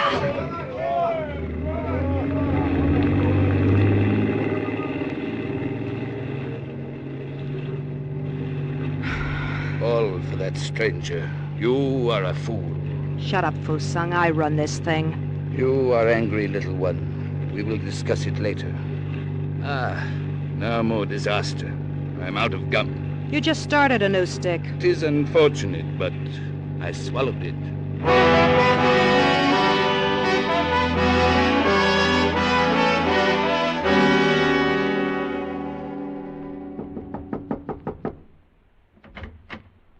Hi, Connie. Everything quiet? Come in, Johnny. Well, honey, Marsick's boat's a matchwood now. Mrs. Rawls. Oh, Mrs. Rawls. I got away clean, but someone did a devil of a lot of shooting behind me. You idiot. You forced us to sink a police cruiser. I forced you... You mean that was you behind me? Fusang and I. You're not with Lu Chan fighting the communists now, Johnny. Fights cost me money. Oh, how? The cops. Well, they won't be able to prove anything, but that's because I dumped a machine gun worth $600. I'll steal you a new one. Forget it. You did a good job on the boats. Thanks. Little one, Inspector Kaiwan, downstairs in the club. Thanks, I'll be down. Johnny, you better get out of here and stay out for a day or so. Use the back stairs. Right. Oh, and Connie, Mrs. Rawls. Yeah? Thanks. For what? My life. It's not much, but I like it. You know, if I can keep you around, I may die a natural death yet. I gave Johnny 3 minutes. Then I went down to the nightclub.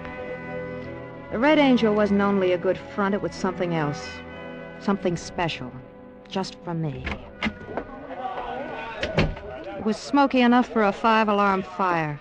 And the combined smell of liquor, perfume, and unwashed bodies was enough to make a buzzard back off.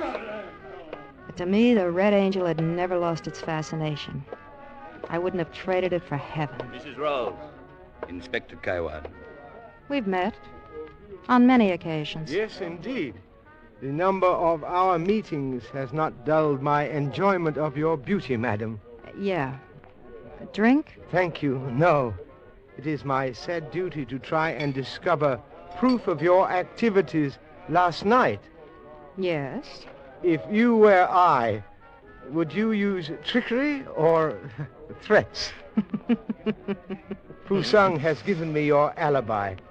Your boats, of course, have been prepared for our visit. Is that all?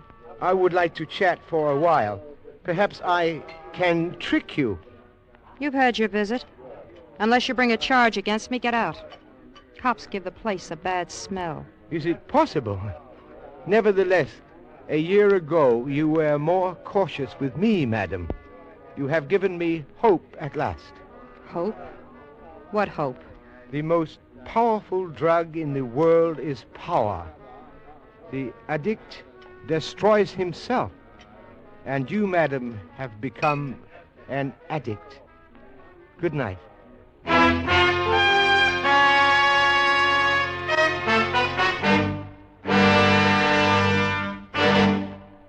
Escape, under the direction of Norman MacDonald, returns in just a moment. Tomorrow evening, CBS presents over most of these same stations The Nation's Nightmare, first of 6 weekly programs exploring organized crime in America. First program in this series of hard-hitting exposés will be titled The Narcotic Evil. Gathered from major centers of addiction, information about government activity against this vice, words spoken by its victims, and the progress in the fight to correct it will be reported tomorrow night on The Nation's Nightmare over CBS. And now, back to Escape.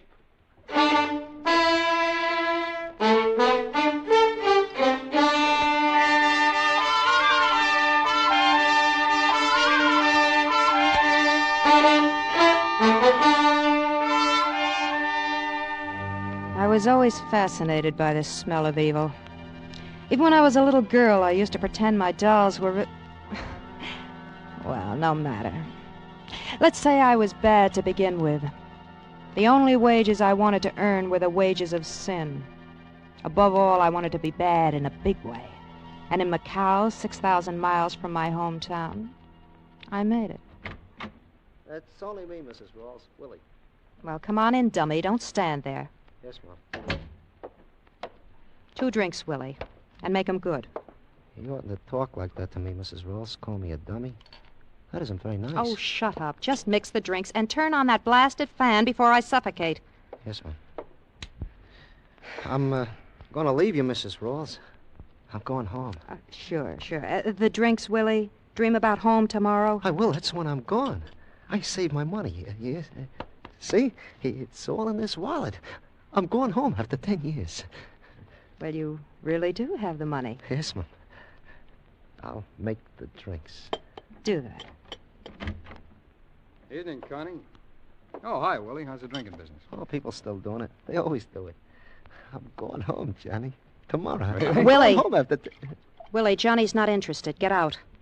Sure, Mrs. Ross. Sure. What What are you trying to prove, Connie? What do you mean? Kicking that poor guy around. Does it make you feel good? He's a dummy. He doesn't care. Help yourself to the drinks and hand me one. I'll call down and make amends to Willie. Yeah, you do that.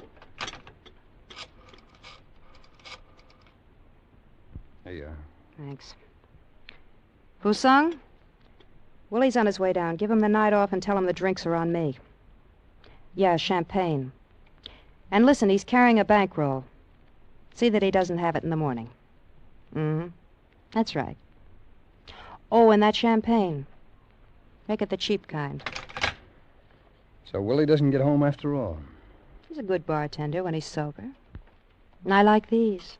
Well, that's a good reason to bust a man's drink. Inspector Kaiwan has dropped his investigation. He knows it's you. He can't touch me. I'm too big. Yeah, you're too big. But it's nothing to what it will be. And you too, Johnny. If you can bear the way I treat my bartender. No, I'm a louse already. I may as well go all the way. $250,000? What? Help you make the trip? Quarter? Hey, how many of those drinks have you had? You want in? Do I want to breathe? It's a big order. Dangerous job. So was the war, only it didn't pay so well. Go on. Mao's communists are taking over in China. I'm going to help them for $250,000. And?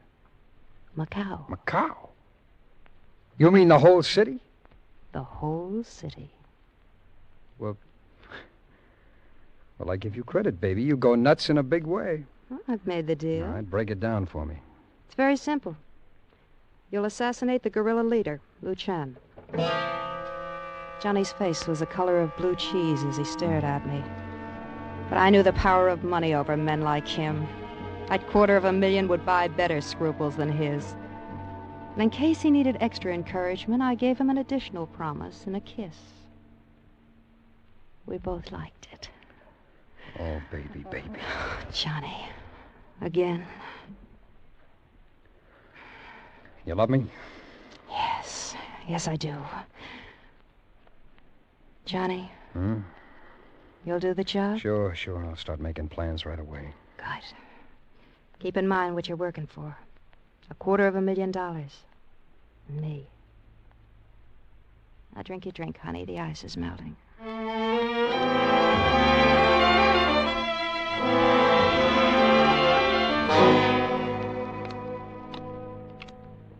8, 9, 10. Your play, little one. I should stop now. I never win against you, Fusung. 4 of diamonds. Mrs. Rawls, you gotta give it back to me. You stole my money. It ain't right. Give it back. Now, Willie, don't blame me. Right. Give it back. Now, Willie, don't blame me if you got drunk and were rolled. Please. I saved for 10 years to get that money. Jack of hearts to you, Fusung. Give it back to me or I'll kill you. See, I got a gun. Don't be a fool, Willie. She is right, Willie. Don't be a fool. There are at least 200 men who would make sure you never left Macao alive. They would get you in an alley, on the street, somewhere. You know they would. All I want is my money. Maybe I'll tell the police. Who's your next of kin, Willie? But my next of kin? Your health is getting bad. No, wait. I ain't want to blackmail police. I was just kidding. I was sure you were. Get out of here, Willie, and leave the gun. Sure, Mrs. Ross, sure. Here. That dummy. Cut his salary $10, Fusung. He saves too much. 3 to you. Gin. Gin? I have the devil's own luck. I guess I just don't live right.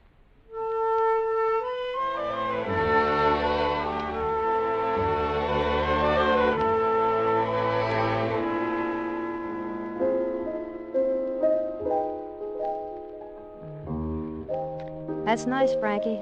Little one, it's been a good night. The money flowed in. Good. Tell Willie to make me a drink. Go on, Frankie. Good evening, Mrs. Rawls. It is indeed a lovely melody. No, hello, Inspector. Slumming? Slumming? I do not believe I understand this word. Forget it. Play some more, Frankie. I brought you word that I thought might distress you. Peter Marsick committed suicide an hour ago. So? So it is considered humane to be sad when an acquaintance meets violent end. Especially when I'm supposed to have blown up his boats and driven him to it, huh? Get out of here, brass hat. As you wish. You seem to hold my work in great disfavor. Look, Inspector Carwan, I don't like cops, and I don't like you. So do me a favor and stay away from me. Good night, Mrs. Rawls. Oh, good evening, Mr. Hook, I believe. Yeah. Good evening, Inspector. Kaiwan, I believe. Kaiwan. Hi, Connie. That's a nice tune. What is it? Softly as a morning sunrise. My favorite. Thanks, Frankie. Come on over to the bar, Johnny. I've got a drink waiting.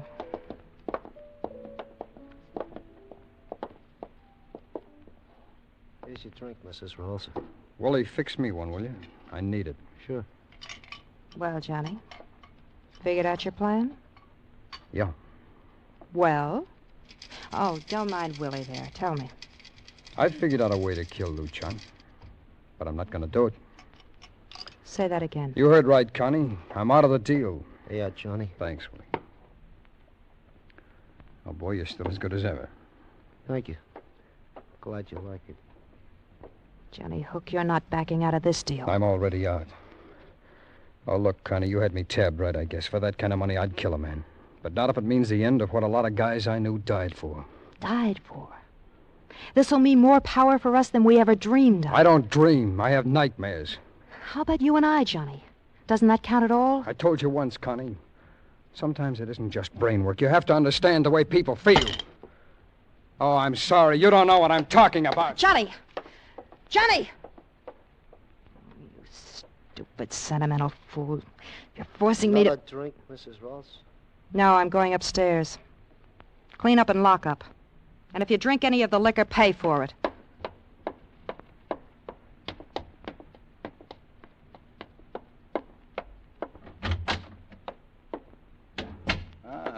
Little one. I have just finished. Would you care for some gin rummy? Johnny Hook has just betrayed us. He just left. You know what to do. Johnny? But how? Never mind how. Pass the order along. You know what you are doing. Once I give that order, he is a dead man. That's the kind of a man I want him to be. Do as I say. Yes. Good night, little one. I will tell them to make it quick. You will never know what happened. Johnny would never know. But I would. I sat at my desk staring through two blank eyes at the room. Only I was seeing Johnny walking Macao streets, past this alley and the next, always going closer to the one that held his death. I looked out at the window and saw it was beginning to rain.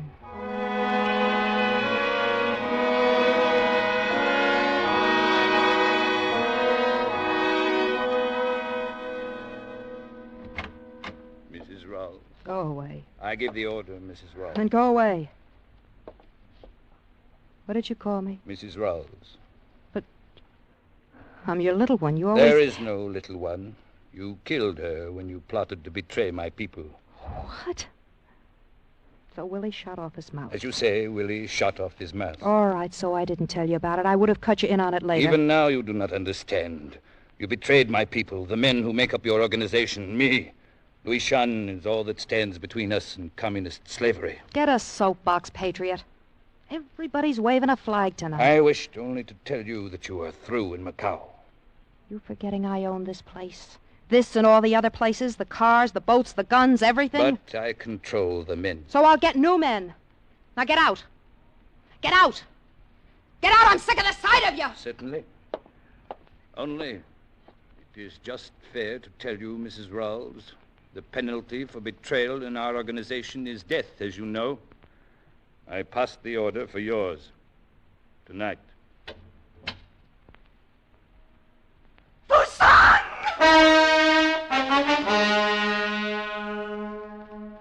How could it happen? One moment I was all-powerful and my plans were set to make me owner of Macao. And then I was alone, my power gone, and I was just another woman. No, not even that. For there, outside the wet window, was my death waiting for me. Somehow I found myself driven to meet it. I went down and out into the rain.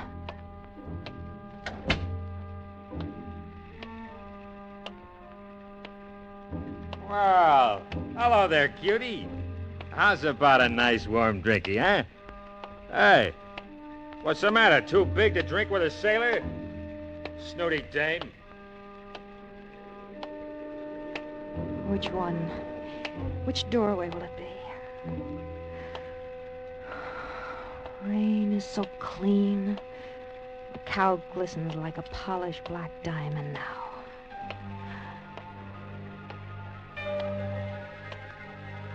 I wish I'd gotten up early more often.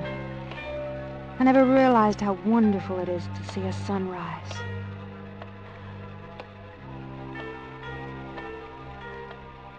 I like walking in the early morning. Perhaps if I hurry, I can catch Johnny.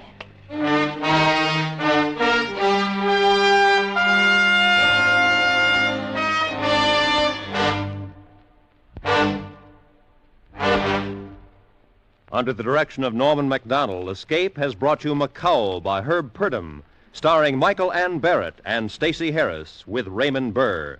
Featured in the cast were Lou Krugman, Charles Lung, Paul Dubov, and Frank Gerstle. The special music for Escape is composed by Leith Stevens and conducted tonight by Wilbur Hatch.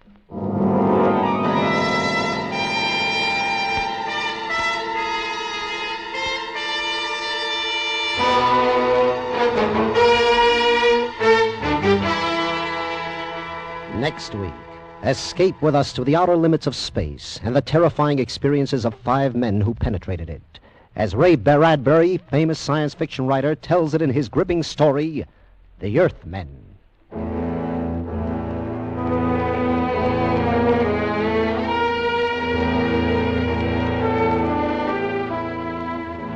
Immediately after station identification over most of these same CBS stations, yours truly, Johnny Dollar, played by Edmund O'Brien, investigates the Neil Breer matter for an insurance company.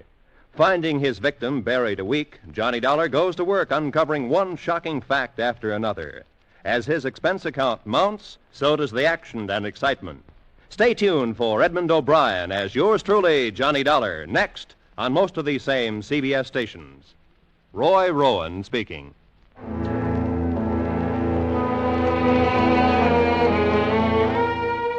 This is CBS, where you hear the FBI in Peace and War every Thursday night on the Columbia Broadcasting System.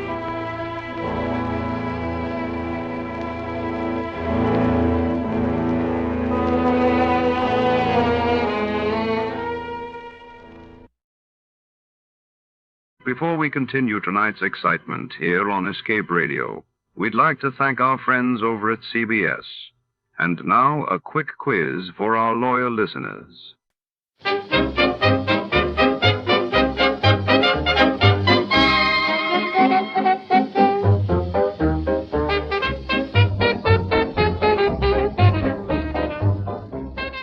Tonight, step into the shadowy corridors of the venerable Dresden Art Museum, where priceless treasures gleam under watchful eyes and danger lurks in every corner. When the legendary blue Madonna sapphire vanishes during a glittering gala, suspicion falls on every guest, from cunning socialites to desperate curators. Our detective must navigate a maze of secrets and lies, with every clue leading deeper into the heart of deception.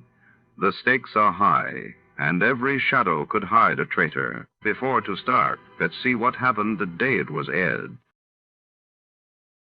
It was March 26, 1952, and that day the world watched as Winston Churchill urged European unity in a major London speech while in the United States.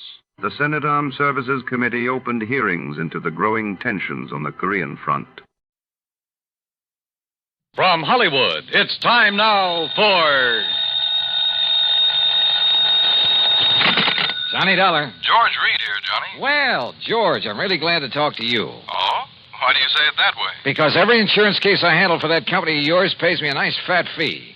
And right now I can use a little extra cash. Well, now, Johnny... So tell me all. What's Floyd's of England upset about this time? Well, I'm not sure. Uh-oh, here we go again. But, Johnny, I just received a transatlantic telephone call from Paris, France, from a man who wanted to contact you but didn't know where to call you. And he identified himself only as Le Chat Gris. Ah? Le Chat Gris? It's French, Johnny. No. And I believe it means the gray cat. Yeah. And George, the name fits him. You know him, then? His real name is de Marsac. He probably knows more about the dark alleys and back streets of Paris. Oh? Yeah, and about the people. In other words, the underworld. What did he call about? He mentioned the Blue Madonna. The what? It's a painting, Johnny, a small oil painting by a modern artist named Vincent Bardot. It's owned by a Mr. Kingsley Holland down in Philadelphia. Yeah? It hangs in the Gavin Galleries, and we've insured it for $12,000. Well, what did he have to say about it? Only that you're to call him. His number there in Paris is Orleans 57722. Uh-huh. That he has some very interesting information for you about that painting. Oh, sure. That he'll be glad to give me for a price. Exactly. I can't for the life of me figure what his interest is in it. If there were anything amiss, I'm sure the gallery would have called me. George, if you knew that character as well as I do, you'd okay my expense account without even looking at it and be willing to pay me that big fee I was talking about. What do you mean? Want to make a bet? What kind of a bet? I'll give you odds of 10 to 1 that whatever's hanging in that gallery down there in Philadelphia is not the Blue Madonna. What?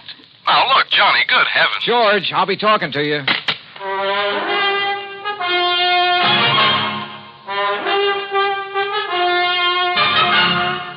Bob Bailey in the exciting adventures of the man with the action-packed expense account.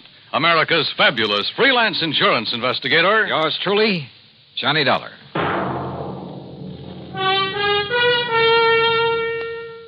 And now, Act One of yours truly, Johnny Dollar.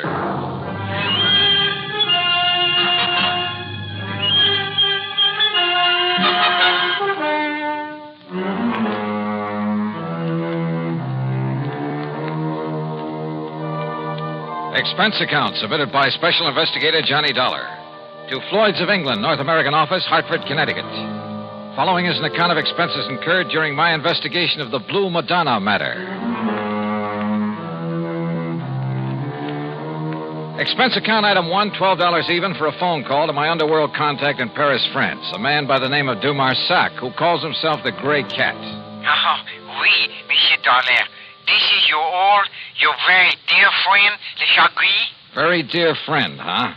Now listen, you telephoned George Reed that you have some real hot information about a painting his company insured. Ah, oui, Le Madonna Bleu. What did you call the Blue Madonna? Okay. How much you want this time? Oh, monsieur, you touch me to the quick. Well, one might think that I slave and suffer and risk my life on your behalf only for money. How much, de Marsac? Say, $1,000. 1,000? Look, if your info's worth anything, I'll send you a check for $50. $50? No, 900. Okay, I'll make it 75. But, monsieur, 750. How about an even 100? 500. 2. 4. 3, that's final. Oh, please, 200. Okay, 200. Oui. Eh? No. It's all settled, $200. Now, what about the Blue Madonna? Uh-huh, yes. It is now here in Paris. Yeah, where? In the shop of Monsieur Dubuisson on the Rue des Pas de la Moule. Dubuisson? Huh. You sure it isn't just a copy? That he'll try to foist it off on some wealthy sucker? Dubuisson is a crook, an evil crook. But he's an honest one. Oh, sure. Yes, and he knows the works of art. Also, he's very clever. To get his price, he will wait until the real Madonna is discovered missing. If it really is. That's what I'll check on now. And then you will send me the $500, my very dear friend. 200, remember? Oui, I cheated myself. But, monsieur... Yeah? Suppose I could find out who smuggled the painting into him, eh? Fine. That would be worth a lot to you, no? Say, 1,000? We'll see. I'll be talking to you. Item 2, 420. I phoned to my old pal, Foster Harmon, down in Sarasota, Florida. Told him I'd pay his fare if he'd grab the first plane out and meet me in Philadelphia at the Bellevue Stratford Hotel. I knew that if anybody could identify the genuine painting, he could. Item 3, $9.40 for my own transportation to the city of brotherly love. Item 4, 950, cocktails and dinner for the two of us there at the Bellevue. Yes, the Blue Madonna is one of Vincent Bardot's best-known works. I don't think there's another living artist who could so effectively use various shades of just one color. But what about it, Johnny? Well, first thing in the morning, I want you to come along with me and take a look at it. It's in the Gavin Galleries, isn't it, up on Walnut Street? Yeah, at least it's supposed to be. Suppose? Now, all I want you to do is take a good look at it, then reserve any comments until after we get out of the place. And? That's all. Well, but Johnny... Meantime, I want to check with the owner of that painting. The telephone directory gave me Kingsley Holland's address. Item 4, 620 for a cab to a small apartment house out in West Philadelphia. Holland turned out to be, well, I'd say he was about 30, short, lean, and nervous, with the surly expression of a man who feels the world hasn't done right by him. Yeah? You mean you're interested in buying the Blue Banana? Well, it all depends, Mr. Holland. Uh-huh. Look, Dollar, that's what you said your name is? Yes, that's right, Johnny Dollar. Sounds familiar. Well, anyway, listen. Yeah? That gallery's got a price of $18,000 on it. But if you want to buy it direct from me, and right now, I'll give it to you for $12,000. Save yourself a few $1,000, and it'll save me having to pay them their 20%. But if you've already commissioned the gallery to sell it for you... So I'll tell them I changed my mind, that I want to keep it. Then when they find out that I've sold it, well, let them try and catch up with me and collect. Because me, I'll be right back in little old gay Paris. Back in Paris? Sure, I'd be there still, only I ran out of money. $12,000, huh? That's exactly what it's insured for. And that's what they appraised it for when I got it from my uncle's estate. With all his money, what does he die and leave me with but a lousy painting? Well, do you want it? Let me think about it. I'm staying at the Bellevue Stratford. Sure.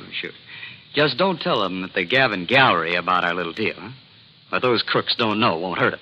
Crooks? You think for a minute all that stuff they've got laying around the place is genuine? But the Blue Madonna is. You're sure? Huh? What do you mean by that?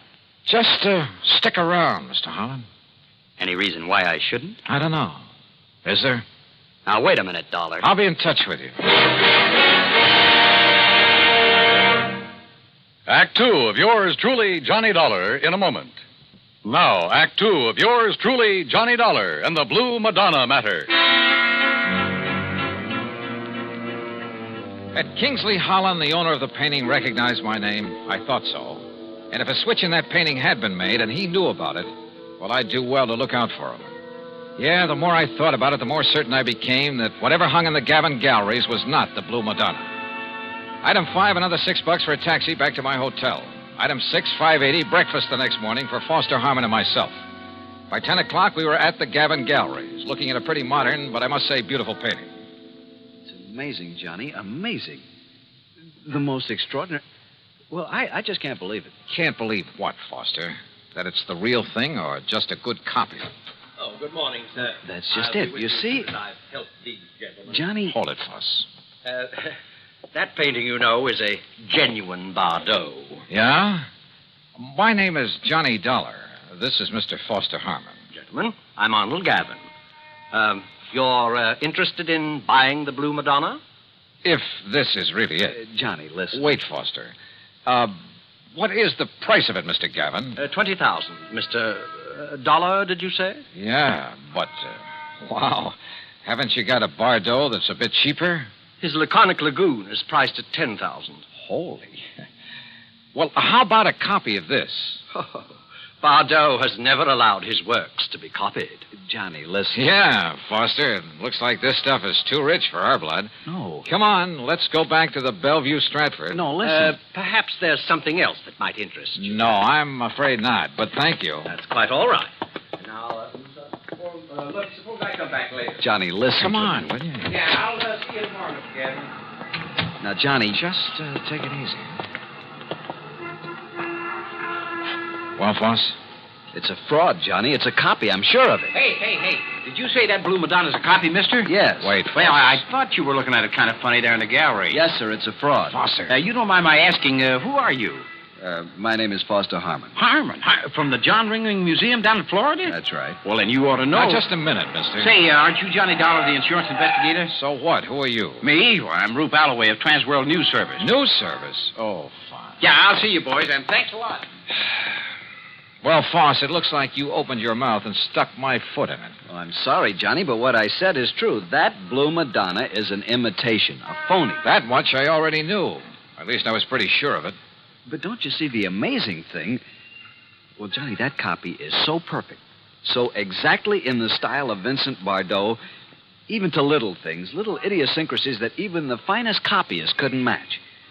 Certain minute details about an artist's work are as distinctive, as impossible to copy as a man's own fingerprints. Yeah, What I'm trying to say is that if I didn't know every brush mark on the original... Okay, Foss, forget it. Forget it? Hey, listen. Kingsley Holland, the owner, and I wouldn't trust him for a minute.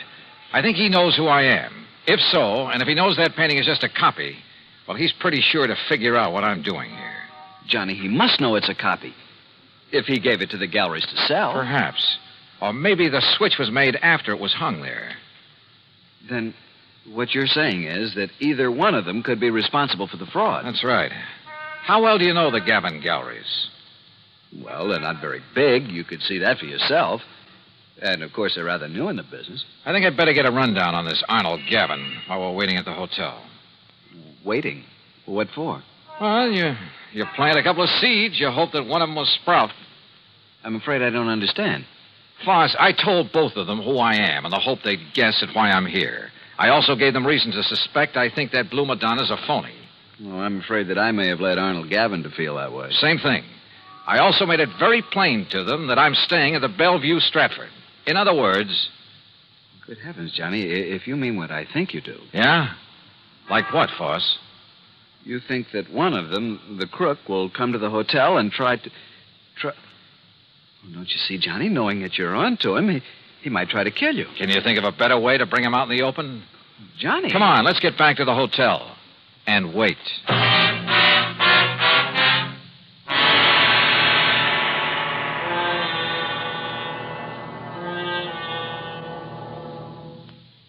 Act 3 of yours truly, Johnny Dollar, in a moment. And now, Act 3 of yours truly, Johnny Dollar. After all, there was no reason to drag Foster any further into this mess, although I knew he'd be game to see it through. So I paid him for all his expenses. That's item 7, 151 even, and sent him on back to Sarasota. Item 8, 10 cents for a phone call to Sergeant Jerry Hawkins at police headquarters. About mid-afternoon, he called me back. Boy, did you ever start a riot. Well, what'd you find out for me about Gavin and Holland? Well, Holland's just a lazy kid that's been trying to live off his relatives all his life. And Gavin? Okay, so far as we know. But listen, you seen the papers? No. The story about that phony painting is on every wire service in the country. All you can see in the headlines is that name Bardot. And I don't mean Bridget. Johnny, you and that Foster Harmon ought to collect a publicity fee. Are you holding Gavin or Holland? Well, what on? Sure, the boys have questioned both of them, but unless we can show some evidence that one of them pulled the switch. Johnny, you got any ideas? Yeah, Jerry. Suddenly, I think maybe I have. Well, then start talking so I can make a pitch. No, I don't think you will. What do you mean, if you know who did it? Well, I didn't say that. But, Jerry, I've got a hunch, a real potent one. And if it's right... Yeah? Well, read tomorrow's papers. Huh?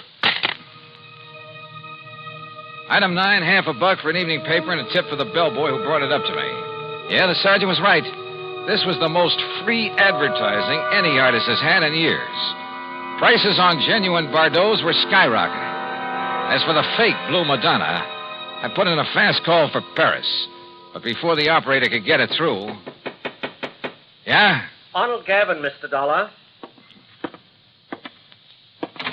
Well, Mr. Gavin... Do you see what has happened? Have you seen the papers? I sure have. And the police have closed my shop, my galleries. Can you blame them? But don't you understand? I've had offers of up to $30,000 for the Madonna. I've received wires offering me nearly $20,000 for the other Bardot, the real one. No kidding. Well, I'll show you how much I'm kidding. I've cabled Bardot to paint some more for me. Paint anything. Don't you see? After all this publicity, we'll make $1 million. So it was you that rigged this whole thing, huh, Gavin? I, Mr. Holland? Why, of course not. Sure, to raise the price of some of your lousy paintings. Why, how can you say that? You who gave me that copy. Expert, huh? You trying to tell me you didn't know that was a copy? No. It was only this morning when the authority from Sarasota, when I called in the people from the museum here in Philadelphia. Do you know what they said? What? And it better be good. They said the only one who could have made that copy... Wait a minute. The only artist in the world who could have possibly... Hold it. Hold everything. Holland, you said you got that painting from your uncle's estate. That's right. It was willed to me. Where did your uncle get it? Why, Well, listen. I'm listening. Dollar, that Madonna was smuggled into it. Smuggled? That's right. But by whom? Well, believe it or not. I think I can tell you who. And if this is my call to Paris, well, maybe I can even tell you where he is now. Johnny Dollar. This is your dear and faithful friend, Le Chagris. Good. Now listen. And for the information I can give you this time, you will have to pay me a vast sum of money. You're about to tell me that the Blue Madonna was smuggled into Paris by none other than the artist himself. What's this? By Vincent Bardot. Exactly. So that should be worth it. But how did you know? All right. All I want to know now is where is he? You know. He's not in Paris. Where is he? For $100? 150? 300. Oh, for that much I'll find out for myself. Goodbye. No. Okay, 200 or I hang up on you. Well, only for you, my oldest friend. Where? He is aboard the plane for the United States. I might have guessed it. He has the Madonna Bleu with him. He received the cable this morning. Great. I'll send you a check. You hear any of that, Mr. Gavin? Holland? Well, yes, but I'm afraid I don't understand. Well, I sure don't. Then maybe this call will help you.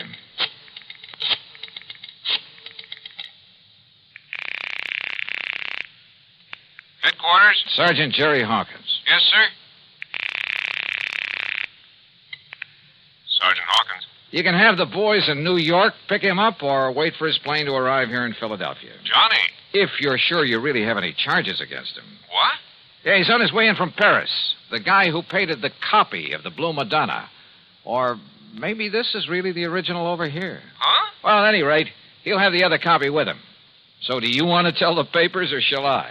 Look, will you make sense? Oh, and his name is Bardot. Bardot? That's right, Vincent Bardot. Well? You mean that he painted two of them? Sure, with probably something like this in mind. But I can't And look what it's done for him. Put him on the map. Anything he paints now will net him a fortune. And I don't think you'll suffer particularly either, Mr. Gavin. Well, no. As for you, Holland, well, you'll get a lot more than you thought for that painting of yours. Man, what a fast. Sure. But you know something? What, Mr. Dollar? I just wonder if Le Chagris was in on this thing with him from the beginning. Le Chagris? So help me, I wouldn't put it beyond him. Sure he was in with Bardot. And probably collecting plenty from him. Anyhow, the insurance company isn't on anything. But I hope they'll be a lot more careful the next time they insure a painting. Any so-called original. Expense account total, including $400 for Le Chagris, the hotel, and the trip back to Hartford, $620 even.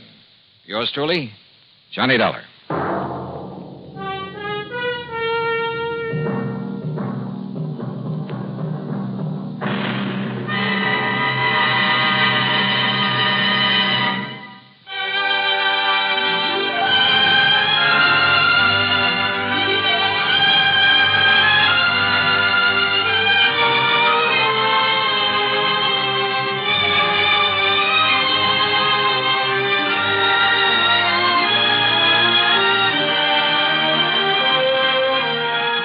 Yours truly, Johnny Dollar, starring Bob Bailey, originates in Hollywood and is written, produced, and directed by Jack Johnstone. Heard in our cast, Johnstone. Heard in our cast were G. Stanley Jones, Forrest Lewis, Harry Bartell, Joseph Kearns, Bert Holland, and Byron Kane. Be sure to join us next week, same time and station, for another exciting story of yours truly, Johnny Dollar.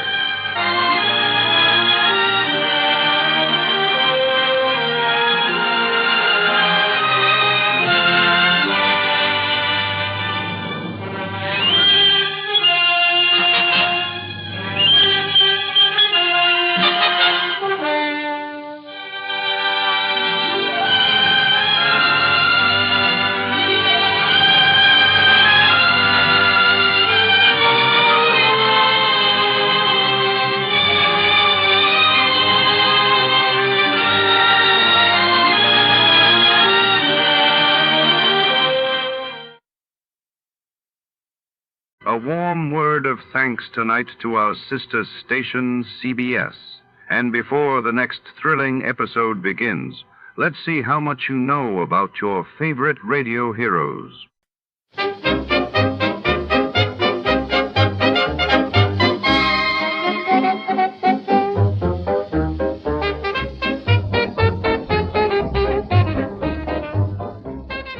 Beneath the sun-baked Hollywood hills lies the secretive entrance to the old Bronson cabin's an abandoned movie set turned alleged hideout for a vanished gangster and a missing stash of diamonds.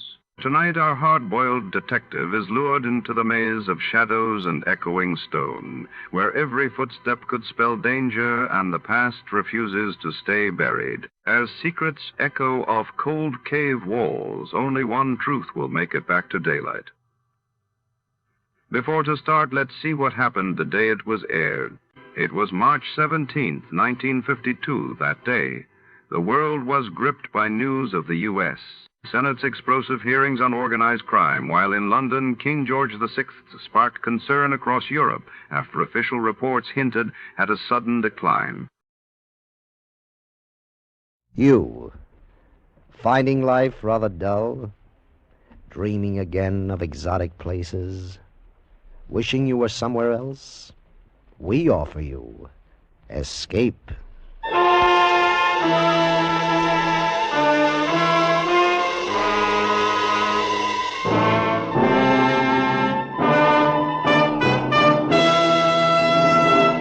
In the spirit of the Christmas season and its magic effect on all men, Escape brings you a charming fantasy about a small boy who discovered a delightful new world and lived forever after in its enchantment, as Anthony Ellis tells it in The Cave.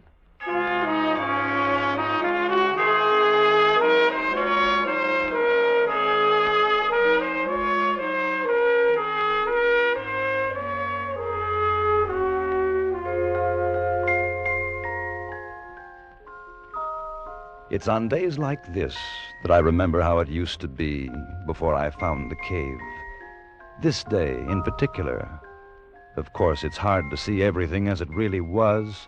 Time has a habit of distorting the memories. Memories. Christmas. Christmas Day. Oh, what a long time ago that was. I was 10, and an unpopular uncle had distinguished himself by giving me a flashlight. And it was enormous. 4 batteries and a most incredible gleam to its metal case. I couldn't wait to try it out. And because it was still early afternoon, I could think of only one place that was dark enough for the exciting test. The cave. The big cave whose mouth was near the sand dunes and whose recess was rumored to be miles deep. George Fennell and I had never ventured more than 200 yards or so inside, but on that Christmas afternoon I knew that the cold darkness of the cave would have no fears for George and me. We met near the dunes as arranged to compare notes on our respective Christmas presents. It was quite warm, and the snow was beginning to melt in patches. A few gulls were wheeling about nearby. It was as I have remembered it all my life. That's keen. Listen, I bet it'd work like a searchlight tonight. I guess it would, all right. Maybe they'll let us stay up tonight. If it doesn't get cold, we could play pirate. I used my new gun. I thought we might go in the cave this afternoon. Hey, that's keen. Oh, maybe they'll get sore. I had to get all dressed up today. Won't get dirty. Besides, we could go a real long way inside with this. I wouldn't want to go in too far. They say the cave goes off in a lot of tunnels. You can get lost. Maybe. If you haven't got a flashlight. Sure, that's right. And with my gun, sure, we can explore. Come on, I'll race you to the cave.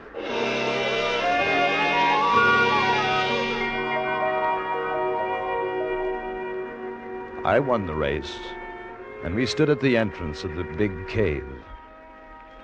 The arch had a span of about 25 feet, but just inside, it widened until the walls were 70 feet apart and the ceiling was over 50. As we passed from sunlight to shadow, I turned for a moment and looked down to the sea.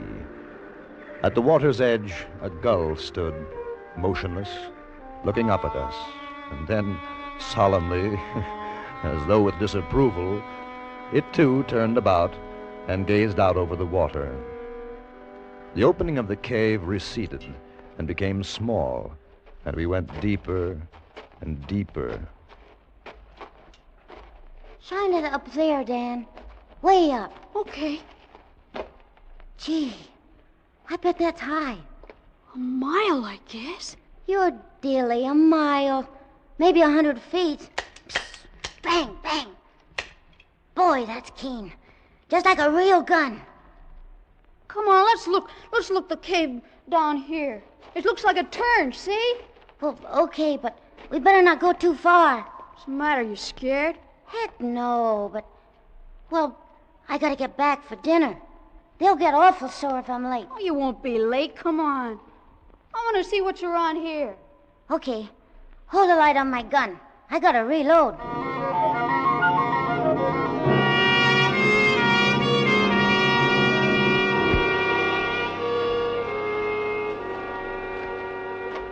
Fish. Who ever heard of fish in a stream like this? Where'd they come from, huh? Where? I don't know. They say there are fish in caves sometimes. Blind fish. That's dilly. What are you stopping for? We gotta go back now. Why? Because it's late. Besides, how do you know which tunnel we took? How? Maybe we could get lost. Listen. Maybe if we keep on going, we'll find treasure in here. Treasure? Sure stands to reason. Maybe like in the pirate book. Somebody came here and buried treasure. Henry Morgan or somebody. No. Sure stands to reason. Everybody's like you. They say no, but just suppose. If no one's looked, how'd they know? I think we better get back. Maybe tomorrow we can look. Cave's getting awful narrow. We might even find old pirate bones and swords. You got too much imagination. I heard them saying so at home. I don't want to go any farther. I'm going to. Okay. Give me the flashlight. No. You want to go back? You go back in the dark. They'll be mad. It's late. Just for a little while. If we don't find anything, well, then we'll go back. All right. But only a little while. I'm thirsty. You better not drink out of that water. It's probably poison. Why? Hold the light. I'm going to have a drink. There you are. See, I told you. Now you'll probably die. It's poison. Oh, so. It's like the ocean. Hey, look. What? There, coming down the stream, that white thing. Yeah. Looks like a piece of paper. I'm going to get it. Hold on to my hand. You'll fall in. Oh, I won't. Got it. What is it? I don't know. It looks like a handkerchief. That's dilly. It's too small. Who'd use a handkerchief like that? My mother does. Gee, I'd hate to blow my nose on that. You can almost see through it. How'd it get down here? Who cares? Maybe it's a message. Huh? Like from someone in distress. I'm going home. Like a damsel in distress in the pirate book. Hey, we gotta find out. Give me my flashlight. We'll follow the stream.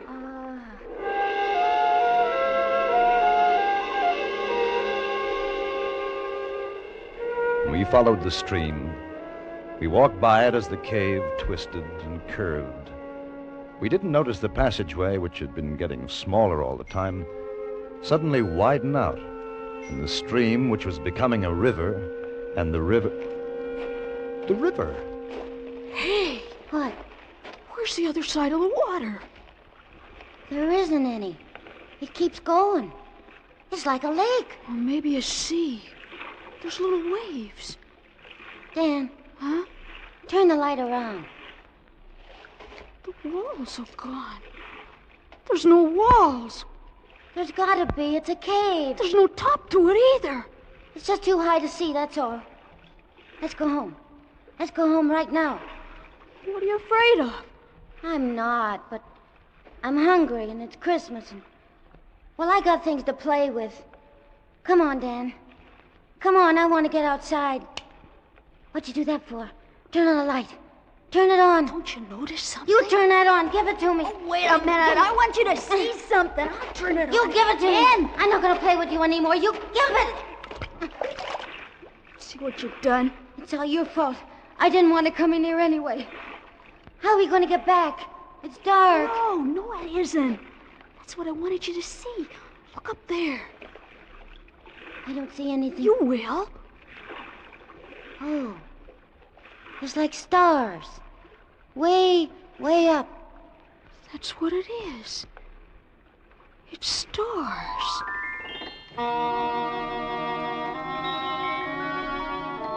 We stood there, George and I, 10 years old, and for a moment no longer afraid because of the wonder of the thing.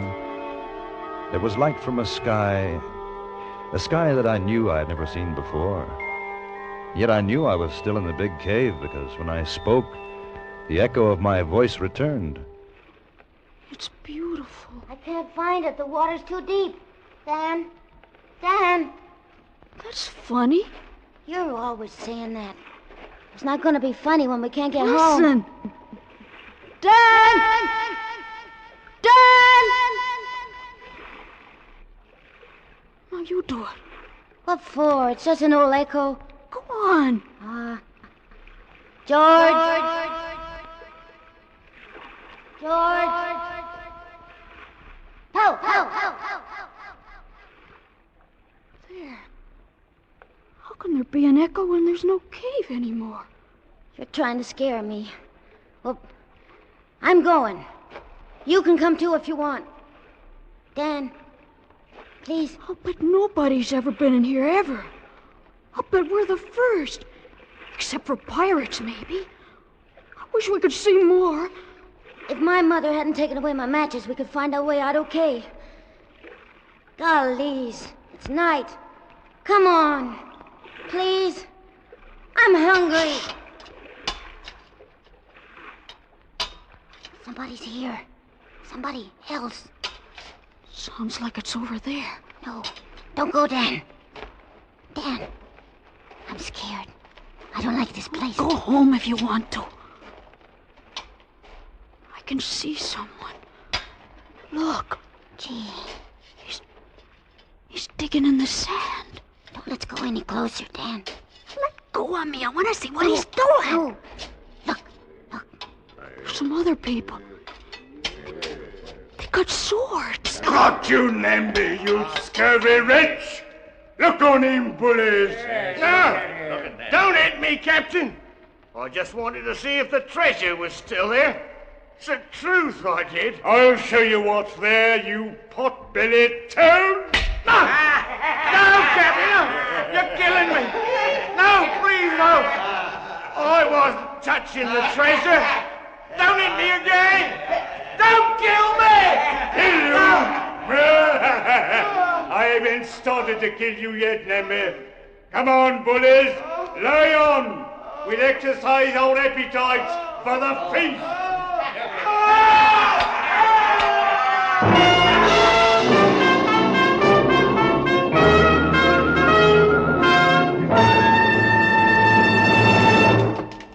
Escape, under the direction of Norman MacDonald, returns in just a moment. There's nothing quite as depressing as being hungry. Hunger is the hand which crushes the will to work. Hunger is the enemy of hope. And there are many, many hungry people today in the war-anguished lands of Europe and the Far East.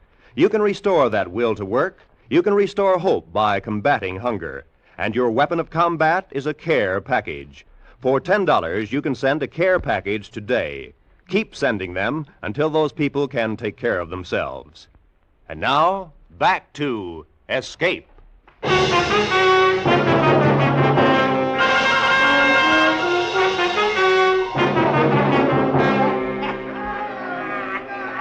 In that faint light from the stars of another world, the world of the big cave, George and I watched. We could only see shadows until someone lit a lantern. And then I knew that I'd been right. Pirates! Pirates! I want to go home. Pirates they were. The most glorious, the gaudiest pirates to sail under the Jolly Roger. The leader was a huge man with a fine, bushy beard and a voice like the trombone in the village band. How shall we cook him, bullies? Broiled or steamed? No, Captain, no! He's too tough a morsel for that, Captain. I say, roast him. I shall. Roast it'll be. Nothing like roast Namby, I always say. We'll cut out his heart first and feed it to the dog. I feed him. Namby, you lily-livered aggravation, say your prayer. He's gonna kill him. I don't want to watch Sam. Shh. Who was that? I don't know, Captain. Sounded like a boy. A boy? A boy? Mayhap 'twas the Lady Alicia. Bilge. She's in the dungeon, Gunfallon. Aye, that's true. It came from over there. Hold the lantern eye, Shill. They'll get us, Dan. We gotta run. Don't be afraid. If you're not afraid, nothing can happen. Do you see anything, Gunfallon? You know it, but... Save us all. 'Tis a boy. 'Tis two of them. Well, scupper me. Boy, huh? Hold the little demon. That's it. Boys. Two small boys. What'll we do with them, Captain? Hang them, I say. Hang them. They're out of the treasure. You! Were it not Christmas, Namby, I should have turned you inside out. Hold your bliss a blethering jaw. Aye, Captain. Aye, aye. Boy, what's your name? Dan Embry, sir. On that one. George. He's my friend, George. George Fennell. His father's a policeman.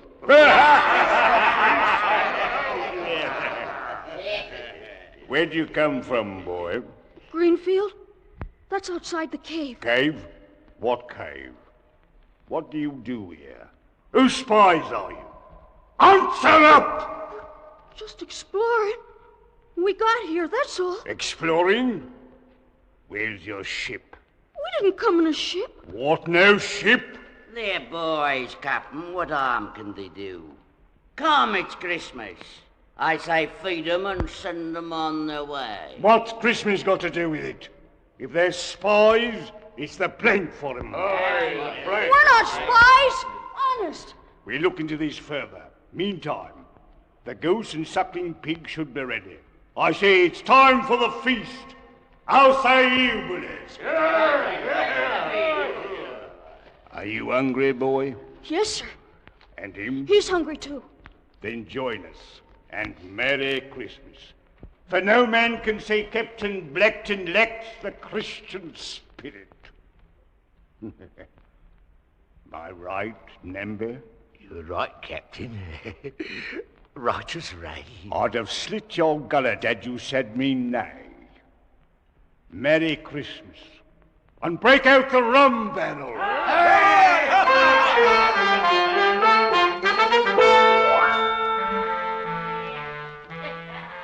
I remember that day, that long ago, the great dining board set upon trestles, the fruits, the wine, roast goose and pig, the pirates rough in their colorful patched clothing, the songs and the drinking and stories of home and sea. Such Christmases are dreamt of, and I had dreamed it to come true. George sat next to me, eyes wide and unbelieving. And after the plum pudding, we were called on to sing a carol.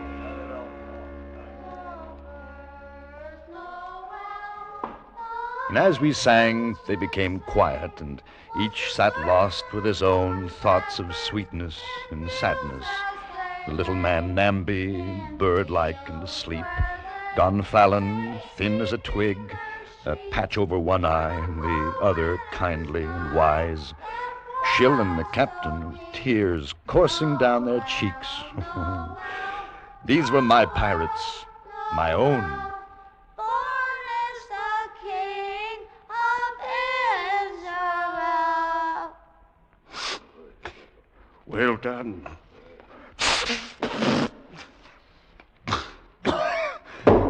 Well done, I say. A dollop of rum for the boys. Captain, this be an happy day with us. Let's share with those less fortunate. Less fortunate? Less fortunate? Oh, we're all well met. The Lady Alicia. Nay, she is our prisoner.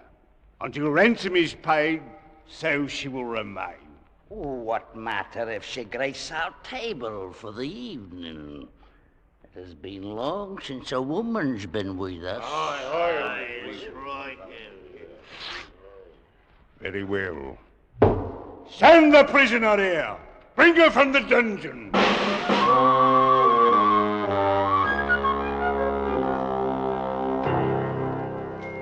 Then I thought of the fine lace handkerchief we had found in the stream. Would this prisoner, the Lady Alicia, would she have sent the message of distress? And how?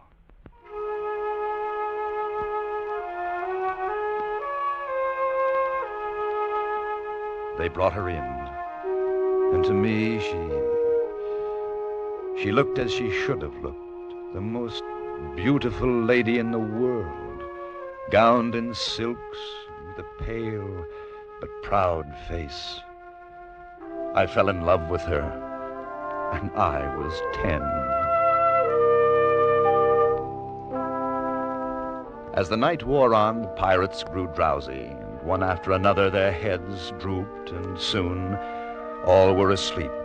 Even George, sitting small in his great chair, nodded. I went to the Lady Alicia's side. It was your handkerchief we found in the stream, wasn't it? Yes, I had not dared to hope. But they have you locked in a dungeon. Beyond my windows a running brook.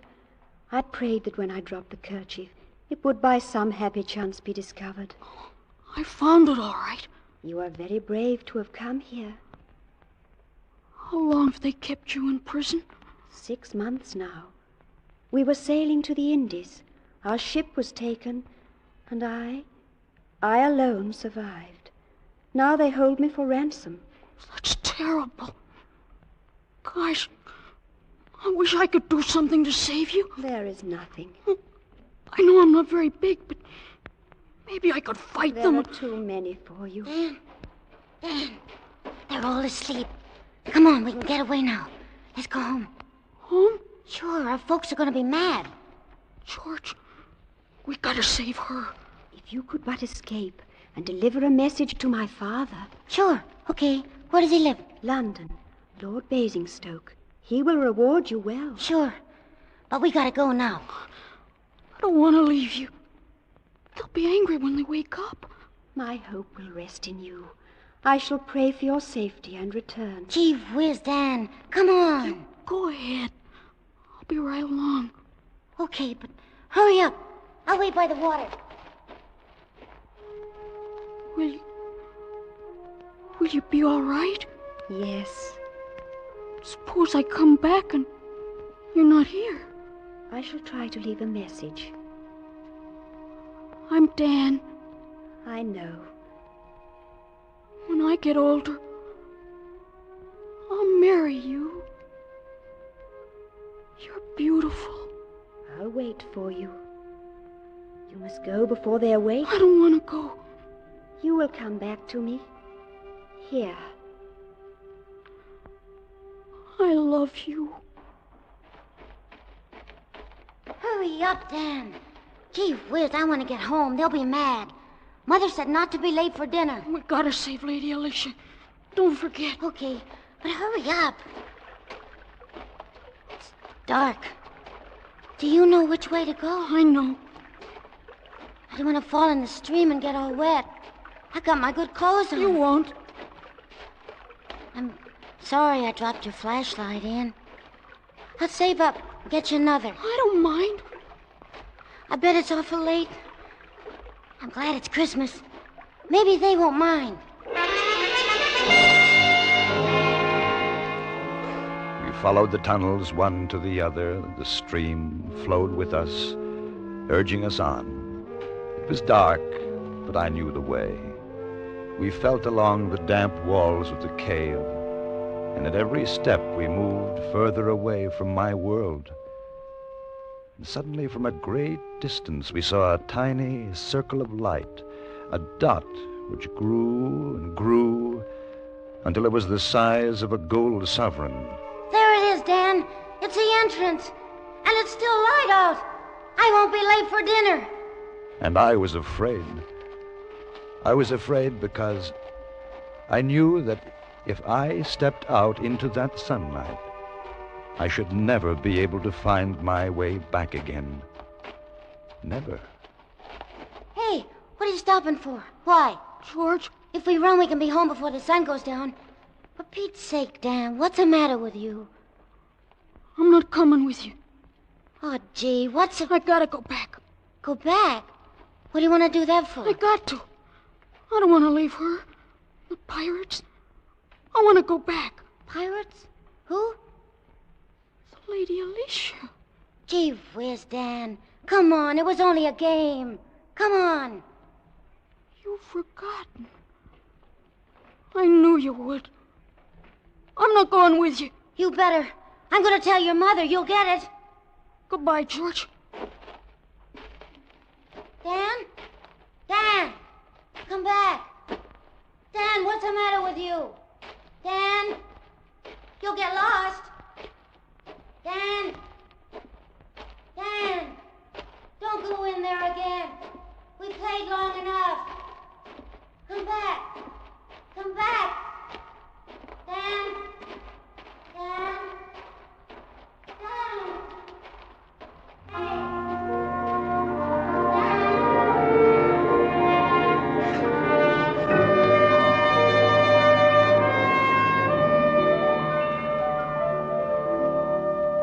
I turned away from George and the speck of light that was outside. His voice followed me, plaintive and lonely. And then as I found the stream again, there was no sound but that of gentle water and my own steps.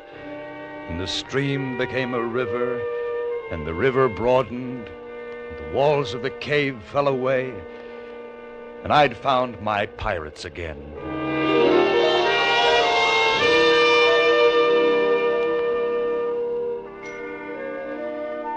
It's on days like this that I remember how it used to be before I found the cave.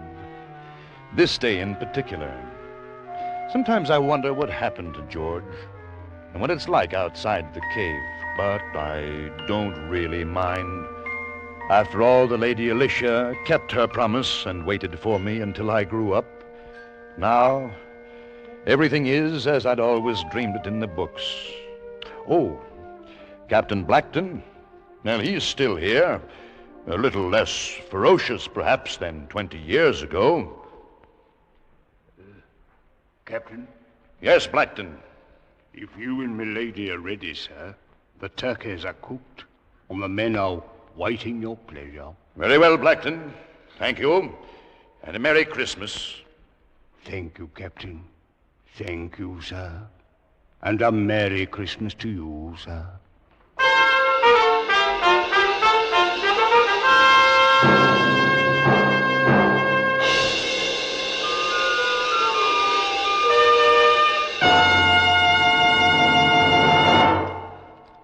Under the direction of Norman MacDonald, Escape has brought you The Cave by Anthony Ellis.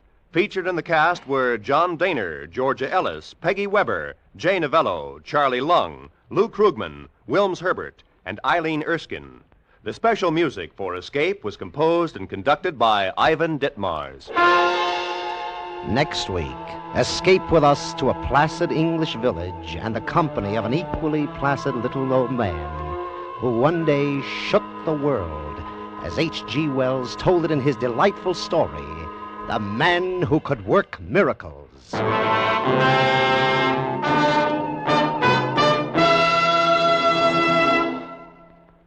We're Where does the world stand? Where's it heading as 1951 approaches? Next Sunday, CBS will bring you an exciting, timely appraisal of the world situation and some of the answers when 10 top CBS News correspondents are heard in a special broadcast entitled The Challenge of the 50s, Years of Crises. Remember, that's next Sunday afternoon on most of these same CBS stations. Now, stay tuned for Make Believe Town, which follows immediately on most of these same CBS stations. Roy Rowan speaking.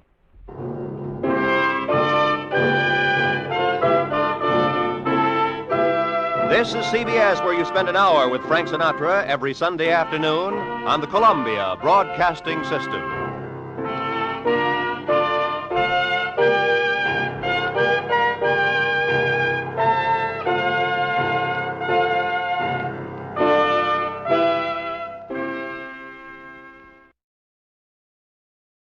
From all of us here at Escape Radio, thanks kindly to our sister station, CBS. Now then, let's see if you're true masters of classic radio.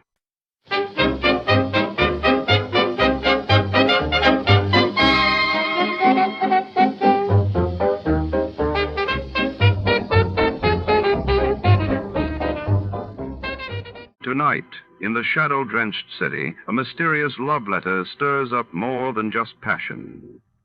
When a cryptic note lands in the wrong hands, Detective Archer finds himself tangled in a web of secrets, lies, and dangerous liaison. As midnight approaches, everyone becomes a suspect, and every word could be a clue. Who penned the letter, and what secrets does it conceal? Grab your hat, turn down the lights, and prepare for the love letter caper. Before we begin, let's see what happened on the day it aired. It was March 17, 1948, that day. President Truman urged Congress to approve emergency aid for Europe, while across the globe, Britain announced the withdrawal of its troops from Palestine, setting the stage for conflict in the Middle East. Sam Spade, detective.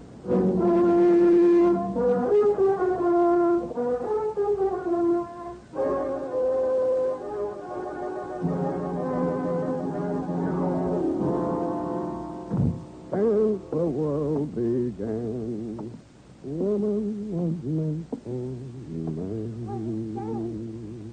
I must say, this is a sort of honeymoon night thing. After you've been keeping something from me. Oh, I wouldn't blame myself if I did. It didn't exactly telegraph this part. Come on in, Angel, and I'll tell you as much about it as I think you should know. And what, may I ask, is a large parcel with a pink ribbon around it? Love letters, what else? Well, I must say, for a whirlpool romance. Whirlpool? I mean, writing all those letters. When did you find time to get acquainted? Stop pulling at that blouse. What's the matter? Does it itch? Now that you're married, I'll say this is no longer cruel. Well, Sam, these little routines are married. Don't you think we should be a little more stilted with each other, yeah? In the hereafter? Then, perhaps, and not a minute before. To Sergeant Joseph Walsh, Bunko and Fugitive Detail, San Francisco Police. From you-know-who, license number 1379596. Subject, the, easy, Subject, the love letter caper, or how to be happily married, though single. The start of it was last Wednesday morning. I had just arisen, shaved, bathed, weighed myself on the bathroom scales, and decided on a breakfast of black coffee and rye crisps.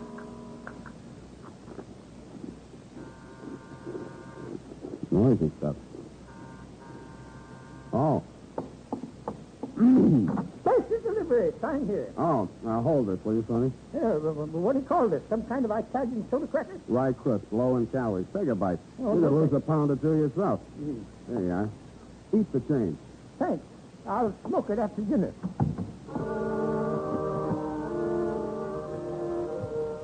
First thing that fell out of the envelope was a photograph, glamour type. It was inscribed, to Sam, body and soul, Ella. The letter was in the same tone of voice. Sam. Oh, Sam, my darling.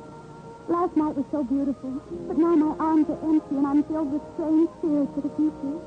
Unless I see you soon, I don't know how I can go on living. Come to me tonight, my darling. Wait until the house is dark. Then slip in through the west gate and I'll meet you beside the fountain. If you fail me, I don't know what I'll do, but I know you won't. All my love, forever. Ella.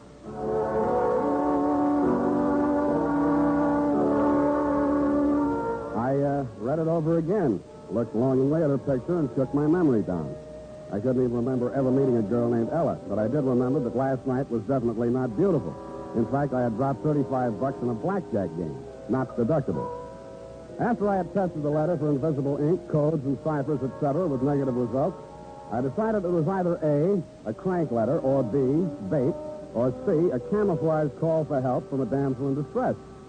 I took another look at said damsel's photograph and decided I would investigate her distress. I then phoned my secretary and told her to look up the night bus schedule to AFRTS, the return address on the envelope containing said love letter.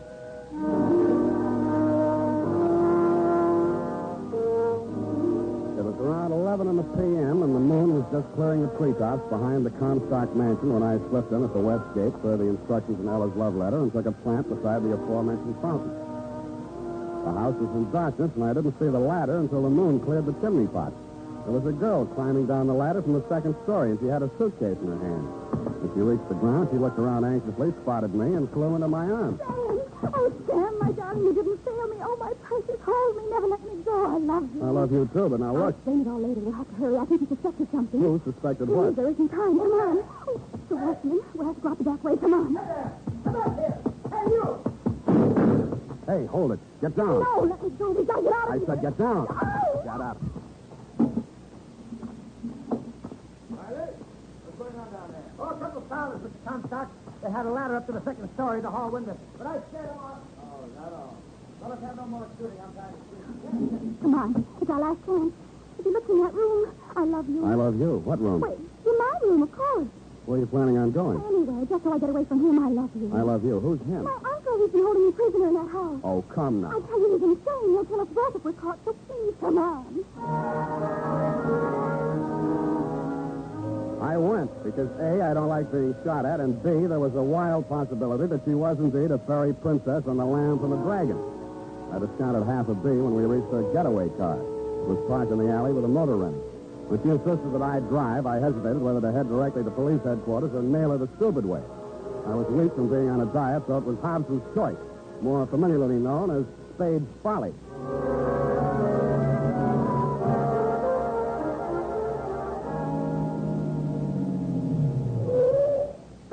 What is this place? It's where I live. You wouldn't lie to me. Not about that. Look at the address. Your love letter arrived here. Come on. Here, let me carry your bag. No, it's all right. I'll carry it. Come on. It's okay. No cops, no booby traps. Now, let's have a look at that suitcase. No, you must Come not. on. Give it to me. No, you can't. Why not? Because you get the wrong idea. Oh. Well. What have we here? I knew you'd get the wrong idea. The only thing you seem to have missed is the Hope diamond. That jewelry is mine, every piece of it. It's all I have in the world. Poor kid. Let's see now. Diamond bracelet, not more than 10 grand. Emerald necklace, second hand, of course. All told, I don't imagine this stuff will net you a penny more than $100,000. I know, but I'll just have to get along as best I can. I don't have any money of my own. Yeah, why did you write me that crazy love letter? Because my uncle reads all my news. And I didn't want him to know I was hiring a detective. Why did you? I couldn't very well walk around with all these jewels without some protection, could I? Oh, my uncle, he followed me here. Suppose it's the cop. Oh, no, it's he. I know it. Where can I hide? In here? Don't you have a bedroom? Yeah, but it has a window and a fire escape in here. Go on. Go on. Spade? Yeah. I suppose she's told you about me. You were uncle? Oh, good heavens, no. I'm Stuart Mason. I'm her fiancé. Or was, till she ran away with you. Maybe you'd better step inside, Mr. Mason. Thank you. Sit down. I'd like to... No. I just brought a few things I'd like to leave for Ella. Here. This bundle of letters. Love letters to me. I suppose she'll want to destroy them. Now, wait a minute, Mr. Mason. Don't jump to any rash conclusions. I saw her come down the ladder. I saw her throw herself into your arms. Yeah, but... I can't blame her. I've been a coward. I told myself it was for her own sake that I discouraged her from escaping with me. But now I know that, well, it was at least partly fear for myself. But I might die as the others did. Yeah, but, what others? The men she's known. They've all died under mysterious circumstances, and didn't she warn you? Well, all she told me was that her uncle was insane and wouldn't let her out. Crazy like a fox. As long as she remains unmarried, he controls her money. $3 million of it. Uh-huh. Well, only the brave deserve the fair. Alas. It will just give her these letters and tell her that I... You tell her yourself. Come on out, Ella. Stuart, why did you come here? Your letters, my dear. And I wish you every happiness. Stuart. You too, old man. Good night. Stuart, darling, I can explain everything. Don't try, my dear. Stuart, come back. Hey, Ella. Hey, Ella, your jewelry. Your love letters. Hey, we'll take care of those letters, Spade. Keep the gun on him, Riley. Inside, you. Over there, sweetheart. What do you want? Mr. Spade, I've been aware for some time that you've been carrying on a surreptitious love affair with my niece. Look, Mr. What's Comstock. him, Riley? Don't worry, Mr. Comstock. I advise you against trying to jump him, Spade. Why should I? You're both nuts, but not crazy enough to take a shot at me here. Try me and see. I wouldn't waste the energy. I haven't made a penny on this caper so far, and it doesn't look like I will. Ha! Not a penny, he says. The king's ransom and jewels extorted from a foolish, lovesick girl. Oh, how did I manage that? Don't you play the innocent with me. This packet of love letters will satisfy the police. Blackmail. You're crazy. Those letters weren't written to me. You deny that Ella has ever written your letter? One too many. In fact, one. Well, how do you explain these? Darling Sam. Sam, my dearest one. What? Sam, my great, big, beautiful detective. Dated last October. Hey, let me see those Watch things. it. I told you not to move. Yeah, so you did. Well, what now? Very well. Give me the police department. Yes, it is. Hello? This is Hugo Comstock. I want to make a complaint. Blackmail. Oh. Hello. I want to... Yes, Sergeant. The name is Hugo Comstock, and I'm making this complaint on the behalf of my niece, Miss Ella Comstock. The name of the offender is Samuel Spade, a private detective. Huh? Well, of course I'm sure. Yes, I'm holding him at his apartment now. The address is... Oh, you have it. Well, I'm not surprised. You better hurry over here, right away. He's threatening violence. You really think you can make that stick? Mr. Spade, I'm sure I can. Dirty words and foul imprecations were forming on my trembling lips. But he had letters from his niece to one Sam, a great, big, beautiful detective. And I had the jewels, and before the night was over, Sergeant Walsh, you had me. Booked, bothered, and bewildered.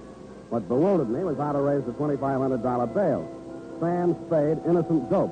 I mean dupe. The United States Armed Forces Radio Service is presenting the weekly adventure of Dashiell Hammett's famous private detective, Sam Spade.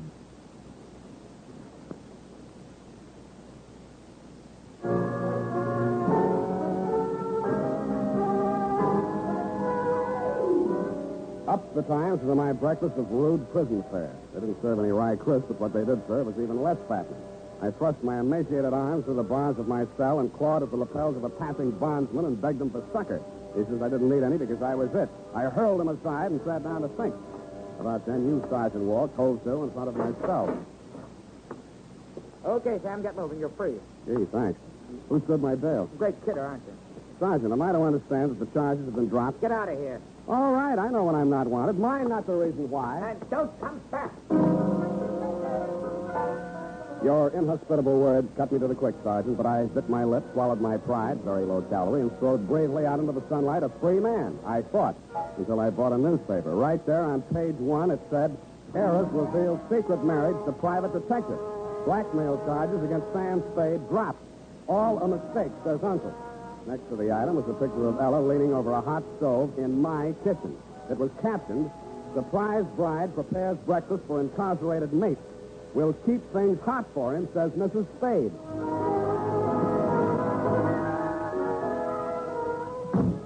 Darling, your breakfast is ready. I'm on a diet. Take off that apron and sit I down. did it for your sake, Sam, darling. Wouldn't it have been simpler just to have dropped the Well, charges? it wasn't difficult. The nicest man forged the license and the certificate for only $10. I know a guy who would have done it for $5 and thrown in some fingerprints for free, but that's not the point. Darling, don't you see? If you'd just gone free without being married to me, Uncle Hugo might have done something worse to you. Like kill you. Nuts. Who are these ex-admirers of yours who are supposed to have been knocked off by your uncle? Name 3. Well, there was Ralph Bettington. He died of vapor loss. Of what? It happened in the mountains. Something went wrong with his car, but they couldn't prove it because it blew up and burned after it went over the cliff. And then there was poor Freddie Poor.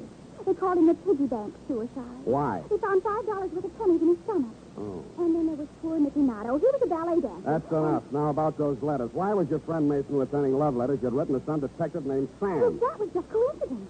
He always went by his initials, you know, like GBS for George Bernard Shaw, SAM is for Stuart Andrew Mason. Stuart Andrew is his pen name. He writes detective stories. And the rest of the coincidence was that love letter you inadvertently mailed to Sam Spade detective, thereby sending your uncle out gunning for Sam instead of SAM? What could I do after he read my diary and my confessions to myself about SAM?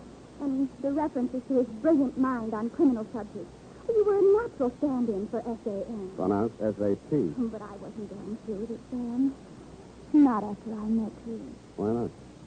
Because the moment I saw you, I knew that all those things I'd said in that love letter were really true. Really? Last night was so beautiful? I think I must have dreamed of you. Exactly. Oh, Sam, darling, I'm so lost and frightened. I know.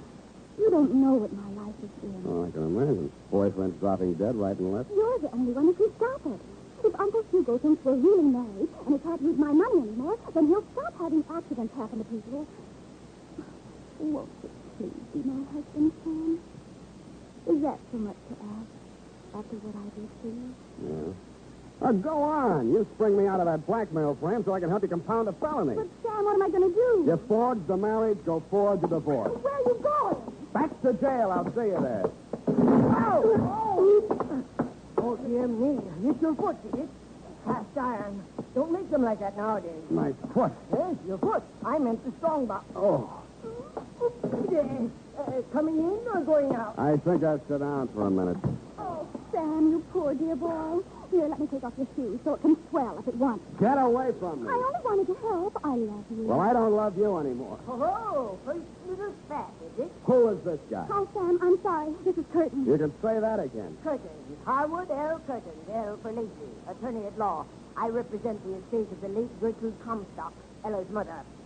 You, Mr. Spade, have married into, shall we say, money. Look, Curtains, it's time to raise the blinds on a couple of things. In the first place... Please.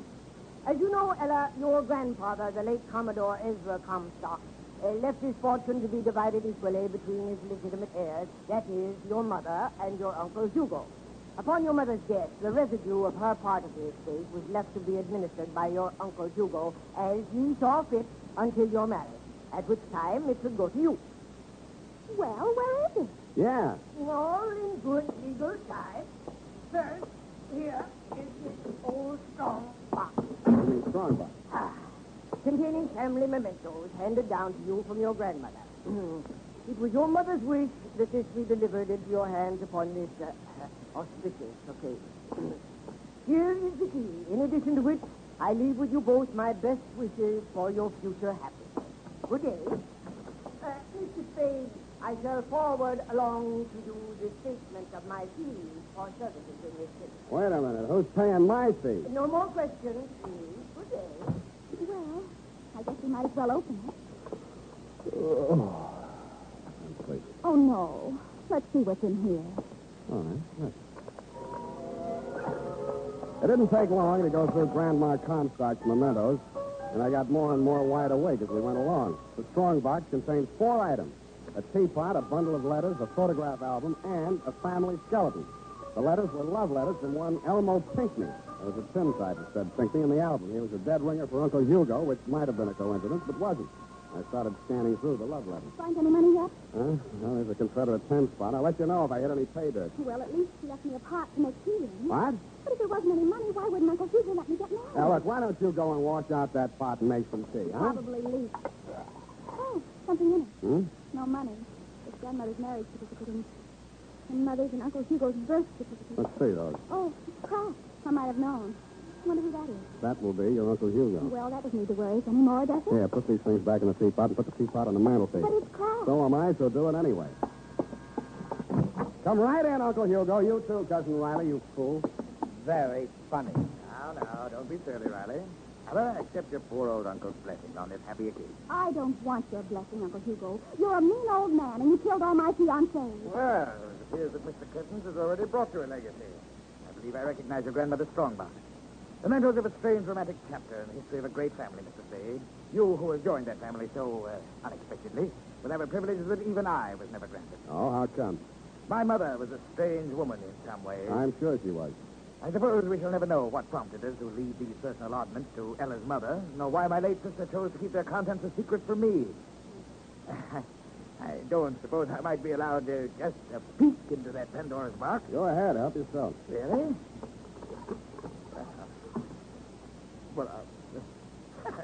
There's nothing but a photograph album and a bundle of letters. Love letters, Uncle Hugo. They seem to run in your family. Would you like to read them? You have no objection, Ella. Me? Why should she have? And I can give the whole story to you in a nutshell, Uncle Hugo. It seems that Grandma Comstock fell in love with a handsome rascal named Pinckney, a deserter from the Confederate Army, and eloped with him to New Orleans. Her family pursued her there, had Pinckney arrested, got an annulment, and whisked her back home in time for her scheduled wedding to Ezra Comstock. These letters were written to her by Pinckney while he languished in prison awaiting court-martial. Here's the last one. Read it for yourself. Oh. Lydia, my darling, in a few hours I face a firing squad. Please, no tears, no regrets. I'm glad that you are married to a man who is worthy of you. Comstock will be a better father for our child than I would ever have been. Farewell, my love. So that was the secret. Nothing so extraordinary about that. I think it's very tragic. Think of her married to a man she didn't love, about to have a child, and her lover facing a firing squad. Nonsense. Sentimental nonsense. Well, what do you know about such things? I should know a little. After all, I was that child. Oh, I'm sorry, Uncle Hugo. Ah, wow. Fine old piece of spode. What? The cheaper. I don't remember seeing this. Fine old piece of spode. What? The cheaper. I don't remember seeing this here before. Just something I picked up in a junk shop. It's a very rare piece. You mind if I look at the mark? Go ahead. Indeed. Genuine example. Pity crack. Oh! Now, that was clumsy of me. Well, there's no good saving the pieces. I'll just toss them in the fire. Wait a minute, Comstock. I'll take care of it. Oh, it's no trouble. Well, what's this? It's your birth certificate, Uncle Hugo. That. Oh, no. What are you going to do with it? Put it back where it came from. Righty. Yeah, Mr. Comstock. Spade, I'm going out of here, and I'm taking that strongbox with me. And don't think I won't kill you to get it. He will, Sam, just as he did the others. And you, too, if you don't shut your trap. Hand it over, Spade. Sure. Come and get it. Okay, let's have it. There you are. Riley, what's wrong with you? Oh, my foot is broken. Oh! Sit down and rest it. Oh! Hold it, Comstock. I've got the gun now. Oh. Well, Spade, seems you've won the day. Oh. How does it feel to be a rich man? You'll have to tell me, Comstock. The reports of my marriage to your niece are slightly exaggerated.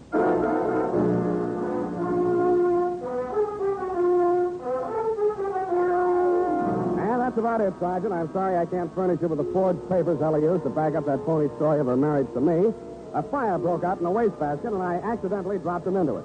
As for Comstock and his guns with Riley, I will gladly press charges against them on the blackmail frame until homicide decides whether there's a case against him on the mysterious deaths of Ella's previous fiancé. Period. End of report. But, Sam, why? Why, what, Ed? If you want that old crack teapot. Well, because grandmother's love letters plus the documents on that teapot prove that Hugo was not a Comstock, but a Pinckney, and hence not entitled to one red penny of the Comstock fortune, which was left, if you recall, to Grandpa's legitimate heir. Well, who was? Entitled, I mean. Ella. But if she never married, she'd never find out, But you she see. doesn't deserve it. Hmm? After making a pigeon out of you the way she did. I agree, sweetheart, but how else could she afford to pay my fee? Well, I certainly hope you so. I fully intend to. Go type that up while I falsify an expense account.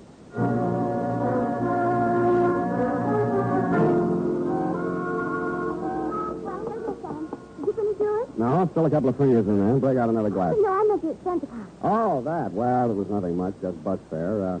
Free breakfast in the pokey? No, that was not. Well, I took the liberty, Sam, of drawing up a statement. Did you look it over? Yeah. New letterhead. Well, it's only a sample I had done in. Up? Sending your approval. Do you? Well, yes, very classy. I like the coat of arms, but I'm not quite sure about the motto. Oh, but Sam, you are the greatest private detective of them all. You know, that's Effie. And then, for an extra $100, we could have it printed in Rady ink. In what? Luminous ink, Sam.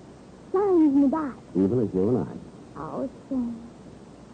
I'm glad you told that too. Go home, all the same.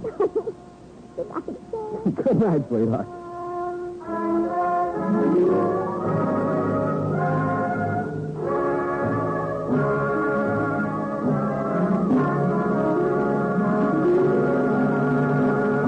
The Adventures of Sam Spade, Dashiell Hammett's famous private detective, are produced and directed by William Steer. Sam Spade is played by Howard Duff. Lorene Tuttle is Effie.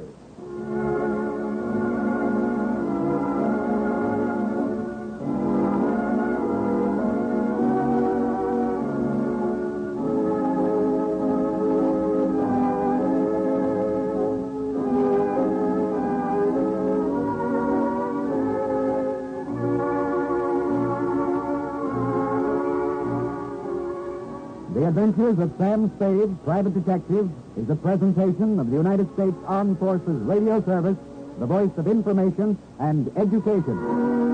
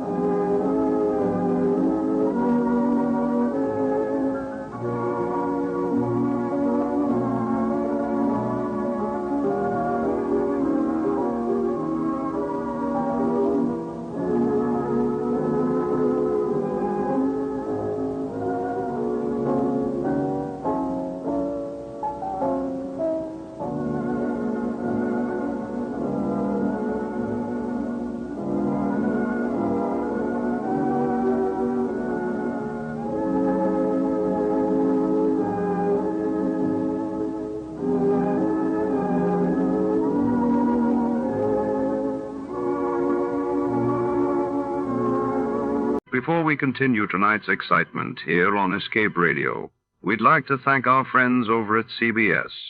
And now, a quick quiz for our loyal listeners.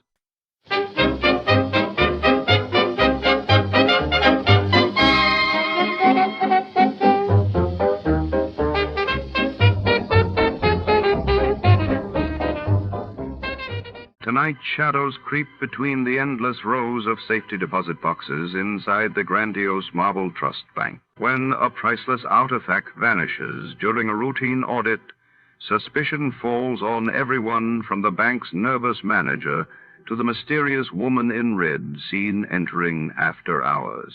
Our detective must sift through secrets and double crosses beneath glittering chandeliers and the cold gaze of security cameras.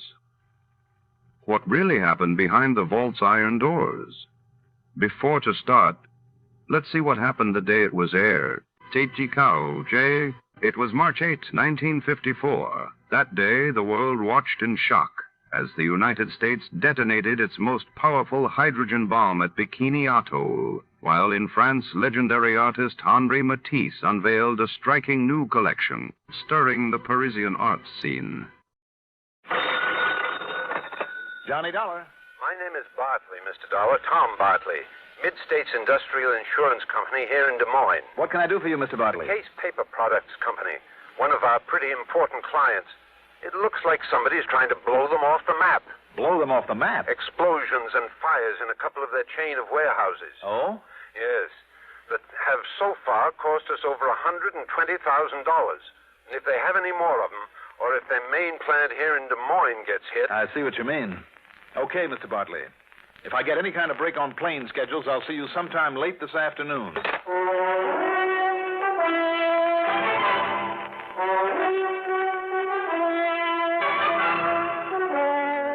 The CBS Radio Network brings you Mandel Kramer and the exciting adventures of the man with the action-packed expense account. America's fabulous freelance insurance investigator, yours truly, Johnny Dollar.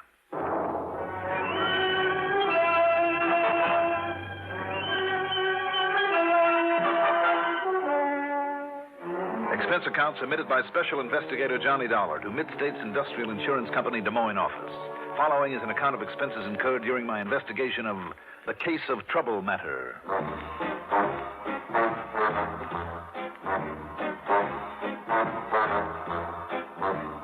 Expense account item 1, $102.65 plane fare to New York to Chicago to Des Moines, Iowa.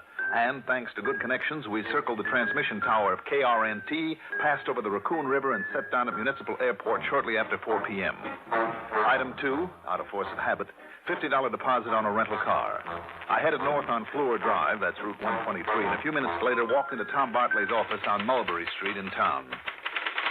I beg your pardon. Yes, Mr. Case. What? Oh, I'm sorry. Well, may I help you, sir? Well, I don't know. My name is Johnny Dollar, and...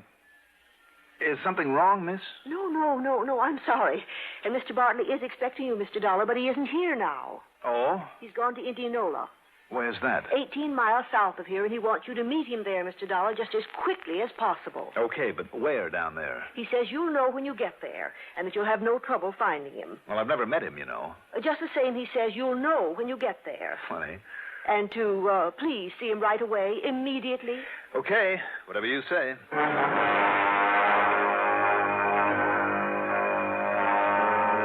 Indianola's a little town, about 7,000. And that secretary was right. I had no trouble at all finding Tom Bartley, much less his reason for being there. A thick pall of smoke hung over the place. It came from the smoldering remains of a big building just a block off Highway 69 near the edge of the South River. A sign at one edge of the property said the building had belonged to Case Paper Products Company. I pulled up next to a group of firemen who were busy with a hose killing the last of the hot spots. Hey, Dollar. Johnny Dollar. Yeah. Tom Bartley. Tom, glad to know you. Well, there you are. There it is, number 3, what's left of it. And this one will cost us 50,000, 60,000 more at least. You think this and the others you called about have been arson, So does Albert Case. He and his brother Ed own the business. Main plant in Des Moines and a lot of warehouses scattered around. Why scattered around, Tom, instead of close to the main plant? No room up there. Also, it saves money because of cheaper property in these small towns. Where are the others? Well, those that are left are in Knoxville, Osceola, Colfax, and Grinnell. But who knows for how long? On the phone, you said explosions and fires. That's the way they've all started, with an explosion. Yeah. That would indicate arson, all right. Also a pattern by one man. Right. But paper burns so hard and fast and hot, there's never any concrete evidence after a fire's over. How about these Case brothers, Tom? Now, look, there's no point in hanging around this mess. It's all over and done with, but our insurance payoff. So why don't you pile into your car and follow me home, Johnny? We can talk about it there over a stiff drink that I can well use. Okay, if you like. Besides, it's getting late, and I promised Millie I'd bring you home for dinner. Lead the way.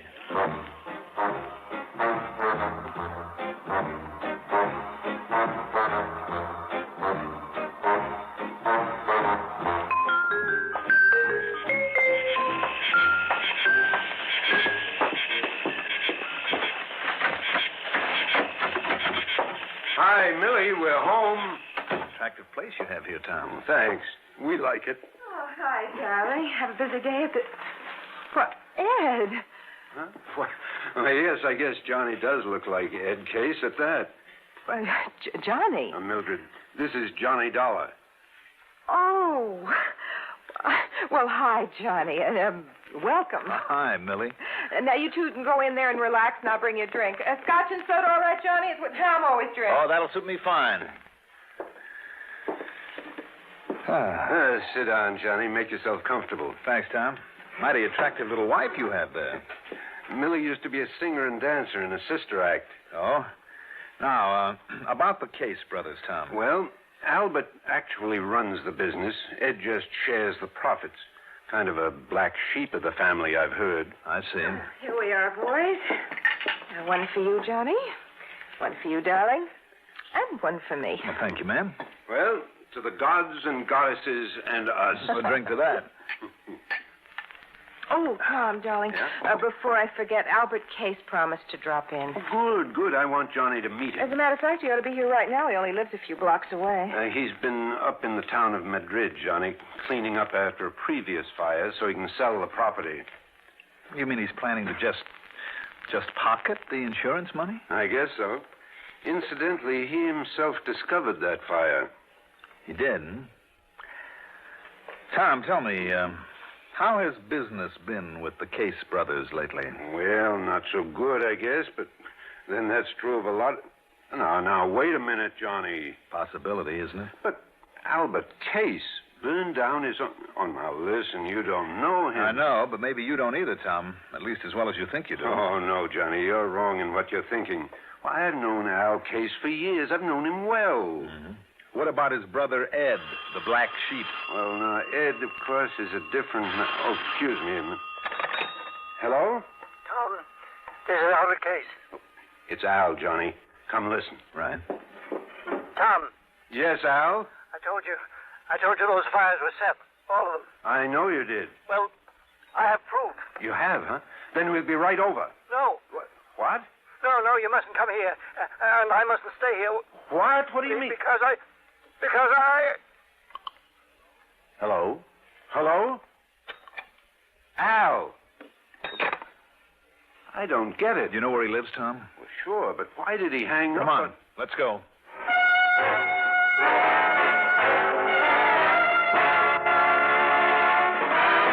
As we pulled up at his house, we could see Albert Case through a picture window sitting at a desk, telephone in hand.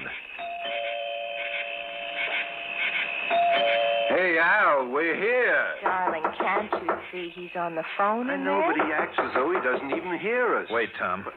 What's the matter, Johnny? Stand back. Well, what's wrong? Stand back. Here we go now. Johnny. What is it? What's the matter? Couldn't you see from out there? Now do you see? Oh, no, what's wrong with... Oh, no. Well, Johnny? Right through the forehead, Tom.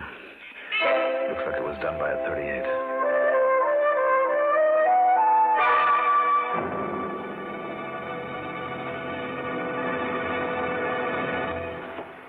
Newport filter cigarette.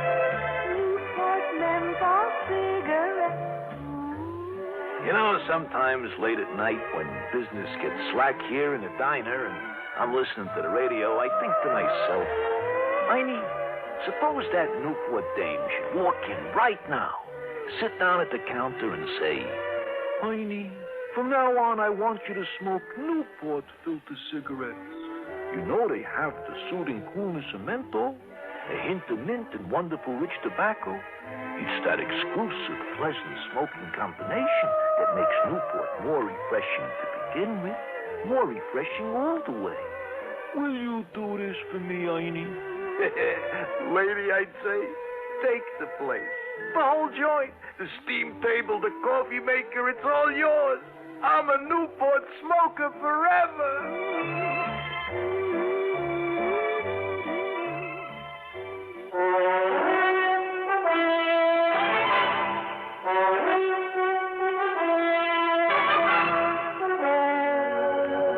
Tom took the telephone out of the dead man's hand and called the police. Millie turned pale and slumped into a chair, and I gave the place a quick rundown, checked the doors and windows. A few minutes later, a young policeman arrived. Were you all here when it happened, Mr. Bartley and Mrs. Bartley? And, who are you? He's working for me, officer. He's Johnny Dollar, insurance investigator. You insurance guys work pretty fast, don't you? Maybe too fast. You related to Mr. Case? Well, are you? No. Why? You look a little like him. All right, now, who busted in the front door? I did, officer, when I saw through the window that something was very obviously wrong with Mr. Case. Oh, just took things in your own hands and busted in, huh? That's right. All right, let's see what I can find out here. Sure, here it is. A bullet hole through this window. You know what that means? It means somebody plugged them from outside there. You're sure? Yeah, sure, I'm sure. So go on, you three-hard. Now, where'd your wife go, Bartley? Out to the car. Yeah, well, who told her she could leave? Who told her she had to sit here looking at a corpse?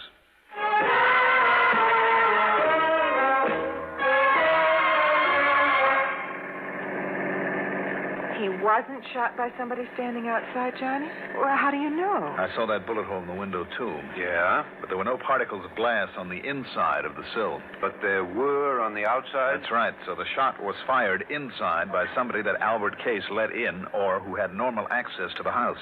Remember when Albert's phoning to you was cut off? Yes. Because somebody was there and had to stop him from talking about his proof of arson or from naming the arsonist.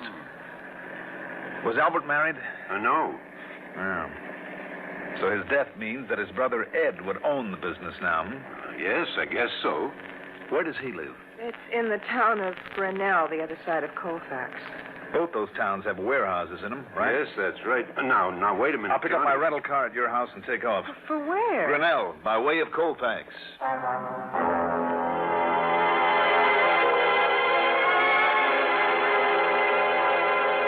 But at Colfax, I made a stop.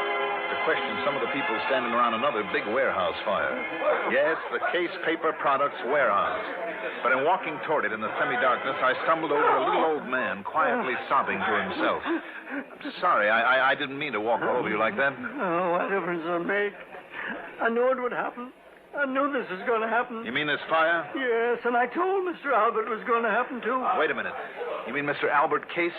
Yes, I've been his night watchman for years, I have. And I told him it would happen, I did. Ever since that car started coming around here every night, prowling around, I knowed it wasn't up to any good, and I told him so. I told Mr. Albert about it. What kind of a car was it? Big, white, foreign car. A Parati with no top onto it. Yes? And when I told him about that car this afternoon, you know what Mr. Albert said? What? He said he knew then. He knew who it was that'd been trying to burn him out. He said he knew him. Did he tell you who he meant? Only that now he was sure. And he give me this gun, this pistol to carry, in case it'd come around again. A white Parati convertible, Yes, sir. And I think I know the man he means, too, that drives one. And if he does come round here, Mr. Hey, let me help you up, Yes, Sam. You. What? It's you. You're the one. Now, listen, please. After what you've done, I'm going to kill you. Wait a minute. Put down that gun. I'm going to kill you.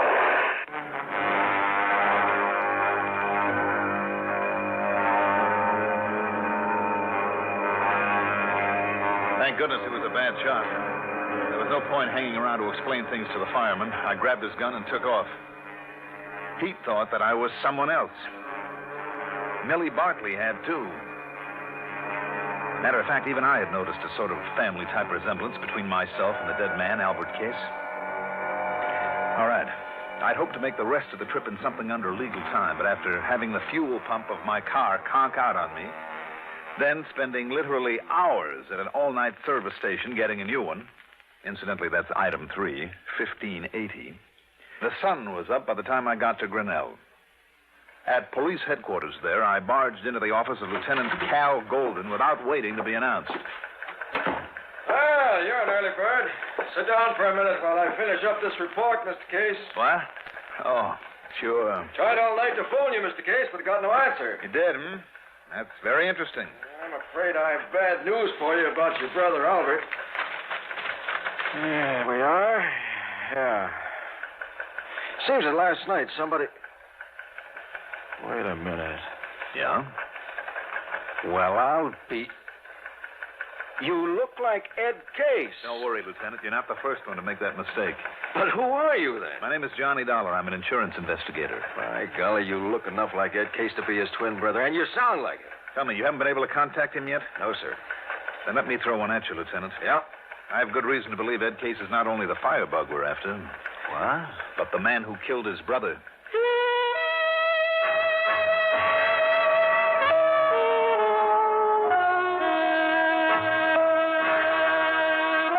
It took a little convincing, but the lieutenant finally agreed to put out an APB on Ed Case.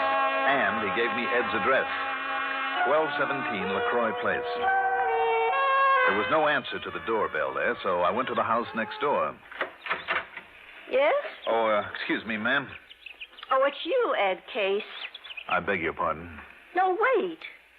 You're not Ed Case. You're somebody else. That's right, ma'am. My name is Dollar. Oh, I'm sorry. I should have known because of your car. That's right. He drives a white one, doesn't he? Yes, just one of them fancy foreign things with the top down all the time. Mm-hmm. Like the one that he gave to that blonde hussy that comes around to see him all the time. A blonde, ma'am? Comes up from Des Moines all the time, in and out of that house of his like she belonged there. It's disgusting. From Des Moines, did you say? If there's anything I don't like, it's a little blonde with green eyes and one of those olive type of complexions they don't deserve Thank to you, have. ma'am. Thank you very much.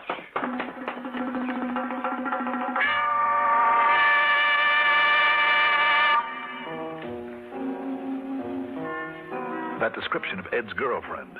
It was Millie Bartley, Tom's wife. Petite, olive complexion, green eyes, and she lived in Des Moines. And I remembered her momentary surprise when she first saw me. Item 4, 90 cents for a phone call. Why, no, Johnny. I don't know where Millie is. I heard her talking on the phone to her friend Bernice. They used to be in a sister act, you know. Well, then, Tom... But then she ducked out of the house and left in the car. I see. Okay, Tom, thanks. But how are you doing? Anything new that I ought to know about this arson murder thing? No, Tom. Nothing you need to worry about. Not yet.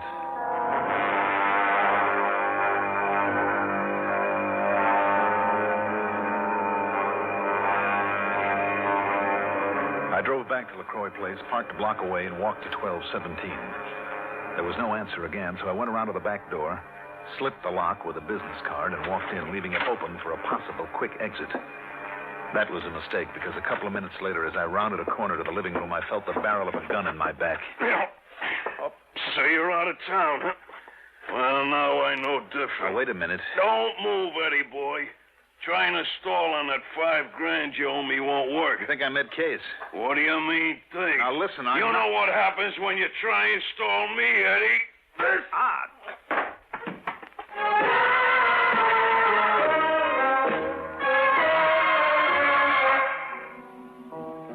He must have really done a job on me, because when I came to, it was dark. And I felt a little bit rocky, to say the least. What roused me was the sound of steps, a woman's steps, quietly coming in the back door. There were no lights, remember. Then, briefly silhouetted against a window, I saw the all-too-familiar trim, petite figure coming toward me. Eddie? Oh, no, you're hurt. Oh, honey, you're hurt. What happened? Oh, you don't know. Oh, yeah, it was Louis getting even because you didn't pay him soon enough for that last fire. Oh, here, Eddie, let me turn on the lights and help you. No. Huh? Just let me rest a minute. Oh, I knew that was him I passed on the highway. Why did you come over here from Des Moines? To make sure you'd play dumb when the cops told you about poor dear old Albert getting knocked off. Why did you come here to the house? Because I hoped that you'd come here, I guess. Oh, you should have waited until I could get up the money to pay Louis. You mean for killing Albert, too? Huh? Yeah. I mean, no. You killed Albert. I saw you from the outside in the car. Yeah, you'd swear. You killed Albert. I saw you from the outside in the car. Yeah, you'd swear to that, wouldn't you? Eddie, what a thing to say.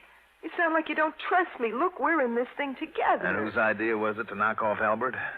Well, like I told you, you had to because he was getting wise to you about the fires. You had it figured out that way right from the beginning, didn't you? Baby, now look. First, burn up the warehouses, collect the insurance on them. Well, sure. Then get Al out of the way so you and I would have it all. Well, yeah, that's right. Eddie, what are you talking this way for? I don't understand you. I wish to heaven I didn't understand you, Millie.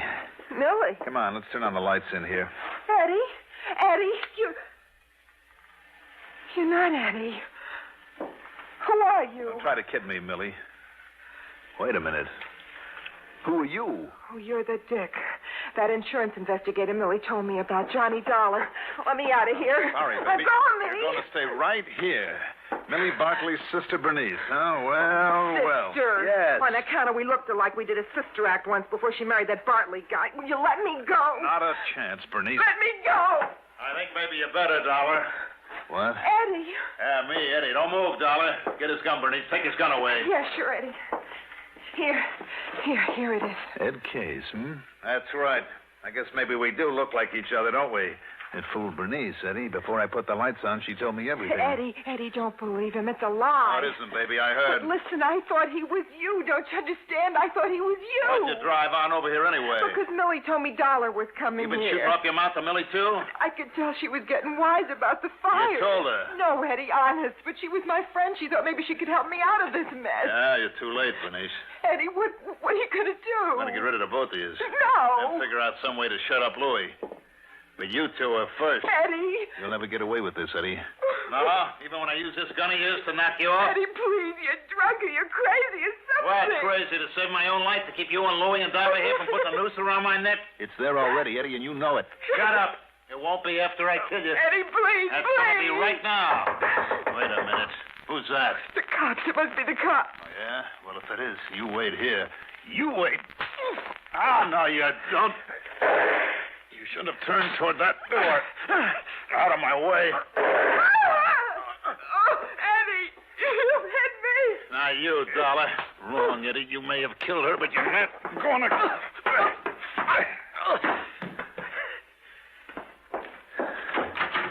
Johnny, what is it? What's happening? No, Millie. Don't go in there. Bernice? Yes. Eddie killed her. I'm sorry. She was my friend. I'm sorry, Millie. Where's Tom? I came alone, Johnny. Why? When I talked to Bernice on the phone, I knew I could tell that your suspicion of Eddie was right. And I hoped that somehow I could help her. Maybe you better call Tom and tell him where you are and what's happened.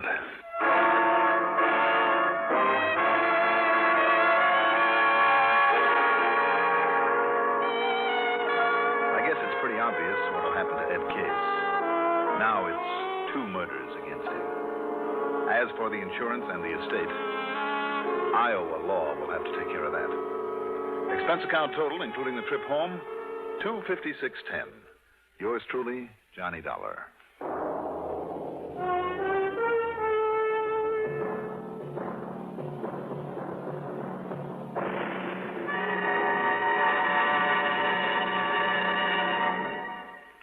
Now, here is our star to tell you about next week's story. Next week, a story with a twist that will surprise you as much as it did me. Tune in, won't you? Yours truly, Johnny Dollar. If you drive a car, remember this. Almost anywhere in the country where you see the Sinclair sign, you can save up to 4 cents a gallon on gasoline by using Sinclair Dyno. That's because in 3 out of 5 cars, regular price Sinclair Dyno matches the performance of expensive premium gasolines costing up to 4 cents more a gallon. Drive with care and buy Sinclair Dyno gasoline.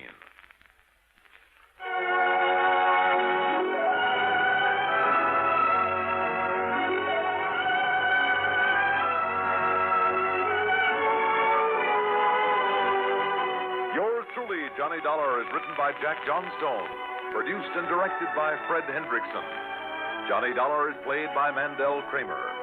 Also featured in our cast were John Seymour, Abby Lewis, Terry Keane, Edgar Staley, Jack Grimes, Jim Stevens, and Gilbert Mack. Music supervision by Ethel Huber. Sound patterns by Walter Otto. Technical direction by Fred Cusick. Be sure to join us next week, same time, same station, for another exciting story of yours truly, Johnny Dollar. This is Stuart Metz speaking.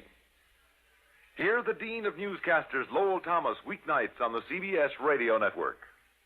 CBS for Durham, WDNC. It's 6:34. When a headache strikes, headache tension builds up. You feel terrible. You become irritable. When this happens, here's what you should do. Take Stand-Back powders or tablets. The secret of Stand-Back's effectiveness is its combination formula of several medically proven pain-relieving ingredients in one easy-to-take dose. A combination of ingredients that brings you comforting relief from pain. What's more, Stand-Back's gentle and effective action relieves tension, which usually accompanies pain. Stand-Back has earned both the Good Housekeeping and Parents Magazine seals. You can take Stand-Back with complete confidence. For pains of headache, neuralgia, muscular aches, and cold discomforts, test Stand-Back against any other preparation you've ever used. See for yourself how fast, yet how gently, Stand-Back gives comforting relief. Just trade your headache for a smile. Snap back with Stand-Back, tablets or powders. You're listening to Escape Radio with special thanks to our friends at CBS. Stay right there. The next episode follows a quick test of your radio knowledge.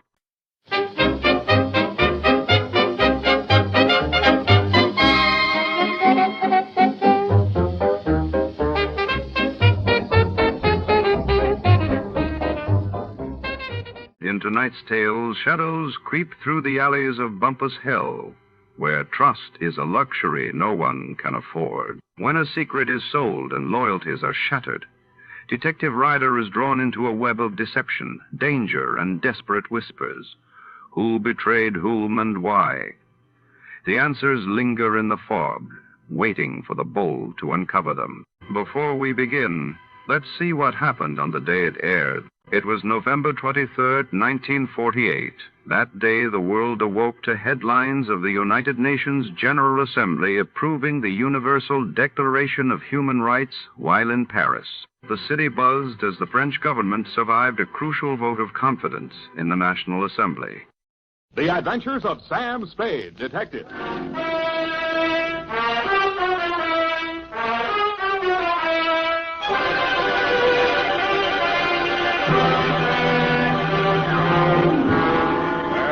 Date, fill it in. To Detective Lieutenant Dundee, Homicide Detail, San Francisco Police, from Samuel Spade, license number 137596. Subject, the Betrayal in Bumpus Hell. Red Gillis was a raw-boned poke from the border country. He was a stranger to Bumpus Hell, but he was no stranger to trouble. He jogged his Pinto down the narrow main street, not liking what he saw, and reined up in front of the sheriff's office. He dismounted and slapped the trail dust off his Levi's. Then he hitched up his gun belt and ambled inside. He looked at the heavy-shouldered, blue-jowled man behind the desk, and he didn't like what he saw. Neither did the sheriff, Rance Blaggett. State your business. I can do it better than that. State your business and get out, he snarled. Red smiled thinly and drawled, I'm looking for my brother. And what be your name outside of Red? Here, I can do that better than that. And what be your name outside of Red? Red Gillis's hand slid toward one of his six-shooters as silently as the sun coming up over the butte. Gillis, he sneered. Red Gillis from the Tonto Rim. That's pretty good. The sheriff's muscles tightened like steel springs and pulled him erect. Ain't no Tonto Rimmer welcome hereabouts in Bumpus Hell, he cursed. That was real good. And then the slap of 4 hands on leather was followed by the simultaneous roar of 4 6-guns. Hey, wait a minute. The sheriff... I know her in there. Well, who is it? The sheriff is just... Mr. Spade. Miss Kelton next door. Right in the most exciting part. Mr. Spade, now see here. I won't take no for an answer. It wouldn't be neighborly. What is it, Mrs. Kelsey? Never you mind, come along. What are you up to here, anyway? Who, me? Oh, nothing. I'm just relaxing with an apple and a good book, that's all. I don't see no apple, and the only reading matter I see is some Western trash. Trash? Now, come on. There's trouble on the 3rd floor. Well, there's trouble in Bumpus Hell. Don't you swear at me. I'm not... I know my duty, and I know your duty. Now, come on. Get moving. Ouch. Okay, let go my ear. And that, Dundee, so help me, is how it started. Effie had just read a book called How to Relax, and it said there that Western stories were relaxing, and that's how I happened to be at home at 10 p.m., riding herd on a copy of Sheriff and Outlaw, rip-roaring adventures of the Old West. But Bumpus Hell hath no fury like my neighbor, Mrs. Kelsey. I left Red Gillis and the sheriff face to face and vice versa, eyes flashing and guns ablaze, and followed her meekly up to the 3rd floor.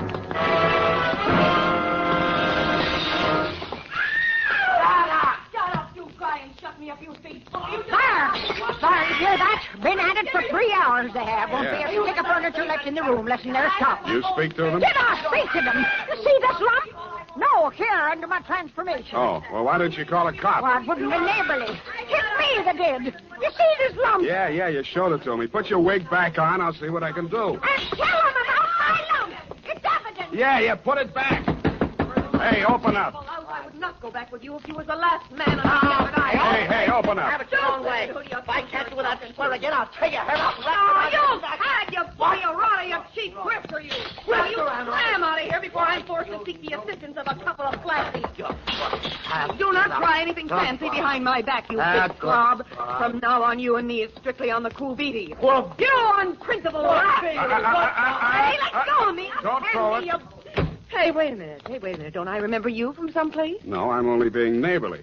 Why did you beat up on kind, nice Mrs. Kelsey? That is a gross falsehood. I did not lay a hand on the old wag. It was that odious stinker, Joe Donegan, who was just left. And you can tell him, as from me, that I'm extremely unimpressed with his cheap threats to rub me out, and that I intend to continue on seeing Mr. Hobson or any other Johns which I care to. That's pretty good singing. Oh. Well, you better tell him that yourself. I don't imagine I'll be seeing him. You won't?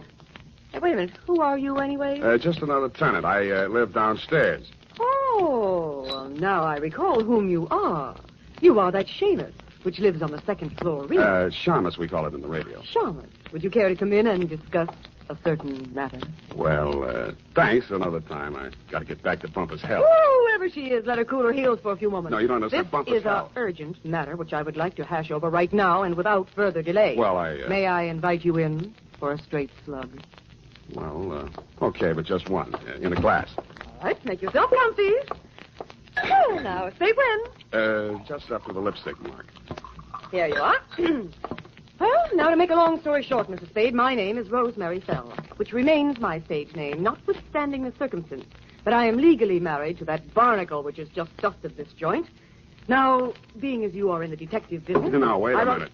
Kindly permit me to finish, honey. Sorry, sweetheart. I'm not the type to jaw about my troubles just to pass the time of day. I'm sure you are. I am an actress. I knew that. And although I'm low in funds, due to being between jobs right now, on account of that knothead making a scene in the last joint at which I worked... Cheap ginger ale. Just to show you how the breaks fall, Mr. Spade, Belita Wilkerson, who just happens to be about the biggest talent agent in this city, if you have the time, I'm impressed. phoned me on the telephone, and arranged an audition. She also advanced me the sum of 100 clams, 100? Which I will pay you to put the bee on that dog, Joe Donegan, the rat. Now, which is he? What do you mean, put the bee on him? Listen, Sam, that grifter has got a record as long as my arm, and what I have got on him is longer than his arm. Please. In short, I should like him thrown into the can so that I can feel safe to sing on him. Look, Rosemary, so you had a fight with Joe. You're sore. You want to pay him off. Now, Right. why don't you just wait until morning and see how you feel Sam, then? listen to me. If that knuckle duster remains at large, I will be feeling no pain. Now, I know that from my flamboyant manner, you'd never guess it. But that is only the actress in me. In actuality, that flea intends to do me in. Oh, now, come, Rosemary. What? You disagree? Well, now, really, Rosemary. Why, you big pain in the neck. Rosemary. Drinking my... Pour that back in the bottle. Go on, put it back in the bottle. Well, I'll be going now. Only trying to be neighborly. Well, back to Bumpus hell.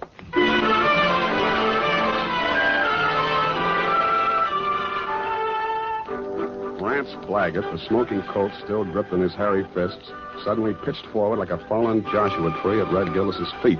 Red leaned over with a thin smile playing at the corners of his mouth, not liking what he saw, and lifted the badge off of Blaggett's cowhide vest and pinned it on his own. Bumpus Hell had a new sheriff. Hey. Then I heard it. It sounded like a man sneaking up a fire escape. I went over to the window, raised it, and looked up. I didn't like what I saw. An overcoated figure reached the third-floor landing and stood silhouetted against the lighted window of Rosemary's apartment. He was about the height and weight of that rat, Joe Donegan. By the time I'd rolled out the window onto the fire escape, his right hand had come out of his coat pocket. Donegan! Donegan, watch it!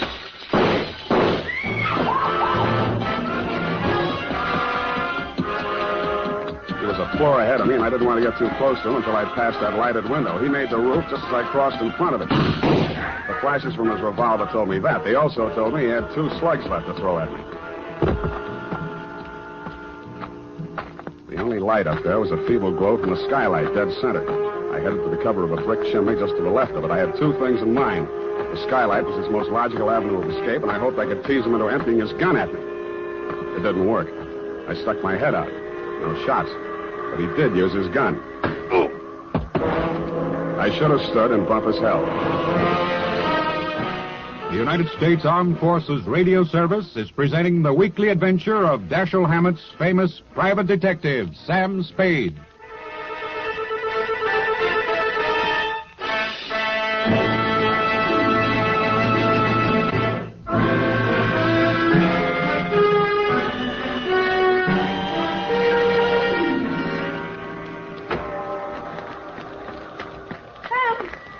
What did that rat do to you, the dog? Sam, speak to me. Here, come on. Send an Indian to Sutter's Mill.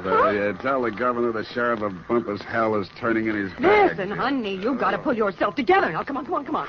These delirious Trumans will get us no place now. Come on, Sam. Yeah, I guess you're right. Come on, now. Now, do not rush things, honey. That was quite a clip he gave you. Yeah, where were you? I was combing my hair out of the window. Yeah, and he was on the fire escape, not 4 feet away. Not a very good shot, is he? No, he isn't. Oh, Sam, look at your poor little head. Here, now, let me kiss it and make it well. Wild root. Yeah, see how it gets me ahead socially and on the job? Oh, well, now, what next, Sam? Rosemary, I am going to the top now. My dander is up. Let's have a moment of silence while I put through a call to Lieutenant Thomas Dundee of Homicide. It took your boys less than an hour to locate Joe Donegan and haul him in, Lieutenant. Rosemary's charges were not enough to hold him on attempted murder, and all I could identify was the back of his neck.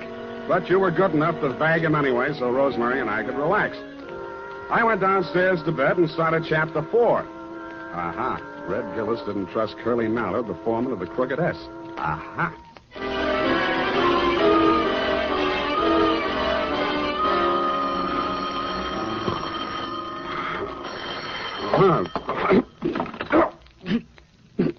Unique Garage, Harry speaking. Sam, this is Dundee. Yeah, Dundee. What time is it? 8:30. In the morning? Yeah. Huh? Oh, yeah, it's daylight. See, about that, what was his name? Donegan? Anyway, that fella we booked last night on your say-so. Well, what about him? That was a bad beef, Sam. How come? You better tell me. Man was alibied, Sam. When did that happen? Well, a fellow named, got it written down. Yeah, Hobson. Warner Hobson says Donegan was with him at the time. Who else says so? Hobson's word's good enough for the commissioner. Ran for assembly once. Did you know he also ran for Donegan's wife? You don't say. Well, that's a real puzzler, Sam. The human mind is unpredictable, Dundee. Huh? Oh, yeah. Well, I hope you figure it out, Sam.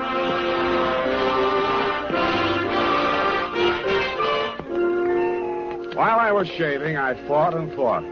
I wondered what Red Gillis would have done if such a situation had cropped up in Bumpus' hell. A thin smile began to play around the corners of my mouth as I climbed the stairs to Rosemary's apartment. When I got there, I didn't like what I saw. It was a note pinned to the door. It said, "Dear Sam, I have been called to do another audition. If anything crops up, you can reach me at Greystone 34292.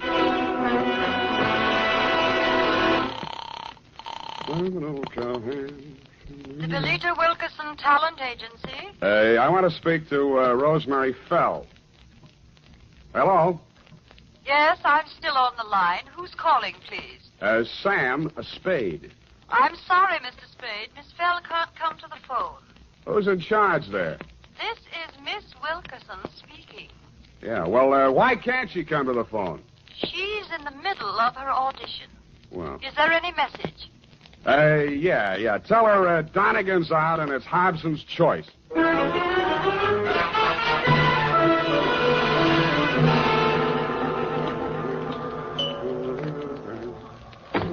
Yes? Mr. Hobson? Yes? My name is Spade. Oh, yes, Mr. Spade. Come in. Why did you phony up that alibi for Rosemary's husband, Mr. Hobson? Huh? Oh, because I knew he's not the man who fired those shots at her. Were you there? As a matter of fact, I was. Would you like to hear about it? I would. Well, first, I'd better tell you a little about myself. Now, for the past year, I've been interested in politics, if I do say so myself. Yes, I know. You ran for assembly. Come to the point. Well, in a way, this is the point. My wife's a professional woman, and her own career keeps her busy a good deal of the time. Well, like the movie magazines say, a clash of careers and so on. That's how I happened to take up with Rosemary. I didn't know she was married. And, of course, when I found out, I dropped her like a hot potato. Potato.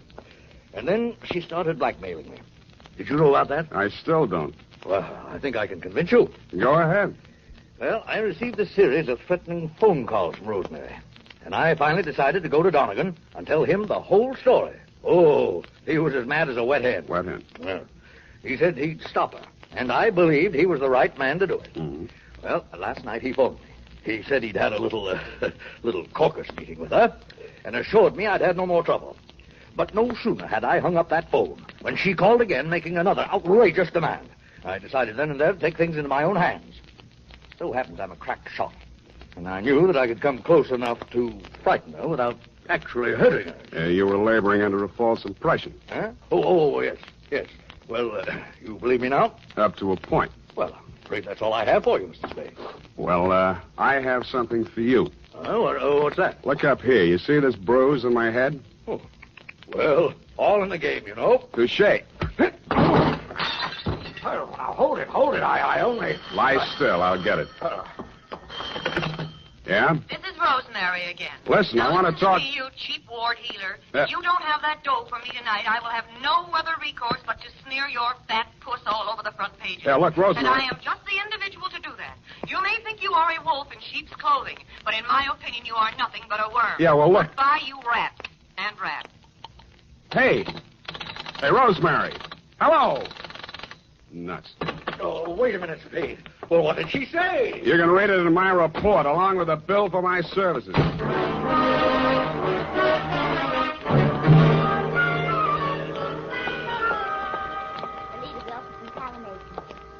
No, I'm so sorry she isn't in. You do that, sugar. Hello there. Likewise. Are you talent or just interested? I could be. In the meantime, is Rosemary Fell still here? Did she have an appointment today? Yes, honey. I called this morning. She was here then. You must be mistaken, No. darling. The office didn't open till noon today. Yeah. Could I talk to Miss Wilkerson? She isn't here just now. Oh, She never gets in till 1. Not until 1. She's over at KQW cutting a transcription for our new show, Goal of the Golden Gate. Oh, no. I mean, Gale of the Golden Goat. Don't you mean Gale of the Golden Gate? That's it. Girl of the Golden Gate. You said it, and I'm glad. Well, anyway, she isn't here. Oh. Good morning, Maggie. Any calls for me? Oh, yes, Miss Wilkerson, your husband... Oh, Miss Wilkerson, I was telling this German you weren't here. Obviously, I am. Did you have an appointment? I talked to you on the phone this morning. Spade. Oh, Rosemary's friend. Well, you might call. She'll be out in a moment. What a distressing business that was last night. Rosemary tells me you saved her life. Well, that's a slight exaggeration. In fact, the whole thing was a mistake. Oh, really? I understood that... Oh, here she is. Rosemary, here's your friend. Sam, am I ever glad to see you. Yeah. What's the matter? Plenty. Oh. Well, thanks loads, Miss Wilkerson. I hope the recording is better on this one. I'm sure it is, Rosemary. We'll call you when the client makes up his mind. Oh, well, thanks again. Come on, Sam. Goodbye, Mr. Spade. Goodbye. Sam, what is this new development that appears to be griping you? Why didn't you tell me you were shaking Hobson down? Uh-huh. And who's been feeding you this pile of gross falsehoods? Look, Rosemary, you may be an actress, but with me, your audition is over, and you did not get the part. And just what are your future intentions in regards to me? None whatsoever. I'm sorry I ever met you, and I'm going back to Bumpus hell. I went back to the office, swiveled my chair into a comfortable position, opened the February number of Sheriff and Outlaw to page 112, Betrayal in Bumpus Hell, Chapter 5, Stampede. It was disappointing. There was a lot of stuff about bawling cattle and dust clouds and Flo and Curly standing on top of a butte, not liking what they saw, when somebody yelled, Stampede. Red Gillis was riding ahead of the cattle when his horse stepped into a chuck hole and he'd sprained his ankle. Red of the horse, it didn't say which. But Red was lying prostrate in the path of the avalanche of tossing horns, not liking what he saw. Hold it a minute. Let's see. It's on page 113. Learn to be a private... hello. Spade, this is Hobson. Come out here right away. Something terrible has happened. Such as? Rosemary is here, and I think she's dead.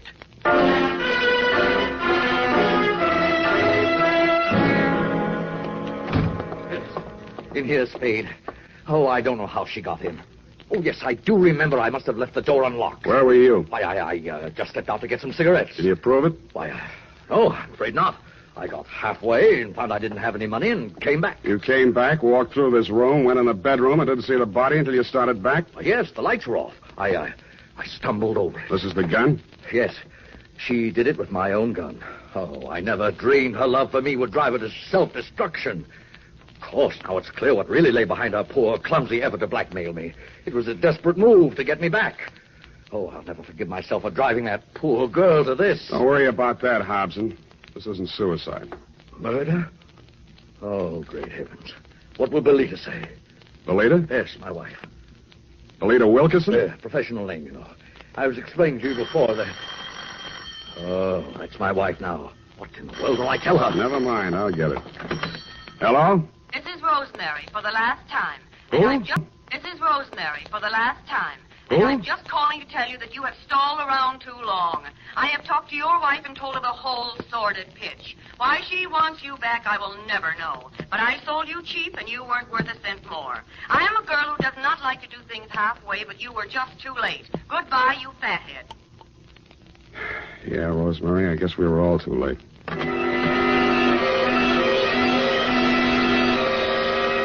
I called you, Dundee, and then, like the rat I am, made off with your prize suspect before you and your boys from Homicide arrived.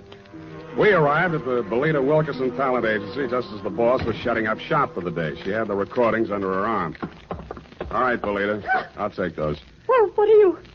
Warner, Mr. Spade. Unlock the door, Belita. We're going back in. Warner, why are you... You'd better do as he says, Belita.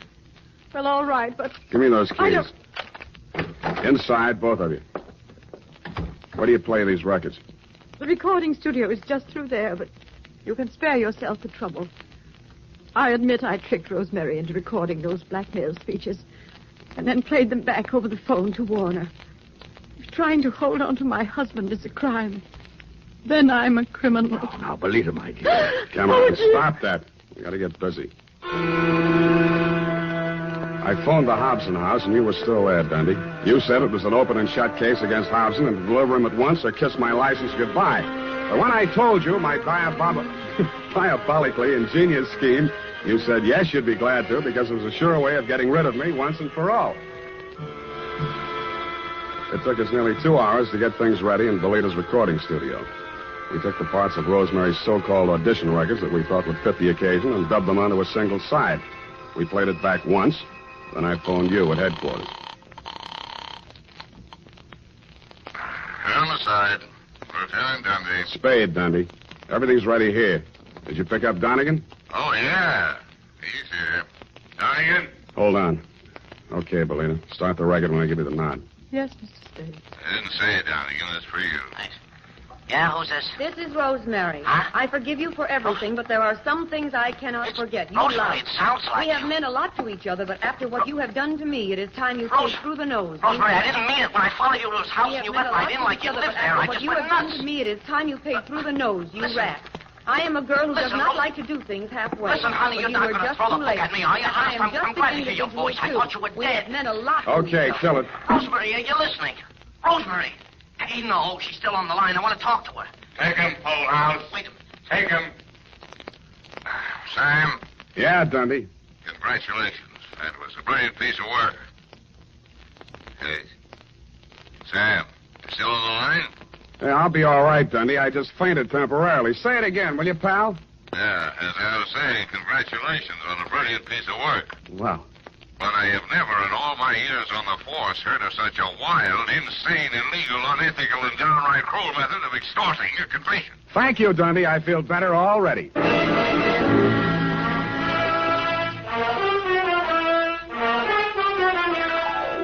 Period. End of report. But Sam, what happened? Effie, I thought I had made that abundantly clear. No. In order to discredit her husband's paramour, Belita gave her a come-on about an audition and had her play the part of a blackmailer reading lines from a script which she, Belita, had prepared, and thereupon proceeded to play said records over the telephone, well knowing that her husband would erroneously believe Rosemary to be a blackmailer in fact, and would drop her like a hot spud. No, Sam, no, I don't mean Don't that. interrupt. Oh. It was my inspiration, I, Sam Spade, to use Belita's fiendish device for a higher purpose. No, Sam, no, Yes. that is what I'm... No, Sam, I meant the Western story. Betrayal and Bumpus Creek. It is not Crick, Effie. You can't say H over the radio, Sam. Oh, yes, you can. Bumpus Hell is the post office designation of a hamlet right here in California. It is? Mm-hmm. Well, anyway, what happened? Did Red Gillis ever find his brother? I didn't quite finish, Ev. Go type that up, and I shall.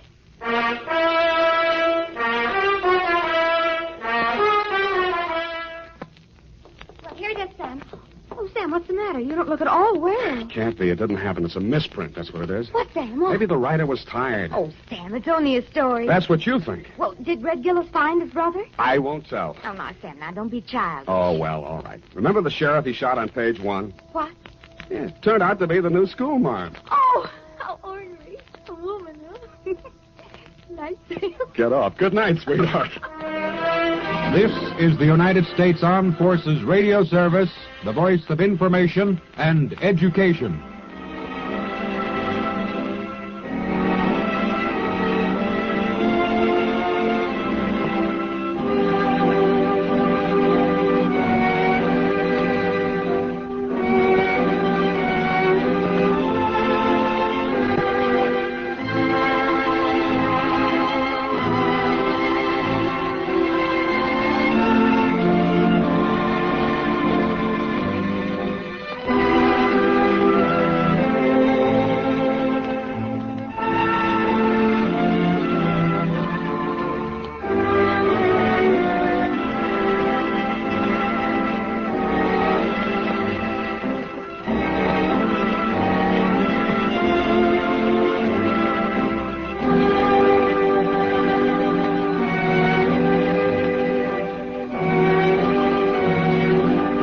tip our hats tonight to our partners at CBS. Stay tuned, folks, because before the next story begins, it's time for a fast and fun radio quiz.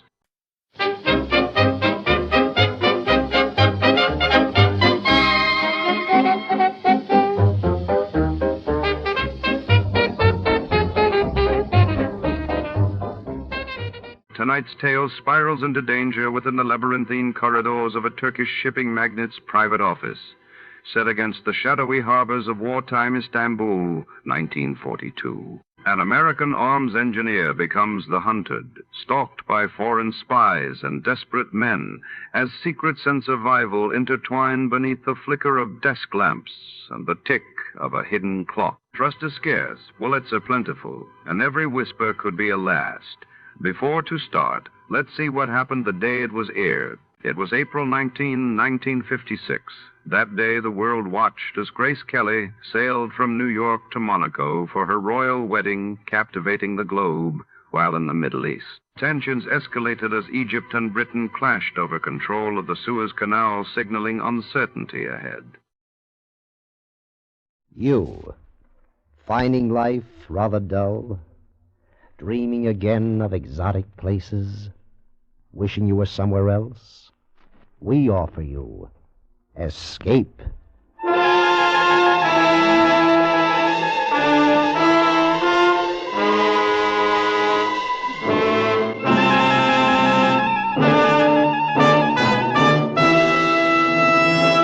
Escape with us now to Istanbul, the nerve center of Balkan intrigue and violence, and the story of a man caught in the fatal web of the most cold-blooded political organization on earth, as Eric Ambler tells it in his famous tale, Journey into Fear.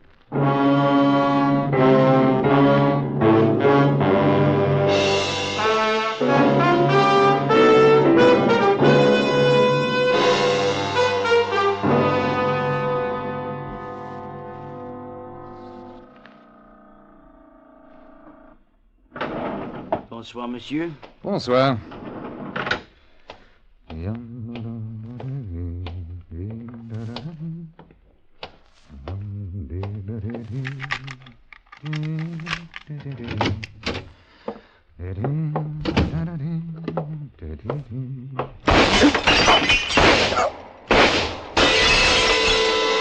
seemed as if a bar of white-hot metal had been suddenly pressed against my hand.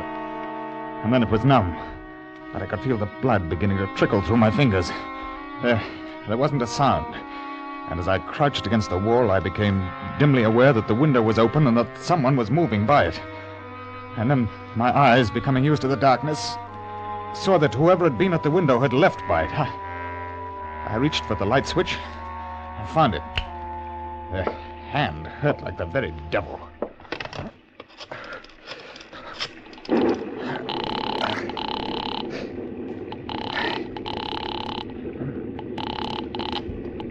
Yes? Is that you, Kopekin? Yes, what is it? I have only this moment come in. Where are you? I'm in my hotel room. Listen, something rather stupid has happened there. There was a burglar up here. He took pot shots at me as I came in, and one of them hit me in the hand. Are you badly hurt? No, but it gave me a nasty shock. Have the police been notified? No, not yet. Good. Leave the matter to me. I will speak to a friend of mine about it. He is connected to the police and with great influence. As soon as I am finished, I shall come over. Well, there's no need for that. Excuse me, my dear fellow. There is ever a need. You must stay in your room until I arrive. Well, I had no intention of going out. Well, if you must come over, Kopekin, please hurry. I want to get some sleep tonight.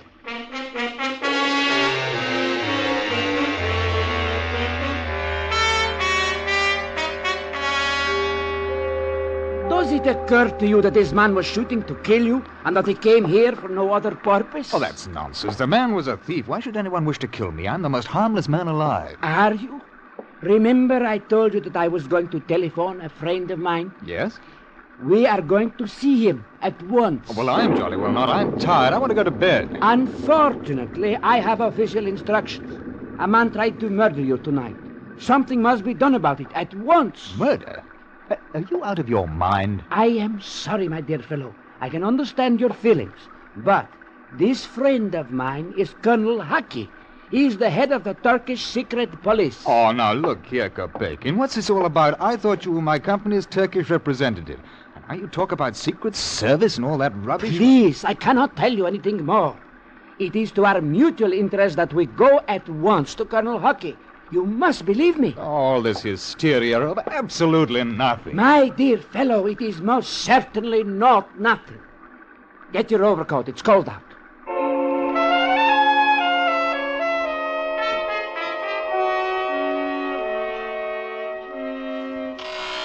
You must realize, Mr. Graham, that an attempt was made to kill you tonight. Oh, no, I don't see that at all. I mean, I disturbed a thief at his work. He fired at me and escaped. A thief? Unfortunately, no. I have a duty to do, Mr. Graham. It is to protect you. Protect me? From what? You are in the employ of vessels Cater and Bliss Limited, the English armament manufacturers. Yes. You are, I believe, Mr. Graham, a naval ordnance expert. I'm an engineer, and naval ordnance happens to be my subject. Exactly. And your firm has contracted to do some work for my government. Certain new guns and torpedoes to rearm our naval vessels. Well, that's true. It is also true that our government stipulated that the work should be completed before spring. Yes? Exactly. Due to the international situation, we must have the equipment in our dockyards by that time. Let us suppose, then, that your thief had not merely grazed a hand, but had killed you. Well, naturally, my company would send another man out. Which would take time, Mr. Graham? Unless, of course, there exist sketches, drawings, and all that they need to know about our ships. Oh. No. I mean, I was forbidden to put certain things on paper. Ah. Then, if you were to die, it would take a great deal of time for another man to accomplish what you have already done, no? And when spring comes, our Navy's strength is still precisely what it is now. Do you know, Mr. Graham, that our enemies will do anything to see that it is so? Anything, Mr. Graham. Do you understand? Oh. Quite so. I have here, Mr. Graham, a photograph of a man.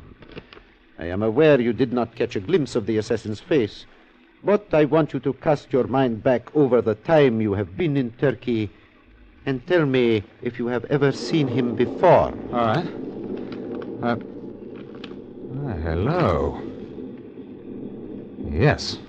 You are sure? Positive. Have a look, Kopekin. He was at the cabaret you took me to tonight. I remember him at the bar. Yes, he was there. Excellent. Banat, Romanian. A hired murderer. We know him well.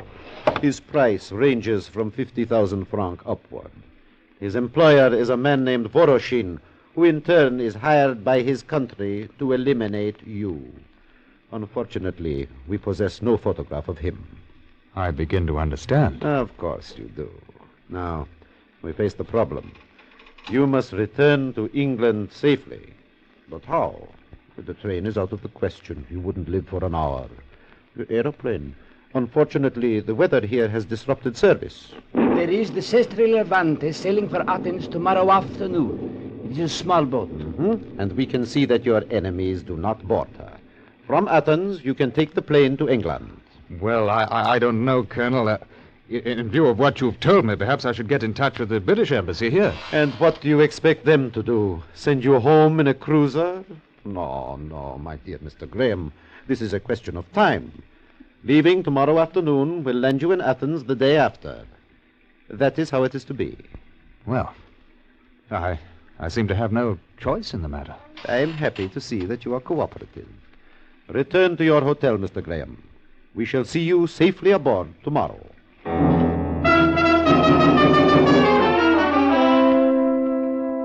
The next afternoon, Kopekin and Colonel Haki saw me aboard.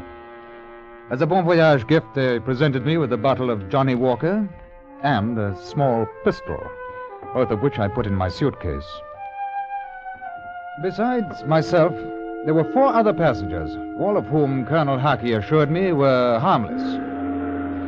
The gangway went down, I felt the ship sway gently, and the journey had begun. My companions were an odd assortment of continental travelers. There were the Matis, who occupied the cabin next to mine, a middle-aged French couple who argued incessantly.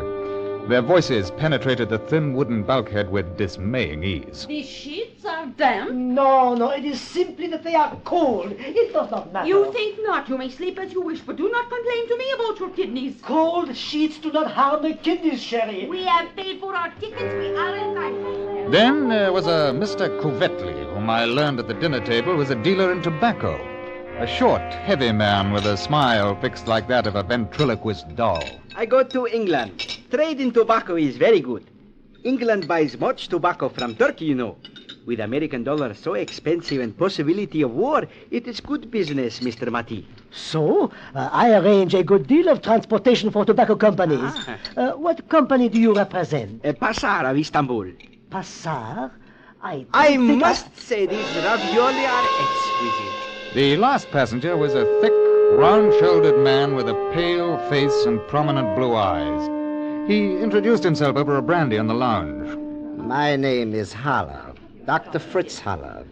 I am a German, West German, and I am on my way back to my country. Oh, have you been long in Turkey? A few weeks. I came there from Persia. Oil business, hmm? No, Mr. Gurney. Archaeology. Oh, how interesting.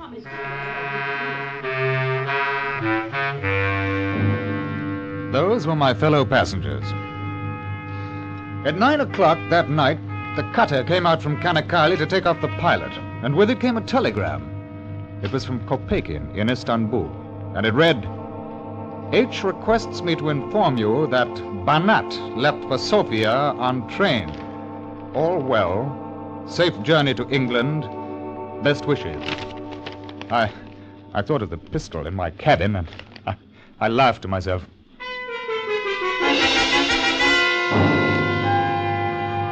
It was an Aegean day, intensely colored in the sun, with small pink clouds drifting in a bleached indigo sea. I lazed in my bunk. I had coffee sent in. And later I was standing by the rail talking to the little Frenchman. Beautiful, beautiful. My wife has no appreciation for delights such as these. Oh, what a shame. My wife, you mean? Oh, well, one cannot have everything. She is a wonderful cook. How fortunate. Yes. Oh, by the way, have you met our new passenger? New passenger? Yes, didn't you know? We stopped at the island of Lemnos during the night.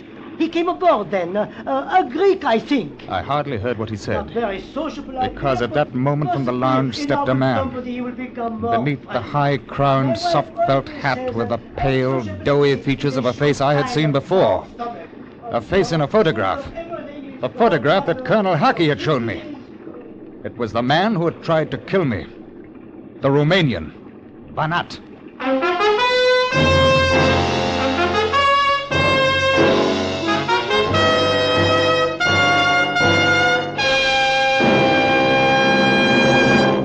Escape, under the direction of Norman MacDonald, returns in just a moment.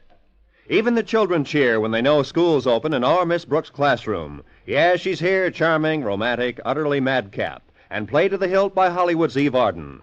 You'll love her, you'll laugh with her, again tonight on most of these same CBS stations. Our Miss Brooks, starring Eve Arden. And now, back to Escape.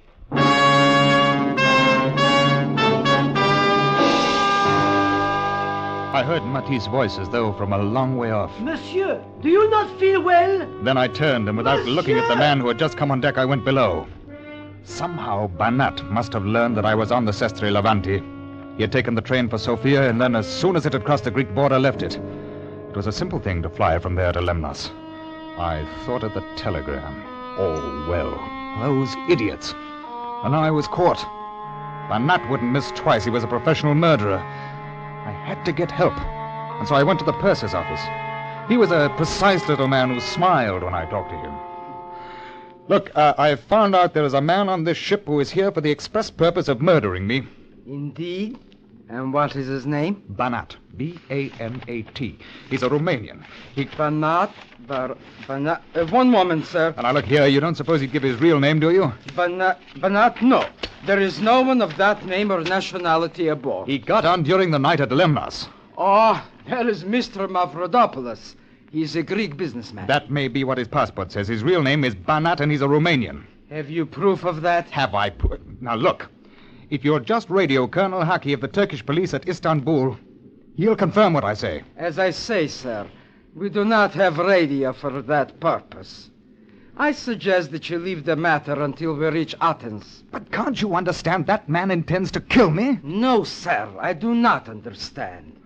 Nobody on this ship is going to murder you. There are too many people about. Oh. You have had bad dreams. It is ridiculous. I want to see the captain. I am extremely busy, sir. If you will close the door as you leave. I was almost sick with fear and anger as I left, and I went back to my cabin. Well, I could still go to the captain, but I could well imagine his reaction to my story. There was no proof, and these people were loath to stir up international complications. No. I was alone with my murderer somewhere on the ship with me. And then I remembered the revolver Kopeikin had given me. I'd never handled a gun before, but at least it would give me a chance. It was something. I went to my suitcase and I opened it.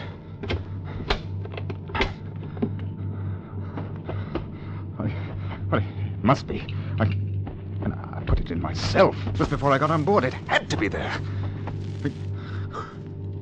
There was nothing. Someone had been in my cabin and had taken the gun.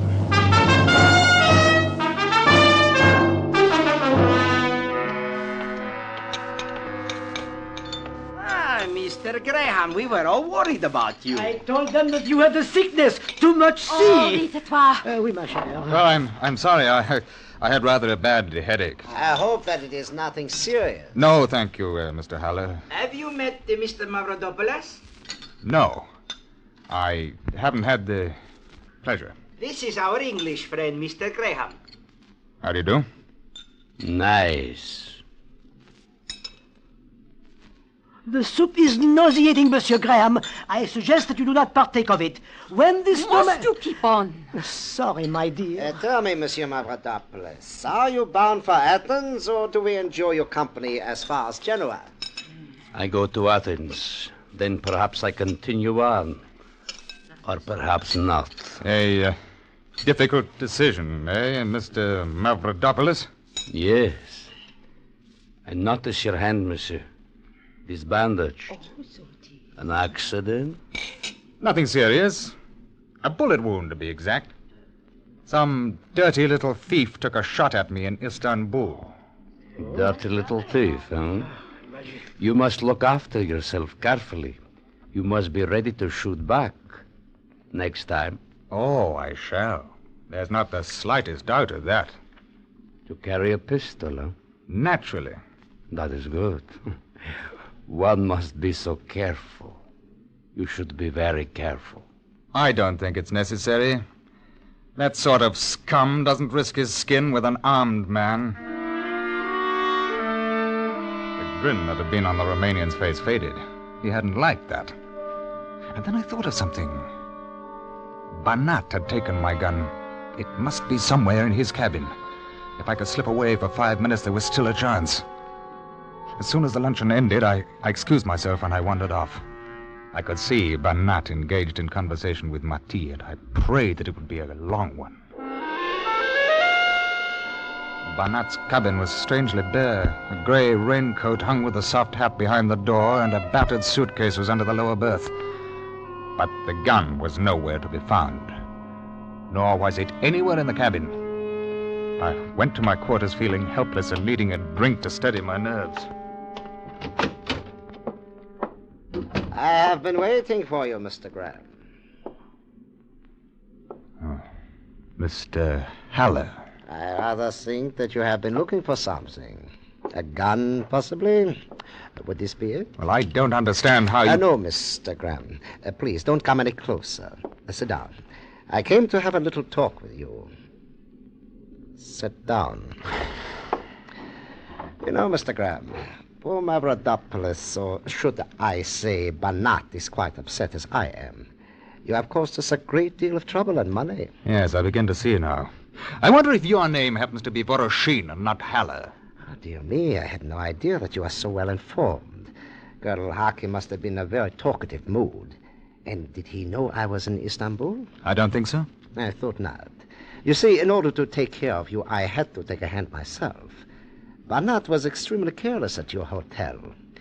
When I found yesterday morning that you were to leave on this boat, I had to move very quickly.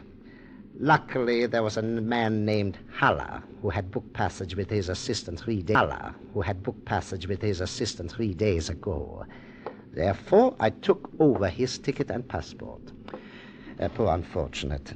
But it would have been awkward to book passage at the last minute without attracting Colonel Haki's attention. Yes, I imagine it would. Well, now, supposing you come to the point. Certainly. It must be clear to you that we cannot allow you to return to England. The obvious method of ridding ourselves of your presence is to shoot you the moment you land. But that could become complicated. It could. The other alternative is to induce you to take a holiday for 6 weeks or more. I see. In other words, you hold up my return to England so that my company's work would be delayed to the point of uselessness for the Turkish government. You have a keen mind, Mr. Graham. Tonight, we reach Athens. If you like the idea, you will live to see your England again. And if I refuse to take this holiday? Then things will be complicated, will they not? I think you're bluffing. Hasn't it occurred to you that I shall repeat this conversation to the captain? It has occurred to me. As a matter of fact, the purser was telling me about your little talk with him this morning. I'm afraid that the ship's officers, including the captain, have enjoyed the joke very much. They call you the mad Englishman and laugh. Well, Mr. Graham, which is it to be? If I take this holiday, where will it be?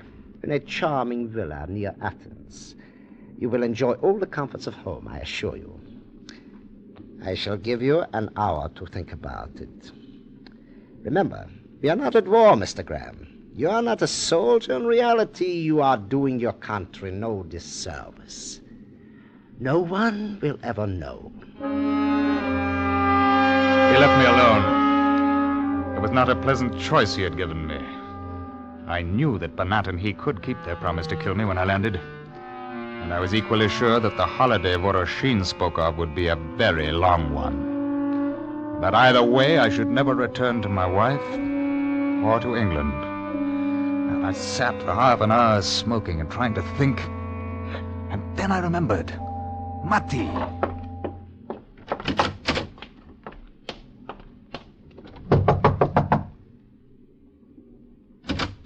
Yes?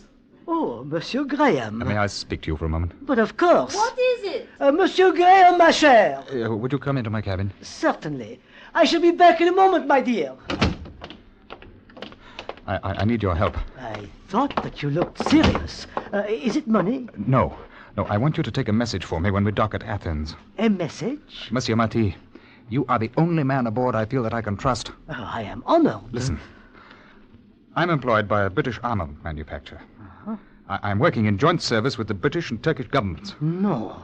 When I get off the ship tonight, an attempt will be made to kill me. This is true? Yes, I'm afraid it is. What I want you to do is to go to the Turkish consulate in Athens and give him a message for me. Will you do that? I will do it. You realize the message is highly confidential. I will say nothing. Thank you. All right, then, this is it. Inform Colonel Haki, Istanbul, that Graham is forced to accompany Soviet agents Voroshin and Banat, traveling with passports of Hala and Mavropoulos. Is it possible? Unfortunately, it is. Well, go on. In the event of my death, please inform the British consul that these men are responsible. Mon Dieu. So that is why you looked sick when I spoke of Mavropoulos this morning. Alors, why do we not together shoot down the filthy swine? I have my revolver. You have a gun? Here? But yes, when one travels... Well, then there is something else you can do for me. Huh? Let me buy your revolver. I will not sell it to you. I give it to you. Here. Oh, thank you. But let me help you. No. This is splendid. Oh, I am grateful, Monsieur Matti. And you will take the message? It is understood. Have no fear.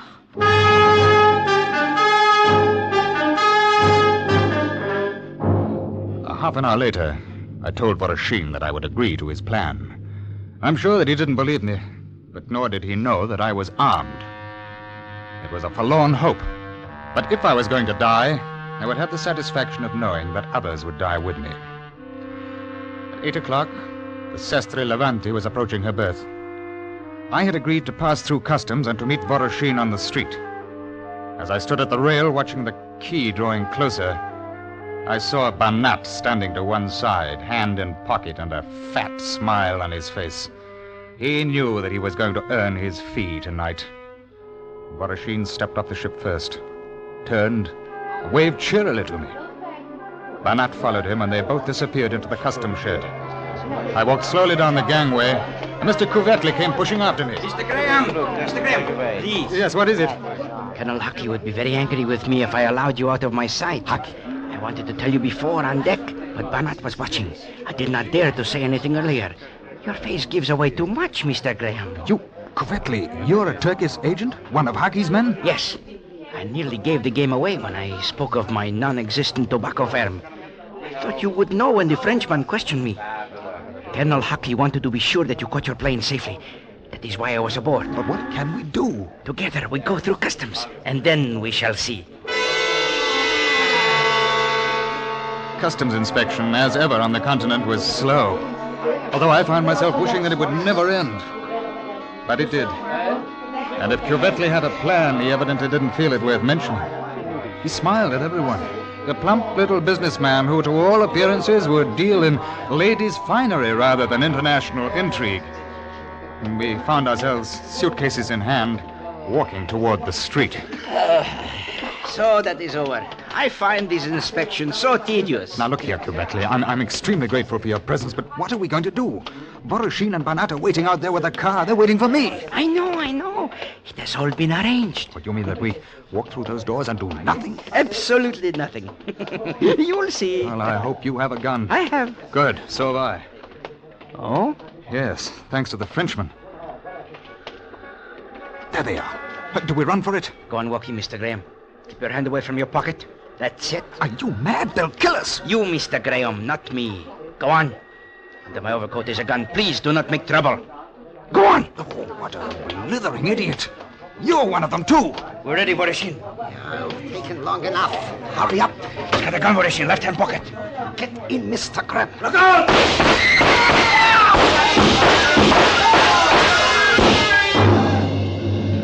I remember a perfect fusillade of shots, and then something cracked me on the skull, and I was falling. It was all very dark and comfortable. Mr. Graham. Mr. Graham. Mr. Graham. He is all right. Mr. Graham, this Kopekin and Colonel Hucky. You are safe. Oh, good show. You've been unconscious. Really? Huh? You are at the airport now. You see, we found the bodies of two men in Ankara. They were archaeologists, Halar and his assistant. I realized that Voroshin and one of his men must have boarded the ship using their passports. Yes, I found that out. We flew a government plane here, Kopekin and I, to wait for you. The Greek authorities were kind enough to assist. Yes, very, very kind. Not at all. And now, my dear fellow, the plane is waiting to take you to England. We'll see you safely aboard. Yes. I say, what about Banat and Voroshin and Kuvetli? Oh, yes. It was rather unfortunate. After you fell, they tried to get away in the car. Someone hit a tire. There was a smash-up. The petrol tank exploded. A tragedy. Oh, yes. Well, it's very decent of you. My dear fellow, it has been a pleasure. Come along. We will help you to your plane. I am sure you're anxious to get home to England and your wife. Come along.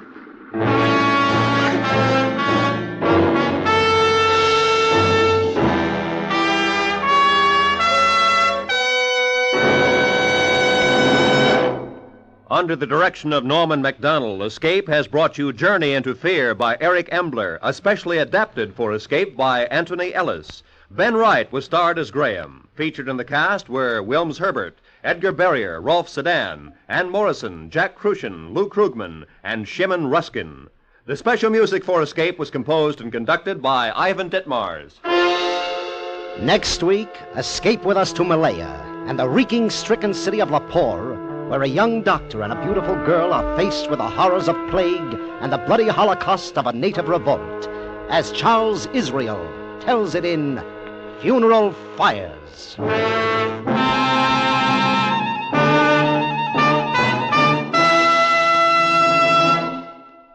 Stay tuned now for Make Believe Town, which follows immediately on many of these same CBS stations.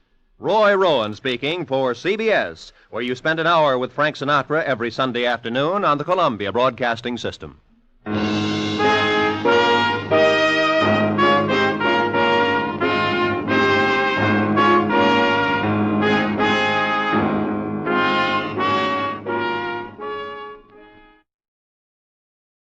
Good evening, friends.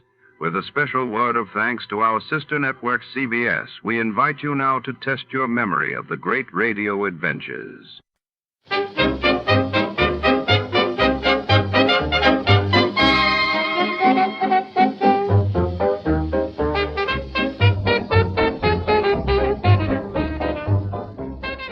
Tonight on the missing Newshawk Caper, when a hard-nosed reporter vanishes on the eve of a city-shattering expose, our trench-coated detective is thrust deep into a shadowy maze of secrets and lies.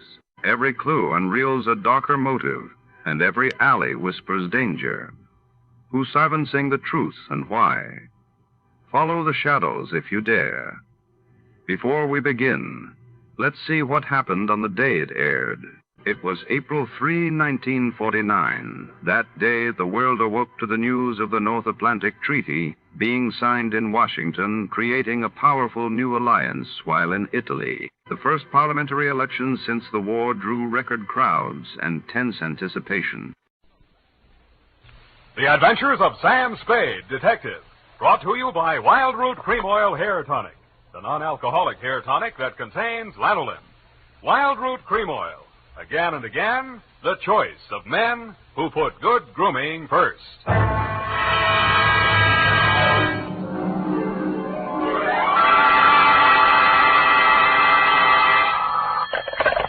Spade Detective Agency.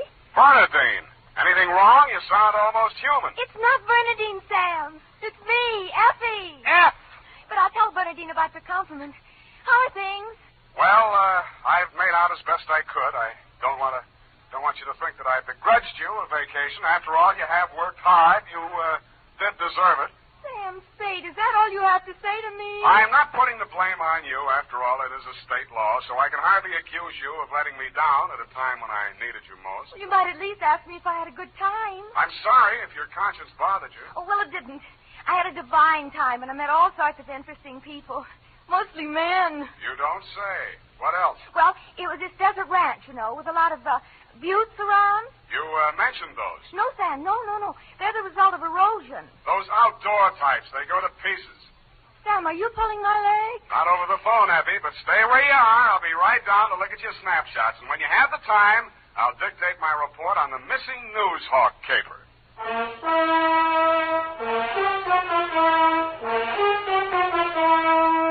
Dashiell Hammett, America's leading detective fiction writer and creator of Sam Spade, the hard-boiled private eye, and William Spear, radio's outstanding producer-director of mystery and crime drama, join their talents to make your hair stand on end with the adventures of Sam Spade. Presented by the makers of Wild Root Cream Oil for the hair. Wild Root Cream Oil. That's the famous name to remember, men, next time you buy hair tonic. And look what Wild Root Cream Oil does for you. It grooms your hair neatly and naturally. Wild Root Cream Oil also relieves dryness and removes loose, ugly dandruff. Yes, men, Wild Root Cream Oil is your shortcut to really handsome hair. So be smart. First chance you get Wild Root Cream Oil Hair Tonic. Again and again, the choice of men who put good grooming first. And now, with Howard Duff starring as Spade, Wild Root brings to the air the greatest private detective of them all, in the adventures of Sam Spade.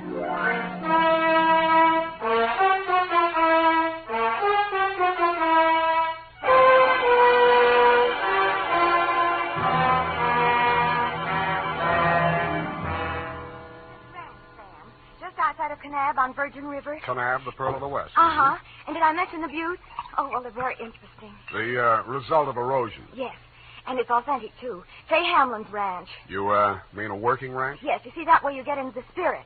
My job was to feed the chickens. And that's how I met him. One of the buttes? Oh, Sam, he's a very cultured gentleman. Culture smulcher. What's he do for a living? He cures stammering. You don't say. What's his name? Charlie Shank. Charlie Shank? He's the founder of the Shank Institute of Articulative Correction, which I should learn. Articulative correction. Where is this institute? Oh, I have the address here. General Delivery, Butte, Montana. You're sure you didn't help him break parole, Eddie? Oh, no. We just went on long walks together.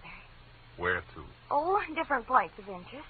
Like Wolf Canyon. Figures. Uh-huh. He invited me on this camping ship, a trip. Honorable, of course. But I couldn't go on account of my sunburn. Oh, it was awful. I've still got it, you see. And then he went back to Butte. He had to leave in such a hurry he couldn't even say goodbye. Wow. It was a pity, too, because an old friend he hadn't seen in years came looking for him just a few minutes later. With a warrant? No, he was an attendant in a nearby hospital. Mental? Oh, yes, very intelligent. He read me some of his poetry. Maybe you've heard it. A loaf of bread, a jug of wine, and thou. Hey, wait a minute. Isn't that the Rubaiyat of Omer Khayyam that was written by a guy named Fitzgerald? Well, of course, that's his pen name. Quite a penman. Yes, but he's paid his debt to society. And the other time it was a bad beef. Oh, He told me all about yes. it. He cried on my shoulder afterwards. Sweetheart, when you make a mistake, it's a beaut. Sam, nothing happened. Well, I'm glad he cured you of stammering anyhow. Ready? Oh, yeah. I got a brand Work, new you notebook. know. Life goes on. I got a brand new notebook, Sam.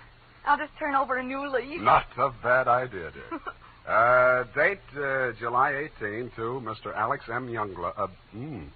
Try that again. Mr. Alex M. Youngblood, P.O., Box 317, San Francisco, from Samuel Spade, license number 127596. Dear Mr. Youngblood, I need a vacation myself. You need Charlie Shank.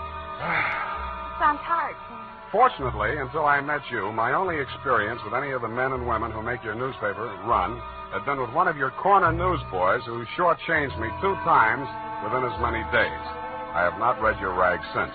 But your name looked imposing, and so did the $300 check upon which you had written it.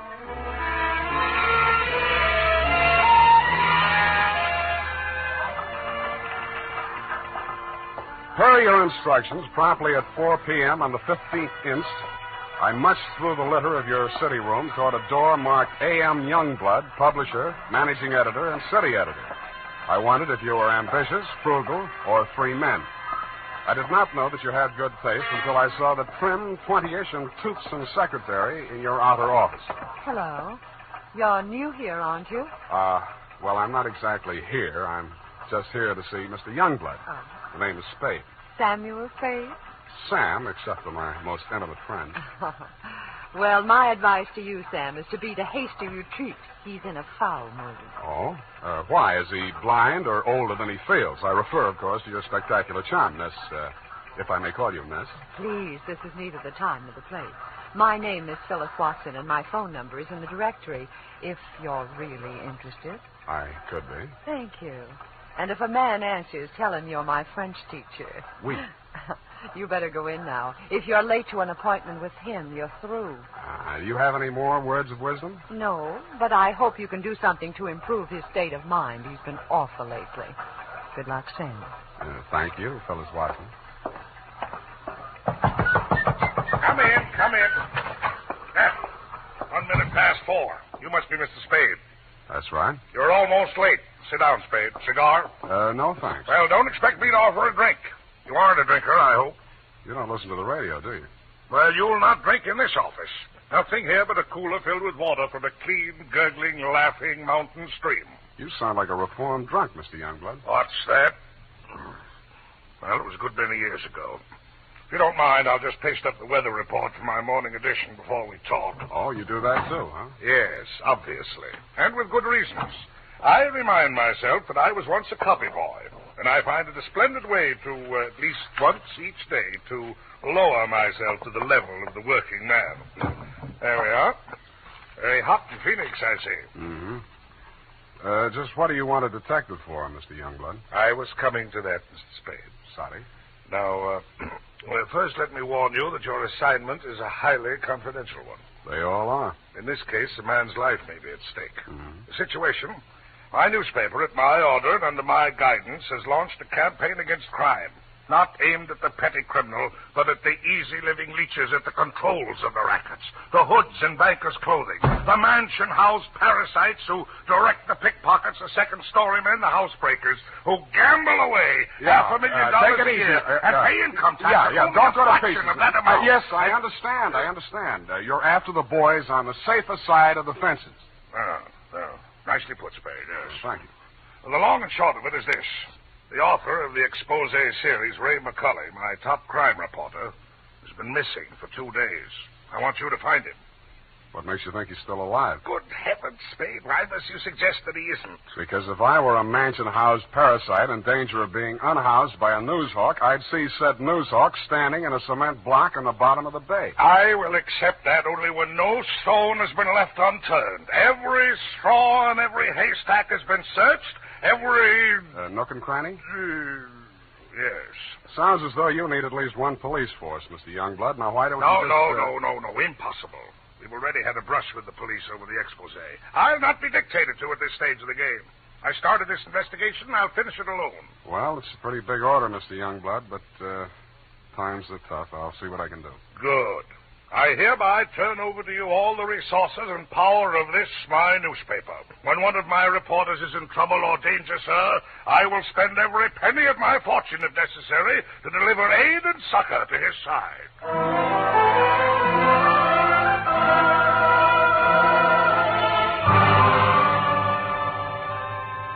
You then gave me Ray McCulley's expose stories to date. I saw why you, his family and friends, and his creditors could have been worried about him.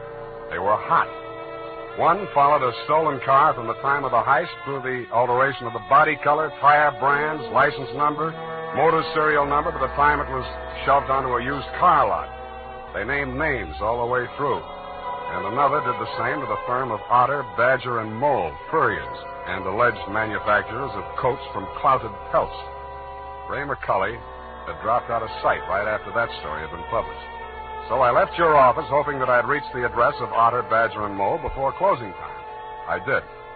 The plushy showroom was occupied by a dozen attractive fur-bearing models, female, but wax. The live models, male, were wearing padded shoulders, pointed shoes, and coats tailored for underarm artillery. They would have looked more natural at Madame Tussaud's waxworks, Bertram the burglar section. Hey, what'll it be? Something for the little woman? Where do I find Mr. Otter? You the law? Leo sent me. He's in his office. Come on. Oh, wait a minute. Don't crowd me. You say you want to see the boss? On business. Stop nudging me with a rod. In there, hey, move. Okay. Hey, boss. Yes, Woody? Here's Joe here to see you. Leo sent him. Well, nudge him in, Woody. No nudging, Woody. Well. So Leo's sending a man to see me. I wonder why. If you'll comb this character here out of my hair, I'll try and tell you. Sit down, Woody. Thanks. You're new in town. Yeah, that's why Leo sent me. A local muckraker named Ray McCulley interviewed you. He also interviewed Leo, but it didn't get printed yet. Leo wants to find him. So do I. How can I help? Well, he walked out of here, went to his hotel, wrote the story, and mailed it in. That's the last anybody's seen of him. Leo was just sort of hoping that you'd already taken care of him. Not yet. That's all I wanted to know. Thanks. Just a moment. Yeah? Leo's sending you out alone? Why not? That's a tough boy, that McCulley. He's got plenty of protection. That's what you need. What kind of protection? Go along with him, Woody. Who, me? You're Woody, aren't you? Now, look, Mr. Otter, I don't want to look a gift horse in the mouth, but the way I see it, this is a lone wolf type caper. Hey, what's the matter, hey? You think I'm too good for you? Well, Woody, I wouldn't say that. Good, it's settled then. Take care of him, Woody, and don't mix it up with any of Leo's boys. If he's out to get that rat McCulley, he's our friend.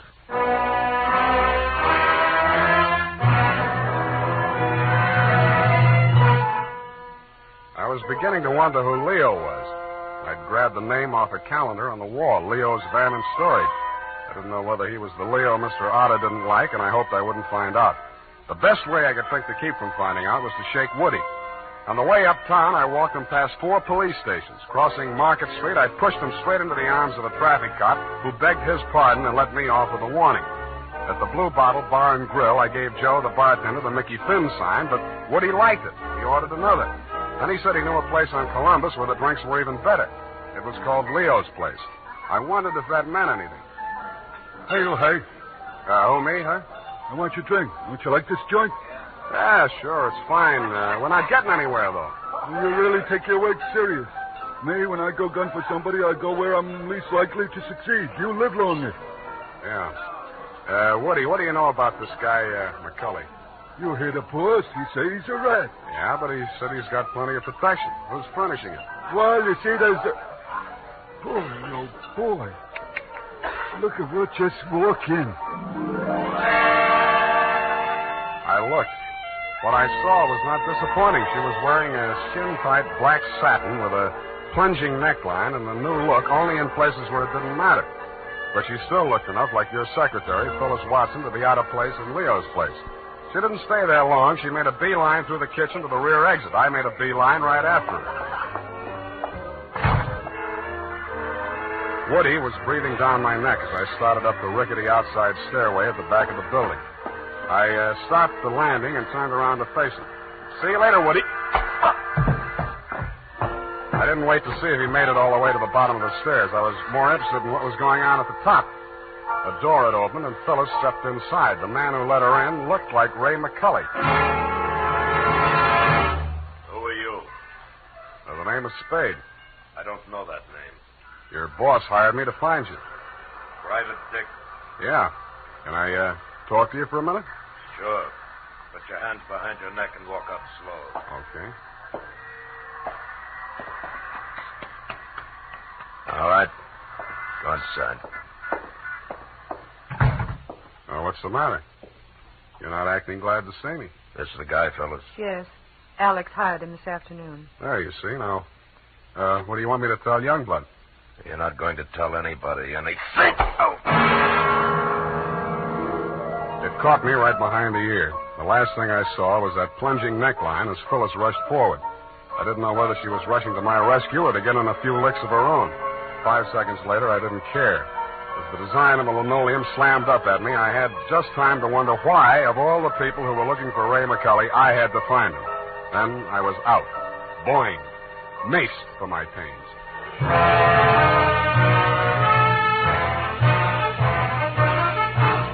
The makers of Wild Root Cream Oil are presenting the weekly Sunday adventure of Dashiell Hammett's famous private detective, Sam Spade.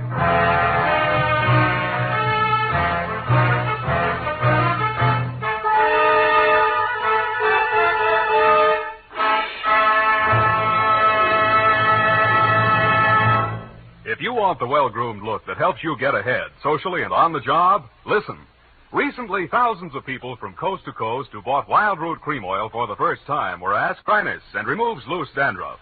What's more, non-alcoholic Wild Root Cream Oil is the only leading hair tonic that contains soothing lanolin.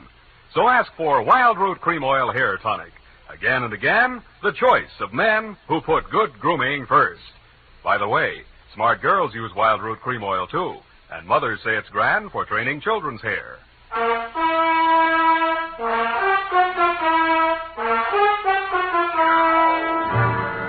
And now, back to the missing Newshawk caper. Tonight's adventure with Sam Spade.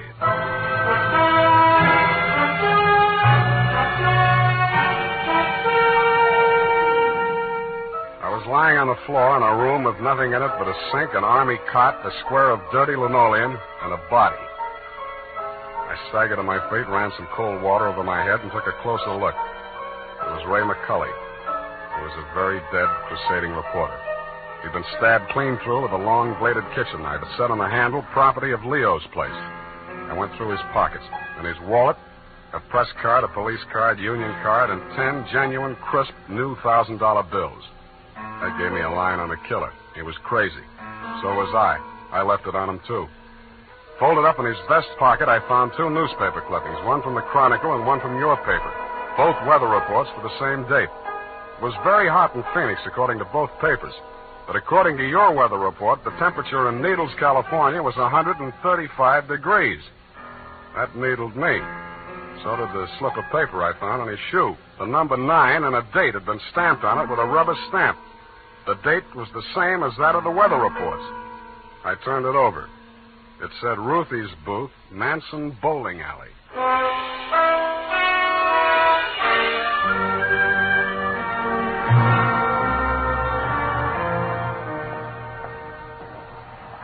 Don't tell me yes. You're the cigar type. Coronas or Panicellas? Thanks. I'm just shopping. I got a nice line of notions.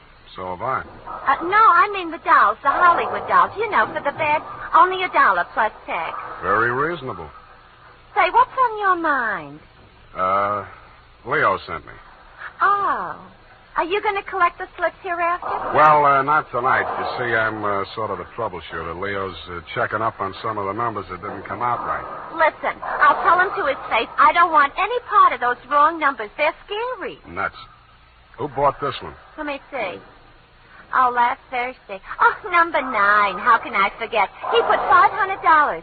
And honest, if he's been around once, he's been around 100 times to see if it paid off. Did it? What's his name? Mr. Spinelli. He buys a slip every day. And if you ask me, he's learned a system. Because he's been winning, you know. Dimes and then $1 and then $5. And then when he come in with 500 on number 9 until he dropped dead, did it win? Until he dropped dead, did it win? Where does he live? It did. Wait, I'll look on the sheet. Hey, somebody else was in just this afternoon. Give me that address. Hurry up, will you? It's right around the corner on Manson, 810. Say, maybe that's his system, 8 and 1. Don't that add up to 9? Hey, what's the matter? Where are you going in such a rush?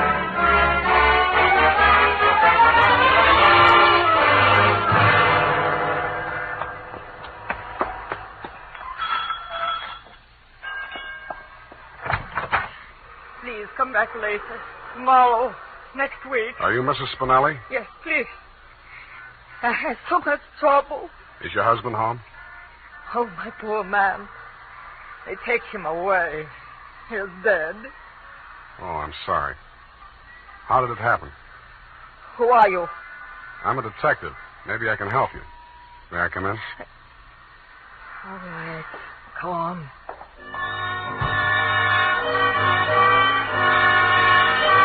It took quite a while to gain her confidence, and after that it took still quite a while to piece together the grief-stricken grumble of words that poured out of her. When I got it down in the form of a statement, I asked her to read it over. Item, statement by Mrs. Arturo Spinelli.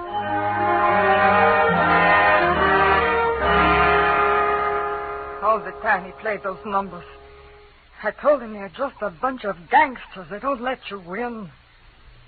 Then he met this man McCulley, a writer for the newspaper. My husband says this man shows him how to win. He wins and wins. Then he goes to bank and takes out all our savings. I begged for him not to do it. But no, he was greedy. And this McCulley poisoned his mind. Sure, he won. He brought the money home in his hand. $10,000. I don't want it. I'm scared. I took it while he was sleeping with wine and gave it to the men. I tell him all I want is the 500. He tried to tell me we do good. We help catch the big gangsters. I say we don't want to do so good we get murdered in our beds. So he says, okay. But if I change mine, here is address. I don't change my mind. Because already my husband, he is dead. At home. Stabbed. No, I don't change my mind.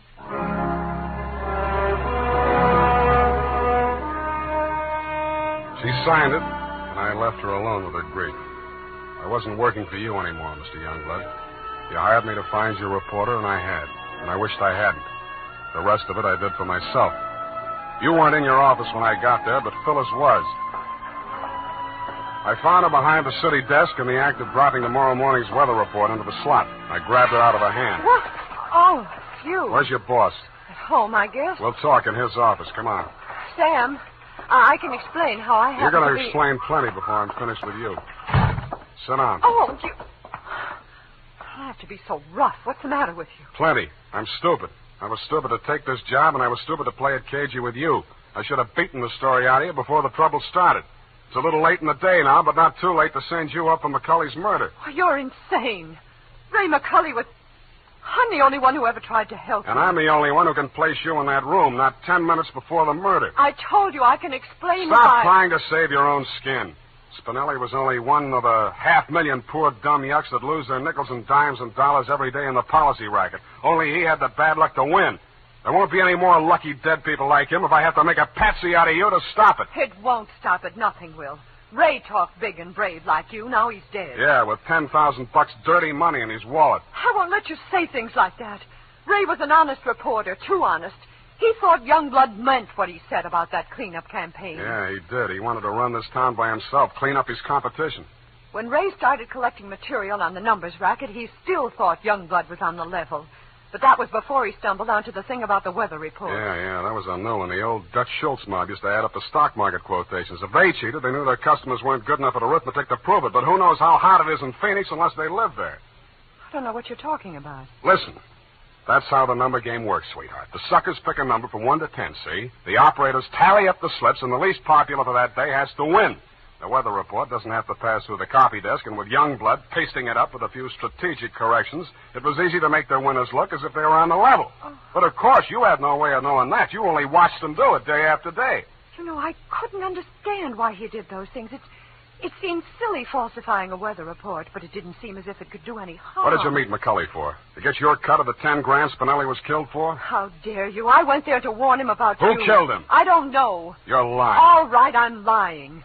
But I can prove that Ray was on the level. I've got the proof right here. The whole story he wrote on the numbers racket, even naming Youngblood as the head of it, his own publisher. I went there to get it. I was going to take it to another newspaper. Why didn't you?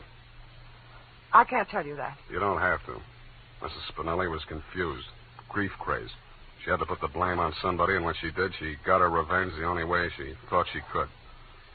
She may have been right about that, but she killed the wrong man. Why didn't you tell me you knew who killed Ray? I wanted to give you a chance to tell me yourself. I'm glad you didn't.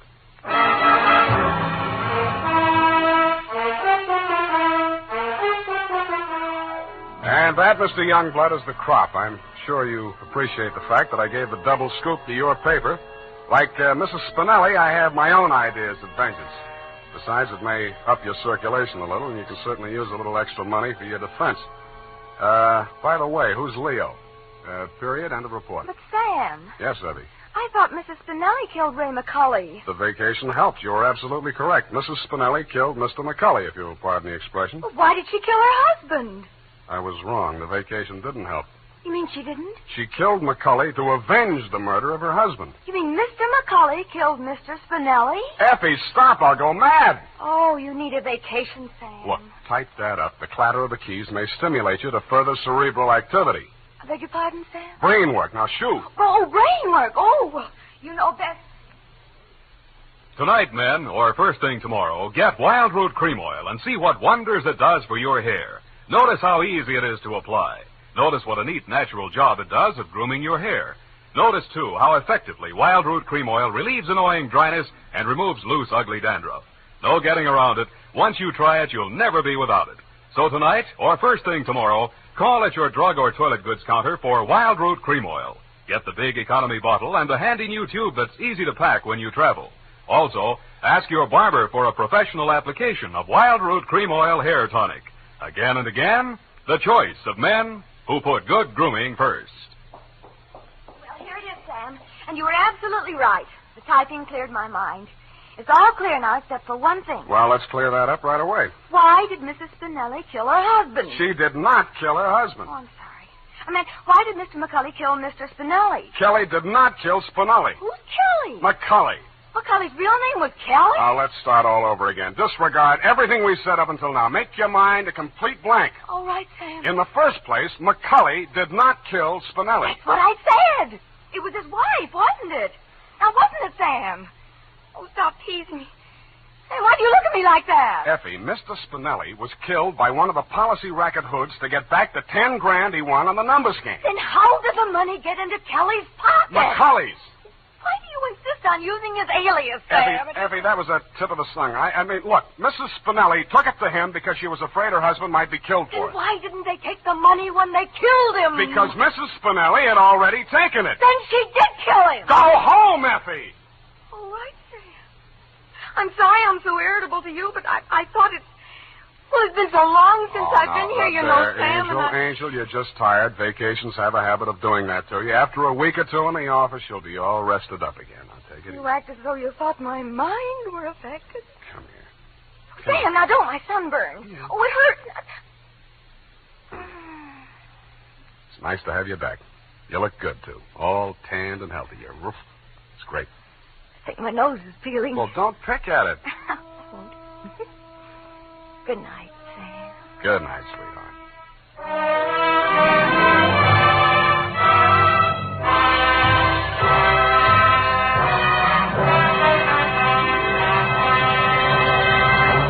The Adventures of Sam Spade, Dashiell Hammett's famous private detective, are produced and directed by William Spear. Sam Spade is played by Howard Duff. Lorene Tuttle is Effie. The Adventures of Sam Spade are written for radio by Bob Tallman and Gil Dowd, with musical direction by Lud Gluskin. Gil Dowd directed tonight's broadcast in William Spear's absence. Join us again next Sunday for another adventure with Sam Spade, brought to you by Wild Root Cream Oil. Again and again, the choice of men who put good grooming first. This is Dick Joy reminding you to... Get Wild Root Cream Oil, Charlie. It keeps your hair in trim. You see, it's non-alcoholic, Charlie. It's made with soothing lanolin. You better get Wild Root Cream Oil, Charlie. Start using it today. You'll find that you will have a tough time, Charlie, keeping all the gals away. Hiya, Baldy. Get Wild Root right away. This is CBS, the Columbia Broadcasting System.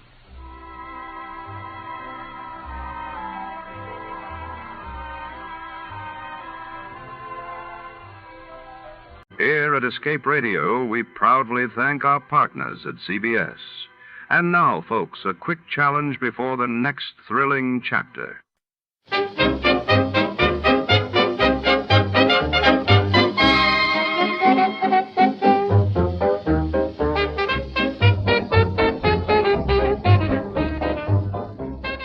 Tonight, our story unravels in the shadowy vault beneath the opulent Vargas estate on the outskirts of Los Angeles, 1947. Here, greed and desperation collide as a fabled fortune draws a cast of schemers, detectives, and betrayers into a deadly game of cat and mouse. Gold doubloons, coded ledgers, and a vanished heirloom are at stake, while every ticking second brings someone closer to ruin or riches. Step inside, where marble floors echo with whispered secrets and danger lurks behind every velvet curtain. Before to start, let's see what happened the day it was broadcasted. It was March 6, 1950, and that day the world reeled as Klaus Fuchs, the British atomic scientist, was sentenced for espionage, while in India, Prime Minister Nehru announced sweeping land reforms set to reshape rural society. 2 weeks from tonight, October 5th, You Bet Your Life, starring Groucho Marx, will be heard at this time over most of these same CBS stations. We offer you Escape, starring Victor Mature. Escape, designed to free you from the four walls of today for a half hour of high adventure. You are camped in the dry mountains of Mexico. 100 yards from a treasure in buried gold, a beautiful girl is sitting across the fire with a gun. And somewhere out in the night, a horseman waits like the girl for you to make just one mistake.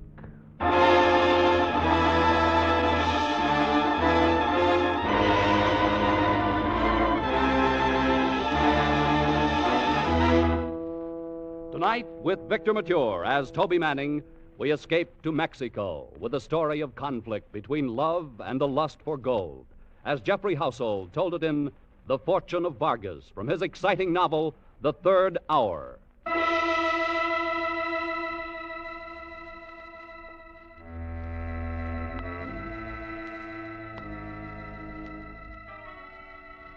It was dark and hot. The tropic night air was like warm steam. Night sounds drifted over from the docks. And from the native quarter of Panama City, I stood outside the hotel entrance and looked up at the lighted window on the third floor where Bately was waiting. After tonight, I hoped I'd never see his ugly face again. Somewhere, somehow, I had to make the break. Okay, you can have your 3 weeks off. But you'll never do it. You haven't got the guts to break away. Bately, it doesn't take guts to break away from a lousy job peddling mining machinery in Latin America. Now, look, Toby.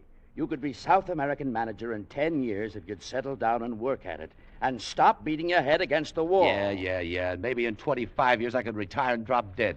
Look, all I need is one right break, and I'll take it from there. Any kind of a break. You need more than a break, Toby. If one fell right in your lap, you'd play it just so far, and then you'd start doubting yourself. Or somebody else. And that's what would beat you. Maybe so. But I've got the next 3 weeks. Now, look. Every time I come to Panama, you say you're going to quit. Every time you tell me your big chance for real money is just around the corner. Why don't you get wise to yourself? All right. Lay off of me, will you, Bately? Report to me in New York on the 29th. I'll lay out your new schedule for you. Don't count on it. You'll be there, all right. I'll give you odds on it. I'll bet you don't do a thing except sit in the sun for the next 3 weeks. Sit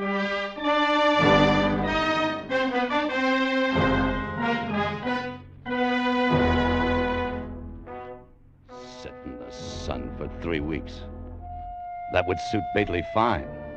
To see me come crawling back again. Well, I didn't have a definite plan, but I knew I'd keep on the move. I was so fed up with Bately, the job, mining machinery, I'd have jumped at anything. A guy in a mood like that can get into plenty of trouble. And 3 days later, I found it. Gracias al Dios. Bienvenido, Senor Manning. Welcome back to Corona to the Café Madrid. Hi, Emmanuel. What's new? New? Pues nada, amigo. The world grows older, but that is not new. Here. Siéntese, amigo. Sit down. Thanks. How's business? Say, your place is empty. Pues sí, sometimes good, sometimes bad, but never it is interesting, senor. In fact, I have said to myself, with a life of this kind, I am, how do you call it? Head up? Sí, senor. Yeah, so am I. Look, why don't we team up and start a revolution somewhere? Ay, caramba. I was in one once in Mexico. I was a capitan with General Lara. No, we were defeated. Lara was ambushed somewhere around Torreon, wasn't he? Sí, amigo. We were outnumbered and he was killed. But I was more lucky. I walked 300 kilometers to the seacoast, escape on a Dutch freight ship. Ay, caramba. I hope I will never do that again. Yeah, I hope so, too. You know, there's not much profit